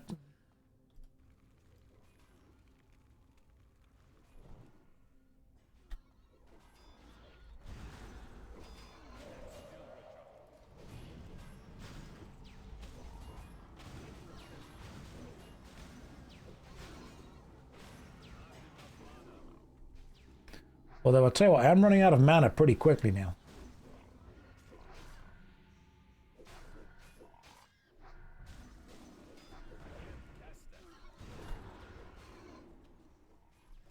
Now we step back. Combos are looking good, aren't they? They're not perfect. I've got a lot to learn yet, but we are getting there. The instant cast spells do eat the mana. They really do. I feel that the only reason that I'm pushing away from Rogue is I don't feel that I would be bringing as much utility to my team as a Mage does. And I would like to feel that if we do get into trouble, the Mage is going to be able to be a useful tool to get us out of trouble. Whereas, is the Rogue able to help? That's the question. There are many mages. There are not that many rogues. You sit there, look pretty, and dispense water. I could do that. The rogue can help the most important person there themselves. Yeah, why am I not I'm a streamer. I'm in charge. Why am I not a rogue? All right, there's going to be some changes around here, guys. The rogue is there to help the most important person in the team. Me.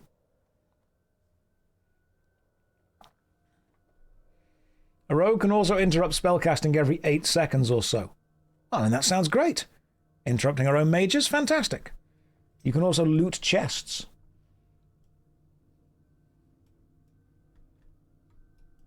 Plus, rogues do look kind of cool, though. If a group wipes, you can be an emergency healer with jumper cables.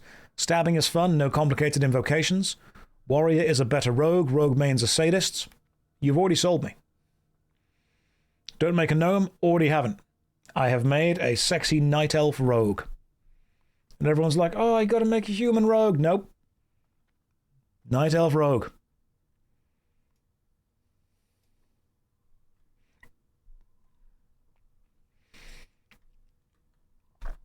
I'll play mage until I play rogue, then I'll learn rogue. A night elf stabby mummy, yes.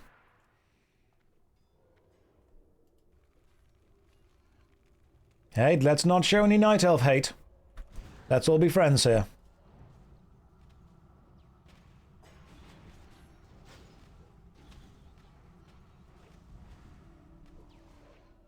Let's just kill this thing first.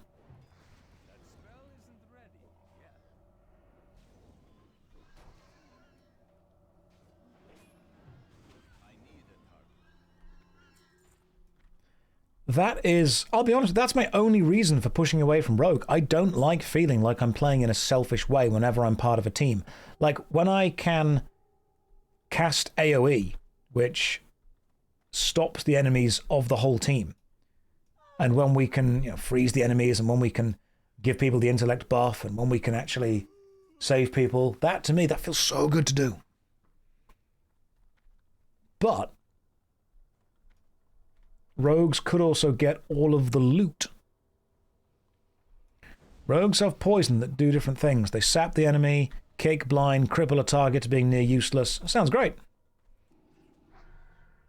It's hard to compete with the mage in dungeons. They are good. Yeah, because I'm not going to be doing PvP.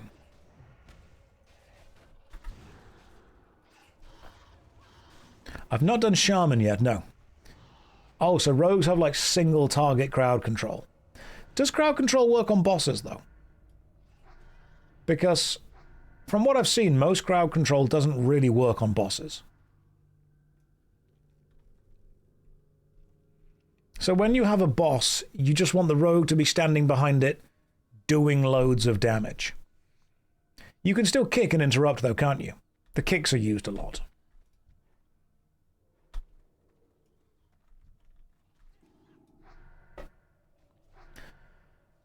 Are rogues, mostly from what I've been told, gear dependent?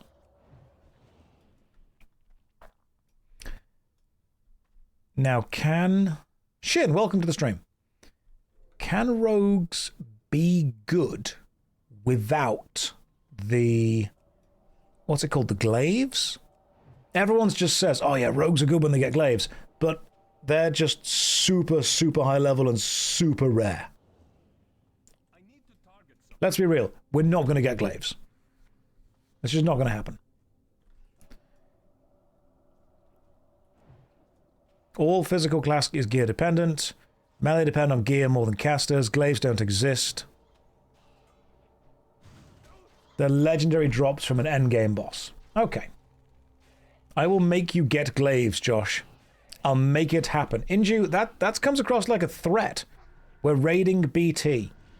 Okay, that's fine. Every week. Yeah, sure. It is a threat. This is my job. You can't be there like, Josh, you're going to play World of Warcraft. I know. You're going to raid. Okay. And we're going to give you all the loot because you're the streamer. Wow, that sounds just terrific. Glaives are hard reserved, apparently for Liara. A good rogue is rarely healed because they dish out but not take damage. Oh, okay, now you're talking my language. We'll finish Razorfang Crowl. Maybe I'll start leveling my rogue. Maybe I've got to learn the ways. Maybe it's just a case of becoming good. I will try many different things. Let me just...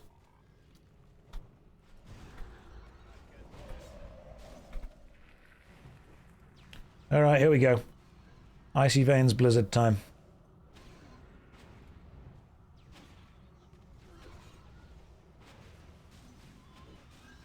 Beautiful. Rogues also stun a lot. Well, I wouldn't say that I'm that stunning, but I'll give it a go. What is my played time on the mage? I've only played it for a few days, so... 1 day, 10 hours, 50 minutes. So 34, nearly 35 hours.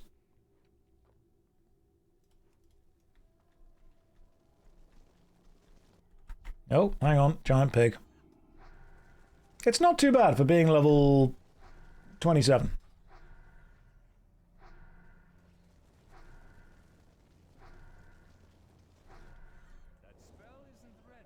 Why am I not playing retail? I don't want to.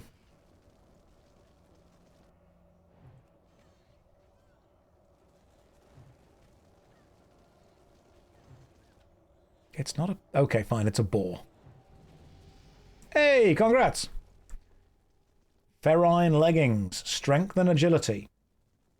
That seems like it would be a rogue weapon, or a rogue armor. It's leather. Is Ferrine leggings, that's rogue, isn't it? That's rogue stats.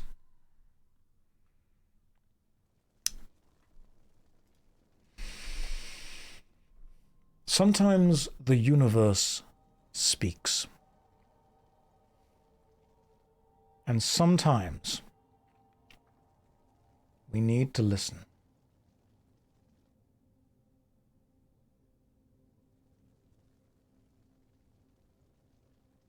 Those pants are for bear druids more than rogues. Sometimes the universe speaks in riddles. And we need to listen. And I know what you all want. Once this Razorfang Crowl dungeon is done.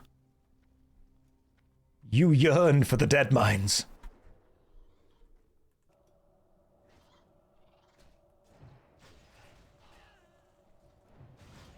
Sorry, I'm deaf. What? Razorfen Kraul. That's how you say it. Inju, you want to do the Dead Mines again, don't you? The children yearn for the mines. Josh, if you switch to Rogue, I will kill my hardcore character and be your personal tank who rolls on all your loot because he's a druid. That doesn't sound very rogue of you. It's not very rogue friendly. What's with all the rogue hate? I haven't perpetuated that. Maybe you need to examine your biases.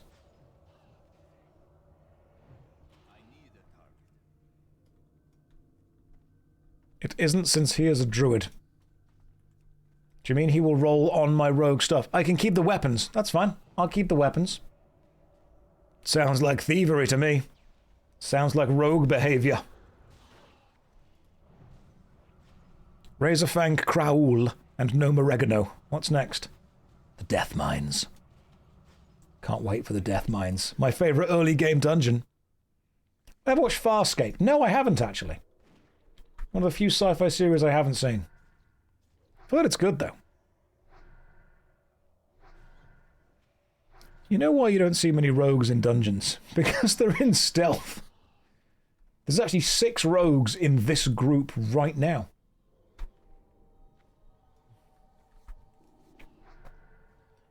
Celiona's just the only one not in stealth. That spell isn't ready yet.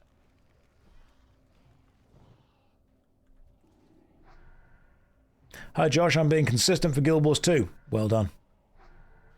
The average person swallows... Swallows? The words are happening. The average person swallows 6 rogues in their sleep. That's not actually true. That is... technically, mathematically it's true, but Rogues George, who swallows several thousand rogues a night, has to not be counted in the data.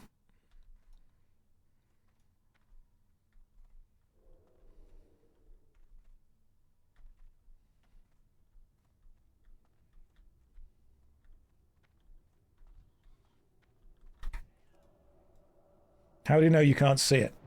Rogues George knows. That's a really specific reference to Spiders George, which some people will get. Right, Icy Veins time.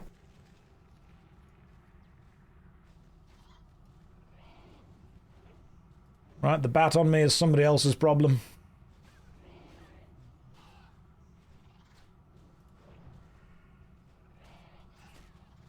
I need more money.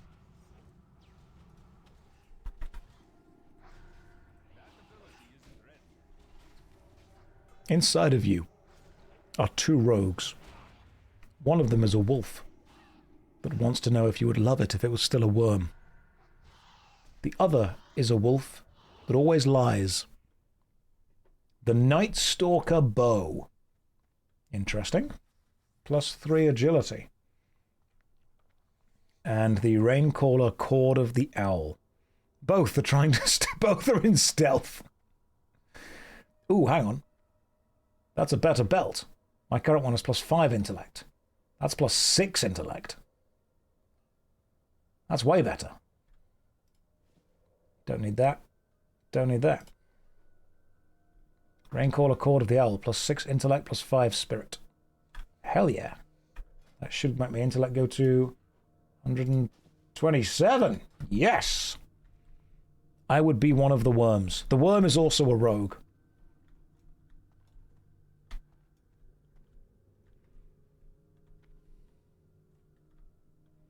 I see we're back at learning about the wolves. Which one was in the cage again? Purifier. Inside you there are 2 cages. One of them is full of rogues. The other is a worm that wants to know if you would still love it if it was a wolf. And inside that worm is some guy's wife of 8 years whom is going to leave you unless you answer the riddle. Game Wiz, don't say help. It gets worse. Inside you are 2 capybaras. They're pretty chill with everyone.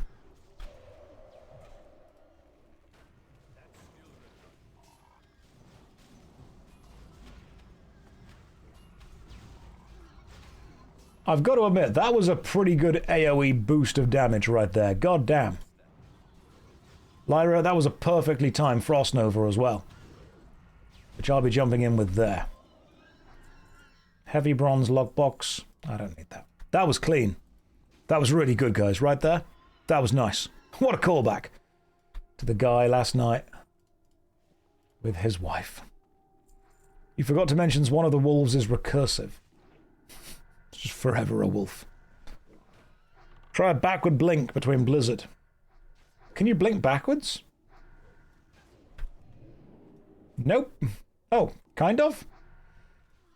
I don't have a target. That spell isn't ready yet. Would I love you if you were a lamp? Only if I didn't stare at you and realize that you looked a little bit weird and wrong, and then realize that my entire life was a coma. You quickly turn and blink. Right, you don't hold backwards and blink. Gotcha. That didn't work for me. The good questions come out when the stream gets to 9 hours long. 8 hours and 47 minutes. Oh my god. This is real rogue. Okay, hang on. Red's not even waiting. Red's like, guys, catch up. I'm tanking the boss. Go. Go, go, go. Alright, fine, hang on. He's immune, is he? You're not immune to that. Oh, that was the wrong button. That was blink. Okay, you know what? We're here now. Let's carry on. I meant to press freeze, which would have been this one, and then this one, and then, you know, we're here now. Let's cast Blizzard inside and see what happens. You're immune to basically all of it. Okay, gotcha. Not immune to these hands. I'm gonna slap you with this wand.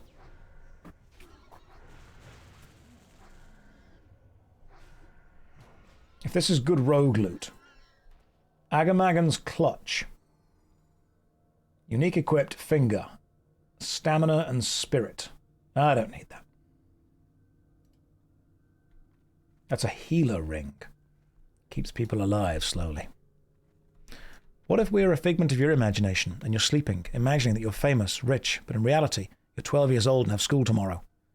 Well, I guess I'd have to come back from school, turn on World of Warcraft and enjoy some dungeons with my friends. If only I could do that now. But alas, I hate all of you.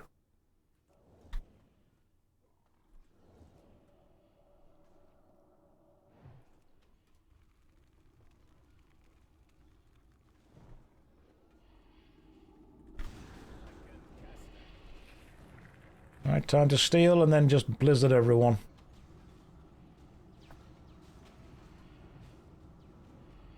At least he's honest. Don't worry, Josh, I'll eat your homework. Would you still like my homework if it was a worm?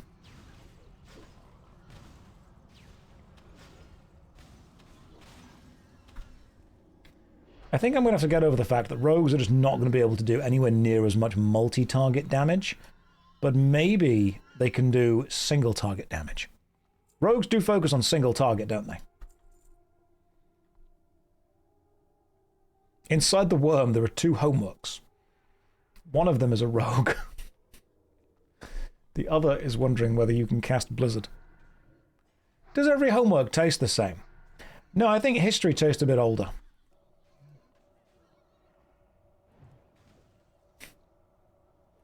History is one of the few subjects in school that has got harder since I've been there because more things have happened.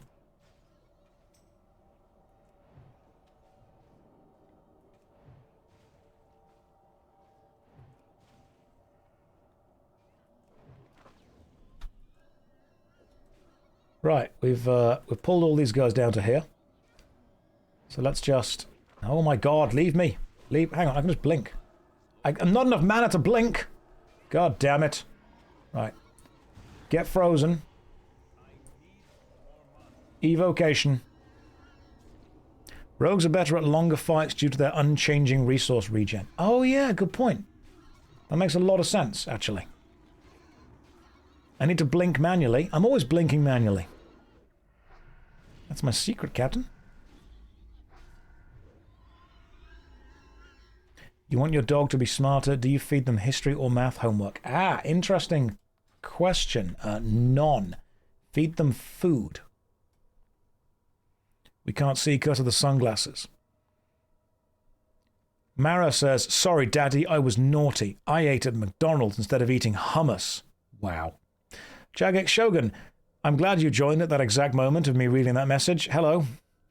Do you even blink? Maybe that's why you've got sunglasses on. It's so nobody can tell that I'm actually playing RuneScape on the main monitor, and somebody else is playing Warcraft, and I'm just commenting. I'm actually taking on Brutus. Right now. I joined before, Josh, with the Wolf and the Worm. Sorry, I didn't see you there. But, hi. How you doing, Shogun? There are sometimes moments that I look back and I'm like, what are we even doing? Right, you're dead. So I'll take one of these things. I've also spoken to the Goblin. And I think now we have to escort this Goblin. I can probably share the quest with you guys. Apprentice duties? Now, what's the name of the goblin that we're currently doing? Can't share it. Sorry. You can't share it. God damn it. My bad. We'll do it again if we need to.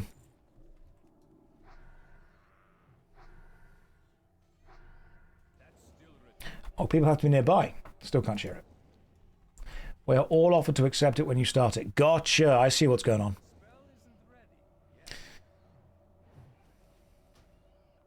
Why do you never see elephants hiding in trees? Because they're so good at it. That's true.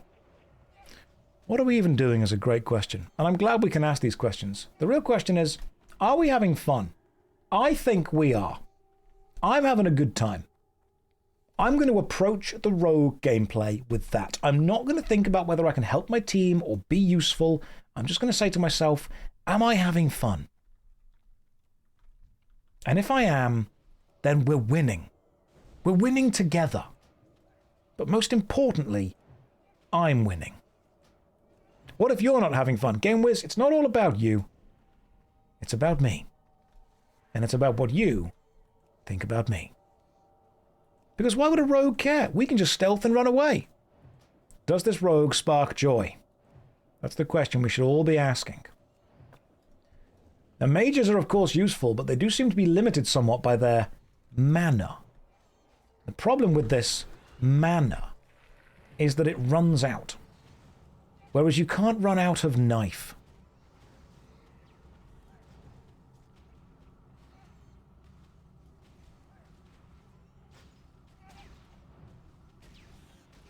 Can't you just buy a boost from Blizzard to 58?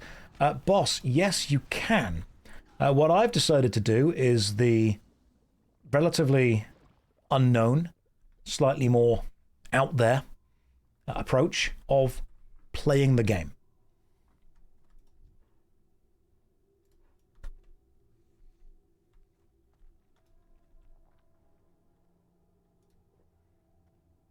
I know.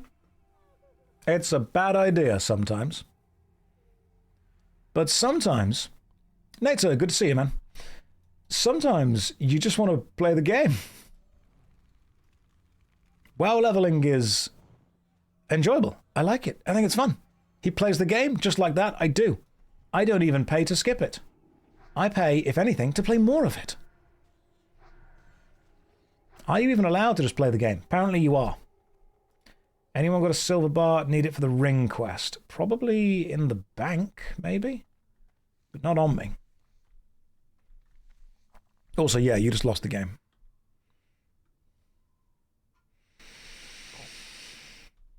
Can't wait for you to reach Nagrand. We may be starting a rogue, so let's temper those expectations slightly. We don't want to get there too quickly.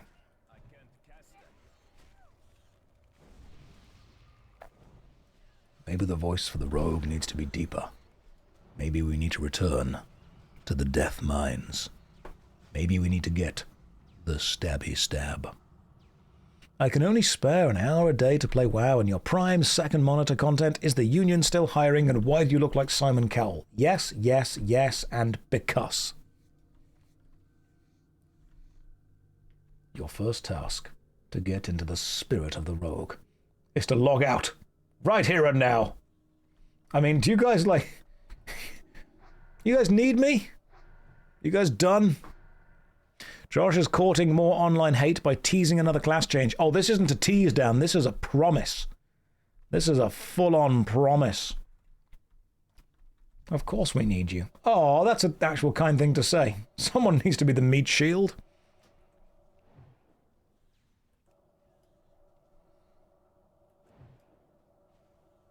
My inventory is full. What a rogue thing to say.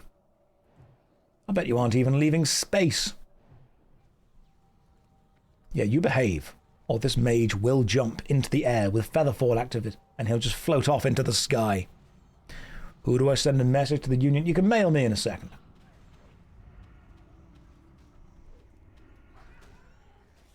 Josh, where is my bear? Red, what you do in your free time with who you want to do it with is up to you. I do not know where you put your bear. Have you checked the gym or the local Warhammer shop?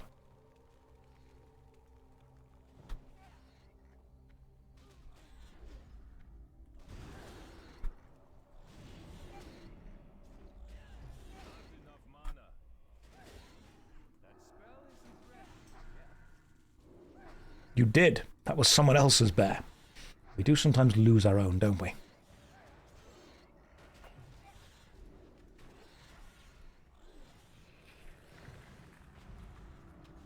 Who is Jim? He's the guy that runs the local bear gym.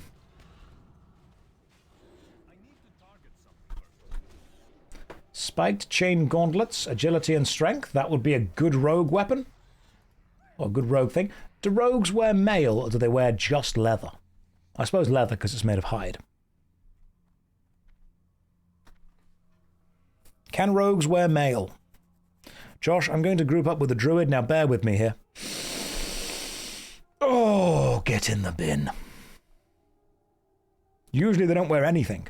What you do with them after is up to you. Cannot believe you made a pun. The worst thing is it was actually quite funny.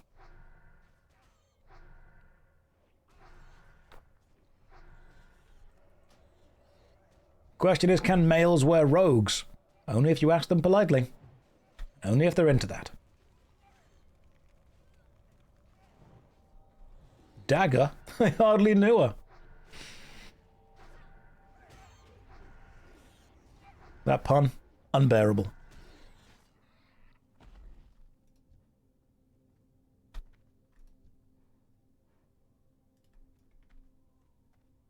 Good lord, this is a long, long walk.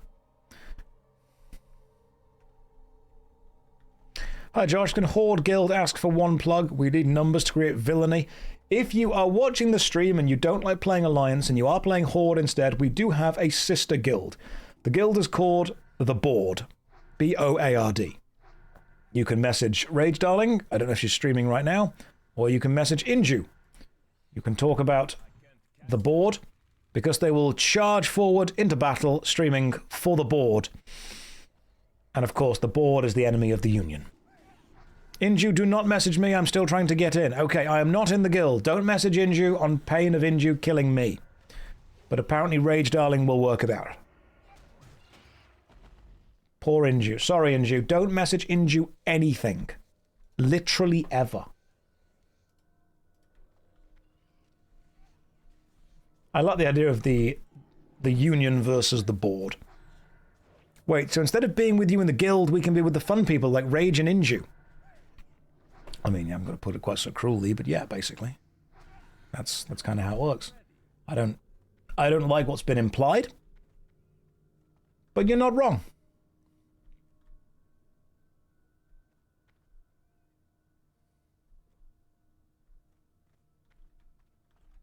How long is this dungeon? I was literally about to send Inju a draft for my new book. I'll do that.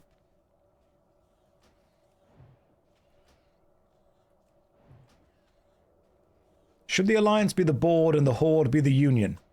No, because they need to be able to charge into battle shouting for the board instead of for the Horde. We're pretty much done. It's just a case of escaping now. I see what's happening. And then what I'm going to do is jump on my rogue and level up until we can do the death mines. And then after doing the death mines, I will get all of the stabby daggers from there. The dungeon ends 15 minutes after you stop asking how long it is. God, this is like I will turn this dungeon around. Hey, congrats. Lyra is level 30.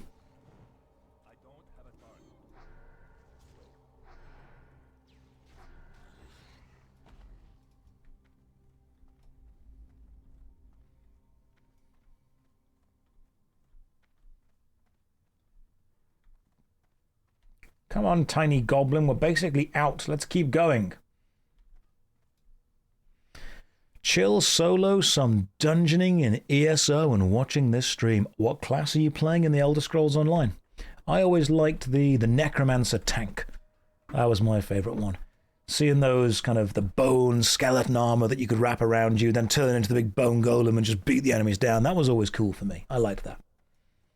I thought that was cool. Will I level all the classes to 69 and then retire from WoW? No, I think I'll do it again. I'll do it a couple of times. What about your Bone Golem? I enjoyed playing as the Bone Golem when I was a Necromancer. I thought it was a fun little design. People made a study group on WhatsApp and there are over 300 messages since 5 PM. WhatsApp groups are the worst thing because no matter how focused and serious they start, it just becomes a spam of messages like an hour in. No one can actually find stuff that's going on there. People have the best intentions when they make really big WhatsApp groups, but the truth is all WhatsApp groups eventually just slowly devolve into smaller and smaller and smaller, more focused groups with a number of people that you can realistically message. You're a Templar, is that the Dragon one? With a little more tanks than a normal... Oh, sweet! So you're a direct damage, Templar direct damage. Dragon Knight was my favourite. I love the Dragon Knight class as well. Things to do when you enter a WhatsApp group. Silence notifications forever. Immediately. All WhatsApp groups eventually devolve into a slightly smaller WhatsApp group that you aren't in. I'll talk to the goblin in a second. Let's just kill these things first. The Elder Scrolls Online is a great game, but I didn't vibe with the combat of it. I know that's a dangerous thing to say online, but I just didn't. Ooh, okay.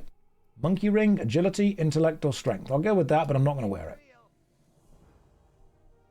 Oh, well. Oh, thank you very much. What have we got? So, that would be spell hit rating will go down, but intellect will go up by 6. That's probably better than lavishly jeweled ring. Okay, currently equipped is 6 intellect. No, leave that on, leave that on. Don't wear the ring. Just don't wear any of these rings. Right, are we done? Are you guys heading back in for some reason? Oh, okay. There's more stuff to kill us there. Gotcha. You would like a gym buddy, but you chat too much and forget to work out. That's what the gym buddy is there for, to make sure you don't do that. How many bars till ding? 5.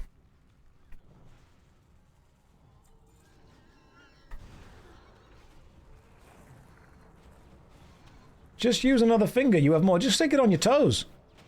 Why characters can't wear 10 rings, I will never know.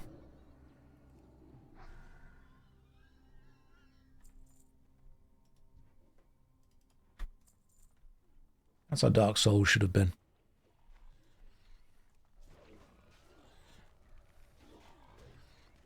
You can wear 11 rings. 1 on the toe. Just 1 on the toe. Uncomfortable to walk otherwise.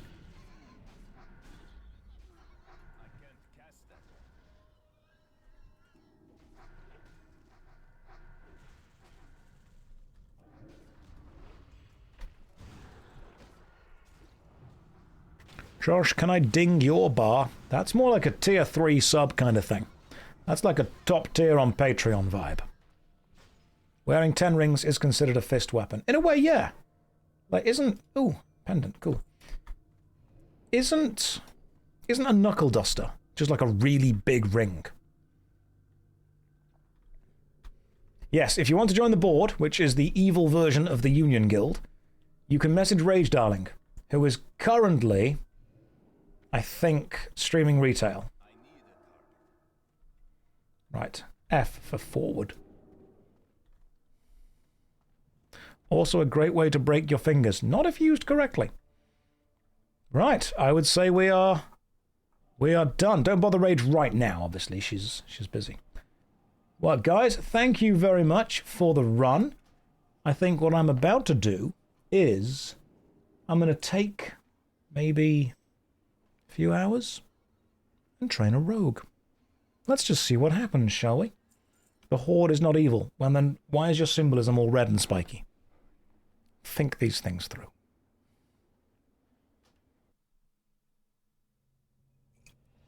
Because while Magic Strife is indeed a great magician, Knife Strife, the level 5 rogue, does exist to stab. I just came, why is the stream ending? Nope, not at all. Worry not, my child. For damage is being added and created.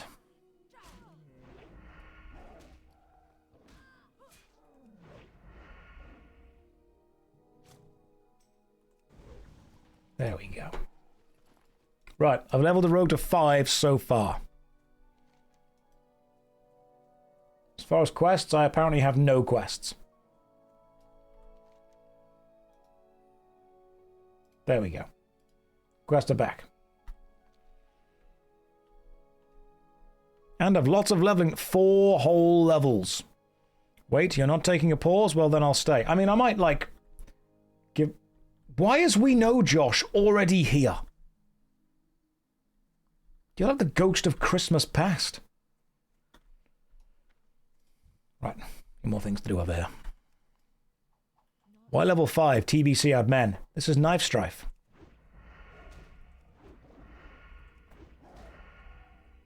And after stabbing 3 times, we get the coup de grace to attack and to hit. The stabs of Christmas present. Just lots of stab. I'm bored of seeing rogue drops and no one take them. So, like, I should have them. That's how it works. Do I have any favorite repeat haters? No, I think people generally get bored of hating me and go and hate something else. Inside every alcoholic, there are 2 wolves. Both of them have a very low drop rate of an item that you need 5 of. So you must keep killing them forever. Right. 5-minute break. Then it's rogue time. Here's a DVD logo. Here is a countdown. And I'll see you lovely people in 5. I feel I need to apologize for what you're about to see.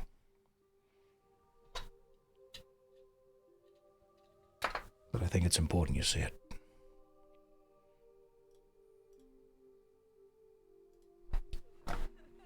You must understand that the rogue gameplay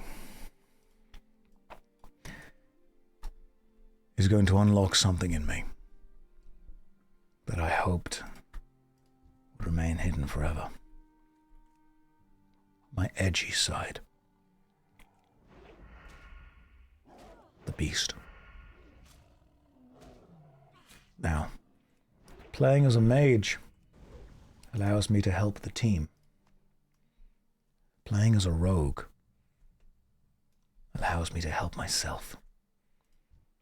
And I need to give in to that. I need to embrace it. Which means I'm afraid that we're about to bring out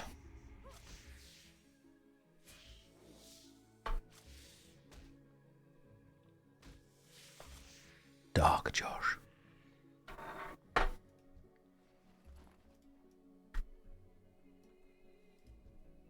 Every action we're about to take is selfish. I'm about to prioritize me. I'm about to place my hand on the mirror and start laughing at myself, and people will ask why, but you can't ask why, you'll never understand.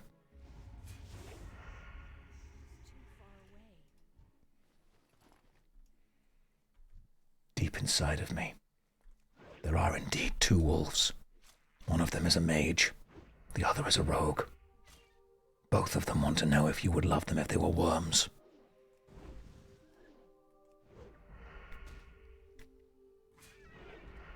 It's called self-care. It's not a phase, Mum. The Rasmus is who I really am.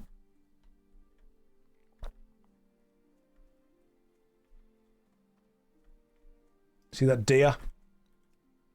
Boom. That's what you're about to get with Dark Josh.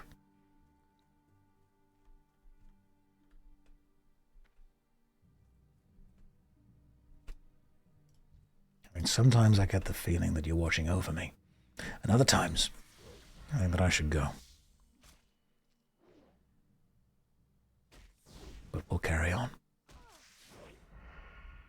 Empyrean says, time to roar. That means I love you in Dinosaur. That's not appropriate right now. This is about darkness. The color of the night. Ebony. Darkness. Dementia. Ravens. That's the way. Level 6. The first number of the beast.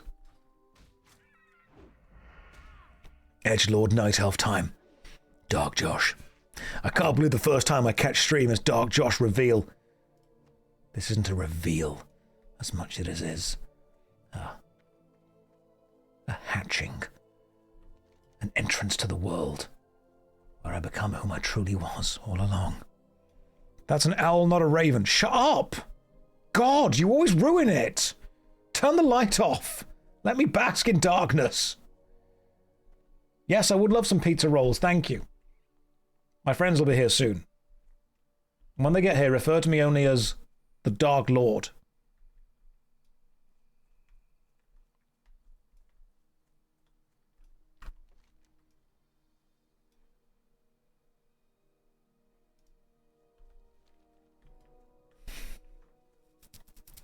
Darth Josh, thank you. Oh my god, we know Josh is hanging out by a tree.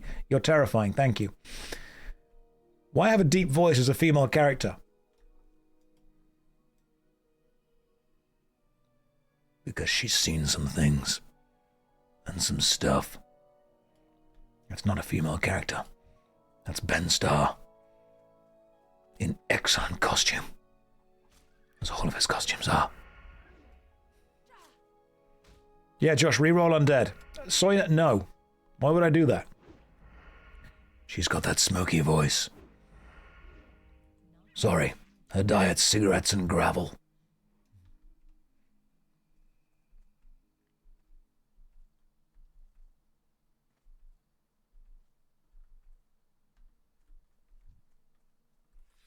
Horde Guild, the board, aka the Better Union, is now open. I'm currently working on shutting down the dead mines. I can't believe you would do that. That's just Batman's voice. She cleans her teeth with broken glass. Hang on. Hang on. You are one of the quest items I needed. Illidan must not scrape. No. He is prepared. Give me more of your spidery goodness. Dark Josh, when am I going to return to making the best MMO ever series? I know who you mean. That's good, Josh. Why level 6 TBC out, man? You're ruining it. I'm trying to be cool. Making it sound lame. Guys, do you think I'm lame? Don't make me go and get my long leather coat. Every time I see WoW, he's playing a new tune. Why'd you all do this to me? I think you're very cool, Josh. Tremendously. Thank you. We're gravitating toward Rickard vibes. We will destroy the dead mines together. That's what we'll do. Josh, can you go and get the coat? If I get the coat, you have to say that I'm cool.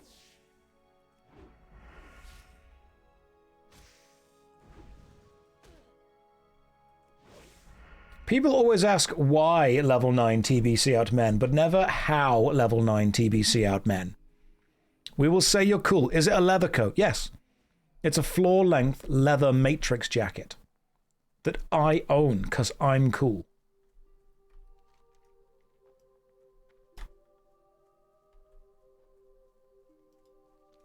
No, you'll think it's lame.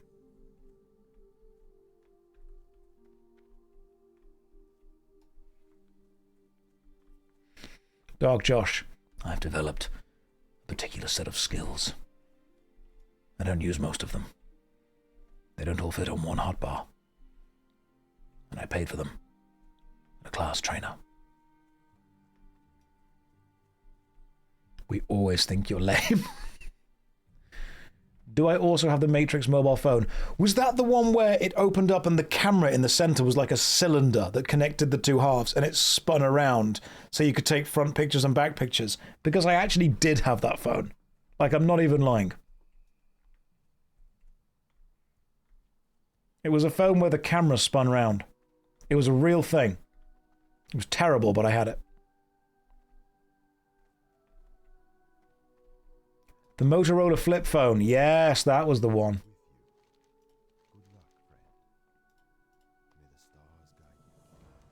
Make this inn my home. This inn is now my home. I live here. This is a lovely opening area, to be fair. This is very nice. Wacky phones were fun. Hello, you, Moon Priestess. Give me quest. Thank you. You. Cool Martin. I know what it's like. The Union Alt's fecundity, a keen machete. Well, that's remarkably useful. I'll take that. Thank you very much. I don't have enough trade space. Good try, though. Hang on. Let me throw this egg on the floor. Oh, like the litter bug I am. Right, I'm ready now. We're all good. You can't even use swords yet. God, game was just so lame. You're ruining this. Here. Have some linen cloth. Thank you.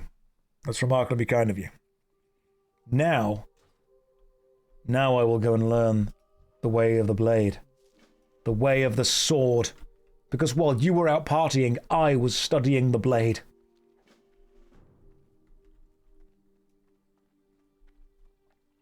I actually was, though. Oh, there's a quest up here. Forgive me, Master, but I must go all out. Just this once.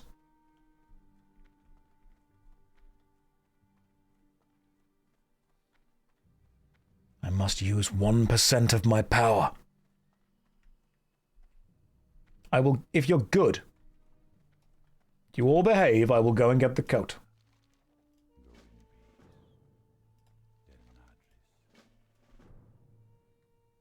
Alright, cool. Phoenix is raiding with a party of 5. Welcome.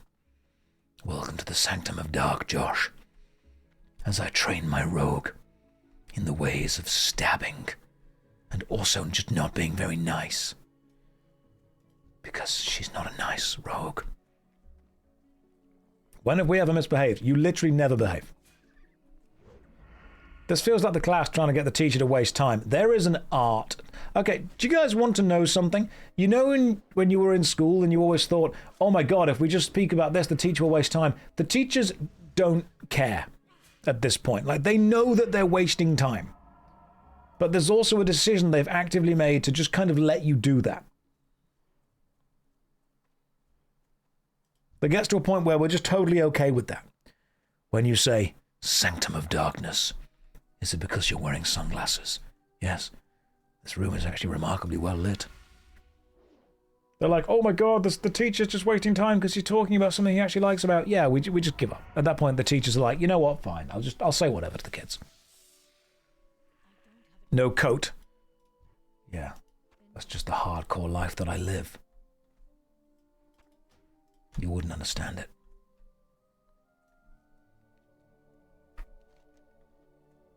Oh, quest over there I can hand in.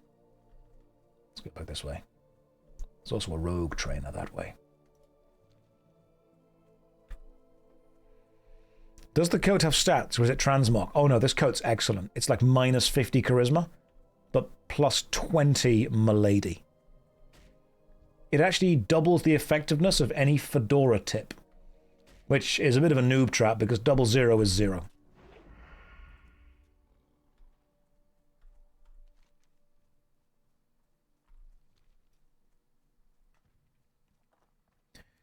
I can see the light of hope reflecting off the darkness of your eyes.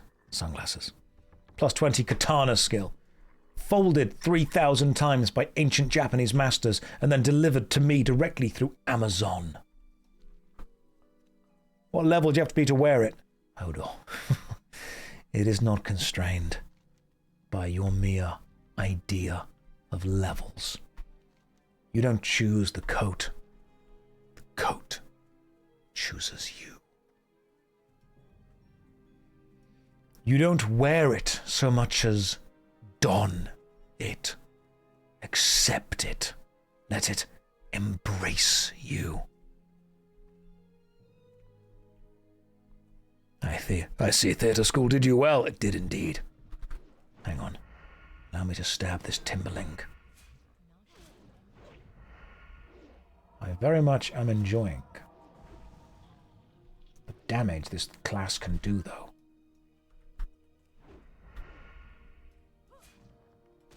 So rogues generate, what's it called? What, energy? Rogues generate energy, which you then spend on strikes, which build up combo points. And then you spend the combo points on the eviscerate. Rogues generate edge. That's what they do.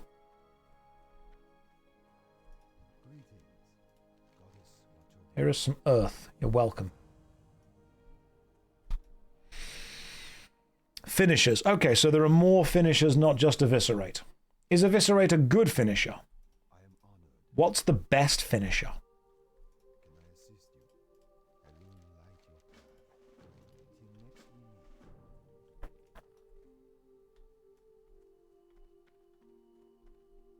Rupture. All right, so I want to be rupturing things, do I? I can rupture things. The Sloppy Toppy Twister 3000, that's far too advanced. That's... Why would you even suggest something like that in a stream this new? You're going to get people killed. You have a finisher dot to keep up and eviscerate for big damage. Gotcha. So finish a dot and then eviscerate for like the big hit.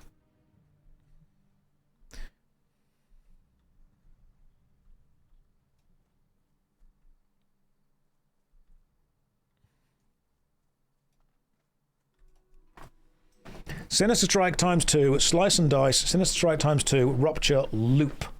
I can do that. I can loop.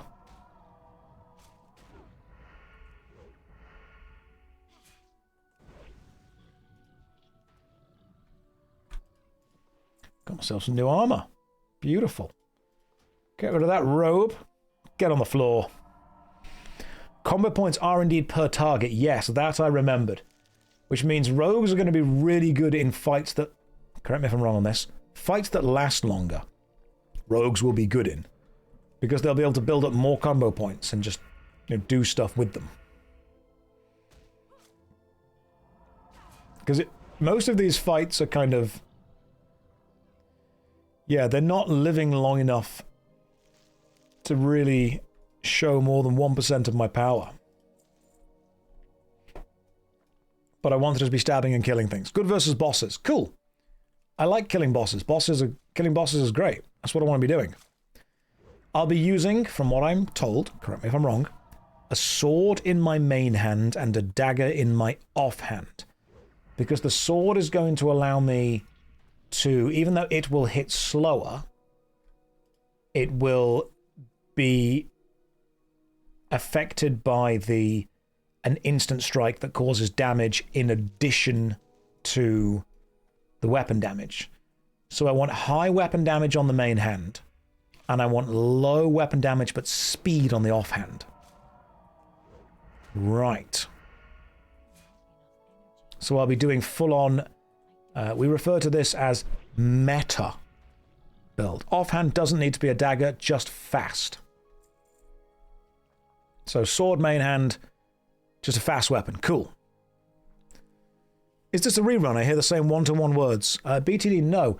What you'll discover is the longer you watch this stream, the more you'll realize that it's basically just a half-hour loop of content that I do again and again and again live, because I'll tell the same stories, I'll say the same jokes, because I can't really generate 8 hours of brand new content every single day, just like a comedian couldn't do that.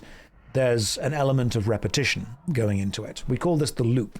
So you'll hear me say the same things like succulent Chinese meal instead of succulent Chinese meal, and you'll hear me say that thing when I said tank stance the wrong way around, and I said tank stand. I got the word, hang on, when I'm trying to do it, I can't do it. Tank, what was it? Stank tance. That was the one I said, stank tance. But yeah, this whole stream works in about a half-hour loop, which means if you join in this stream late, don't worry. You've got like 10 different chances to hear the same loop again and again and again. It's important to ask questions like this. It is. I think it's great that we can ask questions.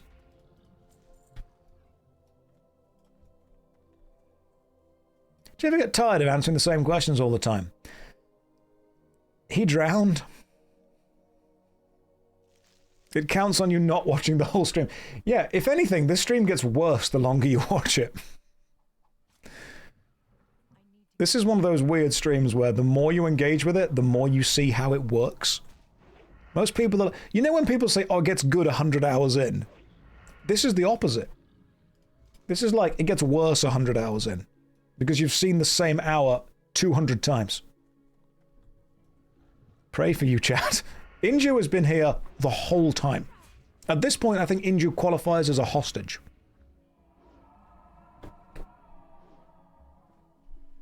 You even loop forgetting the word tank stance. Thank you, that's part of the loop. I'm glad that you've noticed I'm being consistent with that. Hated it. Never started. 1,000 hours played. Inju hears that's a great question in their nightmares. Inju's going to be at the same kind of event as me at some point. She'll be like, oh, how you doing, Josh? I'll be like, that's a great question. You are not obligated, but I enjoy this, so it's all worth it. The loop is an info hazard. As soon as you know about it, it just makes everything worse. I will physically hit you. Are you taking on dark, Josh? That would be funny, though. It won't hurt, but I'll try. Red Sky's like, do it. Hit him. Show him who's in charge. I personally can't wait to get to level 16 and start running the dead mines. The loop has gained some rogue additions, but otherwise is basically the same. Yeah. The rogue brought the loop back. That's what they did. You can press V or Control V to show nameplates. Oh, thank you. I always forget about that. It's a shame that you can't see the combo points above. You have to see them up there.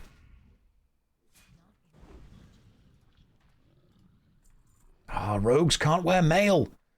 They can only wear leather. Because it's made of hide. Every time I open the stream, it's the dead mines. Every single time. Literally never changes. I mean, the rogue gameplay is a loop, that's true. How am I juggling between dungeons and quests after level 20? I'm a new player.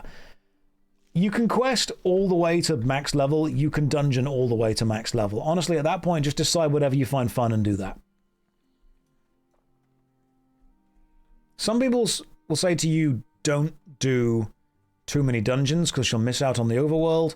And some people will say, don't do the overworld because you'll miss out on the dungeon loop. Honestly, both are fine. Just do whatever you find fun. If you like dungeons, just do dungeons. Dungeons are often just a break from questing. Questing is meant to be the way that it's normally done, and dungeons have quests within them that they encourage you to go and do. And a lot of people say don't dungeon all the way. You're not... It's one of those things where I don't think the leveling dungeons were designed to be repeated over and over and over again. Yeah, do quests until you get to the dungeon quests, then do the dungeon quest, and if you like the dungeon, do it a few more times. Playing a leather-wearing rogue without wearing any leather is harming your immersion. Well, this might be... This, in that case, might be the justification that I require to tax write off my full leather equipment order. My accountant will be like, Josh, did you really need the full leather lot? And I'll be like, that was absolutely essential. It was 100% important. I couldn't have done it without it. Let's drop my shoes. Take this. Hang on, why are you attacking me?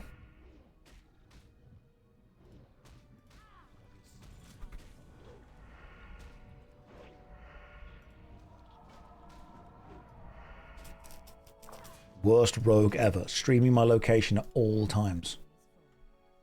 Oh my god, why are you in the tent? Dancing on the table. It's like you're like the raven from that poem. The Raven. If cosplaying something from the WoW streams, can I send you an invoice for the Eva foam and fabric? We could discuss that. I'm only half joking. Right, how do I get back up there? I assume around here and up. Josh, have I really been playing WoW Classic for 10 hours while chatting to the chat? You're hooked, aren't you? No. I've been playing it for 9 hours and 37 minutes with small 5-minute breaks between, while also occasionally drinking some gamer subs. And if you also want to do that, the drinking gamer subs, not the playing for 9.5 hours, you should use code JOSH to get 10% off.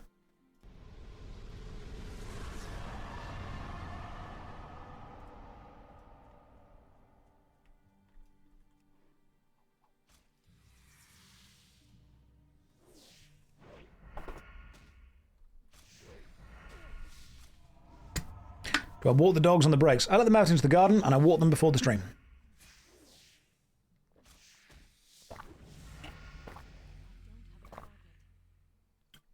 Fermi Bell. I disagree with that, but your presence, your preference, or your preference.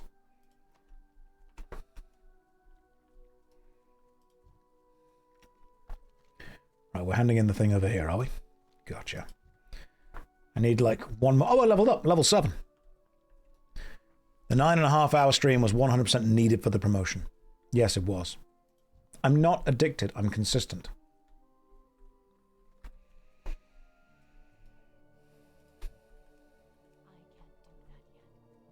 I need you. Come back here. Are they good dogs or the best dogs? Ah, they're okay.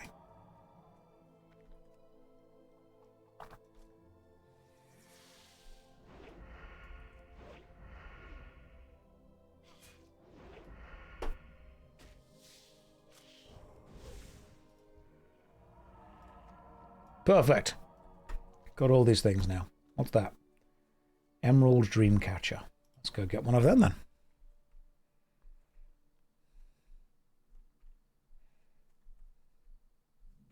Is there any space in the guild? Did I level up the shaman? I don't know, and I don't remember the shaman. You wonder if the rare is there. What's the rare that we're after?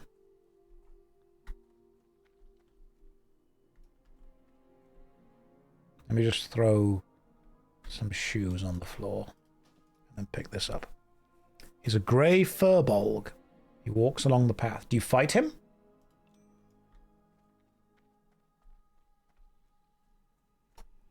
That guy?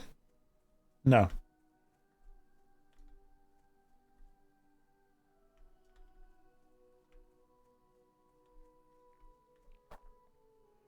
Do you mean this path specifically? Looks like he's not there. He's scared of me. Scared of me, chat. There's a guy over there that's like... Apart from that, no. Not seeing any grey furbolgs. There's one in there. I can see you healing me. I saw you disappear just then.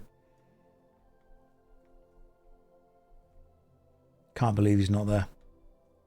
Utterly ridiculous. Hello, Nitos, the Union. Dear leader. Oh god, I can't escape. Yes, what's up?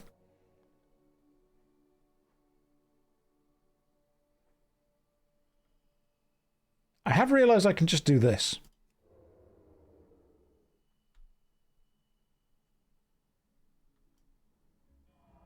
God damn it, they can still find me. Yes, what gift? What gift dost thou wish to bringeth? A small green pouch, dagger, stone splinter dagger.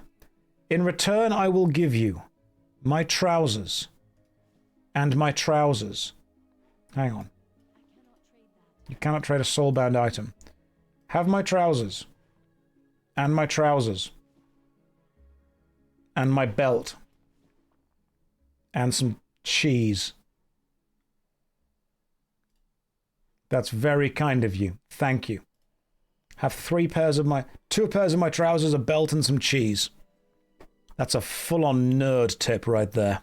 Nitos, thank you very much. I shall use these 6-slot bags, because otherwise I know they'd go into the guild bank. Can I equip this? That requires level 8. Can't do it yet. We'll be able to do it soon. Was the cheese in the trousers? Ask not questions you do not wish to know the answers to. That will be an information hazard.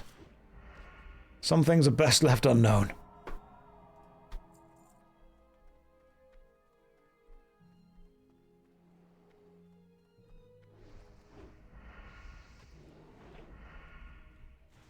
Well, you're dead.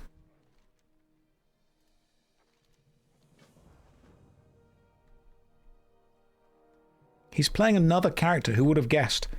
I'm sorry. Can you not handle the neutron style of Dark Josh? Playing the rogue, the most selfish of all characters.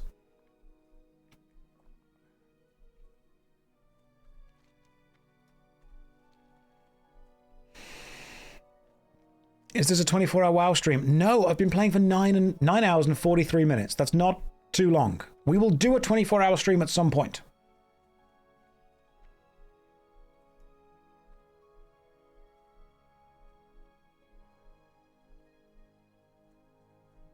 If you want it. Why is Dark Josh so much more attractive to me? Because I don't even care. Because not caring is just, it's so cool.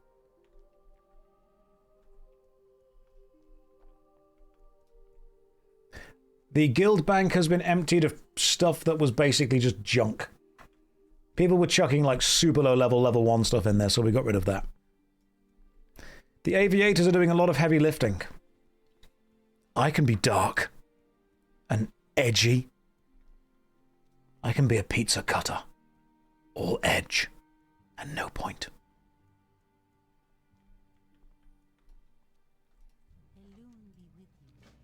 But I need to put the shades back on because this starting zone is too bright and is making me too happy. Yeah, all edge, no point, but always on a roll.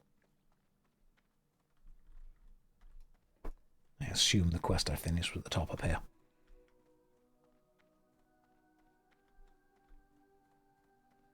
How do I like the flip jump of the Night Elves? So far, best thing about them.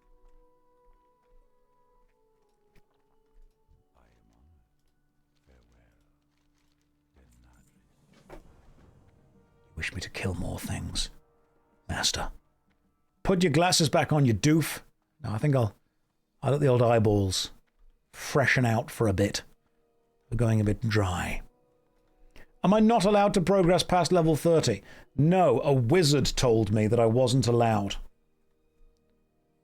Alpine Mystics, this way it seems. Alright, let's go kill these guys then. I'm not stuck in a level 30 loop. I'm just playing different characters. You're ruining my class fantasy. Without glasses, you don't have enough edge to play a rogue. What? I'm cool. I'm edgy. I'm hip. You guys don't know how cool I am. I'm going to collect a fell cone, and there's nothing you can do to stop me. Get out of here, giant pinecone.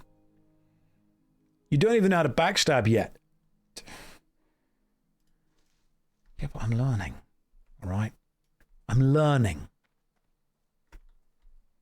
Going to rogue school. It's difficult to find because it's stealthed. Thank you for saying sick pine cones, dude. Yeah, man. They are. Pine cones banging. What if I wore 2 pairs of glasses at once? That's too much. I'm not that cool yet. I haven't passed cool school. Jesus, he started another character. I guess we're seeing the Burning Crusade content when Cataclysm launches. I am playing for 8 hours a day. And I am playing multiple characters. And some people are still saying I am not going to progress fast enough. How did anyone ever play multiple characters in the past if this is the progress that you think is normal? Did you just choose one character and only play that?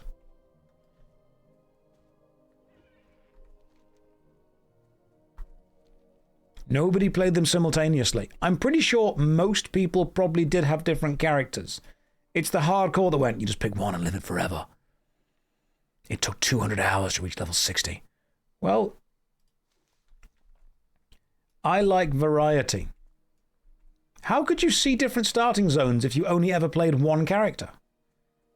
How would you be able to see the different areas, the different vibes, after you reach level 70? Right, so you reach level 70 and then you go back and play the game again. Gotcha. But if I were to do that, people would say, when are you going to try this character? When are you going to try this character? Imagine what would happen if I said, I'm going to play every character to 70. And then someone said, what are you going to make next? Whatever I make next, someone would then be disappointed.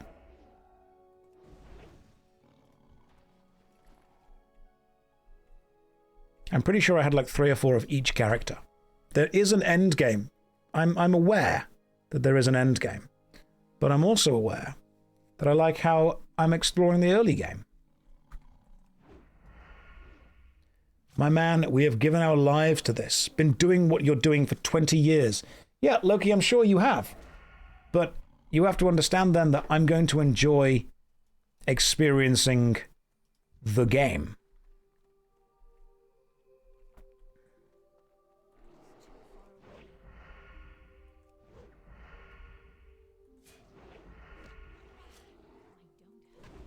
There is a game before the end game. That is true. That is very true. It'll just take me a while to get there. But I'm not experiencing it the way that you did. That's true. Do you want to watch me play the game, or do you want to replay the game through me via proxy?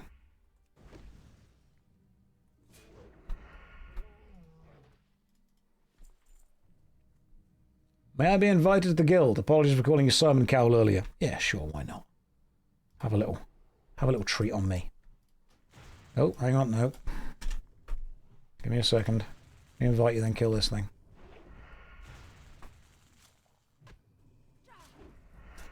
"20 years being taught that fun in WoW is a bug that must be eradicated.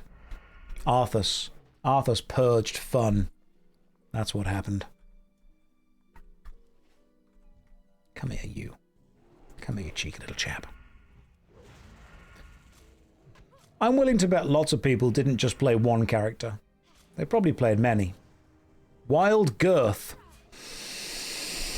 Hello, Blessed.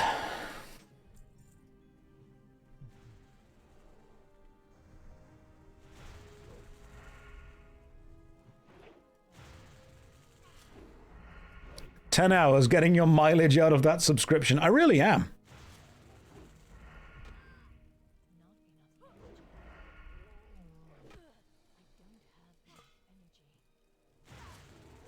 I played 4, but I had 1 max level priest. I'm sure I'll have different things in the future. Endgame releases in waves. People are trying to help you not miss them. Level alts between waves. Charlie, people are they're not trying to help me get to the end game. They're trying to tell me how they want me to play the game because they think I'll enjoy it that much. Because if I don't play it that way, I'm ruining it for myself. Without kind of acknowledging the point that they're ruining it for me now. by saying, hey, play differently. Endgame also does release in waves, and from what we've seen, and if history does repeat itself, this is not the only time this is going to release. I'm sure this is going to release multiple times. I'm not going to miss them, I'm just not going to be the first person to experience them. And then when this releases again several years from now, which I'm sure it will do, we just, you know, do it again. I know that people have good intentions because they want me to experience the game in what they consider to be the correct way. But the correct way is the way that I am engaging with the game.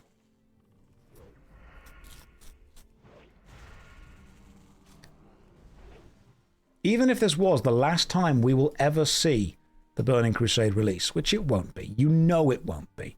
Even if this was that, by saying, hey, you have to experience it this way, otherwise you're wrong, that's not going to leave someone the best of taste, is it?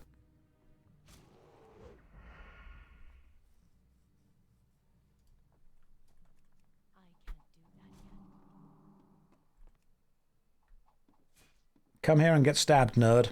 There we go. Now I think we've only got a few more of these to go. People sitting here and thinking to themselves, I can't wait for Josh to run Shadow Labyrinth 8 hours a day to grind his reputation. Maybe. You never know.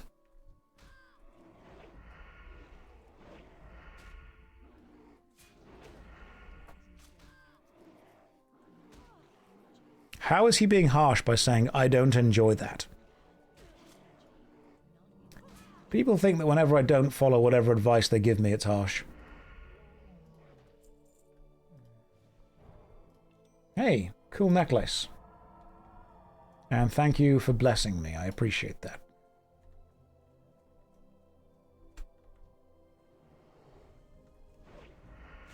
Just hit level 60 and just run Naxxramas. Do nothing else. What's the one best piece of advice you could give to a random person? I've already told you about buying the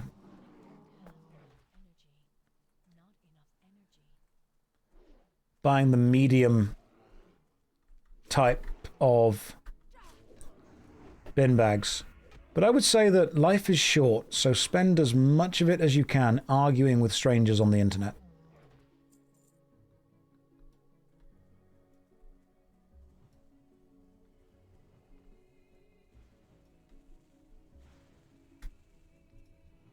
Most of chat aren't complaining, let's be fair. Let's be real and fair to people. Most people aren't complaining. It's just whenever people say, hey, you should be doing this, this, this, and this. And I know that it's coming from a point of love. It's coming from a point of playing the game in a fast, effective, to them enjoyable way. And maybe in 5 years' time, that's how I'll play. But until then, I'm going to play this way. You'll be shocked how little time other people spend thinking about you.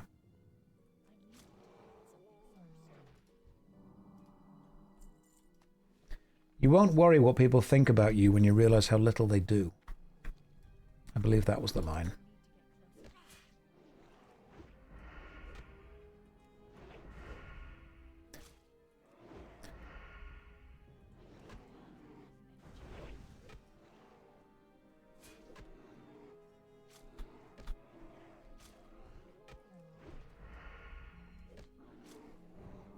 Lots of people think they know what lots of people think. That is a great line. I'm going to steal that. That's fantastic.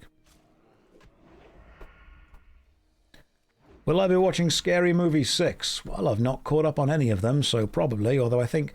Isn't Scream 7 out now as well?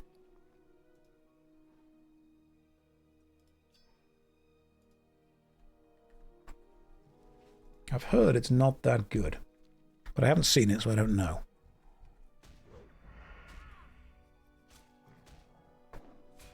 I don't usually watch streams, but I appreciate the advice and the opinions on YouTube. Oh, thank you very much. I appreciate that. Enjoy your time in WoW. You know what? I just might do that. I really enjoy playing the game this way, and I want you to feel that joy.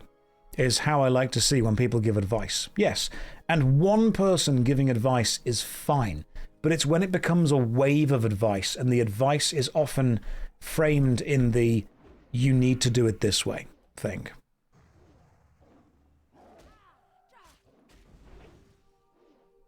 One person giving advice to one person is totally okay. It's when it becomes overwhelming. Hey Josh, is this a good question? Not only good, that's a great question. Can you get an invite to the guild? Yeah, sure, why the heck not? Let's get everyone invited.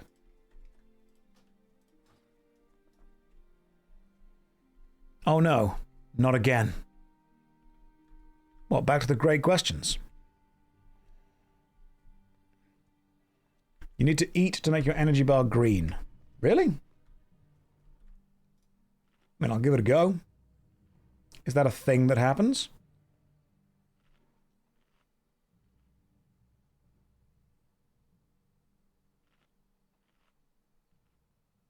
No. Oh, okay. I thought maybe there was like a passive buff where if a rogue has eaten, they generate energy faster. That would be cool, though. I believe that because it sounds like a legitimate mechanic that could work. Don't touch me. Now what? That guy just became a frog.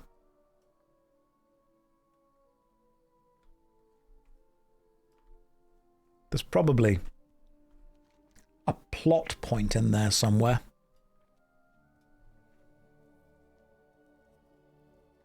Hey Josh, long-time lurker. You're my favourite streamer and content creator. That's very nice to hear. I'm not even my own favourite. Thank you for all the entertainment. I will continue to try and give you as much entertainment as possible. Can't guarantee it'll all be new entertainment. Can't guarantee it'll all be funny. Some of it will probably be downright average. But I will do what I can for you. Josh, what was my favourite part of the class I played so far? I liked the tankiness of the paladin, but I didn't like not having an aggro ability, an AoE aggro grab.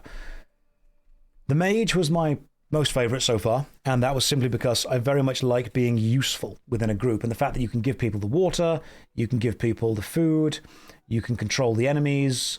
It seems like it's a very mechanically varied class, which I really liked. The portals and teleports were also excellent. Right now, the focus is on the rogue, and I'm hoping that I enjoy the damage. The mages were good vending machines. As far as for what will the rogues be, dunno. Guess we'll find out. We leveled up, which means I can now equip this dagger. And at level 10, I believe I get access to dual wielding. I watch your which MMO should I waste your life on? Oh, that was a funny video to make. I enjoyed making that. I'm glad that made people laugh, because it was nice of me to be able to make something a bit more silly, a bit more out there, you know.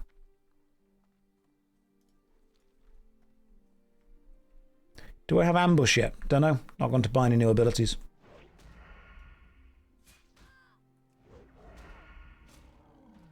I will not be doing PvP. Small leather collar. Well, what this rogue does in her free time is up to her.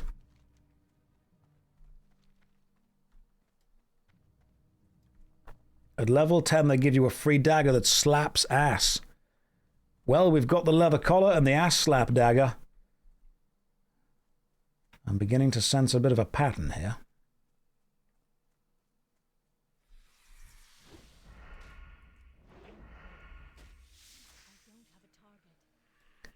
I don't need in-game PvP. Like you guys have pointed out, I'm consistently fighting the chat.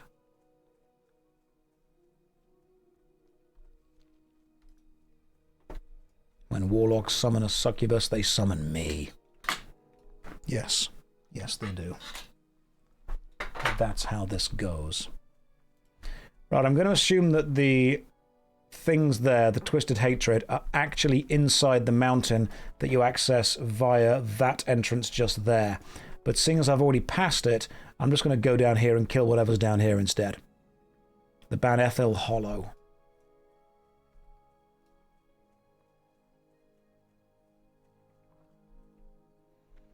You've been playing since original TBC. Do you know how wholesome of a guild you've made? The union is amazing and the people are great. Don't make their heads too big. Right? Guys, if you're in the Union, wind your neck in slightly. That wasn't... Not everyone. Some of you are cool. Let's not let it go to your head. That compliment, that was mostly for me. This is the rogue in me coming out. He was, he was complimenting me for how good you are. But well done. They say that theatres only have double doors so actors can fit their egos through. When I move your stream to my second monitor, it freezes Twitch. Yeah, that was a special little thing that I decided to do.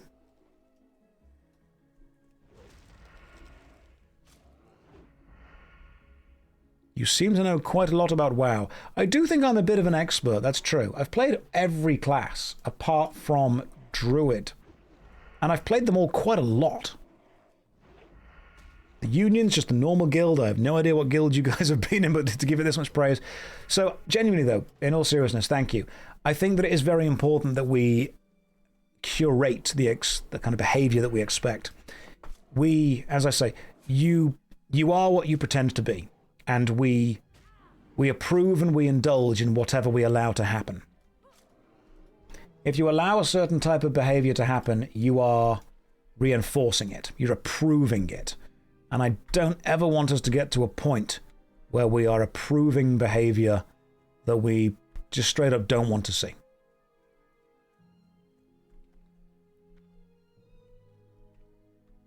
It's always difficult to try and do, but I want us to set expectations very clearly. Stefan, thank you, man. You do. You approve behavior by not decrying it down. And if the chat and if the guild, if expectations are set pretty early on, I think everyone kind of knows what we're going to end up doing.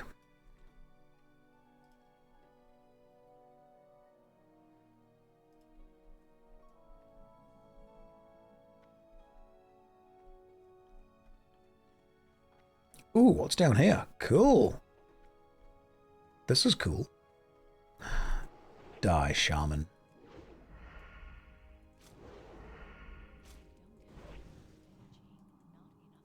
Healed yourself. I see. An illusion. What are you hiding? Has anyone told him about the question here? Nope. What's his explanation of having 1 million low-level characters? Every time I check out the stream, he's on a new level nothing character. So, Geo, World of Warcraft is a game that has multiple different classes within it. And all of those classes, I've been told, play relatively differently. But it also takes about 200 hours to get a class all the way up to level 70-ish. So what I thought I would do, instead of spending the first 200 hours of gameplay just playing one class and learning one class, I would spend the opening few days and few weeks of my gameplay learning lots of different classes, playing lots of styles, kind of getting a feel for how they all go through, and then when I feel that I've got a basic feel for how they run, kind of committing to 2 or 3 a little bit stronger, and then once I get through those 2 or 3, kind of focusing on just one, ultimately. But what I don't want to do is end up focusing on one character too early on, because I might end up choosing a character that I don't vibe with or don't really enjoy. I won't be doing this for PvP.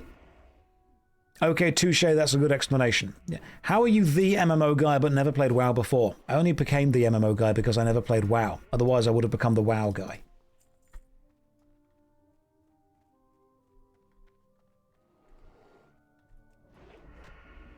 If I'd have played WoW, I wouldn't have had time to play all the other MMOs, would I?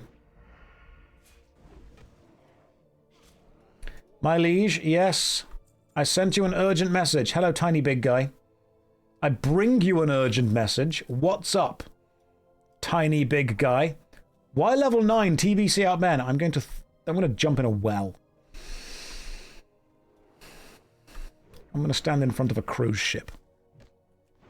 What made me start playing now? The Oracle told me that this is what I was meant to do.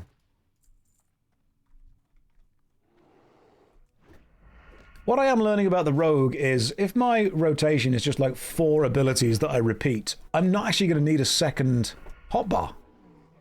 Which I think honestly is great.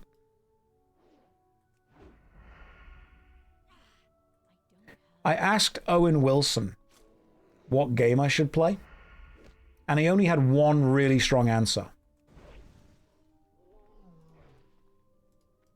Oh, what are you doing, Dark? What have you done? Okay, at least I can sit here and relax for a bit. Did somebody tell me the world is going to roll me? Well, I'm not the sharpest tool in the shed. She, however, was looking kind of dumb with her finger and her thumb in the shape of an L on her forehead. The years start coming, and they really do not stop coming. Back to the rules, and I hit the ground running. It didn't make sense not to live for fun. Your brain gets smart, but your head, that gets dumb. There is so much to do and so much to see. So what is wrong with taking the back streets? I mean, you'll never know if you don't go, and you'll never shine if you don't glow. But hey, now you're an all-star. Now, get the game on, go play. Hey, now you're a rock star. Get the show on, get paid.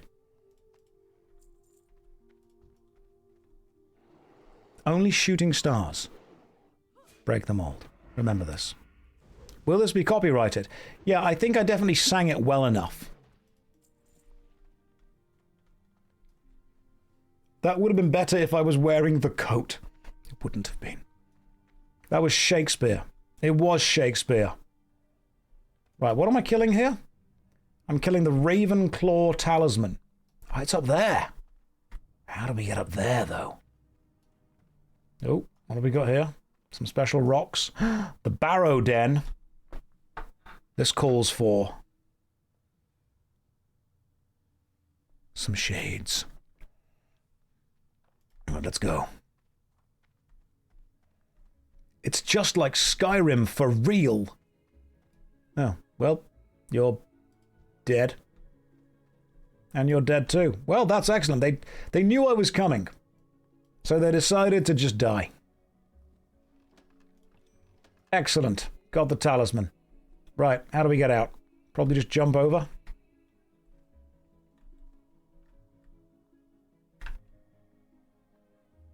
Well, that didn't work. Okay. Can I stealth? Nope. Well, we've made a mistake, lads. But don't worry. I am prepared.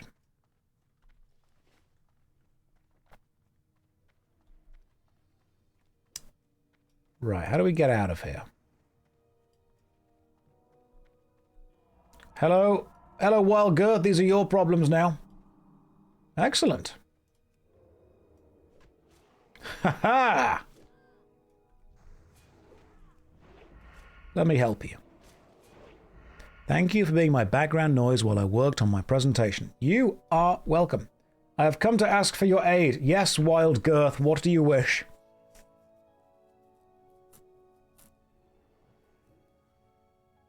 You wanted to tell me that you're never going to give me up. Bearmantle sent me to recover the relics of Wakening. What are the relics of Wakening? But I'm a druid and sister of the wilds. What do you need? I will get it for you. Just let him suffer in the cave. There we go. Right, what do you need? Do you actually need something down here? Because I will. Do you need me to help you with instances and stuff? Yeah, cool. What are we killing? Let's go. Ah, black feather quills. Cool. Let's go and get them. What are we killing? Actually, could you share the quest?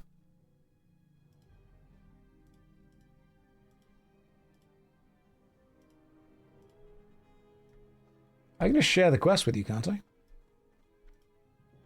Already on that quest. Hey, there we go, thank you. Cool, let's do a quest together. Oh, Girth's RP commitment is phenomenal. 100% committed. Right. I'm assuming the thing we want to do is, like, really far down.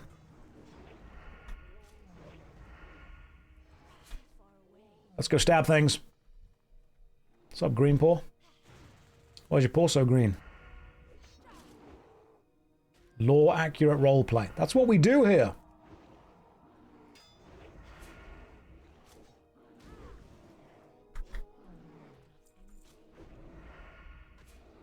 The number to the left shows how many people are on it. Oh, excellent. Yeah, Ludwina, you want to come and join in? Come join, Ludwina. You may also be on the quest. Just stab things right in the face. You are welcome. Let me just get the... Let me just sort this out. Let me go to new window, party. He's got a window for party chat going on. Say, yeah, guild chat. Party leader. Cool.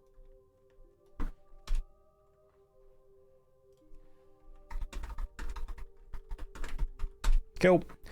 Anyone who wants to take part in the stream, clearly we need to set up RP quests.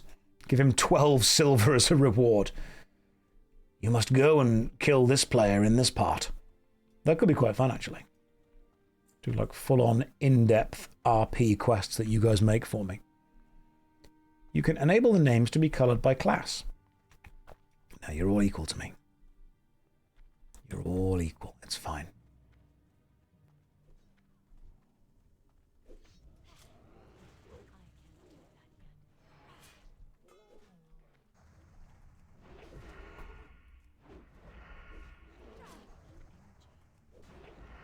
The game is an enabler. It is, truly. It's a social facilitator, as we say.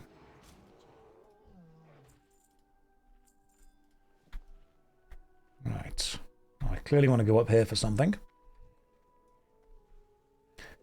I want Josh to have a wind machine. What, so I can have my hair blowing gracefully?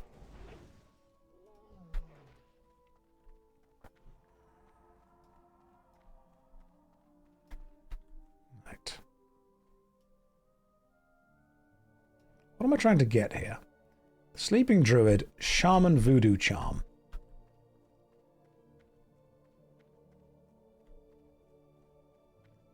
What am I trying to find?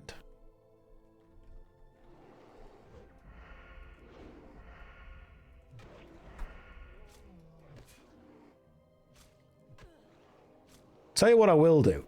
I will tell you that I like the DPS of the rogue.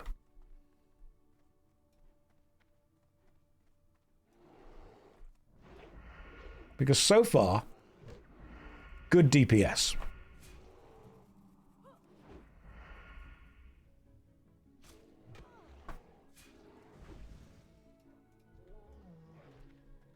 Bloody hell, though, these things have so much life on them.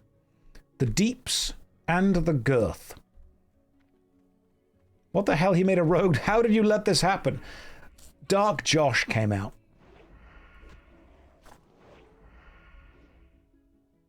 It's nice not to have to worry about mana or rage. That is very true. Right, Black Feather Quill, I need. A Rune of Nesting, I need.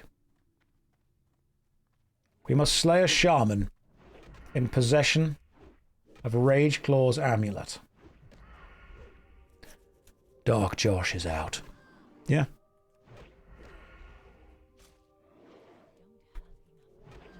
Oh, hang on, found one. It's over here.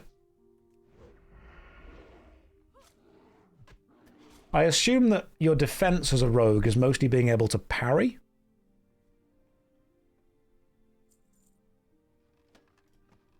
Hey, found the quill, so that's good. Or just having like a really high dodge rating. Dodge. Parry and dodge. There's very few other classes I would have felt comfortable immediately fighting 3 enemies on at this level. But the rogue at least seems able to dish out the amount of DPS required to kill them before they kill me. I may end up eating my words in a second if I die.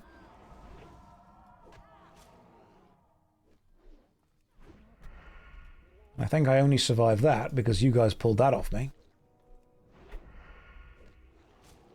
The only thing darker than me are the shadows I hide in, and also the jokes I make. Edgy. Dark. If I could describe myself in 3 words, it would be edgy, dark.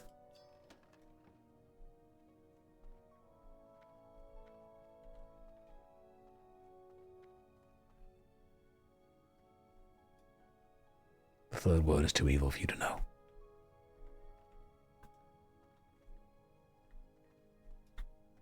You only get 2. Hey, Voodoo Charm. Got it. And now it's time to leave. You guys ready? We can go now. What's that, though? The sleeping... Let's go stab this guy. Hang on, there's some guy down here who wishes to be stabbed.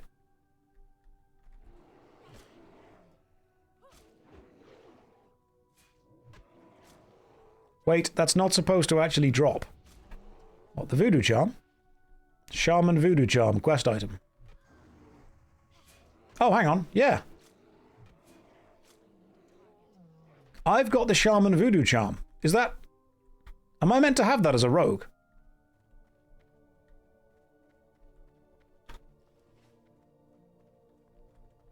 It's just a low drop rate. Oh, okay, gotcha. That seemed pretty quick for me, to be honest.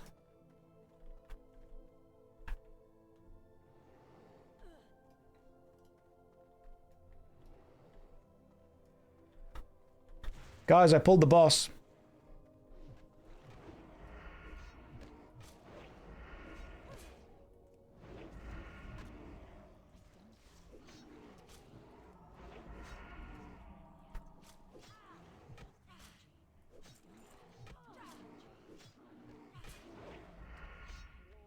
Well, I found the boss, so good luck.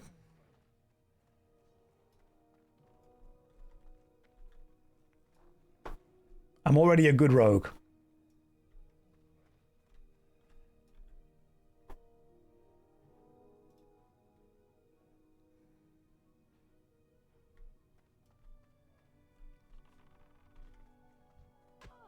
Help.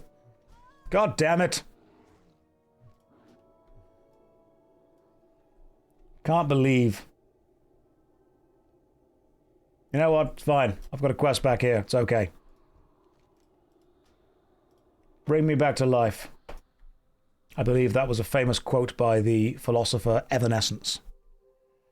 Hello, sir. How's Drungeons going? Drungeons are going great, Drage Drawling. Oh no, Dungeons, yes. I'm playing a rogue. I'm enjoying the rogue because I feel that it allows me to live out my dark, selfish fantasies. Like needing on loot. Yeah. That's what I'm going to do. I'm so glad you're trying something else out. Good. Are you really? Bark mail leggings. Or the grit root staff. Neither of these are good for me. But I'll take them both. Because I'm a rogue. Maybe I'm too dark. Maybe something truly does need to wake me up inside. Wake me. Save me. Inside of me there are 2 edgy wolves. Where's the rogue trainer? Oh, there you are. Right, train me. Eviscerate, rank 2. I'll learn it. Right, combat. Backstab, gouge, sinister strike, evasion. That could be good. Call my name and save me from the dark. Backstab the target, causing 150% weapon damage, plus 15 to the target. Must be behind. Requires a dagger in the main hand. I'm not going to be using a dagger in the main hand. I'm going to be using a sword. I feel that I don't want to be using backstab. I want to be using swords in the main hand. Nothing personal, kid. Causes 10 damage, incapacitating opponents, and turns off your attack Any damage caused will revive the target, awards a combo point. So that's basically turning them into a sheep by stabbing them. Sinister Strike, of course, is way better. Yeah, that's good. I want that. Dagger in main hand is fine because it's an opener. Yeah, but I want to use the sword because I'm going to be I'm going to be using the combat build of the rogue. I'll learn evasion. What else is there? Subtlety. Pickpocket. Picks the target's pocket. I'm not a criminal. God. Poisons, lockpick, dual-wielding, parry. Forget that. Forget that. Forget this. Forget this. God, there's lots of rogue stuff.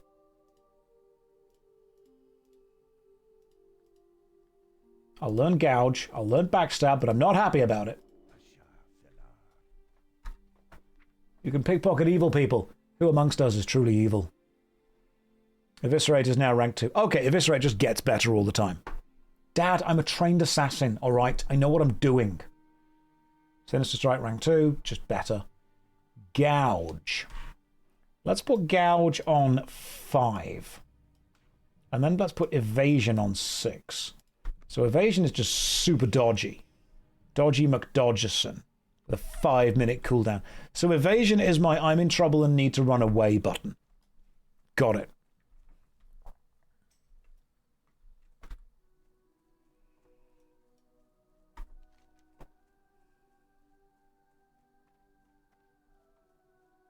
I will return to you guys. I will find you. Worry not. I'm on my way. Gouge only works when you're facing them, and backstab only works when you're away from them. So you open by doing it in the front, and then you finish by doing it behind. So if I do that, which is gouge, incapacitating the opponent for 4 seconds and turns off your attack. Target must be facing you. So I gouge them. Can I gouge someone and then backstab them by getting behind them during the moment of gouging? Like, backstab's currently on. Where did I put that? I didn't buy that. Where was backstab? Backstab rank 1. Let's put you on 4, because throwing things is for cowards. So what I could do is gouge and then backstab and then just Sinister Strike several times. I get it. I'm picking up what you're putting down. It's making a level of sense to me. You can backstab from stealth. Alright. So if I find something I want to kill, I stealth, go behind, and backstab. Gouge, backstab, eviscerate. Does gouging... that generates 1 combo point. Backstabbing generates 1 combo point. And then eviscerate spends the 2 points on more damage. Okay, so 5, 4, 3. Let's see what happens with this. So we 5... God damn it, stay still!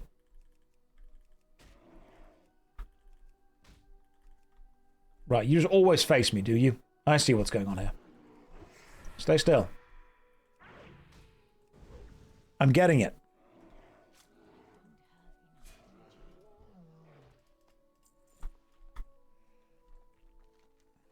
He blocked? What a fool. Right, let me go and do this other thing over here first. So, 5, 4, 3, fight. Gotcha. Does eviscerate also... that takes energy as well. Okay. Can I eviscerate something, stand behind it, and stealth?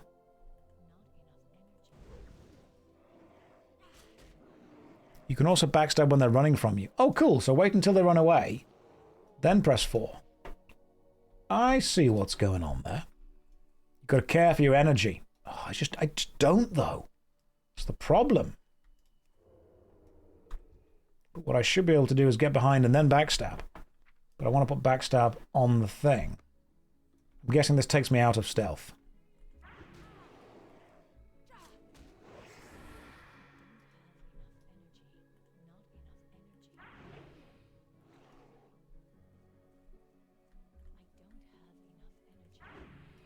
I'm getting it. Backstab does take 60 energy, though. Whereas Sinister Strike only takes 45. You can vanish later. Cool. Incredible learning of 22-year-old MMO mechs. Thanks, Andraste. That's why I'm here. I want to make sure that... I understand that for 22 years people have been confused, but I'm here to set the record straight. I know what I'm doing. You, lady on the thing. Come back to me and chat to me. For Wano, welcome to the stream. And everyone from the raid. You join us as I learn how to rogue. Yes. Yes, you think, my goodness, Josh, roguing? Say it isn't so. We all of us have a beast inside. Inside me are 2 rogues. One of them is a wolf. The other wants to know if you would still love it. If it was a worm. I am behind my target. What the hell are you on about? Does a Nightsaber not have a rear? Raiders beware. This is Dark Edgy Josh. We're about to get some serious dark jokes going on. Alright?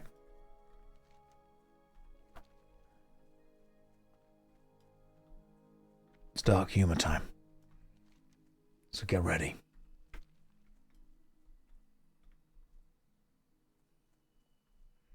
Step 1 to being a good rogue. Spell it Rouge.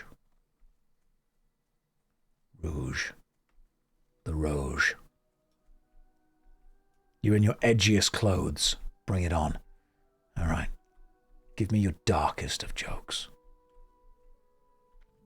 Happy rouging. Leave my party here. Go for it. Do I have any least favorite classes yet? Well, if I'm going to be honest, I never liked RE in school.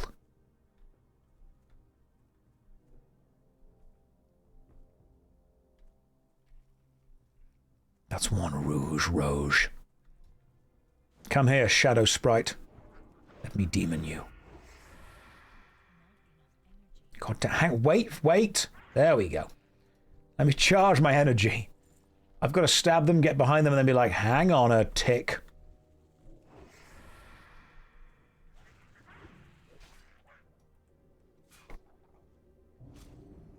I should probably keep Gouge with a 10-second cooldown ready to go, seeing as Gouge also seems to... If Gouge incapacitates the enemy, is that my interrupt as well?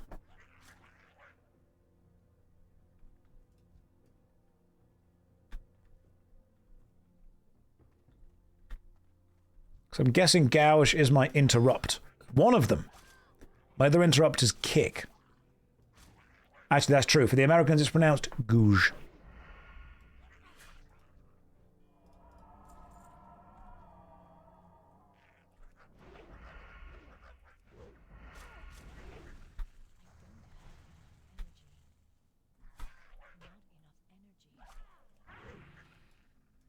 I was waiting for my energy. It's a stun that breaks on damage.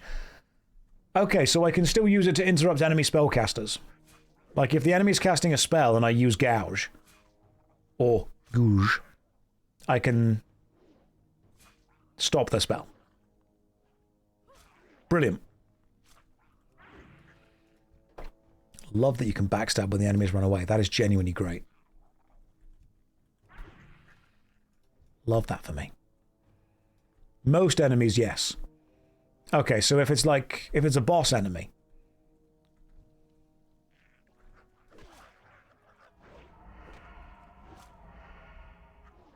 It's Gougie.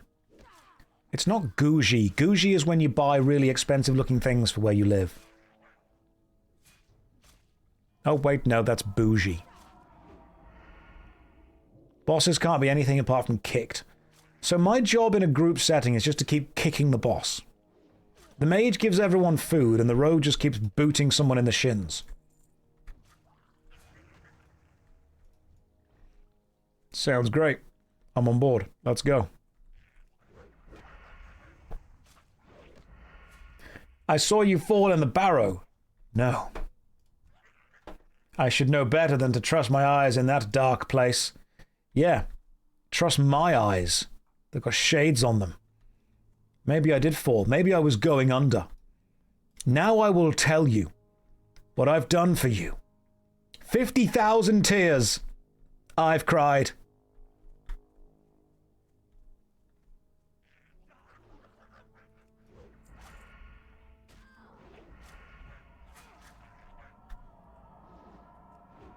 If you're a gnome rogue, you just kick the boss's toes. Thanks, Amy. You're welcome. That's what I'm here for. Right. Die, Lord Melanas. And now we have to wait here because we're not all in the same group for Lord Melanas to respawn. But while we're here, we'll also attack with this. I haven't got a priest, and I've got a druid, but like I haven't played him much, so I don't know much about the druid. Why is he cosplaying Simon Cowell? I think I would have preferred the critical drinker at this point. I'm just a man. Just an innocent man. Wearing a shirt, playing a game.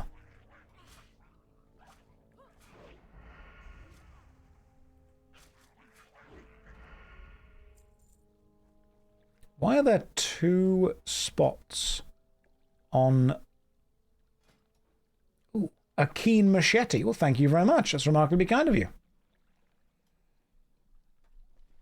Now we wait here.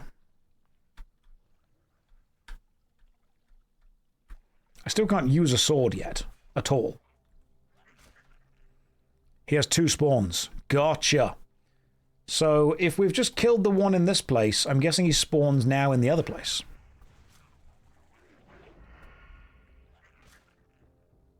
You awakened the sleeper agent in me. I'm just a man. When does a ripple become a tidal wave? Thanks, I stole them from the president?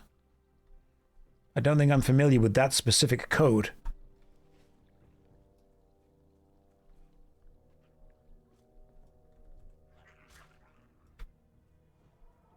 Let's go and try and find the other spawn.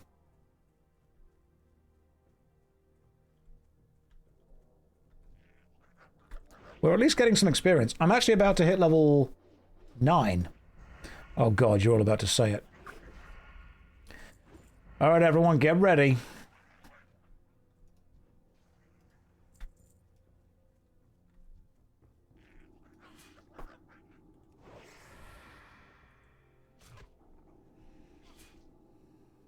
It's more than a stream, it's a river. It's more than a lake. It's an ocean.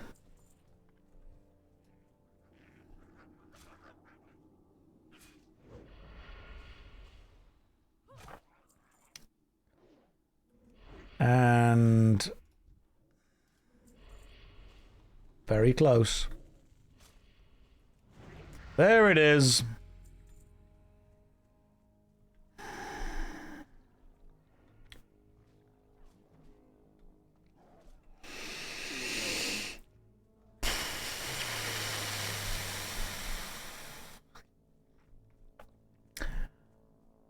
Y level 9. TBC. Out. Men. Every day, we stray further from God.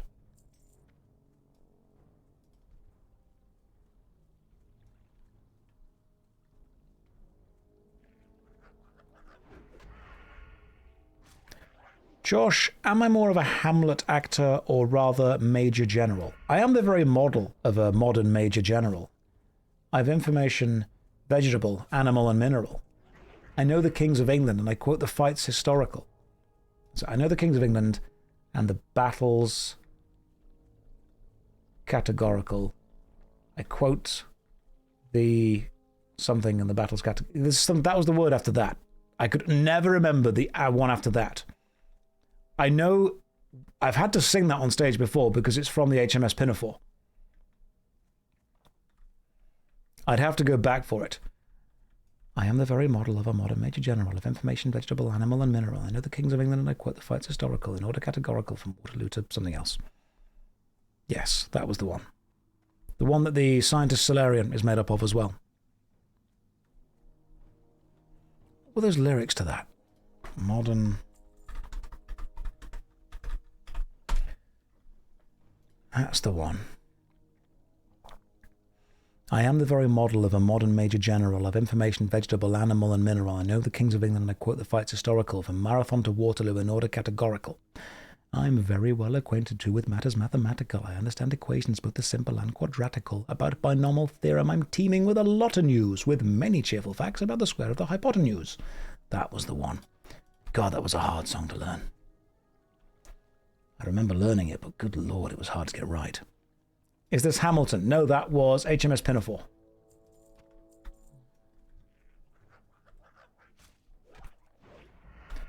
Not the hardest thing to learn in theatre, though. If you type Modern Major General, that's the name of the song. Ten rappers Eminem was scared to diss. Have fun with WoW. I will do. You have a good night. Take care of yourself. I would love to go back to theatre at some point. Maybe we will. We'll see what happens. I can neither confirm nor deny.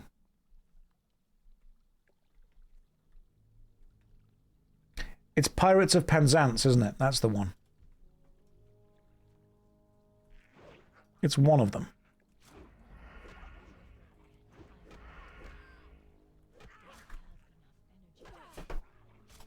Time to run away.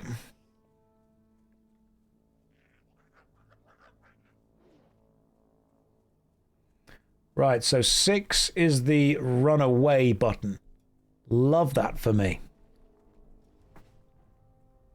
Still haven't found the thing I actually need to kill. Just super annoying.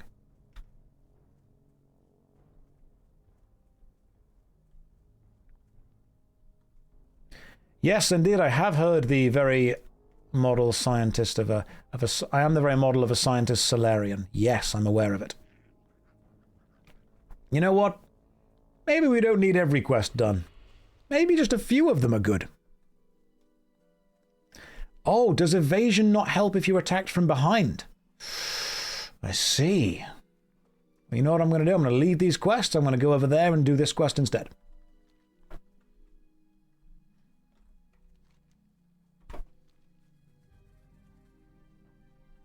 And it also doesn't help against magic. It's sounding a bit useless, to be honest. But if I don't quest, how will I dead mines? We will get to the death mines, worry not. I will get to level... I'm not going to do those quests, because those quests take too long. I'm going to do these quests, because these quests are quicker.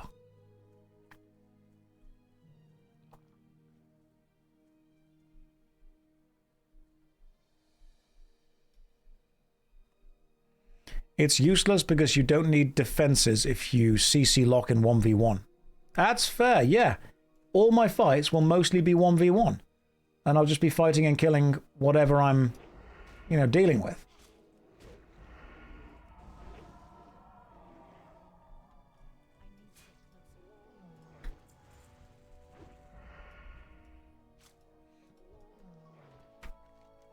Alright, we're going this way. There's also a quest down there to hand in, the Sleeping Druid, which I'm going to assume is accessed... Oh, it's this place, isn't it? I remember this place. This is where I died.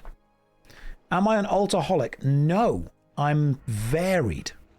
Which class is your favourite? I don't know until I've got them all to level 70. Apparently I'm not allowed to say. Thank you for the invite to the group, Teddy. Am I streaming tomorrow, sir? Yes, in about half an hour. But yes, I will be. Am I going to 100% WoW? Yeah, I thought I'd do it over the week. Duo Mashins donated 30 gold to add to the lottery prize. Big up, Duo. Oh yeah, Rage is running a lottery, by the way. If you guys want to join the Horde version of the Union Guild, called The Board, and they will shout for the board as they run forward to maximize shareholders. Message Rage, she'll sort it out for you. She might be playing retail right now, so I assume you're streaming right now. Hang on. Let's just get that up. Are you streaming at the minute?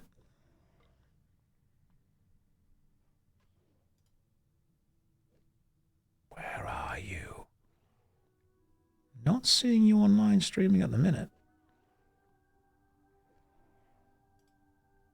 You're chilling on Classic in the Alliance. Gotcha! But as long as you're having fun. Rach, have you played a rogue before? Do you know how they play? Do you enjoy the rogue gameplay style? How does a rogue work? Teach me. Teach me how a rogue works. I boosted a rogue to 90 and never played it. I see. Everyone has said rogues do it from behind. Everyone has messaged that. It was funny the first time, and I'm going to be honest, it's still quite funny now. They're combat points class, and I am too smooth-brained for that. You are too smooth. You play a paladin. How are you too smooth-brained for rogue when you play one of the more complicated tanking classes?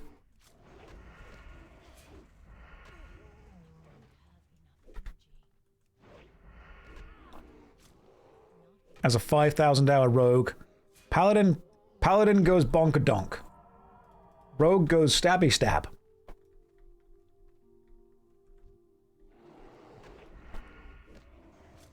Rogue is great if you like fast-paced gameplay of waiting around for energy. Cool, I can do that. I just cancelled that guy's attack with my Gouge attack. Come back here, mate. Get gouged. Get gouged on. And then I gouged everywhere. That's how rogues do it. I've just noticed the combat points are on the NPC. They are. The combat points aren't per rogue, they're per enemy. So as you build up combat points, if you don't actually kill the enemy, you effectively lose them. Yeah, should have called my character Moulin Gouge.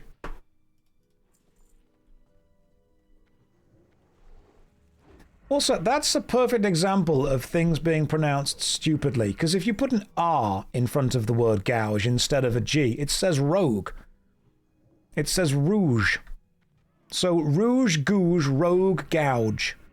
4 different ways of pronouncing it. Good lord. Yes. My rouge rogue will gouge your gouge. Why not using slice and dice? That's very simple. I don't have it.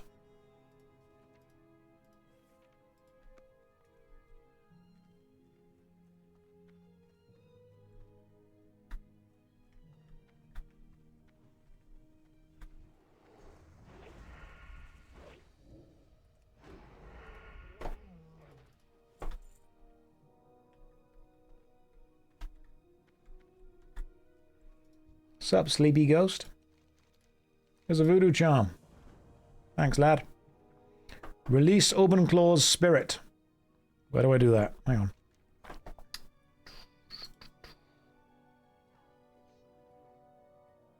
Right, go to the body, find it, get some cool robes. Ah, it's down there, I see. Go kill the guy and use it on his body. Can do. Am I still rushing or roging? Can you enlighten us as to why you're wearing sunglasses? I just really think that I like looking like Simon Cowell. This is the cosplay that I think I just vibe with the most.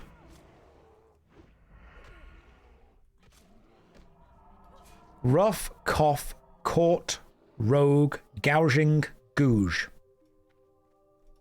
English truly is one of the languages ever.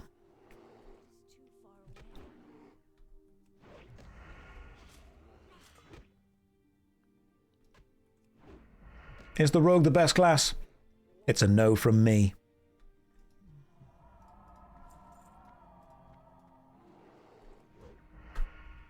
Thank you for healing me, by the way. I appreciate that. Can't equip while in combat. Give me a second. I'll change that in a minute. Just saw Josh's video where he talks about something.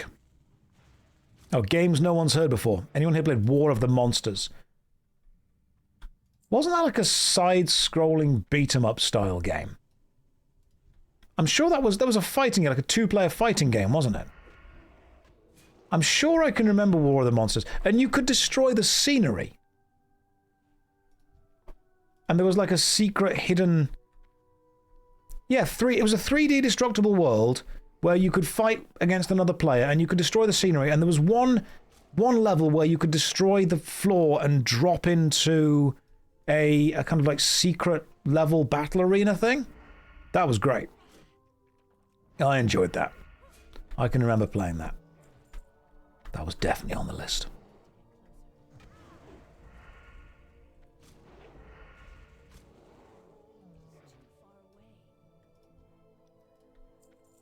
Anyone play Twisted Metal World Tour? That was always my favourite. Remember Twisted Metal? Twisted Metal World Tour? Right. Oh, there he is. There's Rageclaw. Let's kill this little... You know, let's stealth him. Let's just stab him.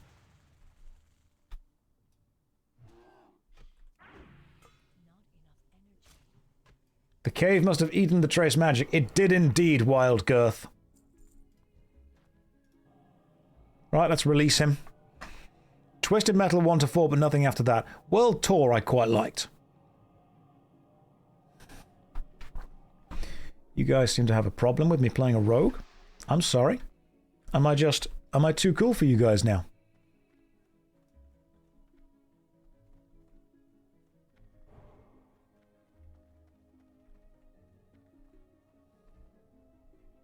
Anyone played Descent? Wasn't that a PC game where you played it was a ship flying game? And it was really complicated because of the geometry of the levels in general was just like... Yeah, I'm sure I played Descent. This is not the right way, by the way, Wildgirth. Oh, yes it is. Ignore me. I played Descent. I remember Descent because there was an advert for it on the disc of StarCraft that I had. I specifically remember I had StarCraft on CD-ROM and there was an advert for the game Descent before it. What a specific memory. I used to love watching adverts for games before I played the first game. Physical media was it. I've still got the StarCraft disc upstairs somewhere. Physical media was it. Did I play StarCraft on the N64? I did not. I played it on the PC. I think I like the vibe of the Terran the most, but I also played mostly Protoss. Just because I was a filthy casual who just built a load of plasma cannons and hid behind them.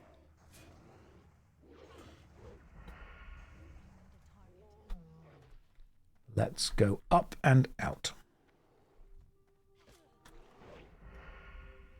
The manual for reading. There is nothing more nostalgic than reading the manual for a video game while sat in the back of the car when it's slightly dark and you are reading via the flicker of the streetlight which passes the car window every few moments, giving you a brief sliding view of whatever was on the page. Or attempting to play a Game Boy by tilting the screen to catch the light at the exact time, exact right angle, to be able to play Super Mario World. That was the way.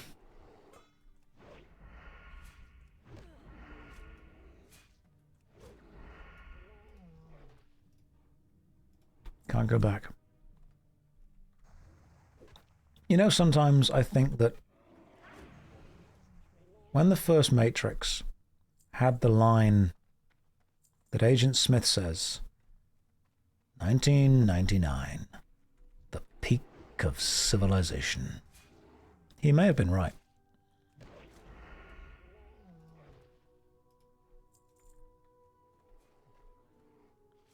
That may have been the most prophetic line in the movie. Josh, are you okay? You've been playing WoW for a while now.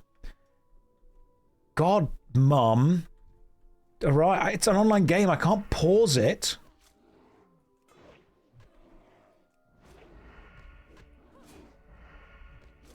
I've only been playing for 11 hours.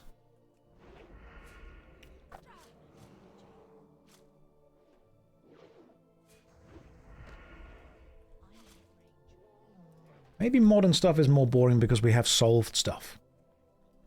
When you get to choose one game to finish before bed, and you choose WoW.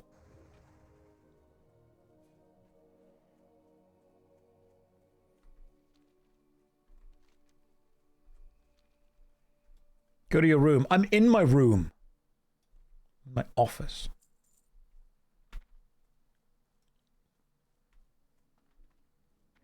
Did anyone have a demo that had Colony Wars? That was amazing. There was a weird cube stacking puzzle game I can't remember, and it feels like a fever dream. Kiroshi? The cube stacking puzzle game. Was that the one where the cubes rolled towards you? You were a guy moving backward and forward, and the cubes kept clicking towards you. And you had to put things down for the cube to blow up. IQ or Kuroshi? Yeah, they roll towards you. Yeah. It's a Japanese game. Kuroshi or IQ. I might just need to do a series at some point where I play through all of the old demo discs. I'm sure someone's already doing that on YouTube, but I would love to do it. We'd need to find the ROMs of all of them, though. Colony Wars and Colony Wars Red Sun was also fantastic. IQ, Intelligent Cube. PS1, The Haunted Maze. I can remember that. Have I seen the announcements for Adventure Quest Worlds Infinity? Was that the Kickstarter they're doing for the mobile version of it? Yes, I've seen it. Cooler World. That was where you were the ball, wasn't it? Cooler World was the 3D game with the ball that you could roll around various elements of the level on. Yes. Have I used my first time chatter message yet? I'm worried about wasting it. Timmy, you've used it. It's gone past. You've already said something. Sorry, you've already wasted it.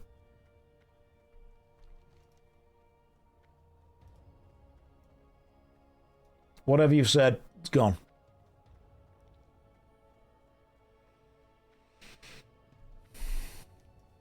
Right, what am I doing?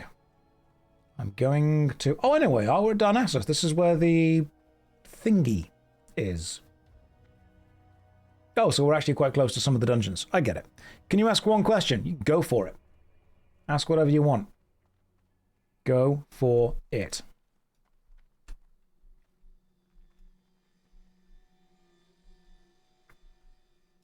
Do you get a final chatter message? Josh, it has been 11 hours. Are you okay? Inju, I am focused.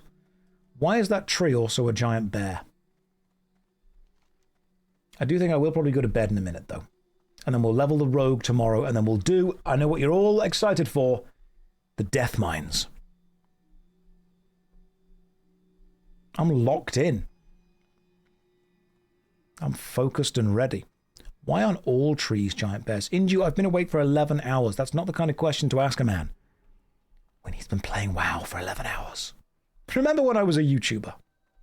Oh, good times. Good times indeed. Oh, memories. I do yearn for the mines. It's true. Right, I've completed quest. Give me things. Thank you very much. Josh, I called your mum and she said you can play for another 30 minutes. Well, she's in France, so time dilation makes that another hour and 30 minutes, you fool. Right. What are you? It's just like a PvP quest. I don't need that. Playing on Spine Shatter. Spine Shatter. No, I'm playing on Thunderstrike. Right, I need neither of these quests. These are PvP quests. I don't want to do this. France doesn't exist. That's true. It's just Lumiere. Okay, that is true though. 11 hours. Let's go to bed. Let's have an 8 hours sleep. Let's catch up in about 12 hours, guys. Then let's carry on leveling the rogue. Thank you very much for joining Dark Josh, the evil rogue character. Tomorrow we will continue to level the rogue. Let's see who else is streaming Twitch right now, in case you guys need some more background music to make sure the thoughts don't come in. Yeah, the thoughts can't get in there. I know that you don't want the thoughts in. Who else is streaming right now? Jesse Cox is streaming. Luality is playing Resident Evil. We could go and see if Luality is playing some more Resident Evil stuff. We do like a good bit of Luality. Let's go say hi to her, see what's going on. There we go. Let's say hi to good old Lou. we like Luality. If you haven't seen her stream before, she's a very talented streamer. She's playing the new Resident Evil game. Let's see if it's any good. For now, take care, good night, and God bless.